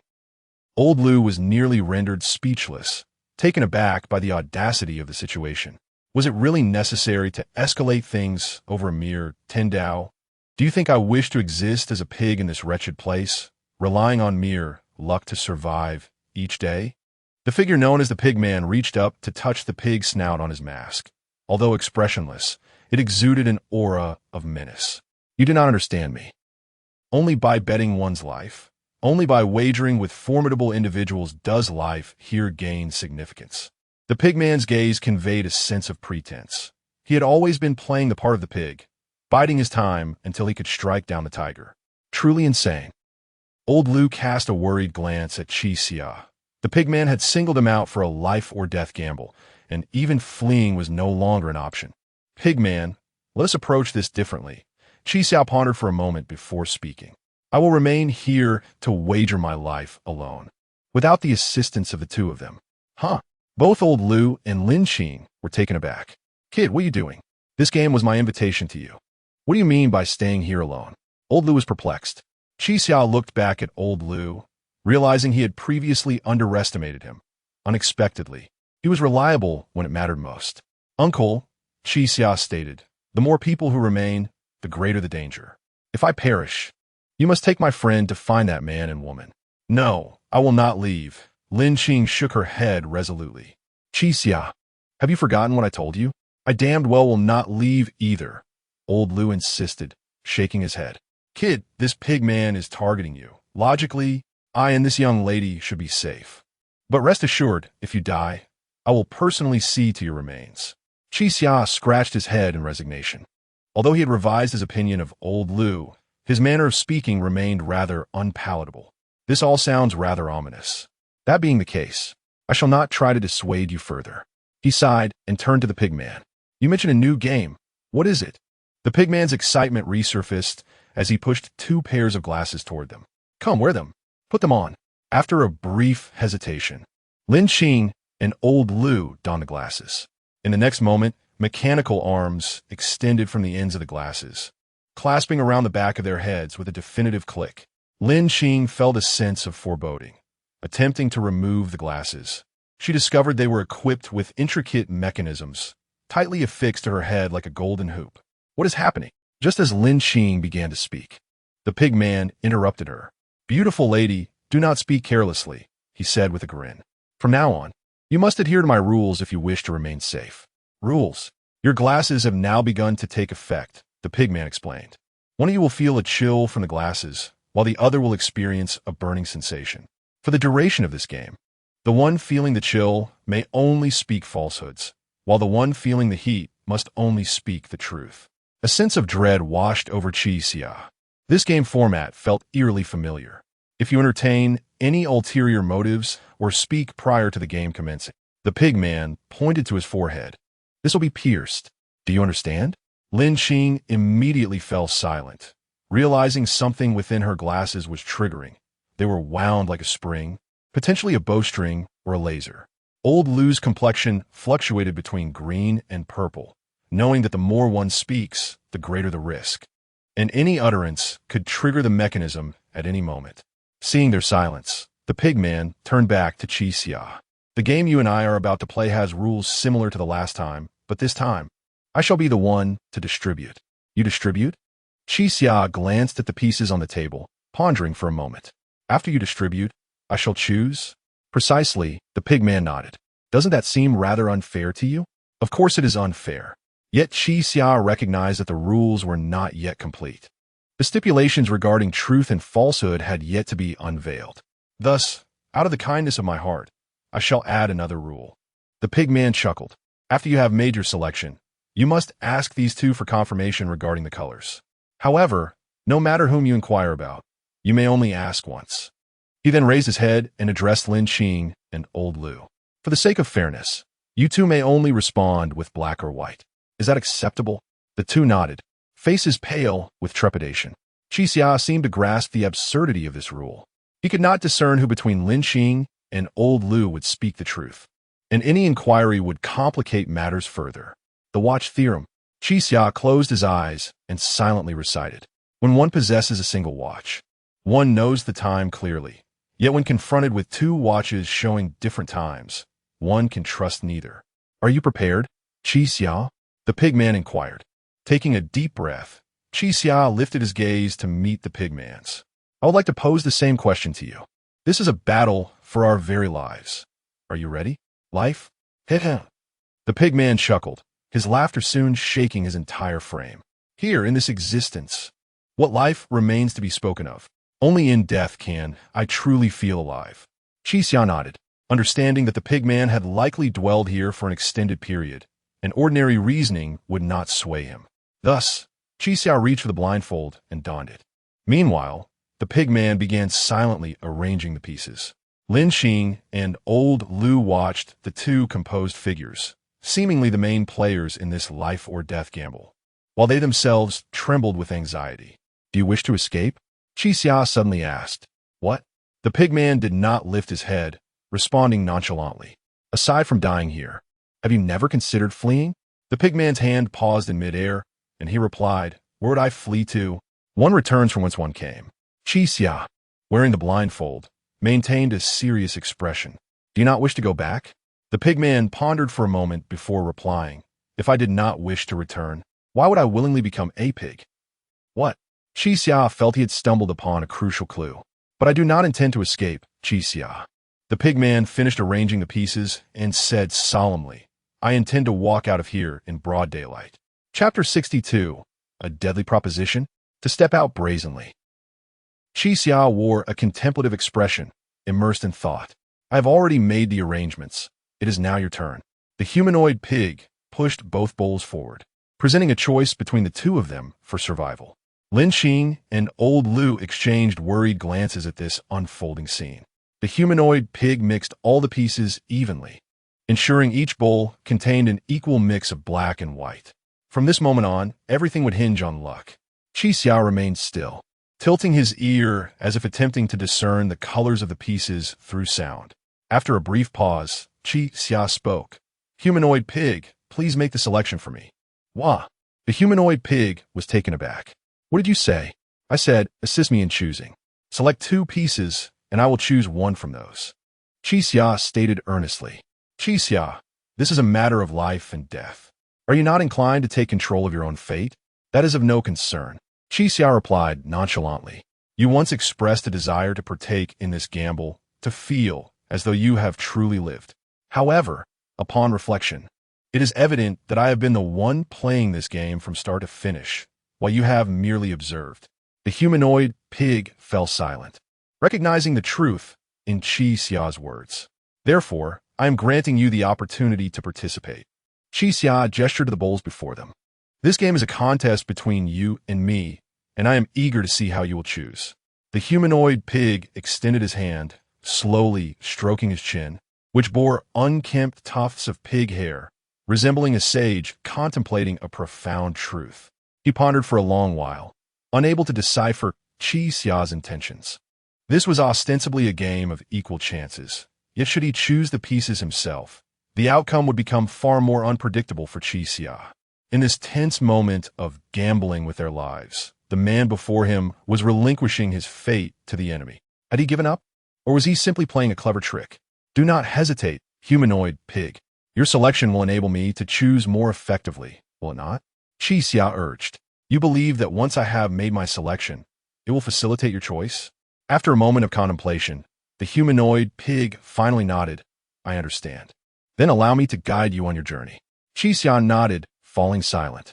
The humanoid pig reached for the bowls on the table and decisively picked 2 white pieces. To Qixia, these 2 white pieces were akin to tickets to hell. No matter how he inquired in the end, white could never transform into black. Just as he was about to hand the pieces to Qixia, a thought struck him. The humanoid pig suddenly raised his head, realizing, wait a moment, this is not right. Could it be that Qixia did not anticipate that I would select 2 white pieces for him?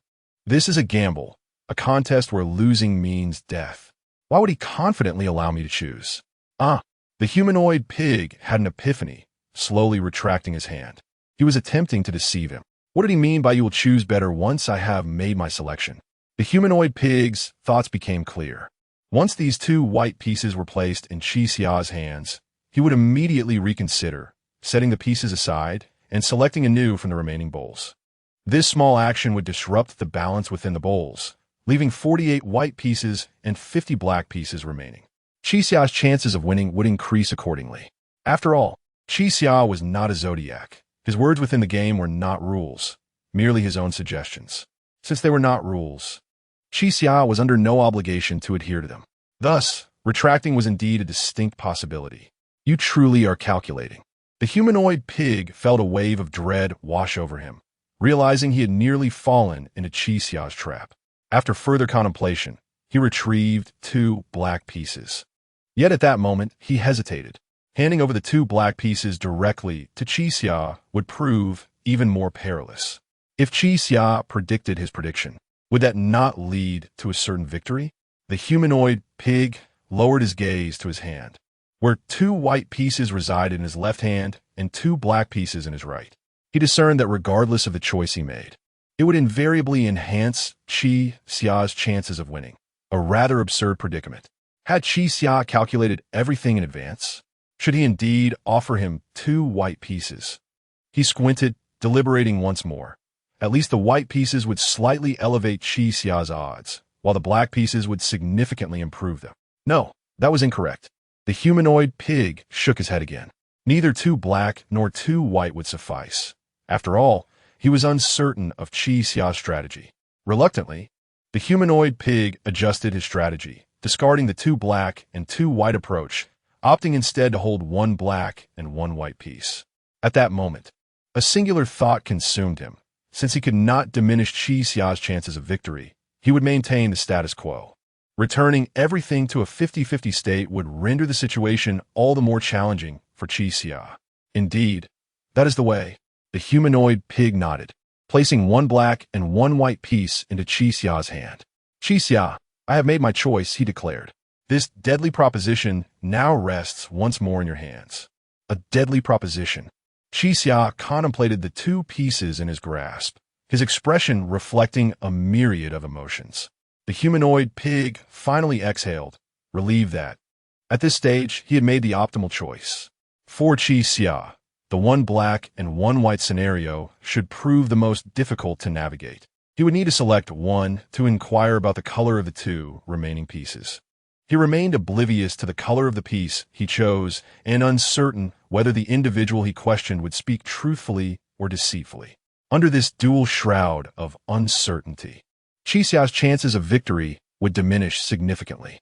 Old Lu and Lin Qing, witnessing the black and white pieces in Qixia's hand, broke into a cold sweat. Neither of them was foolish. They understood the gravity of the situation.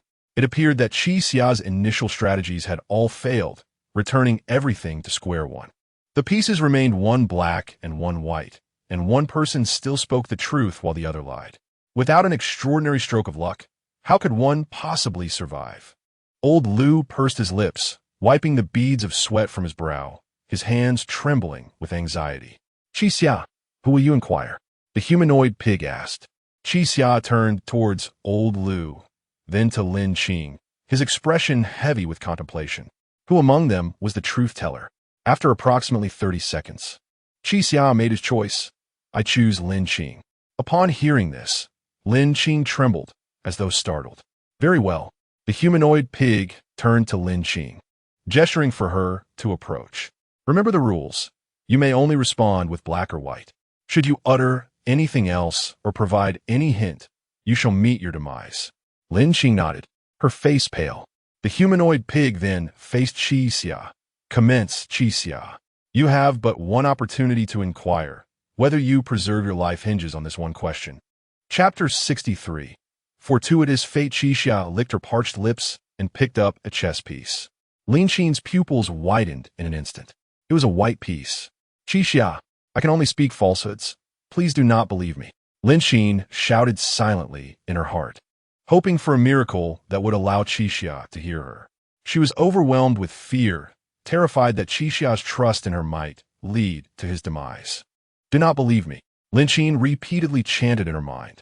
After a moment of contemplation, Qixia did not ask any questions, but instead retrieved a black piece. Lin Qing furrowed her brow, knowing that regardless of whether it was a black or white piece, she could only provide the opposite answer.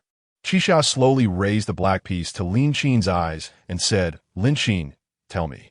Lin Qing covered her mouth with her hand, on the brink of collapse. She did not wish to tell Qixia this is a white piece, but if she did not speak a falsehood, the mechanism on her glasses would be triggered. Qixia seemed to sense something and calmly remarked, "Do not be anxious, Lin Qing. Keep your mind sharp. It is not over yet." Upon hearing this, Lin Qing despondently nodded. Once she felt her emotions stabilize, Qixia inquired, "Lin Qing, tell me, what color would Lao Lu say this chess piece is?" "Huh?" Both Lin Qing and Lao Lu were taken aback, while Ren Zhu turned his eyes. "Listen carefully to my question, Lin Qing. I will ask again. What color would Lao Lu say this chess piece is?" "Lao Lu." Lin Qing glanced at Lao Lu, her mind racing. The cold sensation of her glasses confirmed that she was indeed speaking falsehoods, since Ren Zhu had never lied. It indicated that his rule was absolute. Thus, Lao Lu would speak the truth. If that were the case, Lao Lu would say the chess piece was black. Just as Lin Qing was about to utter the words black, a thought struck her. She was supposed to speak falsehoods, so she could not reveal black to Qixia. Even if Lao Lu claimed black, she must say white. This meant everything would revert to the starting point. The crux of the game lay not with Lao Lu, but within herself. Lin Qing bit her lip and ultimately forced out the words, white. At that moment, she felt as though she had gripped the throat of truth, knowing that every truth that passed her lips would ultimately transform into a falsehood. Lao Lu, frustrated, covered his forehead, feeling as though everything was over. "White, is it?" Qixia turned his head, seemingly examining the chess piece in his hand. Then a smile graced his lips as he said, "I see now." Ren Zhu pondered for a moment, inwardly questioning, "What will you do, Qixia? Your most trusted person tells you the chess piece in your hand is white. What choice will you make?" Qixia gently set the black piece aside and picked up another white piece. He extended the white piece forward, placing it into Ren Zhu's hand. "Oh, have you made your choice?" Ren Zhu inquired, intentionally adopting a tone of indifference, ensuring Qixia could not deduce the color of the chess piece through his words. "Yes, I have made my choice," Qixia nodded, "but it is not the one in your hand. That white piece belongs to you." "What?" Qixia ignored Ren Zhu and held the black piece firmly, stating, "This black piece in my hand represents life, while the white piece in your hand signifies death. The game is over." As everyone stood in stunned silence, Qixia slowly removed his eye mask. Everything had unfolded precisely as he had envisioned. For him, the only discomfort was the sensitivity to light after wearing the mask for so long. "You!" Ren Zhu trembled with excitement. "What kind of joke is this?" Qixia opened his eyes to glance at Ren Zhu and declared, "I wagered my life. How could this be a jest?" He then gestured towards Lin Qing and Lao Lu. "Release them. A wager is a wager." Ren Zhu stared wide-eyed, speechless for a moment, before resignedly sighing and retrieving a remote control from a drawer, pressing the button in a daze. With a click, The mechanism on the glasses was deactivated. The two hastily removed the life-threatening devices and discarded them carelessly. Qixia, you truly are something else, Lao Lu shouted excitedly, stepping forward to clap Qixia on the back. Did you win the lottery or something? What kind of luck is this? Luck, you say? Qixia shook his head. In this life-and-death gamble, I relied not on luck, but rather on your complacency. Rinzhu turned away silently, muttering, I was complacent. Indeed, Qixia adjusted his clothes and stood up slowly.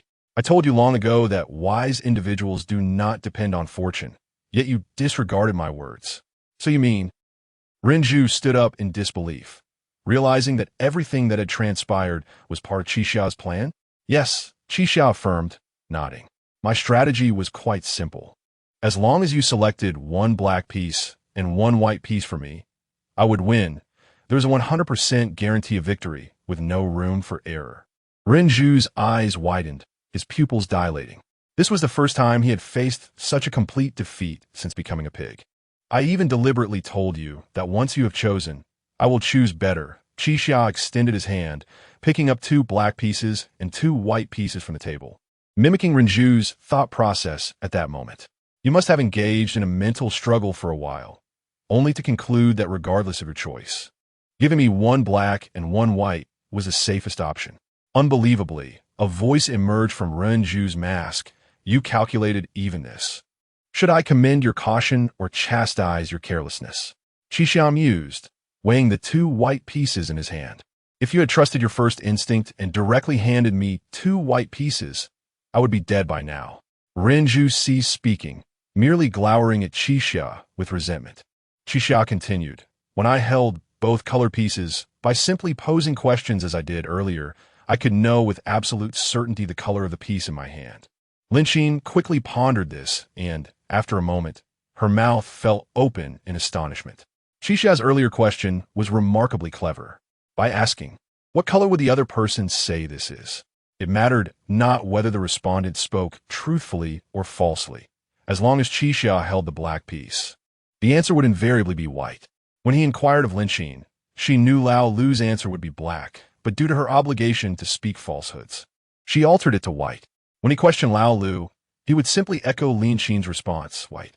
Even in the unlikely event that the answer Qixia received was not white but black, he would immediately recognize that the other piece in his possession was the correct answer.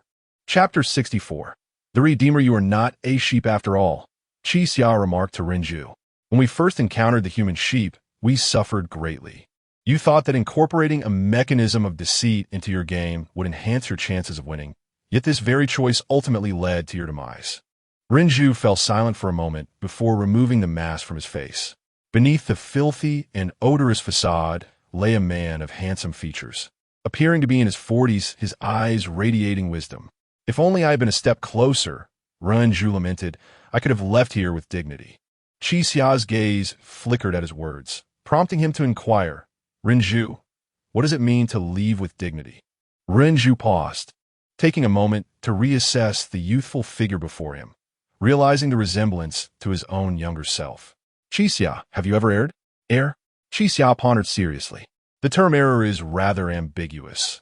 In some respects, my profession is inherently flawed, yet from another angle, I had no choice but to pursue this path. Not regarding law, Rinzhu interjected.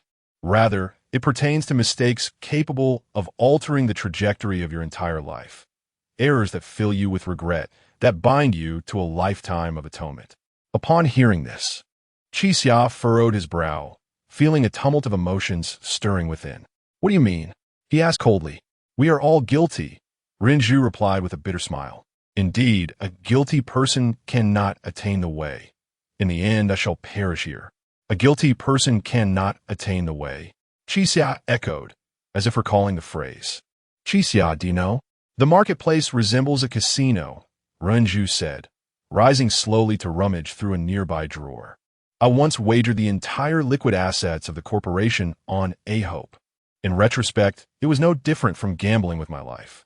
After a lengthy search, Rinzhu produced an antiquated revolver from the drawer. He dusted it off and examined the solitary bullet left in the chamber before continuing. At the time, my odds were less than 50%, and the other shareholders opposed my decision. Yet I believed I was merely wagering liquid assets, which would not lead to the corporation's bankruptcy, but rather provide a glimmer of hope for future development. Little did I anticipate, a global infectious disease would suddenly erupt, devastating our profits, and the ensuing liquidity crisis resulted in continuous losses. Renju gazed at Qixia with despair in his eyes. I thought I was gambling for a ticket to paradise, only to find myself in hell. With that, he resumed meticulously cleaning the barrel of the gun. Qixia felt that Renju's words had alleviated some of the doubts in his mind. So you believe this place is hell? Who knows? Renju shook his head. I created the corporation myself, yet I was ultimately expelled by the board. As chairman, I lost my authority. To repay my debts, I sold my shares at a loss. My wife, who helped me build everything from scratch, could not afford the medical bills. My daughter, studying abroad, lacked the funds to continue her education and became a notorious prostitute at her school. Compared to reality, this place is akin to paradise. Each day, I need only devise ways to ensure your demise. Renju's tone gradually became unhinged. I often ponder, what if I had not gambled with such slim odds? What would have been the outcome? After a lengthy silence, Qixia finally uttered 4 words. A wager demands acceptance. Ha! Renju suddenly appeared lost, a bitter smile escaping him. Indeed, a wager demands acceptance. Yet there remains one thing I do not comprehend. Qixia spoke again. Renju raised his deep-set eyes to meet Qixia's gaze and slowly replied, I have answered too many of your questions. It is unfair to the other participants. What? Qixia queried, confused. Are we not allowed to know this information? In response, Renju opened a revolver's chamber, spun it rapidly, and deftly slipped a bullet into the chamber. He then slowly raised the gun to his temple. Let fate decide, Renju stated. For each question you pose, I will pull the trigger. As long as the gun does not fire, I will answer you. Upon witnessing this, Qixia sighed in resignation. You were once the chairman of the corporation. Do you not wish to depart with some semblance of dignity? Dignity. Renju chuckled helplessly. I have worn this filthy, odorous pig mask for far too long. What dignity is there to discuss? Then, Qixia nodded, I apologize. Uncle, why did you voluntarily choose to become the human pig? Click. Renju unhesitatingly pulled the trigger, not even blinking. The gun did not fire. Because I wished to atone. Renju replied. Someone told me that if I donned the mask and sent participants to their deaths through the game, I might one day achieve redemption. What does atonement mean? Click. The gun remained silent. Renju sighed. Atonement is the ability to amend one's past, to rectify the errors previously committed. After all zodiac signs are sinners.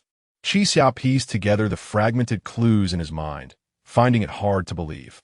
He organized his thoughts and asked, so you once had the opportunity to leave, yet you chose to remain here to atone. Click. Renju furrowed his brow.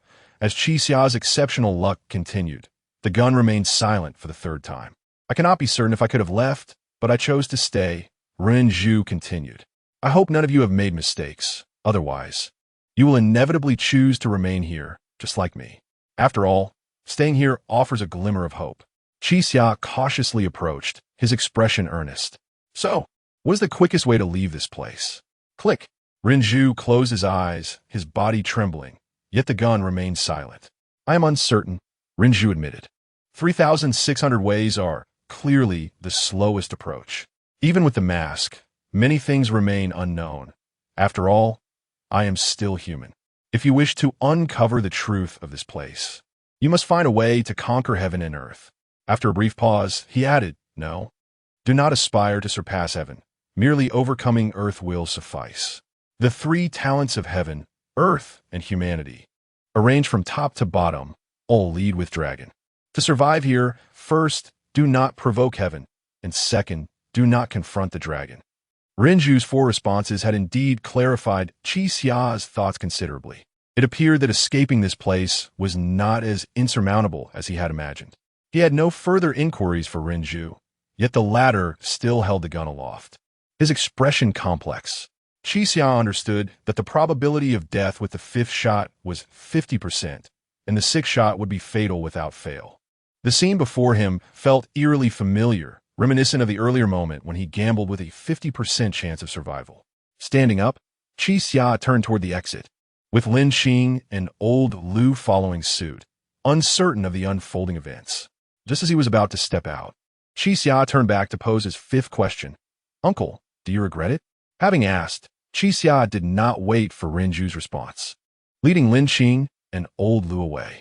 The expansive chess hall now felt desolate, with only Rinju seated alone at its center. After contemplating for a long while, he slowly uttered 3 words. Thank you. A tremendous gunshot reverberated through the air, and Rinju collapsed. Chapter 65. Impersonation. The 3 individuals emerged from the chess club, their minds in a state of turmoil. Although the deceased was human pig, he remained, in every sense, a being of flesh and blood. He was neither a monster nor a madman, nor the embodiment of malevolence. Qi Xia, with his head bowed in contemplation, was closely followed by Lin Qing, who remained steadfast at his side.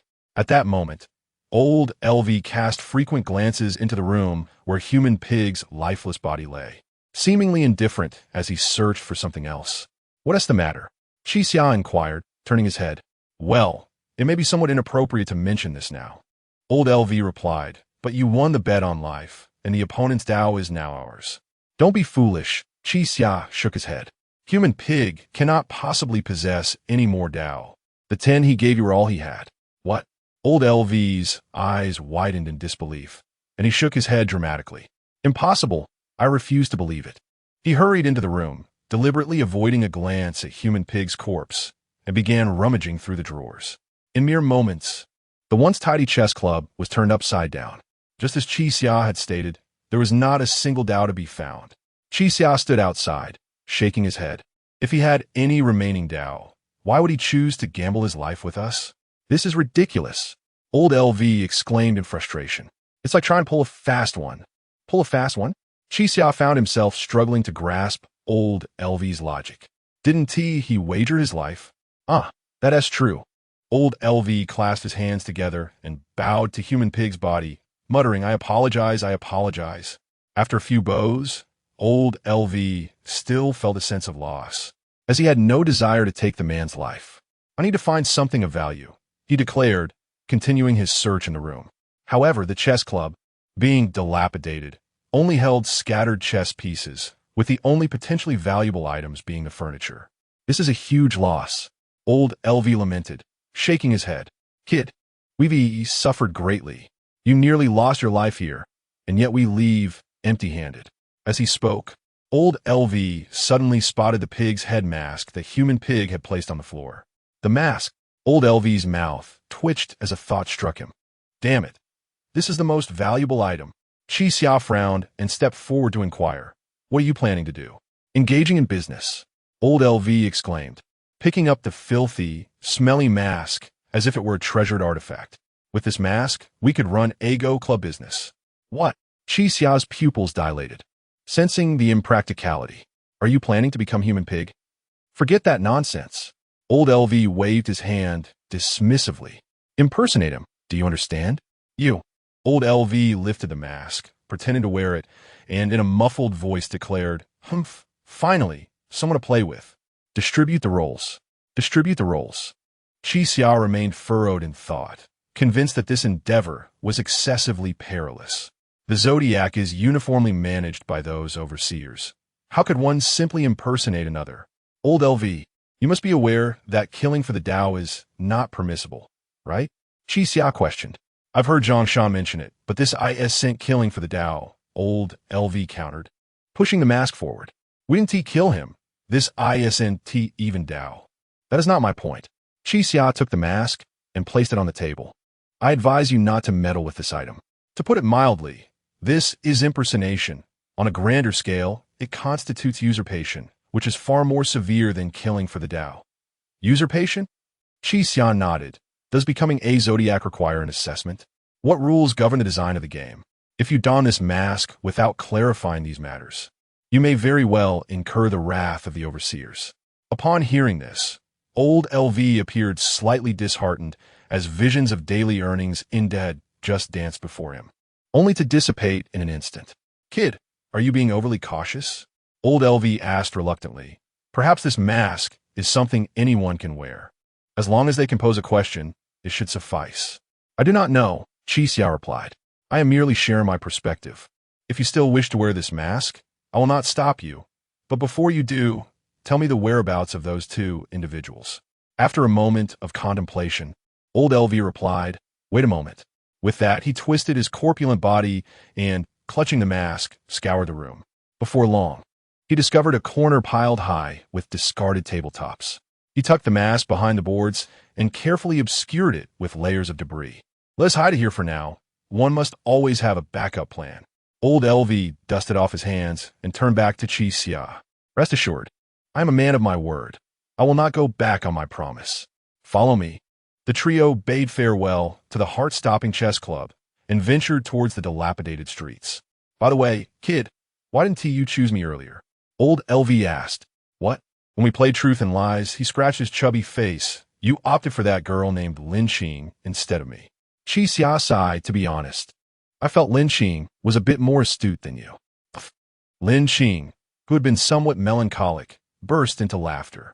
Although Qixia was a trickster, he often spoke the truth. What kind of talk is that? Old LV expressed his disbelief. You don't know me, kid. I become sharper in critical moments. Indeed, Qixia nodded, especially when it comes to snatching iron plates and cornering walls. Huh. Old LV suddenly felt cornered, his expression awkward. You can't blame me. At that time, I had no idea you were so determined. Fair enough, we're even now, Qixia remarked. Old LV shrugged helplessly, then turned to Lin Qing, who was still clutching the aluminum pot, and asked, did you eat the bear meat? Yes, Lin Qing replied. It was particularly unpalatable. Alas, old LV nodded in disappointment. Although bear meat was distasteful, it could at least fill one's belly. Regrettably, Zhongshan had missed out and ultimately succumbed to starvation. Why didn't he eat? Lin Qing asked nonchalantly. In the next moment, her eyes widened in realization. Qixia too understood, and they both turned to old LV. Starvation ghost? Old LV's eyes were filled with sorrow as he sighed. Zhongshan is dead. Dead? They both exclaimed in unison. Yes, otherwise, how could I have come out alone? Chapter 66. The enigmatic gateway to paradise. How could he be dead? Qixia exclaimed in disbelief, recalling the moment of their parting just yesterday when he seemed perfectly fine. I find it quite strange as well, Lao responded. Perhaps it was due to excessive blood loss. We were laughing and joking before bed, yet he did not awaken this morning. Qixia's pupils constricted, sensing an inexplicable eeriness surrounding the situation. Although Zhongshan had sustained injuries, they were evidently not life-threatening, from Lin Qing and Tian's accounts. The black bear had merely inflicted superficial wounds, leaving his internal organs unharmed. So how could he have perished in his sleep? Did he sustain any other injuries? Lin Qing inquired, perhaps a stab from a sword in the early morning? No, Lao shook his head sadly. But I cannot say for certain. After all, we are not forensic experts. All we know is that Zhongshan lies still, breathless, and his heart no longer beats. Qixia stroked his chin, feeling that this matter was likely connected to Xiao Xiao. In the game of Earth Cow, Xiao Jiajin and Zhongshan were undoubtedly the standout players. Without them, the survival of so many others would have been impossible. Yet, in the span of a single night, both had met their demise. If Xiao Xiao was not responsible, then it was certainly the work of Earth Cow. Are you cheating?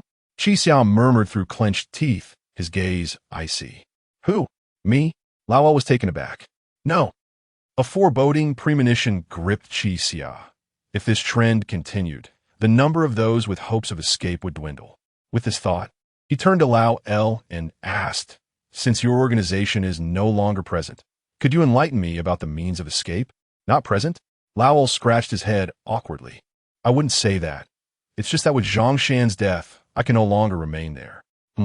Qixia was perplexed. Wasn't Zhongshan your leader? Not exactly. Lao shook his head. Zhongshan was the third in command of our organization. Third in command? Yes, Lao continued. Our organization is called Paradise Gate, consisting of approximately 20 individuals. The leader is Chu Tianxiu, a remarkably astute man. The second in command is Yun Yao, who possesses extraordinary luck in gambling and is exceedingly beautiful. I heard she was a star before coming here. As for Zhongshan, He often took on-bull-type roles due to his military background. Wait a moment. Qi Xia felt he had stumbled upon a critical inconsistency and quickly interrupted Lao El. You said your organization has 20 members? Now, I doubt there are even 20 left. With Zhang Shan's death, we useless ones have been cast aside. That's not the issue, Qi Xia replied, his expression one of confusion. Lao El, on which day did you arrive in this place? 2 days ago, Lao El responded without hesitation. Aren't you? Qi Xia was even more bewildered now. Indeed, we arrived 2 days ago, but I still don't understand. How could you establish an organization in such a short time? Even designate 3 leaders? Do you truly trust one another? After speaking, Qi Xia shook his head. No, that's not right. You already had an organization yesterday. In other words, you established this Paradise Gate on your very first day? Yes, Lao El nodded solemnly. It was all Chu Tianqiu's idea. He didn't participate in the game on the first day. Instead, he traversed the city searching for strong individuals. Since I, along with the small eyeglasses, emerged from the same room as Zhang Shan, we joined him. Wait, Qi Xia interrupted again. Are you saying that this man named Chu Tianqiu gathered 20 individuals in just one day? Indeed, Lao El regarded Qi Xia earnestly, which is why I assert that Chu Tianqiu is exceptionally clever. But why would you trust him? Qi Xia questioned, puzzled. When encountering a stranger wishing to form a team, shouldn't you be skeptical? Because Zhang Shan trusted him, Lao El explained. I am unsure of what they discussed privately, but after a few minutes of contemplation, Zhang Shan led me and the small eyeglasses to join Paradise Gate. I must admit, the people there were quite decent. In comparison, I feel like the most useless one. Qi Xia gazed at Lao El incredulously, as if weighing the truth of his words.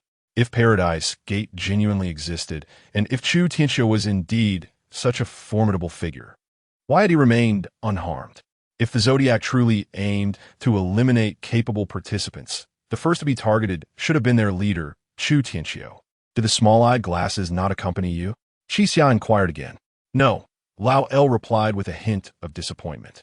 The small-eyed glasses are stronger than I. So they remained with Paradise Gate. They excelled in their studies since childhood, unlike me, who has merely sold socks for over 20 years. Qi Xia nodded, realizing that even though Zhang Shan had perished, nothing had fundamentally changed. The organization, known as Paradise Gate, still held the key to escaping this place. The notes on escaping that Zhang Shan had mentioned should be in the possession of the leader, and it was unlikely that Lao El would know the details. Gradually, Qi Xia clarified his own objectives. After locating Officer Li, he intended to join forces with him, as he was one of the few individuals Qi Xia could trust. They could then approach Paradise Gate to offer their services, pursuing both the means of escape and the opportunity to ally with formidable individuals in these perilous games. As Qi Xia contemplated this, the trio passed by a street corner marked with the letters S and Z. Lao El led the two in the opposite direction. Lin Qing paused, turning to Qi Xia. Did we take a wrong turn? Aren't those Zan's markers left by them? I don't know. Qi Xia shook his head. Lao El overheard their conversation and cast a distant glance at the 2 symbols that resembled both letters and numbers. S and Z. Lao El hesitated. Isn't that 52? Do you know what it means? Qi Xia asked again. I don't know its significance, but I've seen this number in many places, Lao El replied. Perhaps it's just a convenient way to mark paths, like calling this place 52 and D Street. Once Qi Xia realized that these symbols were unrelated to Officer Li, he lost interest in their meaning. After all, there were far too many perplexing matters to investigate, leaving no time for thorough inquiries. We're almost there, just ahead. Lao El quickened his pace. Chapter 67. The rabbit turning a corner.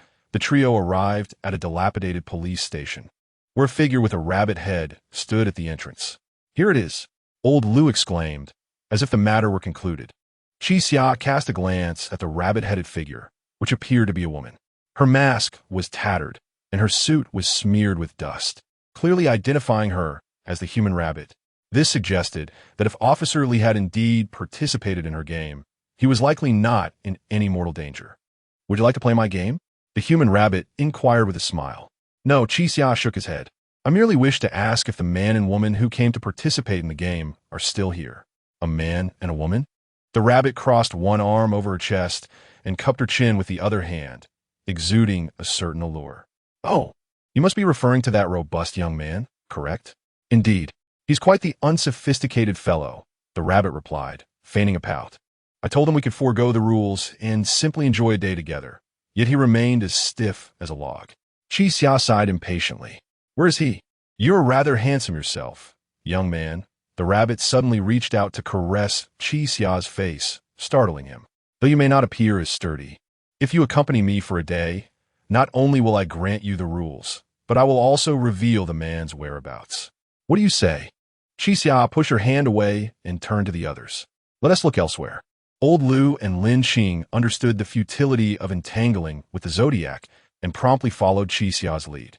If you wish to seek him on your own, you'd best hurry. The rabbit smiled sweetly. That young man is quite injured. If you're late, it may be too late. What? Chi Xia halted in his tracks, suddenly frozen. Why is he injured? He turned back, perplexed. Is your game truly that perilous? Not at all. The rabbit swayed her hips and stepped forward. My games are all about escape. I have designed intricate mechanisms. Yet that young man, relying on his physical strength, insisted on using brute force to solve the puzzles. What could I do? Upon hearing this, Chi Xia fell silent. He suddenly noticed a few fresh bloodstains on the ground, his expression turning cold. We must go. The group followed the trail of blood, which suggested that Officer Li's injuries were not severe. The rabbit was likely exaggerating. Soon, they arrived at the entrance of a pharmacy, where the sounds of scuffling could be heard from within. Officer Li, Chi Xia called out. The commotion ceased momentarily, and then Lawyer Zhang emerged first. Chi Xia. She looked disheveled, her previously neat appearance now in disarray. Soaking wet as if she had just emerged from water, she asked, What has happened? Where's Officer Li? Lawyer Zhang's eyes widened suddenly as she grabbed Chi Xia's arm. You must help me. Officer Li is in dire straits. What? Chi Xia was bewildered. They had followed the trail of blood, which appeared to be no worse than a mere arm scrape. How could he be in such a condition? The trio followed Zhang into the room, where the pungent scent of rust filled the air. After a few steps, they beheld Officer Li, drenched in crimson. His body was coated in blood, rendering it difficult to discern where he was injured.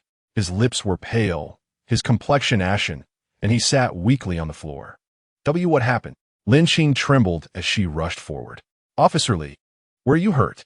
Officer Li turned to face Chi Xia and Lin Qing, managing a bitter smile. He slowly extended his hand, as if wishing to convey something. Chi Xia glanced down, and his heart raced. This was not merely a matter of where he was hurt. Officer Li's entire right hand was missing. A rough severance marked his wrist, appearing to have been torn rather than cut. To stem the bleeding, he had tied a piece of wire tightly around his arm, embedding it into the flesh, causing the surrounding area to turn purple. As a result, only a small amount of blood oozed from the severed end. My goodness! Lin Qing wished to assist, but found herself utterly helpless. Lawyer Zhang, what on earth happened? The rabbit's game. Zhang Chenza bit her lip in distress. That woman is utterly deranged. Chi Xia's gaze turned icy as he approached Officer Li, wishing to say something, yet finding every word lodged in his throat. He had envisioned countless scenarios of their meeting, yet none had prepared him for this grim reality. Lawyer Zhang, please take them outside. Officer Li suddenly spoke. I wish to have a private conversation with Chi Xia. A private conversation? The others looked on in confusion. After a moment of contemplation, Zhang Chenza nodded and led Lin Qing and old Lu out of the room. Once alone, Officer Li forced a smile at Chi Xia. Why the frown? You look as though you've suffered a great injustice. Chi Xia sighed. I will avenge you. That rabbit. No, Officer Li shook his head. That woman is insane. Do not involve yourself in her game. Chi Xia's words faltered, caught once more in his throat. Officer Li managed a weak smile. Have you found a way to leave this place? Not yet, Chi Xia replied, disheartened. I fear I may have been mistaken. I have not only failed to find a way out, but have also brought about the demise of Qiao Jiajin and Tiantian. With Officer Li the sole survivor, Chi Xia finally voiced the sorrow he had kept buried. I had underestimated everything. Officer Li's pale lips twitched as he shifted his position to ease his discomfort. What troubles you? He asked. Is there anything you cannot resolve? Chi Xia was at a loss for how to articulate the matter regarding Xiao Xiao, and simply shook his head. Now, even the trusted Officer Li was facing death, and Chi Xia felt a familiar ache in his head returning. He shook it off, feigning nonchalance. Why did you want to speak to me alone? I have some words I wish to share before I depart this world. Officer Lee rummaged through his pockets and produced a tattered cigarette case, revealing 2 moldy cigarettes, likely scavenged from some abandoned building. He placed one between his lips and searched other pockets, muttering a curse under his breath. I forgot I don't have a lighter. I can't even enjoy a last smoke. Chapter 68. Ominous signs. Upon hearing this, Qixia immediately retrieved a lighter from his pocket. One lent to him by Xiao Xiao. He ignited the lighter and leaned in closer. Officer Lee was taken aback for a moment, then covered the flame with his bloodied left hand and leaned in to light his cigarette. Moments later, he patted Qixia's hand, exhaling a thick cloud of smoke. Officer Lee appeared to relax somewhat. The comfort of it. He chuckled, now unafraid of death. What do you wish to tell me? Qixia inquired, sitting across from Officer Lee with a serious expression.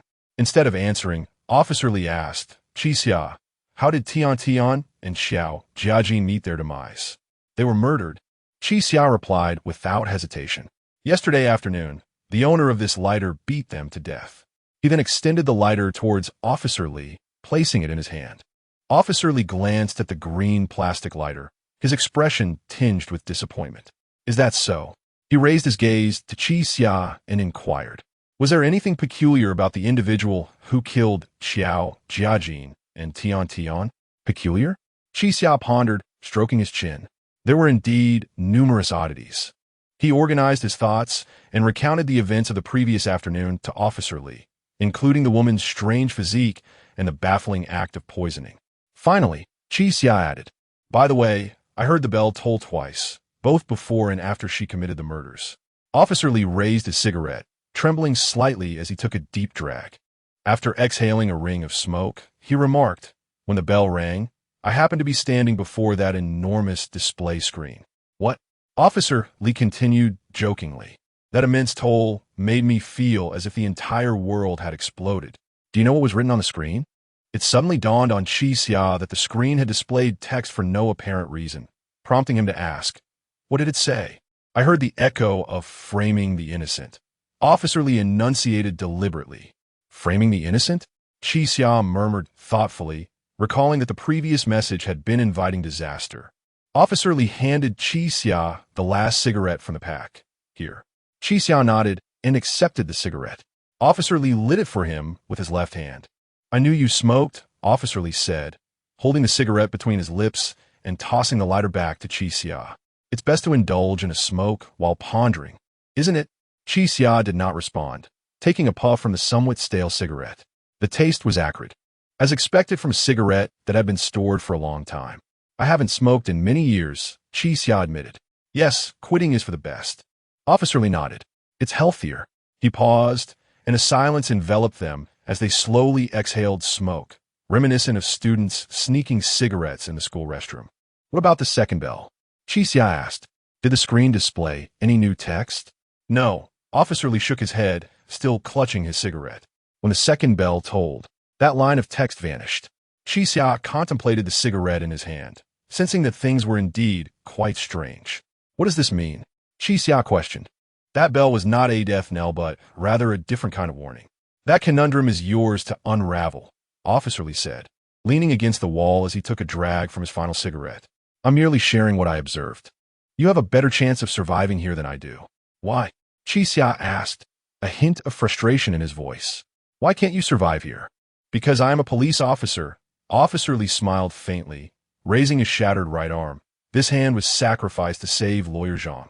I could have turned a blind eye, but I cannot stand idly by while someone faced certain death. But you, Qixia, carry no such burden. Qixia appeared to grasp Officer Lee's meaning. This man had sought to save everyone from the very beginning, adhering steadfastly to his principles that might ultimately lead to his demise in this place. Qixia nodded solemnly and asked, You didn't isolate me just to share this, did you? Yes. Officer Lee's complexion grew even paler. Qixia, I harbor a secret that I have never shared with anyone. I do not wish to carry it to my grave, so I must disclose it before I die. Then why me? Qixia queried, perplexed. You could easily tell Lawyer Zhang, because you, like him, are a deceiver. Officer Lee said with a bitter smile, shaking his head.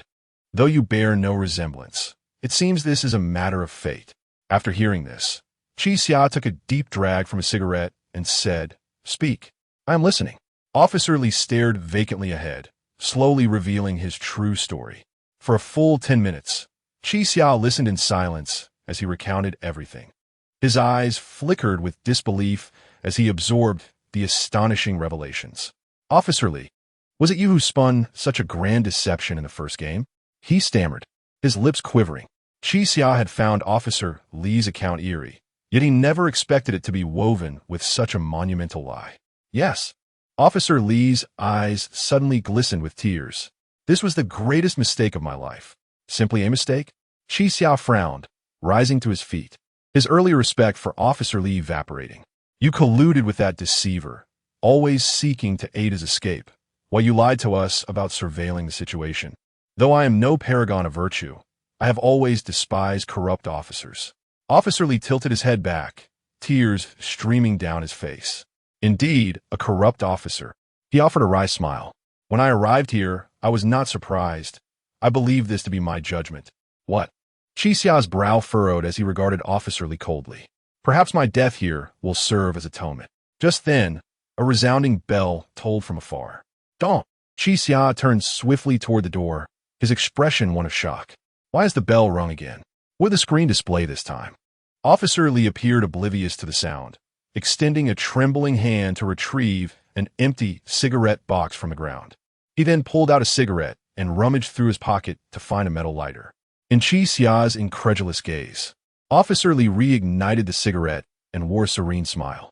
He gradually lowered his head, seemingly speaking to himself as he said, "Qi Xia, my death will be my atonement." Qi Xia was momentarily stunned, observing the pristine cigarette in Officer Li's mouth, sensing the situation was profoundly uncanny. "Hey, Li Shangwu, don't die just yet." Qi Xia rushed to kneel beside Officer Li, only to discover he had ceased to breathe. The cigarette still dangled from his lips, and he clutched an aged Zippo lighter in his hand. Chapter 69, Self-Sacrifice and Pain. A pain that penetrates to the very marrow. Qi Xia clenched his teeth, crouching on the ground, stifling a groan of anguish. He felt as though he truly bore some grave psychological affliction. Each time someone perished in his presence, a splitting headache would ensue. What could possibly be the cause? Is it merely the sight of death that triggers such agony? No, Qi Xia had witnessed death several times within the game. Not every demise inflicted upon him that debilitating pain. After what felt like an eternity, Qi Xia finally exhaled deeply and rose, his expression once again inscrutable. The three outside finally took notice of the situation within. They rushed into the room only to find Officer Li lifeless, a cigarette still clenched between his teeth. Zhang Qinze covered her mouth, wanted to weep but unable to utter a sound. "Damn!" She slowly approached the corner of the room, clutching her hair, reduced to a dialect that starkly contrasted her previously impeccable Mandarin. "What is happening? What is going on?" Her emotions appeared to be in disarray, evidently shaken by the ordeal. Before Qi Xia could speak, the distant sound of a bell told once more. "Don't!" Lin Qing and old Lu were startled, turning towards the source of the sound. Though they were unaware of the bell's significance, they had heard it many times in the presence of death. Lin Qing steadied herself, moved to Zhang's side, gently patting her shoulder and saying, "Lawyer Zhang, you must pull yourself together." "How can I possibly gather myself?" Zhang, looking utterly haggard, raised her head, her eyes filled with despair.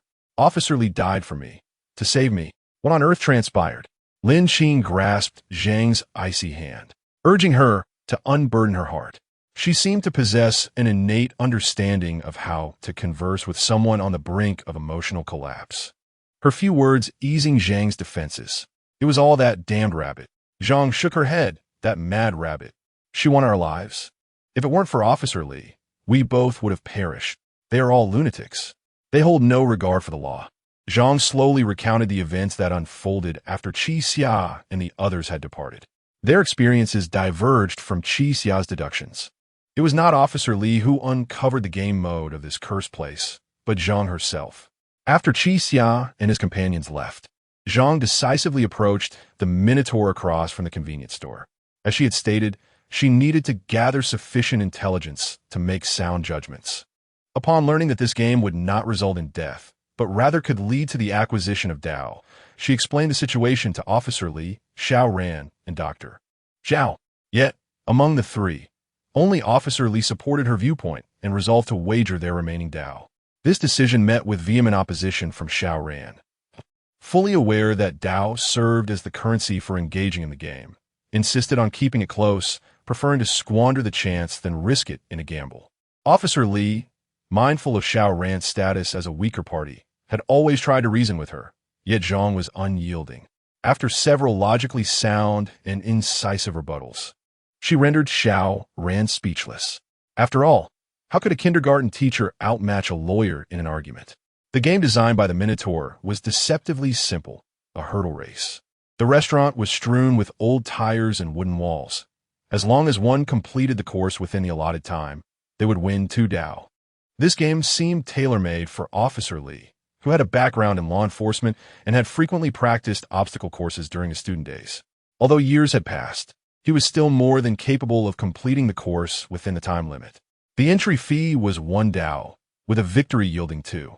Officer Li appeared to have discovered a loophole, participating 3 times in succession, transforming their Dao from 2 to 4. Only when he could no longer muster the strength did they depart the gaming venue. This experience bolstered their confidence. They believed they could amass enough Dao before encountering Qixia again. Later, through a stroke of luck, they found themselves at the game site of Human Rabbit. It was an escape type of game, and they presumed its difficulty would not be too great. In a small room, the two were trapped in opposite corners. Zhang was ensnared within a gigantic transparent fish tank, which was gradually filling with water, while Officer Li found himself handcuffed to the wall on the other side of the room. He had only a wooden stick at his disposal. The key to Officer Li's handcuffs lay within Zhang's fish tank, and the switch to fill the tank was alarmingly close to Officer Li.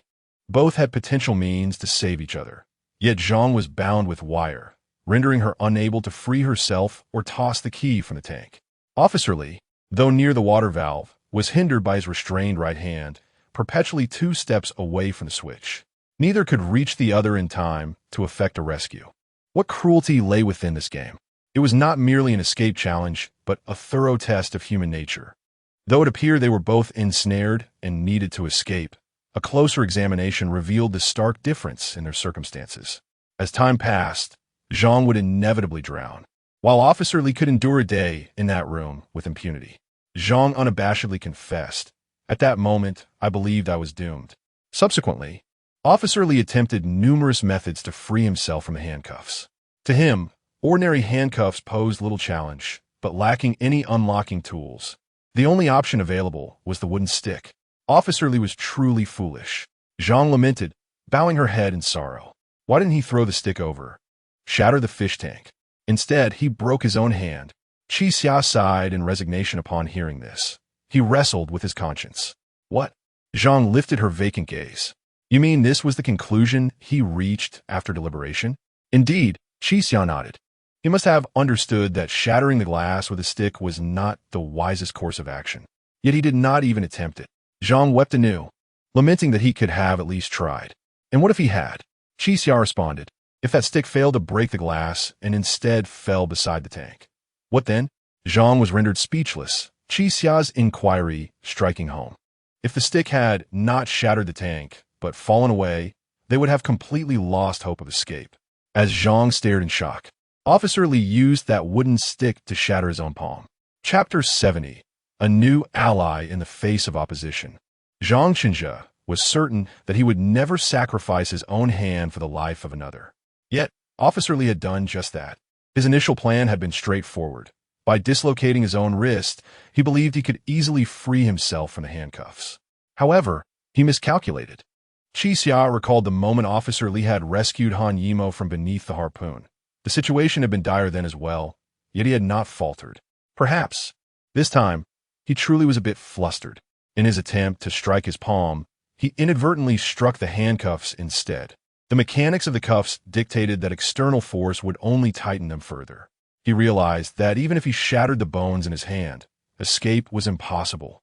Seeing the water in the tank had risen to Attorney Zhang's neck, Officer Li made a swift decision, abandoning the idea of breaking his hand and instead targeting his forearm. This time, he struck with greater force, nearly losing consciousness several times. Attorney Zhang had no choice but to tilt her head back, desperately seeking air at the surface. Just as her consciousness began to fade, that man arrived. He swiftly turned off the water valve and shattered the fish tank with a wooden stick. Then, using his remaining left hand, he freed Attorney Zhang from the wire binding her. In just a minute or two, the severed part of Officer Li's right hand was bleeding profusely.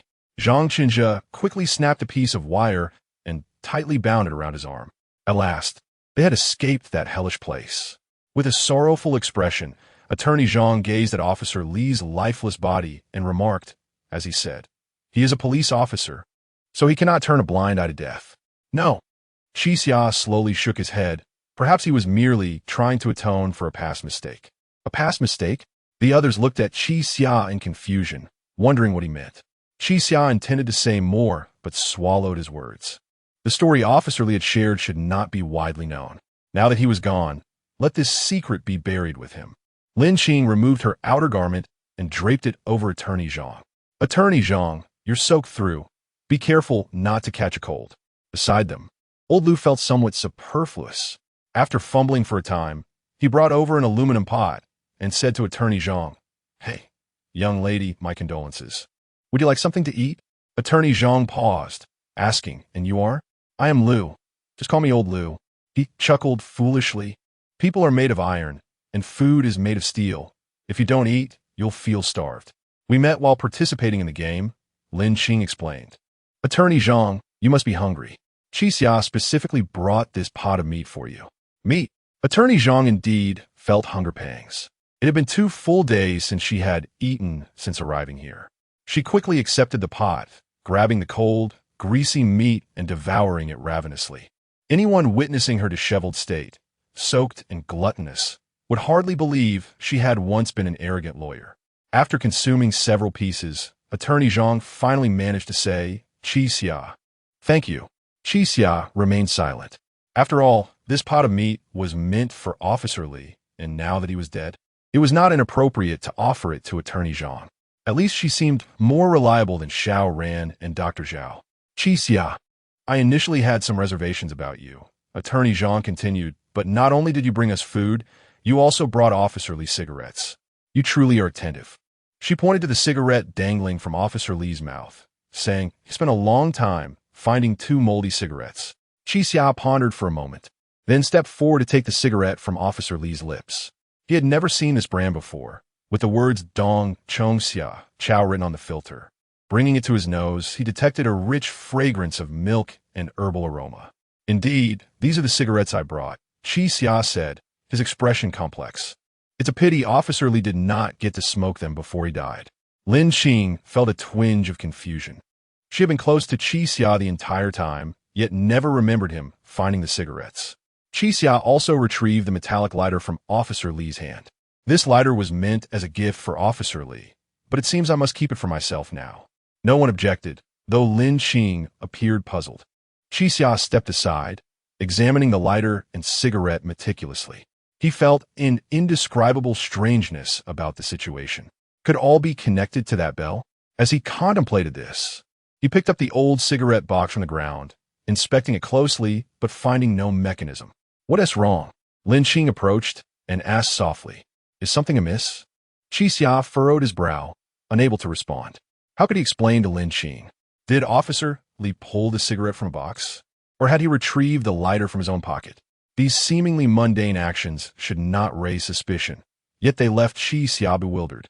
"Perhaps I simply misjudged," he concluded, placing both the cigarette and lighter back in the box. "What is the status of Attorney Zhang? Has her emotional state stabilized? What should we do next?" Qi Xia nodded, saying, "Our objective has always been singular, has it not?" He then approached Attorney Zhang slowly, stating, "Attorney Zhang, I will be frank. May I borrow a dao from you?" "Borrow a dao?" Attorney Zhang raised an eyebrow, puzzled. "Indeed," Qi Xia confirmed. "To be candid, our dao was destroyed, and we currently possess none." Upon hearing this, Attorney Zhang lowered her head slowly, seemingly lost in thought. "Qi Xia, I can give you all my dao," she said earnestly as she lifted her gaze. Let's form a team.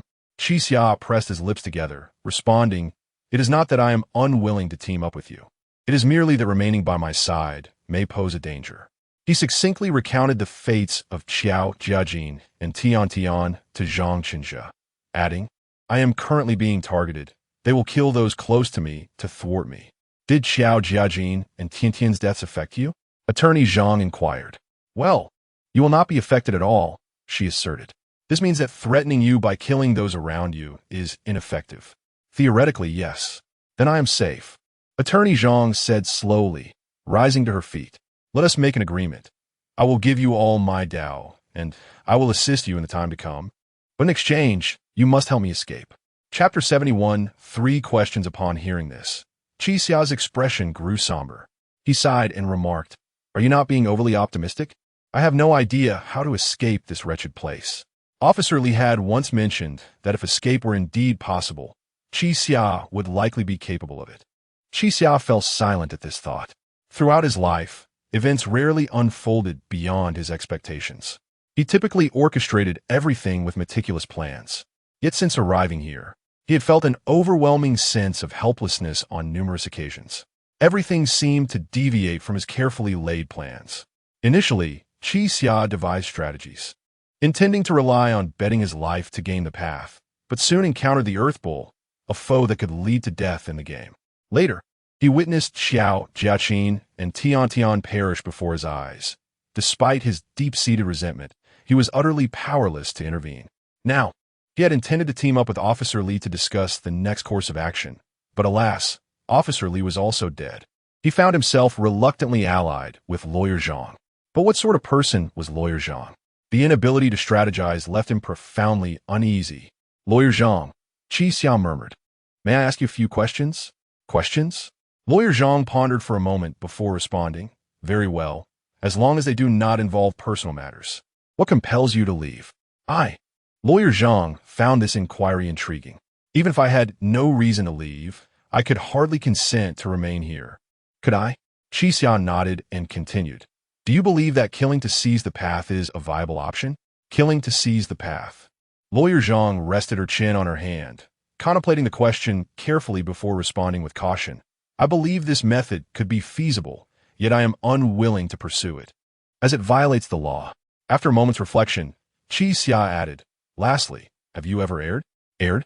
Lawyer Zhang appeared taken aback. Are you referring to a crime? Not in terms of the law, Qi Xia clarified, but rather an error significant enough to alter the trajectory of your entire life. One that fills you with regret, leaving you to atone for it for the rest of your days. Suddenly, Lawyer Zhang's gaze turned icy. She fixed her stare on Qi Xia and inquired, What do you mean? How is this question relevant to our partnership? She did not answer. Yet Qi Xia had already discerned the truth. It seemed that the origins of everything lay in the first game. Each person had lied. All right, I understand. Let us proceed together.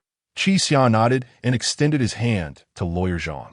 With a hint of skepticism, Lawyer Zhang regarded him before slowly reaching out, clasping his hand. Old Liu, observing the scene, felt like an outsider, realizing that he had to exert more effort to integrate into this small group. He recognized that Qi Xia was no ordinary individual, and teaming up with him would significantly enhance the likelihood of achieving the path. With this thought in mind, Old Liu stepped forward, chuckling awkwardly before addressing Qi Xia. Now that we have found our team, should I take my leave? Qi Xia, with an impassive expression, nodded and replied coolly, No need to see you off. Huh?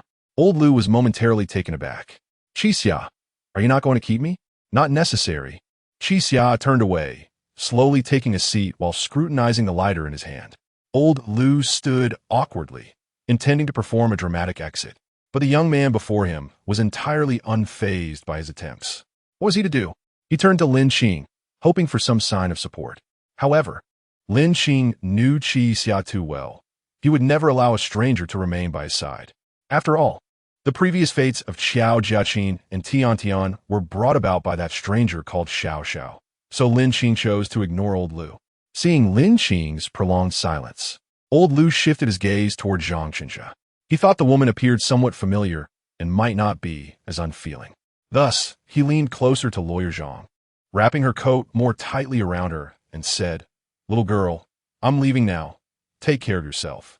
To old Lu's surprise, Zhang Qinzhe was even colder than Lin Qing. "Uncle, you need not concern yourself," she replied icily. "And let me clarify, unless in a dire situation or medical context, please do not touch me. You all." Old Lu's frustration boiled, yet he found himself at a loss for words, having proposed his own departure. He had seen others provide themselves a way out, but had never encountered anyone who used a step to push themselves off a cliff. Now, it was old Lu who felt reluctant to leave. He turned back several times as he made his way to the door, only to find that no one was attempting to retain him. With a resigned sigh, he stepped outside. Just as he was about to depart, an idea struck him, and he hurriedly returned to the group, proclaiming, "This morning, I discovered a game that requires a team of 4 to participate. Are you interested?" Upon hearing this, Lin Qing and Zhang Qinzhe both turned their gazes toward Qi Xia. Qi Xia slowly raised his head, pondering for 3 seconds before asking, "What animal?" Seeing Qi Xia's evident interest in the path, old Lu plopped down with enthusiasm. It's a dog," he exclaimed. "This game will test our team's cooperation. It will surely be fine." "A dog?" Qi Xia paused, contemplating deeply. The dog game focused on team cooperation, and both Lin Qing and Zhang Qinzhe were not foolish. They would heed his directives, so coordination should be manageable. The only variable was old Lu.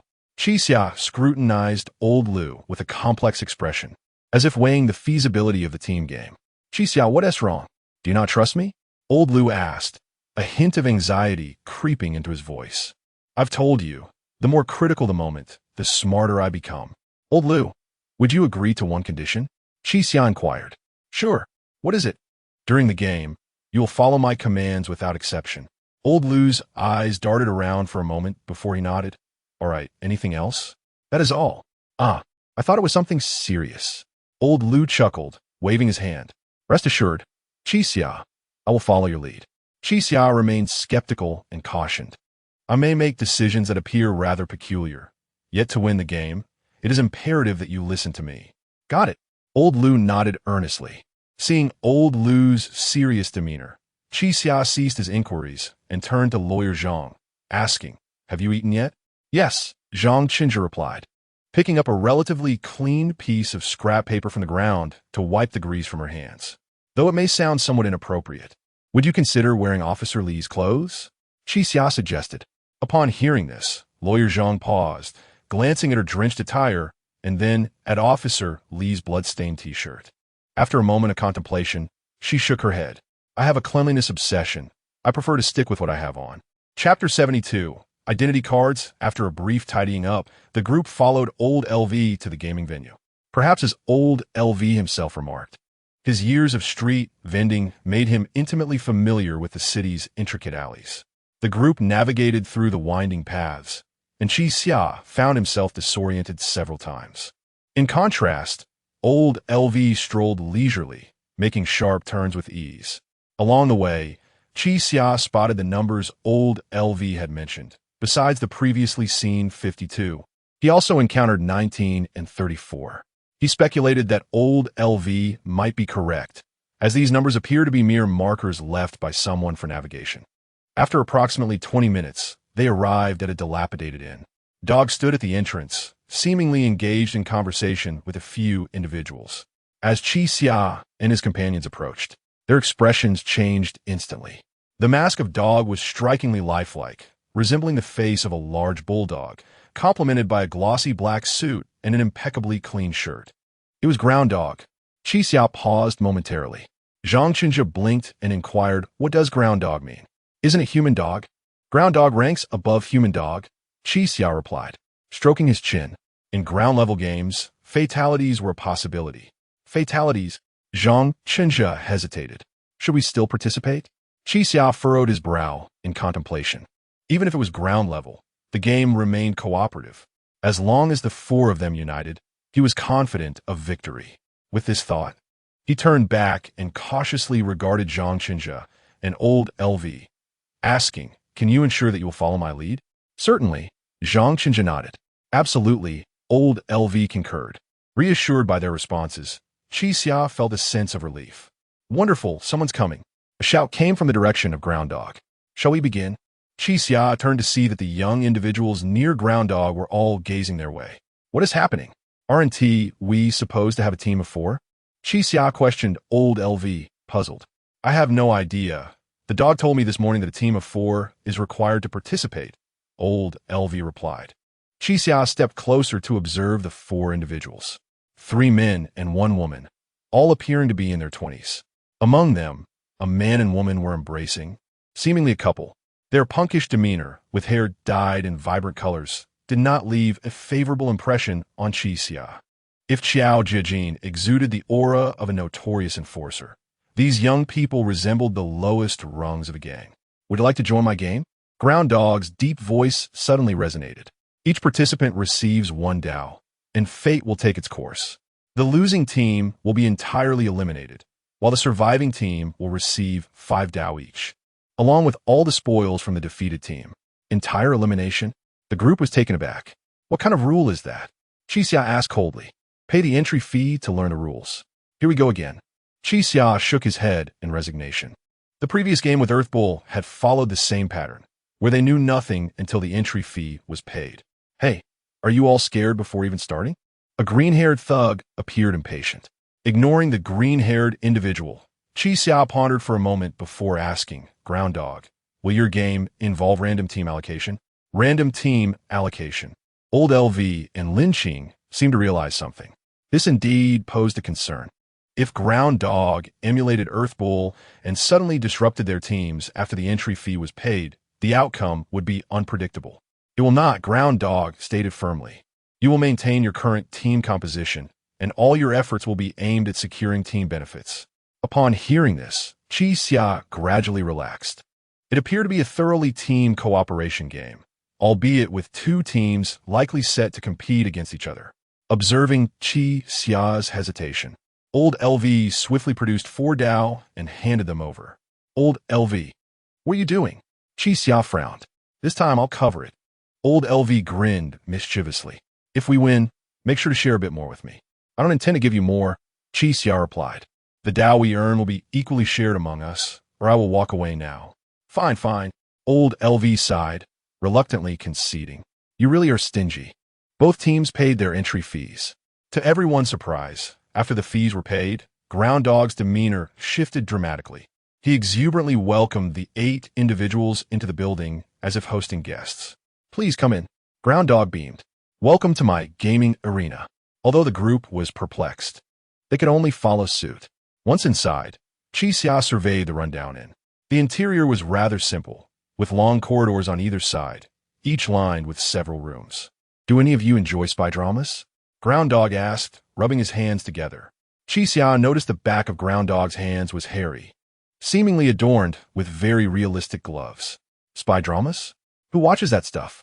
A blonde thug shook his head. Stop wasting time and tell us what we're playing. Such impatience. Ground Dog retrieved 2 stacks of cards from the front desk drawer and presented them, saying, though you are a team of 4, each individual possesses their own identity card. Now, please draw your identities. Chi Xia glanced at the stack of identity cards. Reminiscent of the cards seen during his first encounter with the human sheep, all inscribed with the words "Enwa Game" on the back. Lin Qing, standing at the front of the group, collected 4 cards and turned to ask, who will draw first? All the same, you deal, Zhang Qinzhi replied. Nodding, Lin Qing shuffled the cards face down and distributed them one by one. Upon receiving his identity card, Chi Xia was puzzled to see it labeled sender. Is this supposed to be kept secret? Old LV asked, clutching the card to his chest cautiously. The group turned to Ground Dog for clarification. No need, Ground Dog smiled. Team members can view each other's identities, and if you wish, you may even exchange them. Hearing this, everyone gathered around Chi Xia, forming a circle. They revealed their cards one by one, discovering that each identity varied. Chi Xia's identity was sender, Lin Qing's was receiver, and Zhang Qinzhi's was hostage. What about yours? Chi Xia looked at old LV, who hesitated to reveal his card. Well, how should I put this? At this point, Chi Xia ceased to inquire further, firmly grasping old LV's wrist and forcing the card to be revealed. It read Spy. Chapter 73. The Traitor. Chi Xia pondered the meaning of this identification card, unable to comprehend its implications. If one among the four was indeed a traitor, their identity should remain concealed.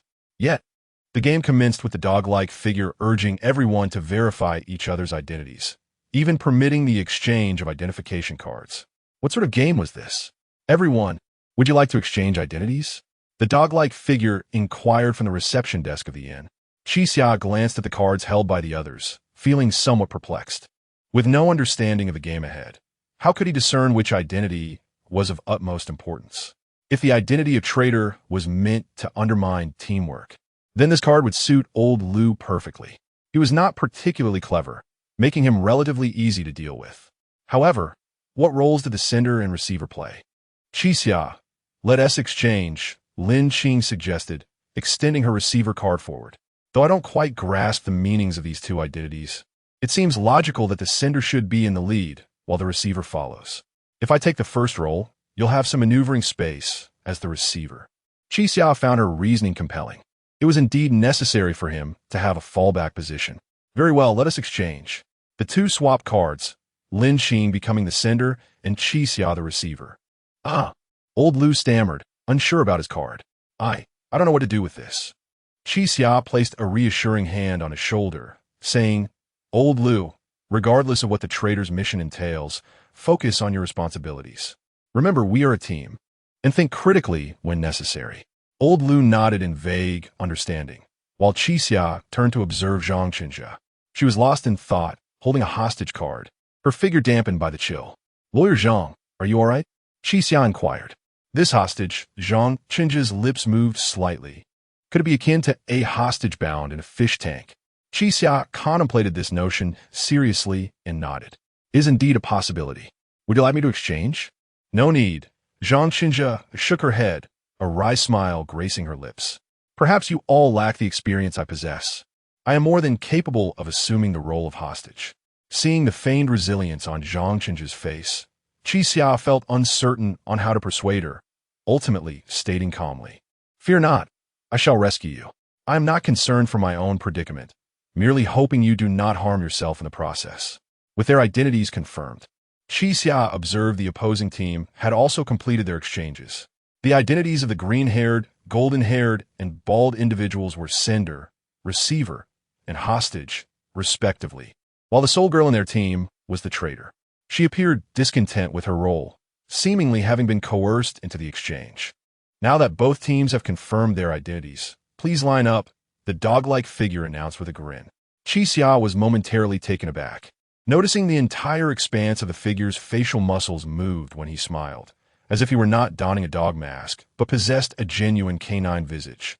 First, let us have the player who drew the traitor step forward. The dog-like figure gestured invitingly. After a brief deliberation, Old Lu and the girl stepped forward. Let's give them a round of applause. The dog-like figure clapped enthusiastically, yet no one moved, silently absorbing the echo of his solitary applause. I must congratulate the two of you for drawing the identity with the highest survival rate in this game. The highest survival rate? They both frowned in unison. Indeed, from this moment forth, due to the unique nature of your traitor identity, you'll be operating within the opposing team. The dog-like figure explained, gesturing as he spoke. You have two methods to accomplish your mission. The first is to effectively act as a traitor and secure victory for your original team, thus ensuring the survival of the entire group. The second option is to abandon your original team and aid the current team in winning the game. If at the last moment, your new team is willing to accept you, you may survive under a new identity. Old Lu pondered this explanation, then asked, so we are not merely traitors, but rather double agents? Regardless of which team emerges victorious, we win? Precisely. As long as the new team is willing to accept you, you shall emerge victorious. The dog-like figure nodded with a smile. Qixia perceived a flaw in this rule and inquired, but why have two traitors? Wouldn't one suffice? Excellent question. The dog-like figure responded. This is precisely what makes this game intriguing. If the new team accepts a traitor, they must forsake the traitor sent from their own team. In other words, a team can have a maximum of 4 members. It is impossible for both traitors to join the same faction. Upon hearing this, Xiao's expression soured. It became evident that everything occurring in this place was far beyond any anticipated plan. So, traitors can indeed defect? Before Qi Xia could voice his thoughts, Old Lu turned to him and asked, Qi Xia, you won't abandon me, will you? Qi Xia held Old Lu's gaze in silence for a moment before retorting. What about you? What benefit would I gain by abandoning you? I paid for all 4 Dao tickets. Old Lu exclaimed anxiously. The winning team receives 5 Dao each, in addition to the spoils from the defeated. But look at you all. You're practically destitute. Only that lawyer has a few Dao. If I were to kill you all, I'd be lucky to earn 5 Dao, meaning I'd end up with just 1 Dao for all my efforts. Qi Xia nodded, conceding, as long as you grasp this principle, that is sufficient. I will not abandon you. Let us agree on that. Old Lu grasped Qi Xia's hand firmly. I will do my utmost to create chaos on the opposing side, ensuring your victory. Wait, Qi Xia pulled Old Lu closer, whispering, there are a few matters I need to discuss with you. Meanwhile, the girl, also a traitor, felt equally troubled by the rules. She approached her boyfriend, the green-haired man, with reluctance. What is this? I have to join the opposing team? Fear not, my dear, he replied, wrapping his arm around her waist. It's merely a formality. How could those frail old ones possibly defeat you? A formality? She cast a meaningful glance towards Qi Xia's team, questioning their capabilities. What do you mean? You prefer me to that old man? The green-haired man pulled her closer, their faces nearly touching. Darling, please don't keep rejecting me. Can we? Let us see how it goes. She pressed a hand against him, adding, there's a logical relationship here. It all hinges on whether you can win the game. Chapter 74. The Lawyer's Choice. Digo, what are the remaining rules? Qi Xia inquired. What is the essence of this game?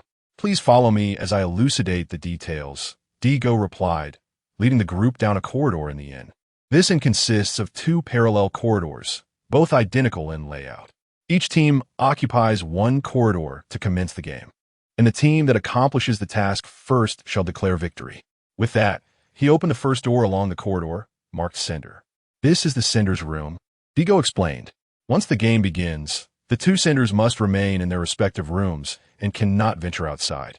Your task is to deliver a letter containing a coded message. The sparse room contained only a table, upon which lay a single letter, an iron box, a golden key, and a golden lock. Lin Jing pondered for a moment before asking, since we cannot leave this room, how are we to send the letter? Quite simply, you will hand the letter to the spy, Digo answered. Please follow me. He led the group out of the room and into the corridor. The corridor serves as the operational zone for all spies. You will traverse your respective corridors and be responsible for delivering the letters. Entrust the letter to the spy.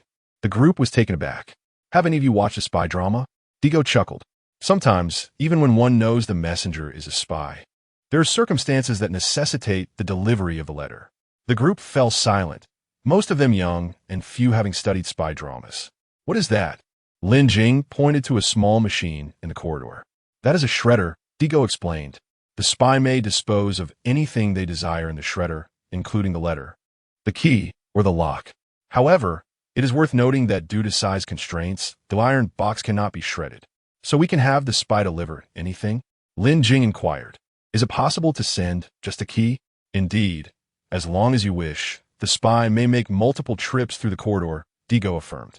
A subtle sense of complexity began to envelop the group as they sensed the unpredictability of the game ahead. That concludes the initial rules, Digo smiled. Senders, please return to your rooms. The subsequent rules do not concern you. Lin Jing exchanged a glance with Qi Xia before slowly approaching the room. The green-haired member of the opposing team also headed to the other corridor and entered their room. Qi Xia glanced at the shredder in the corridor and suddenly felt a twinge of regret. It appeared the spy would be the most unpredictable variable in this game. To both spies, regardless of what you receive, you must deliver it within 3 minutes, unless you have already destroyed it, Digo indicated, pointing to the electronic clock in the corridor, which displayed a 3-minute countdown. If the time elapses and the item remains unprocessed, there will be consequences. Old Lu and the girl were momentarily stunned. Wasn't it said that our identities were the safest? Of course, as long as you deliver the item or destroy it, you will be safe. Digo reassured them with a smile. This rule is established to prevent delays. Seeing the group fall silent, Digo continued, please remain spies while the rest follow me. Old Lu and the girl stay behind. Digo led the others forward. At this point, only the recipients and hostages remained. At the end of the corridor was another room, marked recipient. Digo opened the door, revealing a table with only a silver key and a silver lock. In the corner stood a large device resembling a refrigerator. This is the operational space for the recipient, Digo stated. Aside from the spies, you're forbidden from contacting anyone. He approached the large device and continued. This cabinet is where the hostage will be confined. Once the game begins, you'll be trapped inside. Chi Xia was the first to investigate the cabinet, noticing an electronic display reading unlocked. The interior structure was peculiar, constructed of metal with numerous holes, resembling. This is a custom-designed large microwave, Digo explained. Half an hour after the game begins, if no one opens the cabinet door, the person inside will be reduced to meat. The bald man gasped at this revelation, as he was the opposing team's hostage. A microwave? What the hell? He shouted, stepping back. I refuse to go in. Hey! The blond man seized him, saying, Stop fooling around. If you back out now, Amu will kill you. At this, the bald man visibly recoiled in fear. But I can't just crawl into a microwave. Rest assured, these individuals cannot possibly contend with Amu, the blond man assured him, gripping his shoulder. Trust his methods. After a moment of contemplation, the bald man hesitated but ultimately nodded. As for the recipients, your rules are no different from those of the senders, Digo continued. The only thing to note is that if you successfully receive a letter, please open the envelope immediately and decipher the door-opening code to rescue your teammate. The first team to rescue their teammate shall be deemed victorious. Noticing that Zhang Qinze had remained silent, Chi Xia gently asked, Do you trust me? Zhang Qinze pondered for a moment before responding, Chi Xia, I trust you, but the variables in this game are too numerous. In this room, you cannot communicate with anyone else, nor can you discuss strategies. Even if I trust you, it does not guarantee that you will be able to save me. This left Chi Xia momentarily speechless. Digo, noticing their conversation, interjected with an ill-timed smile. Even now, if you wish to exchange identities, I would not oppose it. Taken aback, Chi Xia pulled out her recipient card and examined it. Zhang Qinze had just escaped from a fishbowl and was now facing confinement in a microwave. Was this not too cruel? Lawyer Zhang, logically, I should indeed exchange with you.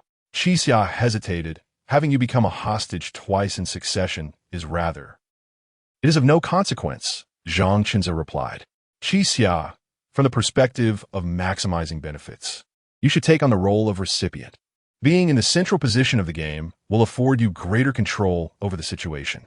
Compared to others, I am more at ease in trusting you with the task of unlocking the door. Do you not find this to be cruel? Chi Xia inquired. Cruel? Zhang Qinze managed a faint smile. If it is the right thing to do, it should be executed unconditionally. Besides, my clothes are still damp. I shall consider it an opportunity to dry them. Chapter 75. The Art of Deception. If everyone has comprehended the rules, please take your positions. The next instructions will be broadcasted within the room. The orchestrator arranged the participants and proceeded to the front desk alone. In the two corridors, everyone was already in place. The senders occupied the first room in the corridor, while the spies sent by the opposing team stood in the corridor with the receivers and hostages in the last room. The rules of this game appeared quite straightforward. The sender would pass the code to the spy. The spy would then deliver it to the receiver, who would examine the code and ultimately unlock the door. Yet, this seemingly simple premise left everyone feeling uncertain, as a most crucial aspect of the game lay in the hands of the opposing team. Ladies and gentlemen, the orchestrator announced into the microphone at the front desk. Simultaneously, his voice echoed through the broadcast system in all rooms and corridors.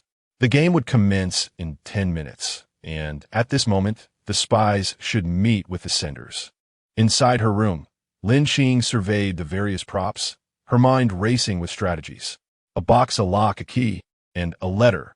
3 of these items were susceptible to destruction by the shredder. To avoid the shredder's wrath, the letter must be placed within the box, which should then be locked.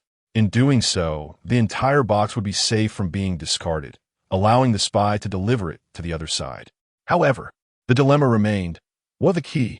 Although she was unaware of the tools at Chi Xia's disposal, the game's design precluded the existence of matching keys or any unlocking devices. How would he open the box once he received it? A faint knocking interrupted her thoughts, and the spy, a girl, opened the door from the outside. "Ready?" she asked, her expression impassive. Lin Xing regarded the girl and inquired, "What is your name?" "Jiang Ruoxue." "Are you ready?" "Ruoxue, would you consider joining us?" Lin Xing asked directly. After a moment of contemplation, Jiang Ruoxue replied, "The risk of joining you is too great. I cannot take that gamble." "Risk?" Lin Xing echoed. Jiang Ruoxue nodded, her seriousness palpable. "If I help you win the game, and you choose to reject me at the last moment, I would still meet my demise." Her concerns were not unfounded. Lin Xing acknowledged her apprehension and initiated her favored conversational technique. "Let us entertain a hypothetical scenario. In your understanding, what methods would your team employ to secure victory?" Jiang Ruoxue furrowed her brow slightly. "Are you suggesting they might collaborate with the spies?" "Indeed," Lin Xing affirmed. "Much like a job interview. We are currently engaged in a mutual selection process. You must consider not whether we would abandon you, but whether your original team would do so." "They would not," Jiang Ruoxue asserted firmly. "They would never forsake me for an old fool." "It is not merely for an old fool," Lin Xing replied, deliberately softening her tone. "Rather, it is for the sake of survival." This revelation caused Jiang Ruoxue to hesitate. She opened her mouth as if to speak, yet remained silent. "My partnership with you is also solely for the purpose of survival." "And what of the spy you dispatched?" Jiang Ruoxue countered. "He is ostensibly your teammate. Can you truly abandon him?" "I have known him for less than 4 hours. I cannot wager my life based on such a brief acquaintance," Lin Xing stated earnestly. "And how long have you known your teammates? Would they risk their lives for you?" Jiang Ruoxue fell into a daze, contemplating her response. After much deliberation, she still did not acquiesce to Lin Xing's request. "I cannot trust you. Prepare the letter quickly. I advise you to make it sturdy, as I will do everything in my power to destroy its contents." Jiang Ruoxue shook her head, insisting no further discussion. "May I inquire about the reason for your steadfastness?" Lin Xing asked one last time. "Amu is my boyfriend. Is that not reason enough?" As a psychological counselor, Lin Xing understood that dismantling a person's psychological defenses within a few minutes was nearly impossible. This was a plotline better suited to science fiction. Ordinary individuals harbor intense wariness toward strangers, particularly in life-threatening scenarios, where every utterance could be fatal, necessitating utmost caution. With that, Lin Xing chose not to waste any more time and redirected her focus to the box before her. If one were to disregard any collaboration with the spies, was there a way for Qi Xia to obtain the letter? Meanwhile, in the room designated for the senders, Amu encountered the spy, Old Lu. "Hey kid, hurry up and hand over the goods," Old Lu said impatiently, leaning against the doorframe. Amu scratched his vibrant green hair and cast a disdainful glance at Old Lu. Instead of addressing the items on the table, he mused aloud, "Old man, how about 10 Dao for the life of your comrade?" "What do you say? What nonsense?" Old Lu was taken aback. 10 Dao? You don't seem like a fool. You must understand the rules of survival here, right?" Old Lu pondered for a long moment before finally responding. "What foolishness are you spouting? How could I betray my teammate for 10 Dao? Besides, I cover the ticket cost myself." 15 Dao, Amu continued. "In addition to the rewards expected from this game, I will give you an extra 15 Dao." Old Lu's gaze slowly shifted to the floor, his face revealing hesitation. "Don't dwell on it, old man. You should know how to ensure your survival with absolute certainty," Amu warned, tapping his fingers on the table, the sound laced with ominous intent. "We will accept you, ensuring your survival, and once we exit, we part ways." Old Lu cautiously inquired, "If you give me 15 Dao, won't you end up with nothing?" "That is of no concern," Amu replied nonchalantly, shaking his head. "By taking your comrade's life, we acquire their spoils. It cannot be said that we gain nothing." "And what of that woman?" Old Lu pressed. "Is she not your partner?" "Just a woman," Amu retorted vehemently, glaring at Old Lu. "A woman can be replaced. But if I die, the situation becomes rather dire." Old Lu sensed an indescribable danger emanating from the man before him. Yet upon reflection, Qi Xia and the others could hardly muster 15 Dao among them. Agreeing to the demand would leave him significantly enriched. "I require a down payment," Old Lu declared. "I want 5 Dao now." "What?" Amu realized that this condition would prevent him from killing Old Lu. A smile spread across old Lu's face. Beads of sweat trickling down his brow. Killing for Dao is not permissible, is it? Chapter 76. A moment of cleverness, old dog. You are surprisingly clever, remarked Amu, his expression darkening instantaneously. Of course. I am quite astute in critical moments, replied old Lu, his smile twisted. I truly hope your teammates can witness your current visage. Amu produced 5 Dao from his pocket, scattering them on the ground as though feeding pigeons. Old Lu hurriedly knelt to collect the Dao, placing each one into his pocket. Heh, my teammates will understand me, he said, brushing off the dust from his hands. I have long warned them that I am clever at crucial moments. They never anticipated my betrayal. What could I do? Amu displayed a wry smile as he handed over the locked box along with the golden key to old Lu. The subsequent matters are in your hands. Meanwhile, in the recipient room, Qi Xia sat in a chair, eyes closed in contemplation. The prisoner's dilemma? He murmured softly. No, it should be the bucket theory. The weakest member of the team determines the overall strength of the group. Qi Xia's fingers lightly tapped the table, his mind racing to determine which plank belonged to their bucket. The spies from both sides must have encountered the sender. With eyes still shut, he endeavored to mentally simulate the scenario of their meeting. 10 minutes passed without their spy delivering the message, indicating that Lin Qing's persuasion had faltered. After all, a woman in love has little reason to harm her beloved. As for the other side, Qi Xia opened his eyes, his hand idly playing with the silver key on the table. It was highly probable that old Lu had indeed defected. His demeanor grew increasingly cold as he spoke. From now on, the opposing side will have the assistance of 2 spies simultaneously. Matters are evolving towards the worst possible outcome. The good news is that the bucket theory has officially failed. There are no longer any weaknesses within our team. A cold smile slowly emerged on Qi Xia's face as he anticipated the MiG-25 effect. At that moment, a voice echoed from the doorway.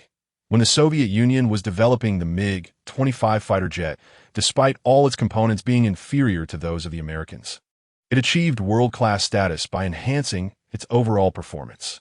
This is the MiG-25 effect, is it not? Qi Xia turned to see the spy, Jiang Ruoxue, standing at the entrance, her expression devoid of emotion. She held a locked box in her arms. Do you believe the MiG-25 effect to be valid? Jiang Ruoxue inquired. I am rather uncertain, Qi Xia replied, his face equally impassive. I cannot ascertain whether the components belonging to me are functional, but your mere presence dispels all my doubts. Did my arrival enlighten you? You must be a once-in-a-century genius, Jiang Ruoxue said with a hint of sarcasm, placing the box on the table before Qi Xia. Now, please employ your MiG-25 effect to unlock this box. Qi Xia scrutinized the box closely. The golden lock firmly secured it. He attempted to use the silver key at hand, but proved futile. Lifting the box, he gently shook it, hearing a distinct rustling sound within. There was a message. What name do I address you by? Qi Xia asked. Jiang Ruoxue, she replied. Jiang Ruoxue, did you shatter the key earlier? Qi Xia inquired. Do you think your teammates would provide me with the key? Jiang Ruoxue crossed her arms, seemingly entertained by the unfolding drama. Someone like you, who considers himself clever, cannot open the box without a key? She did not give you the key. That is splendid news, Qi Xia smirked, addressing Jiang Ruoxue. Did you hear that? Hear what? She retorted. The footsteps, Qi Xia stated. The soundproofing in this old inn is rather poor. You must have heard the footsteps before you moved, correct? So what? Jiang Ruoxue scoffed. In this entire building, the only ones who can move are me and that old man. Footsteps are hardly surprising. But why did he depart before you? Qi Xia queried, tapping the table and gazing meaningfully at Jiang Ruoxue. Why did our spy set off first? You. Jiang Ruoxue's expression shifted, as if she had grasped something. What do you believe your chances of survival are in this game? Qi Xia continued to tap the table, attempting to breach her psychological defenses. If your team collaborated with our spy, do you still have a chance? I understand. Jiang Ruoxue's gaze grew increasingly frigid. You cannot open the box. So you have shifted your target to me? Is that not rather childish? Qi Xia nodded. Have you discerned my intentions so quickly? Do not delude yourself into thinking you can sway me. Jiang Ruoxue stepped back. I will never trust you. Qi Xia fell silent, instead focusing on his fingers tapping the table. Time was drawing near. His expression hardened as he murmured, "Let me verify whether the components are functional."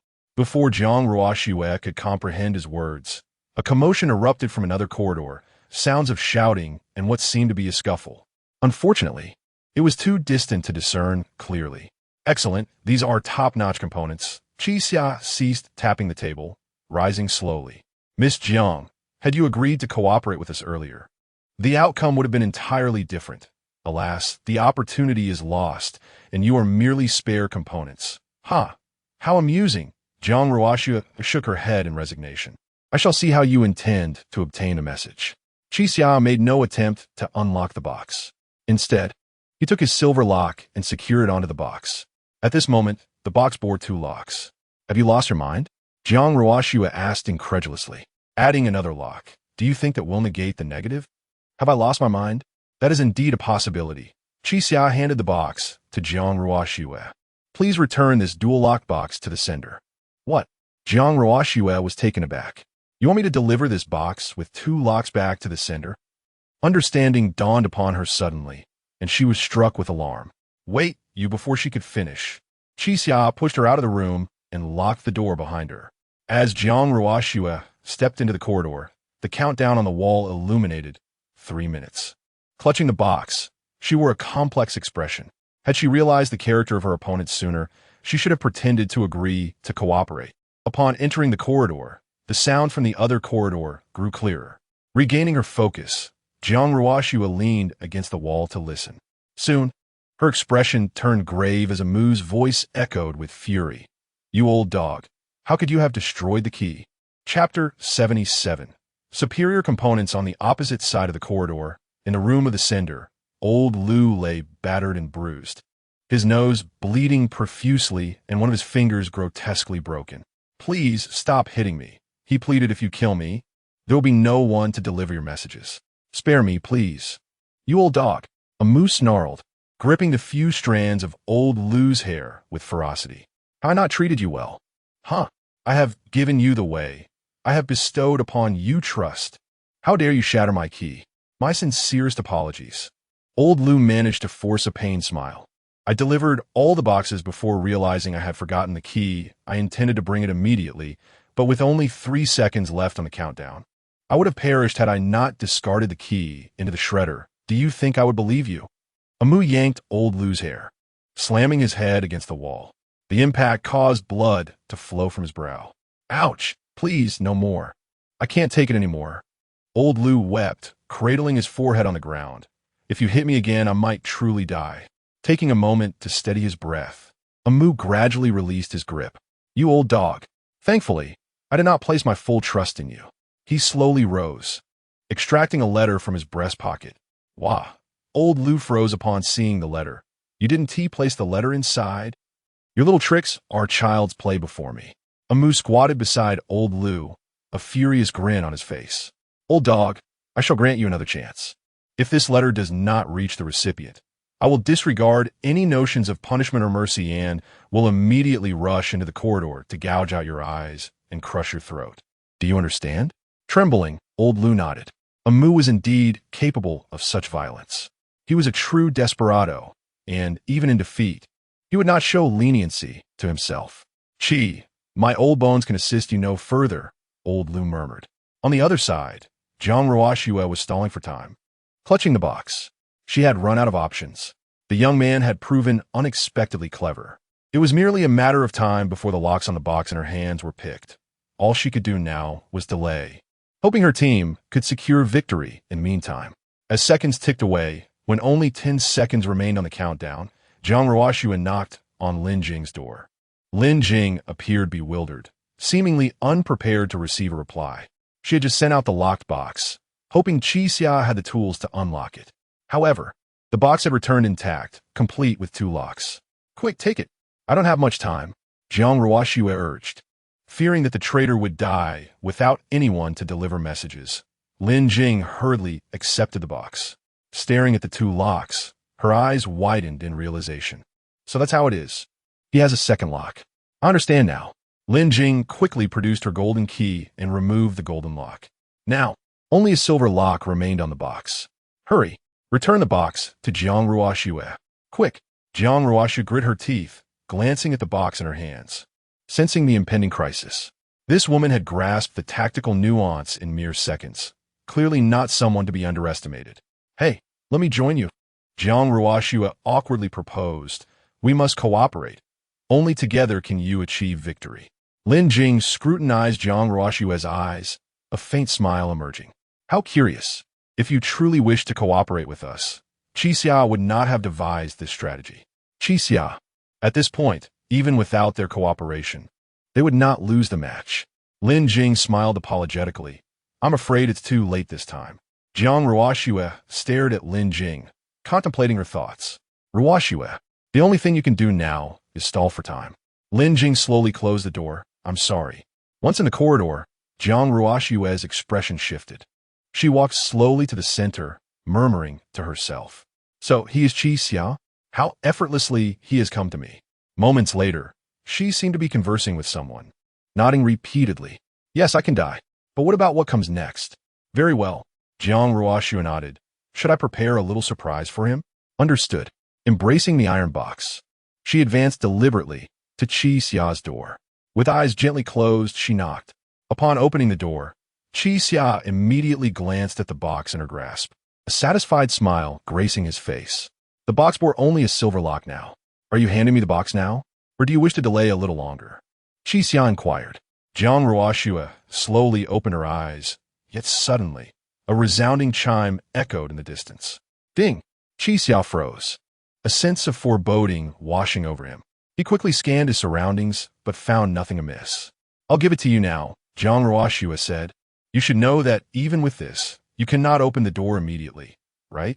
Of course, Qixia replied cautiously, extending his hand to receive the box.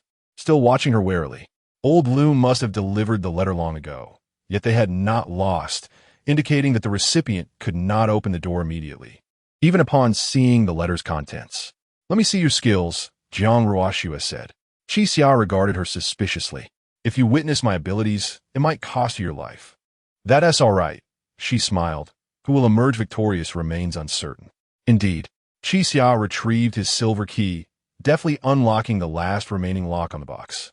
He opened the envelope, observing its contents with an unreadable expression, before moving to stand before the large microwave, scrutinizing the prompts displayed on the screen. This was an advanced touchscreen, supporting handwritten input. 4 spaces were allotted for Qixia to input the password. The only uncertainty lay in whether to enter 4 digits, letters, or Chinese characters. He turned back to the encrypted letter, ready to decipher the password. Unfolding the letter, he revealed a solitary line of letters, MLGDRZQVXL. Aside from this string, no further clues were provided. Jiang Ruoxue regarded the letters with confusion, seemingly struggling to grasp the password's principle. Every game has its lifeline, Qixia murmured. Setting an excessively complex password would deprive the participants of this lifeline, so the method to decipher it should not be overly difficult. Among the simple password cracking methods known to him, there is only one that did not involve numbers, the Caesar cipher. Chapter 78. Once again, with the extreme path, the so-called Caesar cipher is currently the simplest and most widely recognized method of encryption. In essence, it involves shifting all the letters of the alphabet. For instance, A becomes B, B transforms into C, and so forth. Take the common English word can. When encrypted using the Caesar cipher with a single shift, it becomes DBO.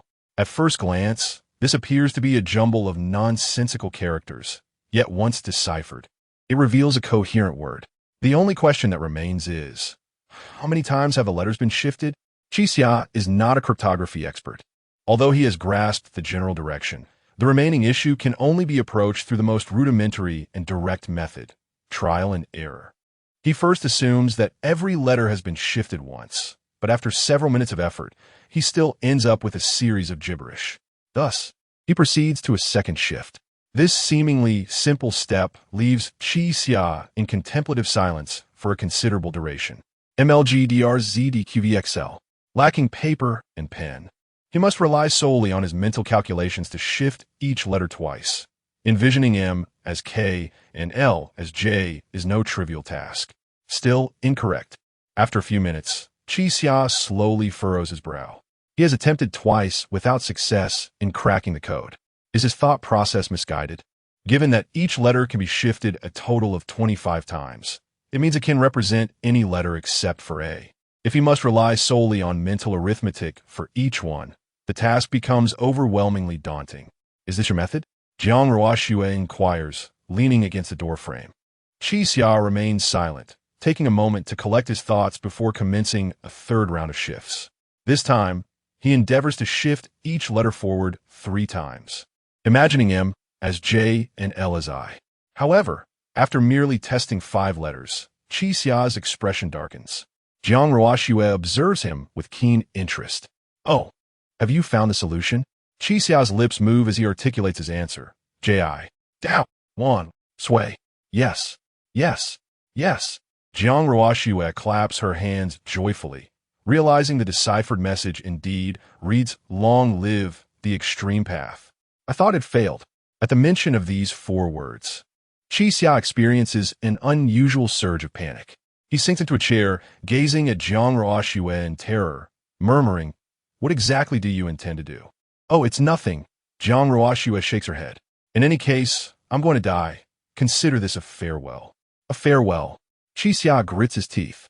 "The last time you said farewell to me, you killed 2 of my companions." "Oh, is that so?" Jiang Ruoxue appears momentarily taken aback. "I didn't know Xiao had taken action. She never mentioned it to us, but it matters little. You must be understanding. Xiao has always been like that, though she's quite nice." "What nonsense are you spouting?" Xia stands slowly, his frustration simmering.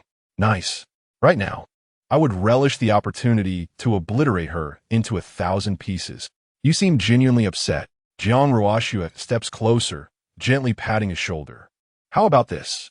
After this game, I will die a life for a life. Would that not soothe your anger?" Xia refrains from responding, feeling a sense of peculiarity emanating from Jiang Ruoxue. Or perhaps individuals from the extreme path are all rather eccentric. He pauses, turns, and retrieves a letter from the table, inquiring, "What about the original code? If you've altered it, won't that endanger my teammates?" "What are you talking about?" "This is the code," Jiang Ruoxue replies, perplexed. "Isn't this a letter sent by your teammate?" "You." Xia shares her confusion. "You mean long live the extreme path is the code? Are you affiliated with Earth Dogs?" "Not at all. We have no connection to the Zodiac," Jiang Ruoxue clarifies. "Xia, you must understand a logical relationship. Since the Earth Dogs say the letter is the code, and the letter is long live the extreme path, then long live the extreme path is indeed the code."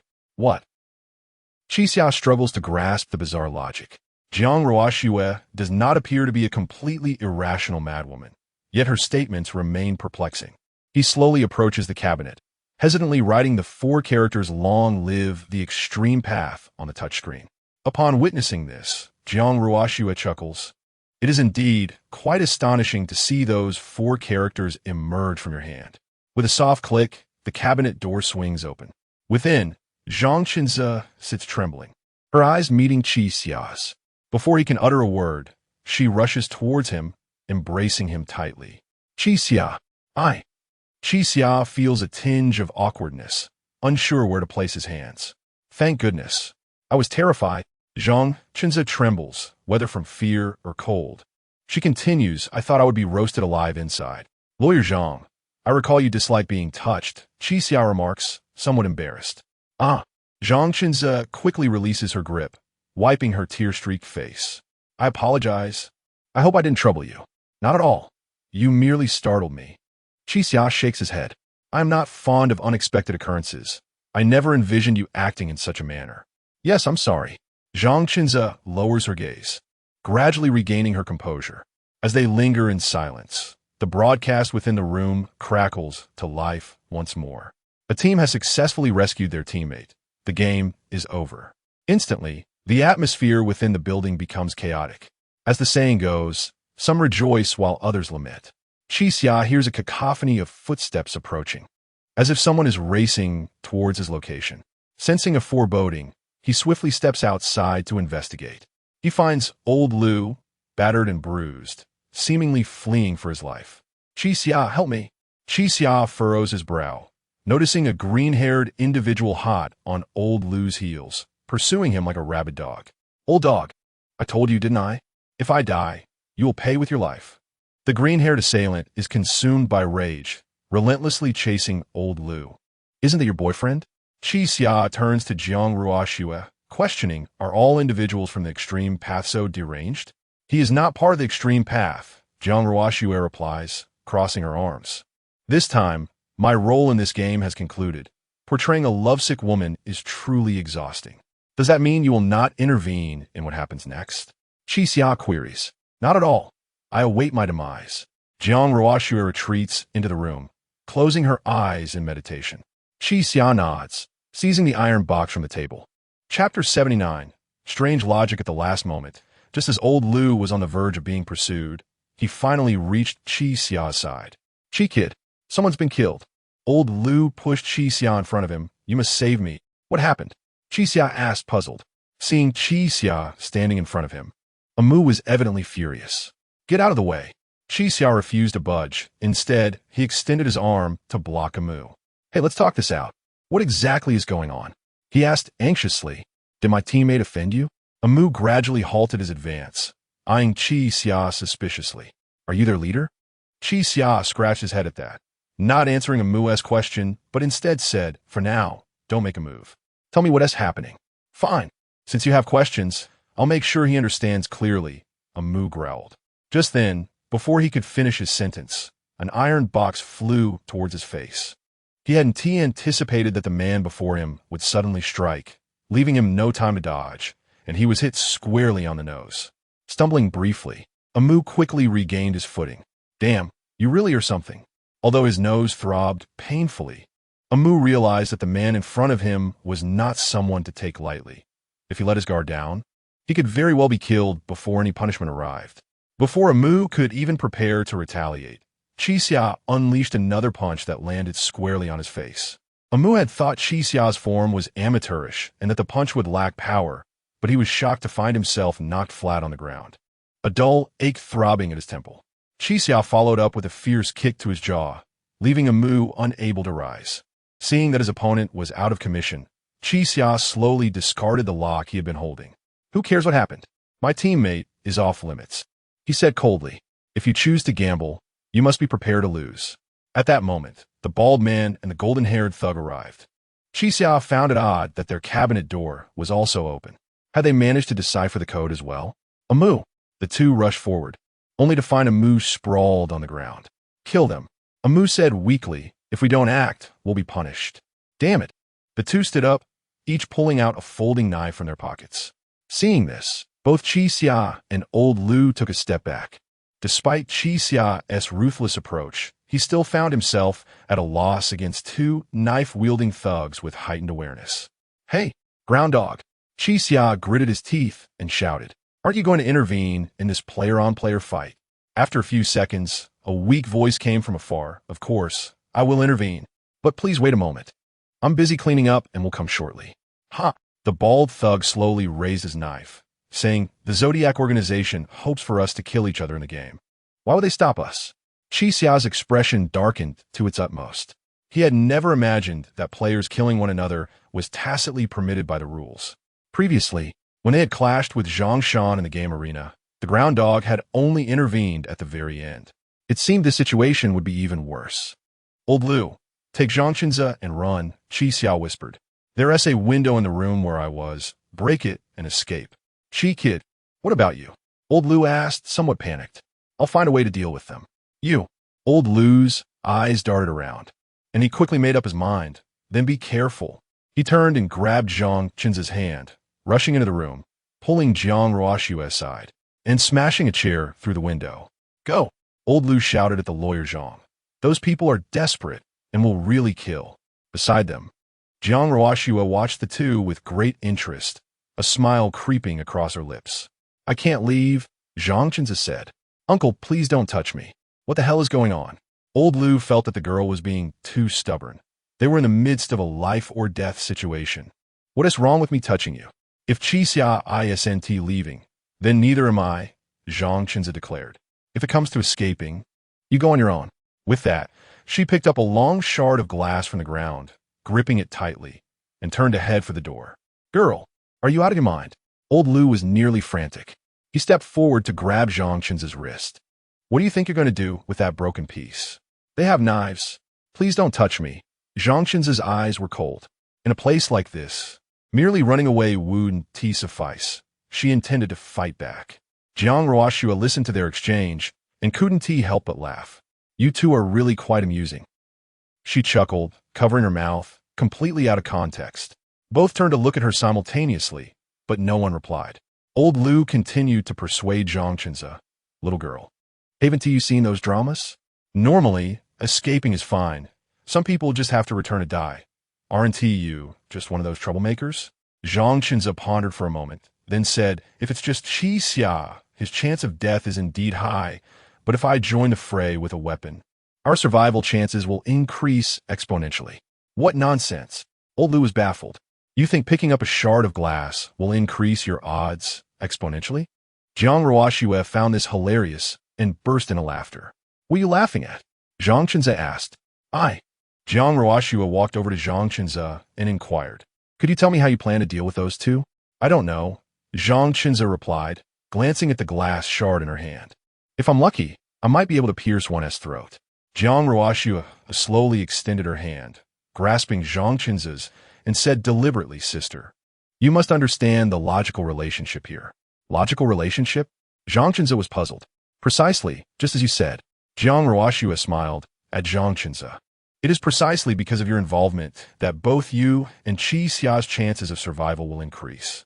Therefore, your presence guarantees that one of them will die. And in order to achieve that, you must pierce his throat with a glass. It is all predetermined. So there is no need to speak of if I'm lucky.